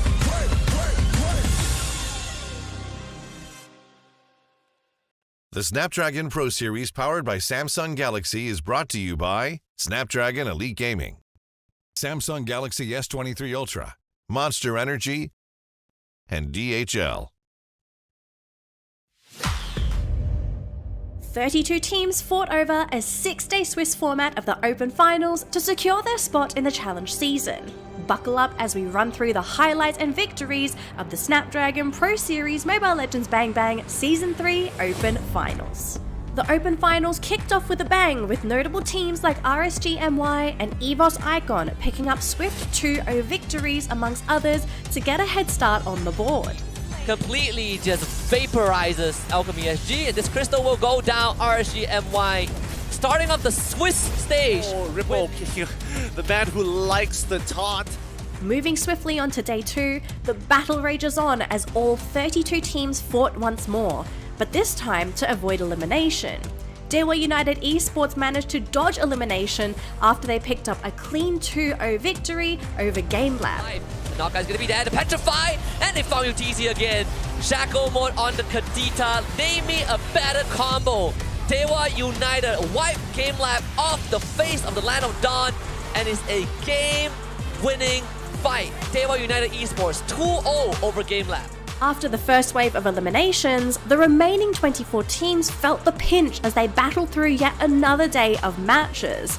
Archives Esports fought valiantly against Red Esports and gave us an exhilarating match to watch, ending it with a 2-1 victory. Pull back on the Shell Stampede. Red ends up going down to Sumpa, and Amal, he'll be caught up as well. The brick wall of Archive Esports is just solid. Spider Mouse gets pulled in but has the immortality. They need to get to his second life, but it's just not possible. 3 members of Red fall. The first and final death of this game in the upper bracket. Give him the ripple. Now down to 16 teams, the remaining half of the original number went through what To the limit and work till we finish and push. To the limit and work.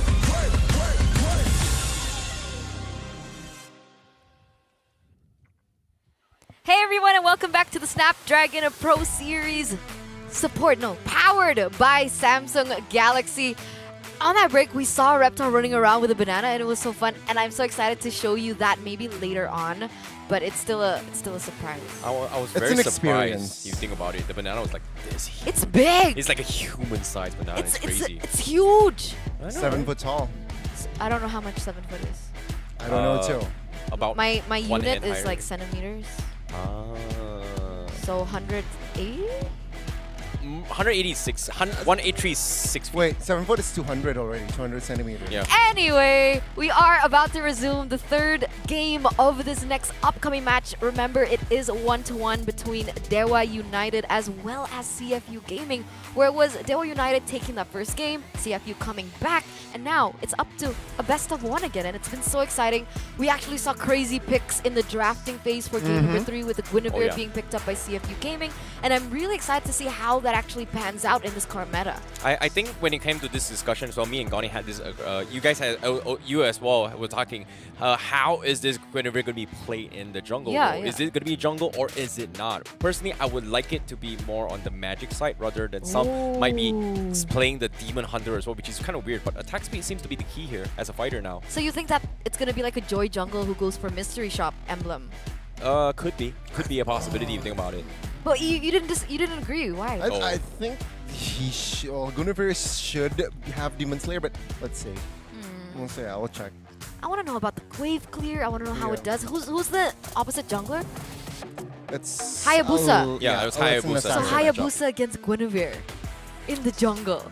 Technically, both have high mobility to kind of rotate each other. The only difference is that Hayabusa is using it as escape. Guinevere is using it as a setup to actually one-shot combo somebody.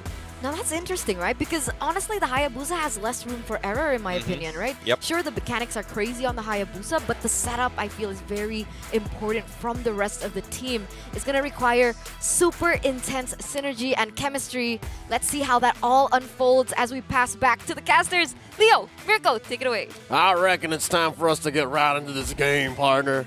It sure is, partner.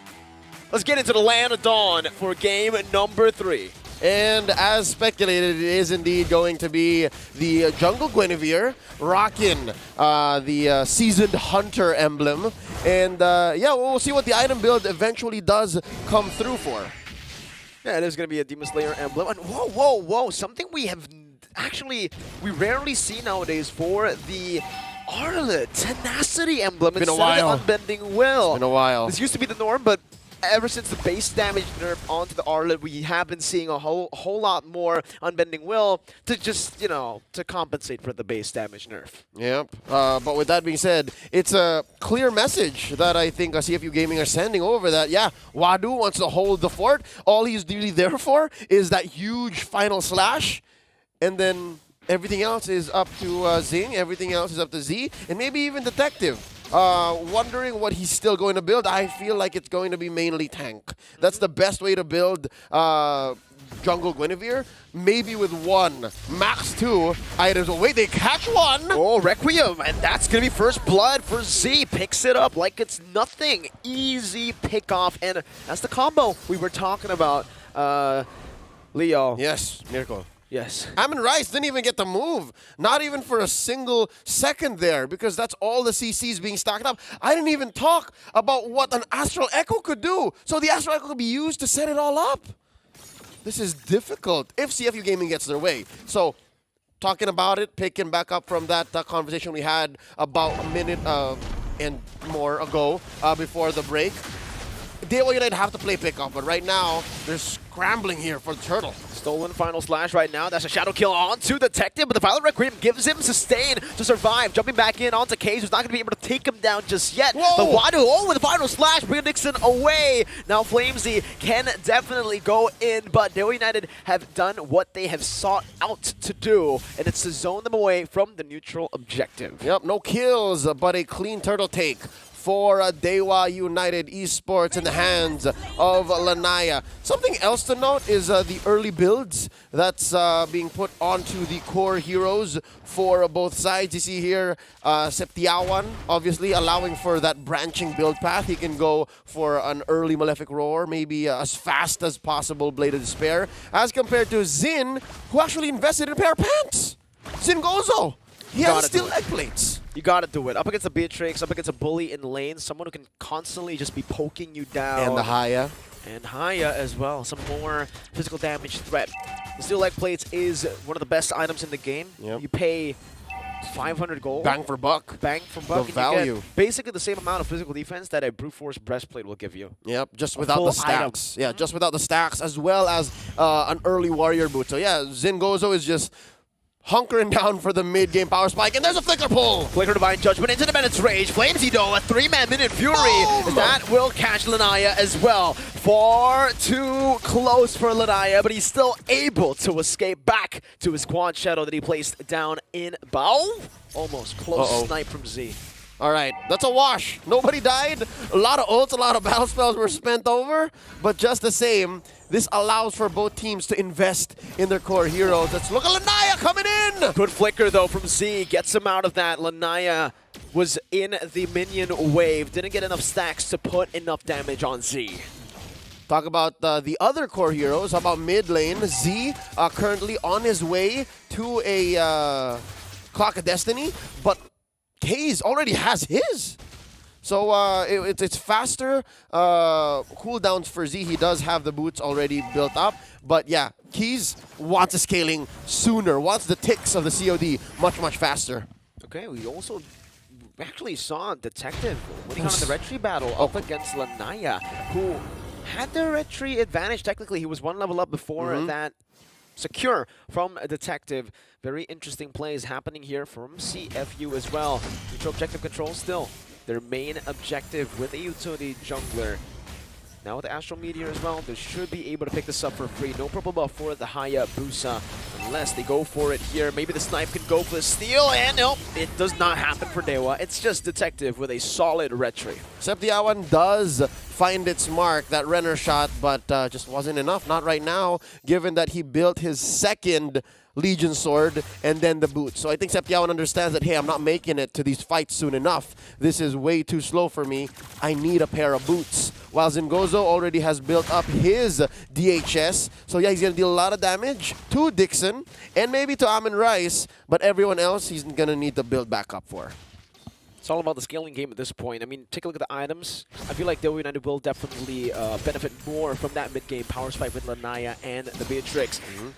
But here, you can already see it. Just not even the mid-game yet. Lanaya is already dealing a lot of damage just with the Hunter Strike. Yep.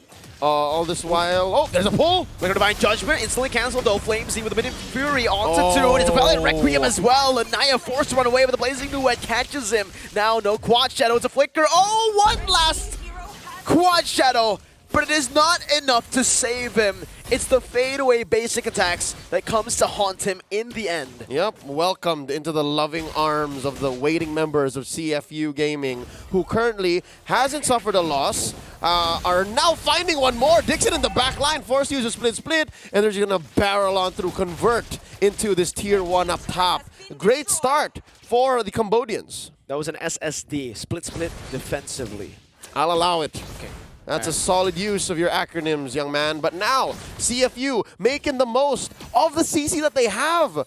Dewa United Esports, not a single Purify from them. Not a single Purify effect even. This is difficult right now. And oh, you see, the dark ideas that they have for Wadu. They didn't let the intrusive thoughts take over there. They held it down. It's all good. They just want to go for a trade right now. And it seems like CFU Gaming, they want to do exactly that as well. They have probably the best weak side gold laner in the game against a Beatrix, a Valentina, and a Kaje. Should still be able to clear out the waves and get out in one piece. Let's see though.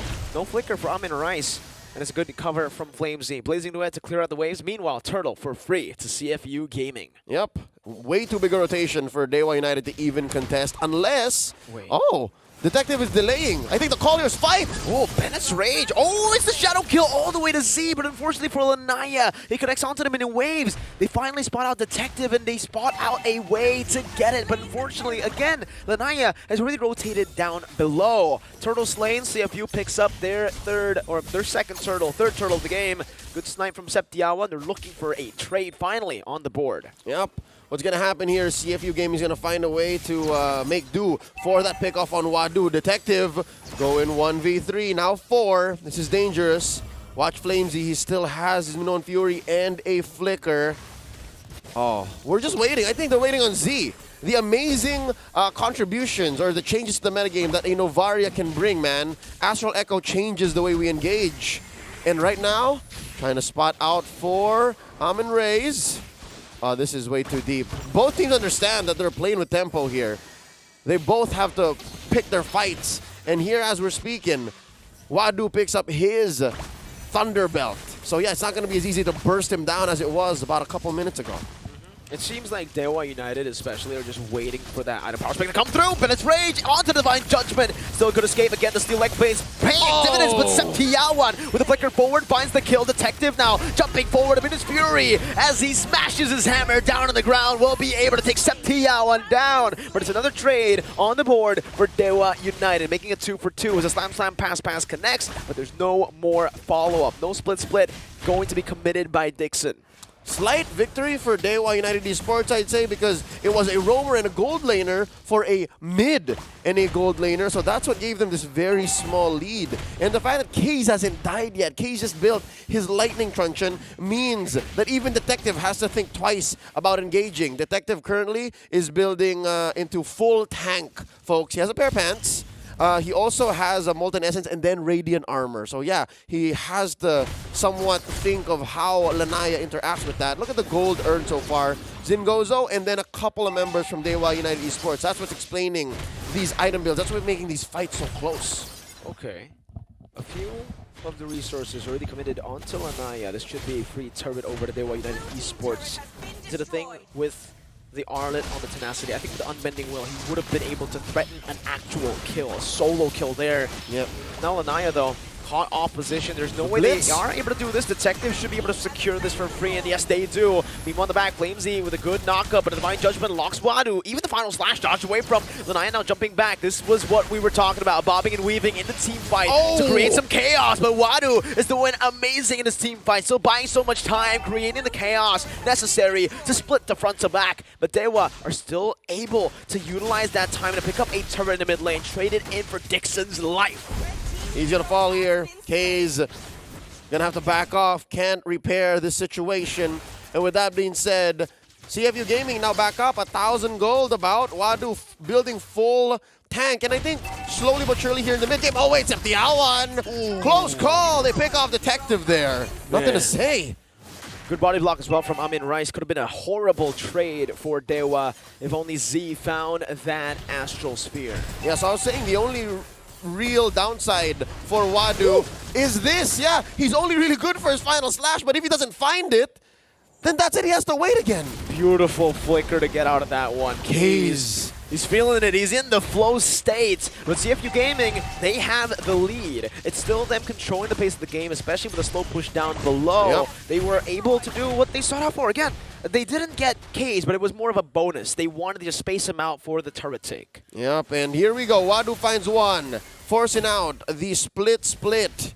And again, we all know it's just a false engage, but yeah, very similar to the later half or towards the end of Game 2. CFU are in control. Lanaya grabs his purple buff, and there's a final slash. Oh, Dixon doesn't have the split. Not a good moment to engage, but Amini's Fury has been used up. Amin Rice still waiting on that flicker. Good poke down from downtown. Connects onto Dixon and Lanaya, taking him down pretty low. Way to go, keeping your mid lane tier 1. Dewa United Esports, even though they are slightly behind, slightly down, maybe 400, 500 gold here, 12 minutes in, they understand that, yeah, we should fight for the inches on the map, and slowly inches build up to major objectives, like that tier 1 down bottom, and right now, they're looking to split up. They're looking to fight CFU, but not like this. They know that they're going for the Cambodian Ube right now. Both of the gold laners buying or getting the winner nature at the same time. This will definitely help them in these team fights, but I think it will help, or it will give Zing a bit more value than it does for Septiawan. Just for the fact that, you know, they have a Hayabusa, someone who needs to actually take you down. The winner nature will definitely stop that plan from Dewa, and from the itemization as well. He's building up to an endless battle, trying to, you know, bypass the winner nature with some true damage. Yeah, but that's not the whole picture, right? The fact that it's more useful for Zing doesn't mean Septiawan doesn't care about it. If anything, Septiawan needs all the protection he can get because there's so much CC that is going to try and kill this Beatrix. So with that being said, it looks like they've had it. With your hiding, there's a pull! Oh, good escape from Wadu. The tenacity is doing him justice, but even with that, that's what the high and dry, the Master Assassin is used for. The pickoffs is still should be CFU Gaming with a better trade with an Enhanced Lord. That's right. A Luminous Lord for a lone XP laner. Oh, that's fine. And now Lanaya wondering where to go. Last shadow used up. Detective looking for 4! Oh, Requiem looking Lanaya down. The blazing duet into the back with a nature as well. King or Zing is able to just zone them away as Z goes in for the snipe. Finding 2. Amin Rice should fall next, and it is an Astral Meteor that gets the double kill for Z. Oh, this is unfortunate. This 3 for none happened right when Lord is marching through bottom lane. Dewa United Esports are going to lose so much from this engagement. 14 minutes in, Tier 2 falls. There's a slow push up top. Oh, they're coming in! Let's see, again as a Requiem K still trying to defend, but will not be able to do so. Dixon sniped down. 3 seconds on Amin Rice. The base is wide open. And the Indonesian dominance ends here for day number 2. Oh my Mao! Cambodians, rejoice! CFU Gaming are a BO3 away from Jakarta. They move on to the upper bracket of their group, taking down Dewa United in a reverse sweep. What a performance from CFU Gaming. We spoke about how Dewa United's mental has been tested before, but CFU Gaming really brought out the top 2 mentality that they were able to utilize to get all the way to the grand finals of MPL Cambodia. An amazing effort though by Dewa. They all shined on an individual level, but when it comes down to understanding their own metagame, their own approach, their own execution, all CFU Gaming needed was game 1. All they needed was to understand the limits that Dewa were presenting. And is this not very Blacklist Prime of them to download Dewa's game and then to execute much better from game 2 onwards and taking the series? They even have the Blacklist International Draft technically, right? The Guinevere for the jungle and the Minotaur. Something that even V has learned at MSC. It's amazing. Who'd have thunk, right? That we were all looking at this newly minted MPL team in Dewa and saying, yo, clearly they should have this, clearly, but no. CFU says, hey, we recently just hosted MSC. Cambodia is real, fam. Top 4. Top 4, and here we are, right? They are just, again, a BO3 away from securing that challenge finals spot. I'm amazed. I wasn't expecting it. I have to admit, I have to be honest with y'all watching. I predicted Dewa, but here we are. Same here. I predicted Dewa to win it all here for the series. But the fact that CFU Gaming was able to, again, pull off another upset. There has been a few upsets going on in this tournament. And in the challenge season, with Aura also beating Blacklist International. Yep, and it looks like in comparison to day 1, day 2, for SPS, challenge season has been quite spicy. On behalf of Mirko, we would like to say, Akun. Terima kasih and thank you to everyone watching. It's time for the Analyst Center host to break it down. Thank you, Leo. Thank you, Mirko. Cambodia home and Mao. I loved the way that they ended that match because I know that the Cambodian fans all around the world are screaming and shouting, supporting CFU Gaming as they were able to bite Dewa United out of the upper brackets. GGWP. And going to our analysts here, Goni as well as Terrence, it looks like Goni is still sitting at 100% prediction rate. Team-wise, not score-wise though. Okay, Team-wise, okay. Right? But yeah, again, congratulations. I personally feel I can take an L. Right? Indonesian has been, 3 teams has won today's match. So, you know what?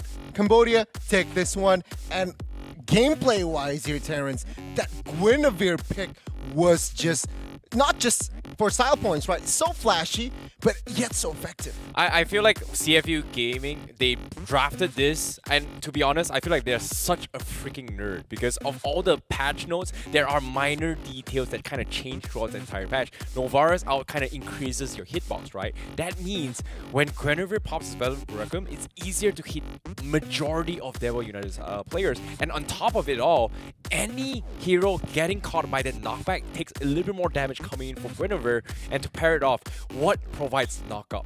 That's gonna be the Minotaur. So all this tree kind of synergizes really well to set their own meta or their own type of wombo combo, which I think Dewa United weren't expecting at all. Oh my god, I didn't even realize that. They're such a nerd. Like I said, they're a nerd. I didn't even realize that hitbox thing. I thought that Novaria was purely for vision in order for them to be able to catch Dewa off guard. But in addition to that, there's also that utility. Wow, good pickup. Yeah, and that's the thing, right? It's because they're such a nerd, Dewa United, they just didn't know how to actually play around this because the amount of AoEs coming from CFU Gaming was a little bit ridiculous. Like, Dewa United, they wanted to play a different integration on how they played for game number 2. Once again, you know, they're playing around Lanaya, trying to make space, make these kind of opportunities to set up this place. However, CFU, they've got the sustains down. They've got the AoE down. Split push-wise, may not be as quick as Lanaya, but as long as Dewa keeps on trying to dive towards CFU, it is going to be in their favor. And there were a couple of mistakes from the highlights themselves where, hey, the moment Lanaya makes one wrong shadow, immediately Detective is like, you know what, I'm just going to jump in. I'm just going to pop the Violet Requiem. I'm going to trust Vadu to kind of sweep everyone in towards the mid-launch range, or maybe even to a Guinevere for the Magic Plum. So in this case, it feels like once you commit the fight into a CFU, there's just no way of getting out. And yeah, we can see here, perhaps in CFU, Flamesy was just also unstoppable. So let's talk about the MVP here, shall we? Very, very soon. Oh man, who would be the MVP? And the MVP is exactly the person that you mentioned, Gani. It's gonna be Flamesy on the Minotaur. 100% KP. That's how much impact he had. Being able to win all those team fights just really put you, Dewa United, in a tough position. Yeah, he enabled his team perfectly, right? In this, sure, the Guinevere jungle, splendid game plan and execution, but Flamesy, he enabled and facilitated for his team. He just denied the impossible engages, forcing Dewa United for a fight, which just clear here in this highlight where just the minion for you was just so annoying for Dewa United to find an angle that is effective. Yeah, exactly. And even in this early stage game as well, because I don't think Dewa United kind of realized this as well, that this is pretty much very intended coming from CFU Gaming, right? Every single time Flamesy commits a fight, he always pairs up with Detective. They want to take advantage of this knockup damage buff despite Guinevere being this tanky hero. And this is where the setup came in, because the moment the wombo combo came in, there was nothing Dewa United can do. And with the hitbox coming in as well, they pretty much just get guaranteed kills. And Z was able to get very, very nice life. So I would say when it came to the finishers, it all came down to Z, because of the fact that CFU Gaming, they have the range to contest you, they have the mobility, they have the damage to challenge you, and one wrong move, if you take one wrong step, you are going to get picked off. And you can see even it reflected onto how much damage was dealt in the game, and the number one on the leaderboard was ZZZ. Again, the impact that this player has, even from game number 2, it's putting Dewa United Esports in a tough position and forcing, honestly, mistakes coming in from Dewa. And it's so sad, right? Because you can see that even Lanaya on the Hayabusa was trying to do so much for his team. He was trying to be able to counter, to take Novaria down, but because of the support from the other members of the team, that was rendered useless. Congratulations once again to the Cambodian representative, CFU Gaming. You guys are one step closer to getting the ticket plane to Jakarta. And again, if you really look at the drafts, right? Glue on the side of Dewa United, no clear targets here, Terrence, right? You have Claude and Novaria that is very high in mobility. Yep. You got Minotaur, Arlet, and Guinevere who is building towards that tank. So as a glue, it's very hard to catch the prio targets within the CFU gaming. And again, in that draft, it was just more confident. I mean, CFU just well done regarding the drafts, but yeah, AXP Glue gameplay was irrelevant in that game. You know, to be honest, when I saw this draft as well, my mind was kind of blown a little bit here. It's pretty much an eye-opener for all the casters on how CFU thought of this game. They designed the meta. They don't care about what other regions think. We are going to play to our strengths. So when I broke it down towards the drafts here, let's talk a little bit more on how Dewa United could have played around their compositions, right? The idea of having this Hayabusa, Lanai making space here means that they want to take split-off fights, which time and time again didn't exactly happen because every single time they make this kind of plays, CFU Gaming says like, you know what, you choose the wrong place at the wrong time. All 5 of us are going to commit into you and there's just no way out once you get caught off, which was a big problem coming from Dewa United. That was the same playstyle from game number 2. Exactly. And that was the same kind of solution that Dewa tried to do and failed miserably. And this is something that all the other teams who are going to be facing against CFU Gaming have to do, right? They have to do their homework. They have to realize that this is CFU Gaming. They love their team fights. They love clumping up as 5. And it's actually quite sad because if we take it back into the drafts, Dewa United actually banned the Bane, right? Yep. So they were trying to prevent that wombo combo from happening. But instead, nobody knew that there was a different kind of knockup that could be exploited from Guinevere. So intelligent. Very good execution as well. Again, right? The patience, the just overall execution, I really like. They have already not just an idea of how to execute their draft, they know already when to force a good fight in the jungles or in the area of the Land of Dawn, forcing a fight on towards Dewa United where Dewa United wasn't ready or wasn't when they weren't ready. They were just, let's fight. And of course, they got overwhelmed. And let's not forget, CFU Gaming, they do not forget about objectives.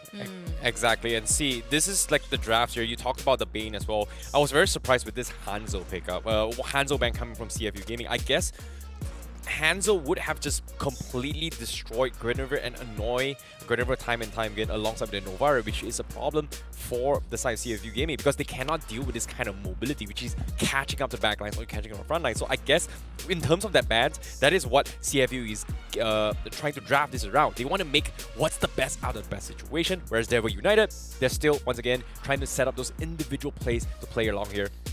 Divine Judgment from Kaja is great. You are looking for a pick-off competition. I feel like Dewa United, they're playing a lot of emphasis on trying to set it up a gang for this Beatrix to kind of enable himself. Unfortunately, that is going to be a 3-man rotation. Means Lanaya is not going to be there. He's going to be playing cross-mod plays. And CFU Gaming understands this situation and they say like, you know what, we're going to commit to the goal lane time and time again. We're going to force 4-man in and there's no way Dewa United will not be killed off in at least a couple of kills if you think about it. Yeah, I actually want to go back to that Hanzo ban, right? I like that. On top of your point, I also think that the worst thing to go against as someone who wants to set up for these team fights is Peel, right? Agree. So if Novaria is already caught low, if Guinevere is already caught low, you can't set up for these team fights properly, and Hanzo is able to do that. So again, intelligent draft coming in from CFU. I wonder who the coach is. Because I don't know who the coach is. I really want to know. I wonder if we'll know in the interview. Maybe, right? Again, just overall a good, excellent display of Game 3, especially game on the line, 1-1. Able to just bring some creativity into draft and of course have a very well understanding on how to just find the loopholes in Dewa United, because if you really look at the recap again, Kaja, same story with Glue. You can't really find a good pull on towards their prio targets, right? Because Novaria and Claude is very, very hard to catch. I wonder what they were expecting, right? Because that would be last pick Kaja. You know, that's the thing, right? From Dewa United's drafts here, if we base it off before MSC, right? SPS was actually happening during Season 1 and also the Open qualifiers as well. The meta at that time when Novaria was first introduced was still the push and pull effect. I would say pick-off isolation effects, which is heroes, which is Kaja, Franco, Mincetar, Glue, Selena, Paramis. if you wanna count. No. I mean like the ones displacement. You want to pull them out of position and then pick them off kind of composition. So they were United. They came in from Open Finals. They were comfortable with this kind of composition. That's why I think when they picked the Kaja, they were trying to play around that. The Glue is able to isolate Paper and then hope that the Beatrix is going to get a kill off that and kind of funnel those economy into this goal lane to kind of scale into this game. Yeah, we'll see the brackets now here. What is Group C looking like?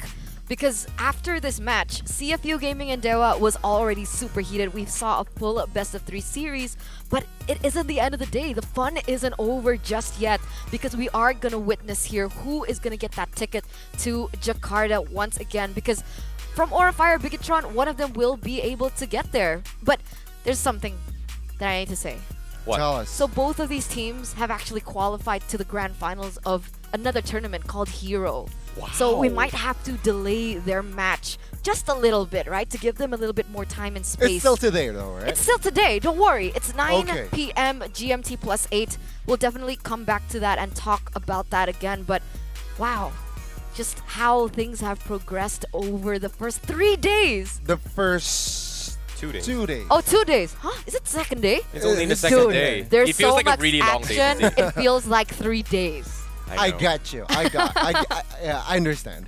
But However, yeah. I want to recap a little bit more on earlier the matches that actually happened here in Group B, which unfortunately I'm still not happy about this, but congratulations to Evos Icon because they take a 2-0 victory against Homebois, taking another slot into the challenge finals, which is going to be happening in Jakarta, forcing Homebois to play down below where they have to win one game to qualify for their last chance qualifier, which is going to be happening in Group E. Yeah, I mean, again, congratulations, Evos Icon. You will accompany Bren in securing that spot. But you're right. If you're supporting SMG, RRQ, and Homebois, their job is not done. With that being said, Group D, what's it looking like? Yeah, I mean, with that match today, right? CFU being able to win it against Dewa, that actually drops Dewa to the lower bracket. Depending on the match results of RSG and the Malaysian representative in the Udu Red Giants, it depends, right? Dewa, honestly, can I call it? Oh, Okay, go. Can I call it? Go ahead. I feel like it's gonna be another Indo versus Malaysia problem happening here in the lower brackets. It might be a case. But at the same time, after seeing CFU's performance here, I wouldn't be surprised because in this group itself, I was expecting GPX to take away. When Dewa United took over, majority of us kind of expected Dewa United to kind of take the W. RSG as well as Udu Red Giants, they still have things to prove themselves, and this is a perfect ground for them to showcase themselves. And we haven't seen them play for a very, very long time. So I still want to keep my hopes out from Malaysian team yet, but it's mean of you to call this out, but I can see your point, where you're coming from if you think about it. I mean, I hope I don't get that, right? We don't want predictable outcomes Yes. here in True. SBS, and so far, it hasn't been predictable. We've had a few upsets, like Mirko mentioned earlier, and we would like to remind you once again, for those of you who are still tuned in, that this is today's schedule. We've already gone through 4 different matches today. There's one more match between Bigatron Alpha and Aura Fire, both of them being the Indonesian representatives here in SPS, but it will have to happen at 9 GMT plus 8. And for both of these teams, they are working hard because I hear that that's a best of 7 and they're coming here through a best of 3 again. So a lot of things can actually be talked about here, can be discussed. We can talk about lethargy, right? Yep. Bigatron Alpha and Aura Fire. Bigatron Alpha, are they going to be able to push through that many games? Will Aura Fire do the same? Because comparing both of these teams, Aura Fire is the more relatively newer team among the two. Agreed, and at the same time, for like you mentioned about fatigue, drafts and compositions is going to be tested to the max here coming from them, because this is now no longer just winning as well. This is just how well can you execute what you have planned thus far. But in case you guys are wondering what is happening here, this is the Challenge Finals qualified teams thus far, which is going to be happening in Jakarta live here. We already had Brand Esports as well as Evos Icon representing from the challenge season, whereas Onyx, Evos Legends, RSG, Burn, Todak as well as Echo directly invited because they were the champions of their respective MPL regions. Again, looking at the challenge final qualified teams, right? It's gonna be 10s, right? It's going to be offline as well at Jakarta. Check out the tickets. So the 6 teams that are invited are the champions of their own respective regions or runner-up in Evos Legends' case. But Brand Esports qualified, Evos Icon qualified as well. Later on tonight, between Bigatron and Aura Fire, we will have another team secured, locked in. Who do you got? Please stay tuned.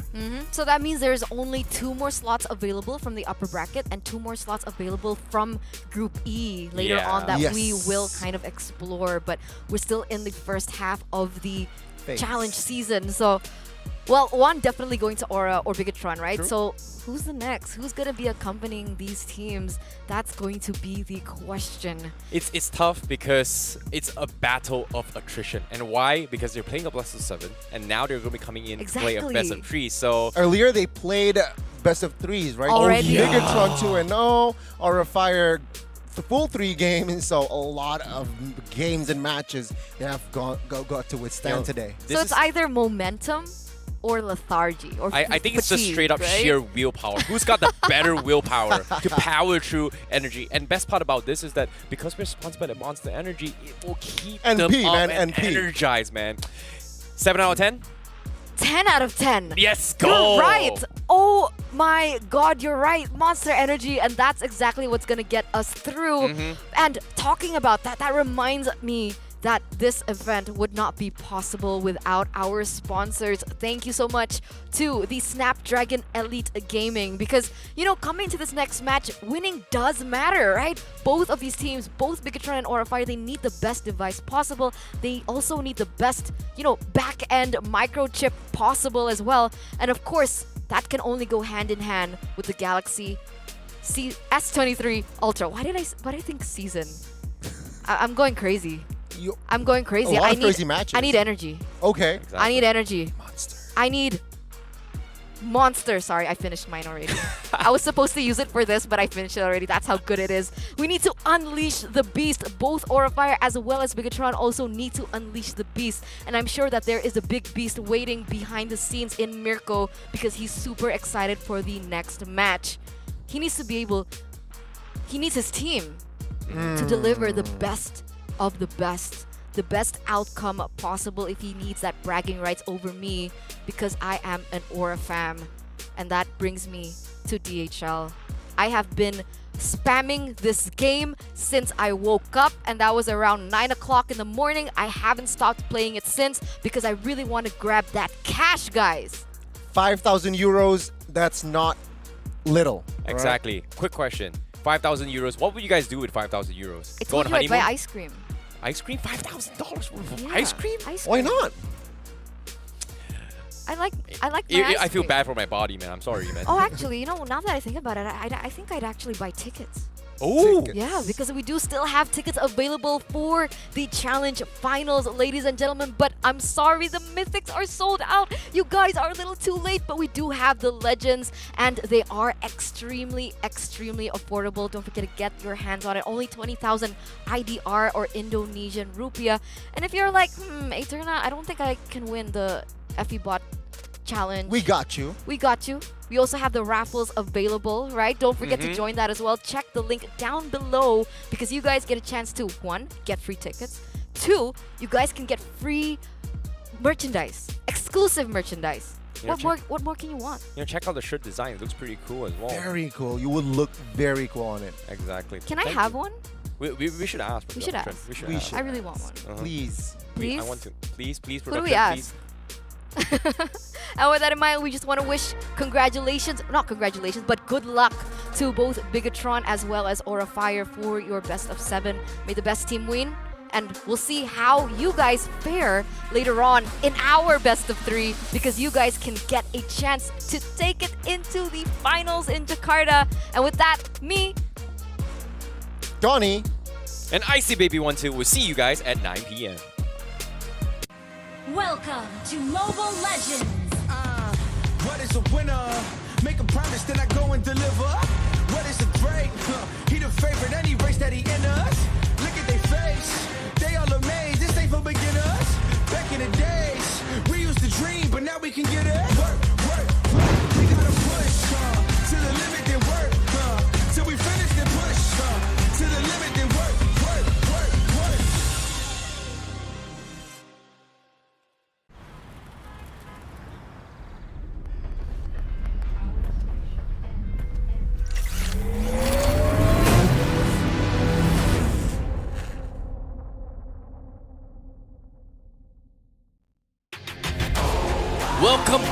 is Snapdragon Pro Series Mobile Legends Bang Bang.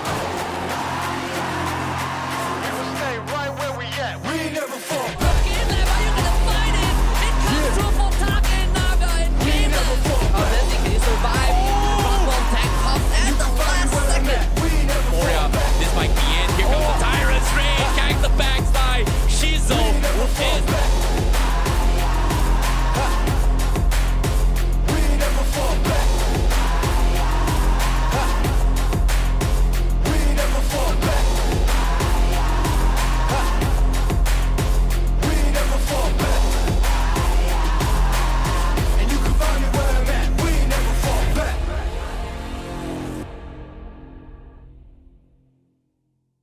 The Snapdragon Pro Series powered by Samsung Galaxy is brought to you by Snapdragon Elite Gaming, Samsung Galaxy S23 Ultra, Monster Energy, and DHL.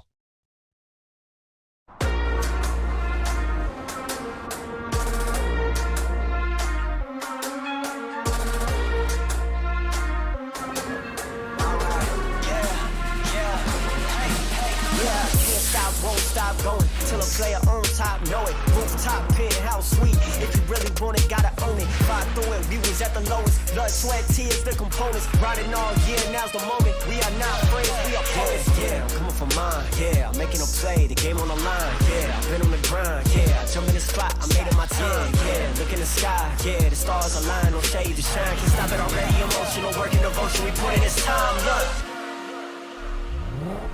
You won't stop.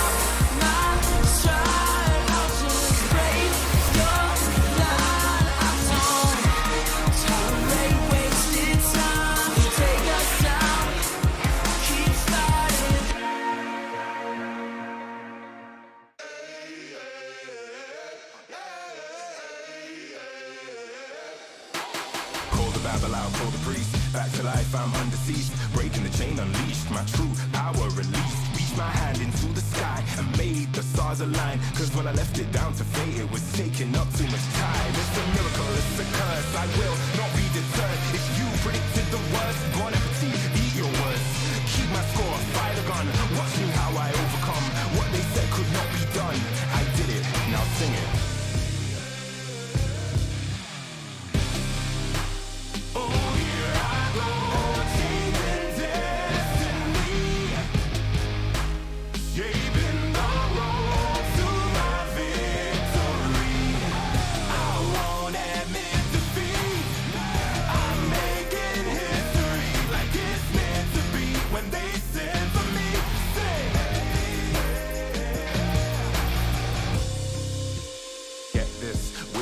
The birth of a legend, the past tried to trap me too bad. My future beckoned, I crashed, and yes, I burned. Hardest lesson that I learned was how to take a fall and crawl back out the dirt. Now I'm back from the grave, revived. Time after time, they tried to take my life, and still I wouldn't die. Survive, now come salute him. No man can dispute him. Back and I am biting, street fighting, Ryu Hadouken. What they said could not be done, I did it. Now sing it. Oh yeah.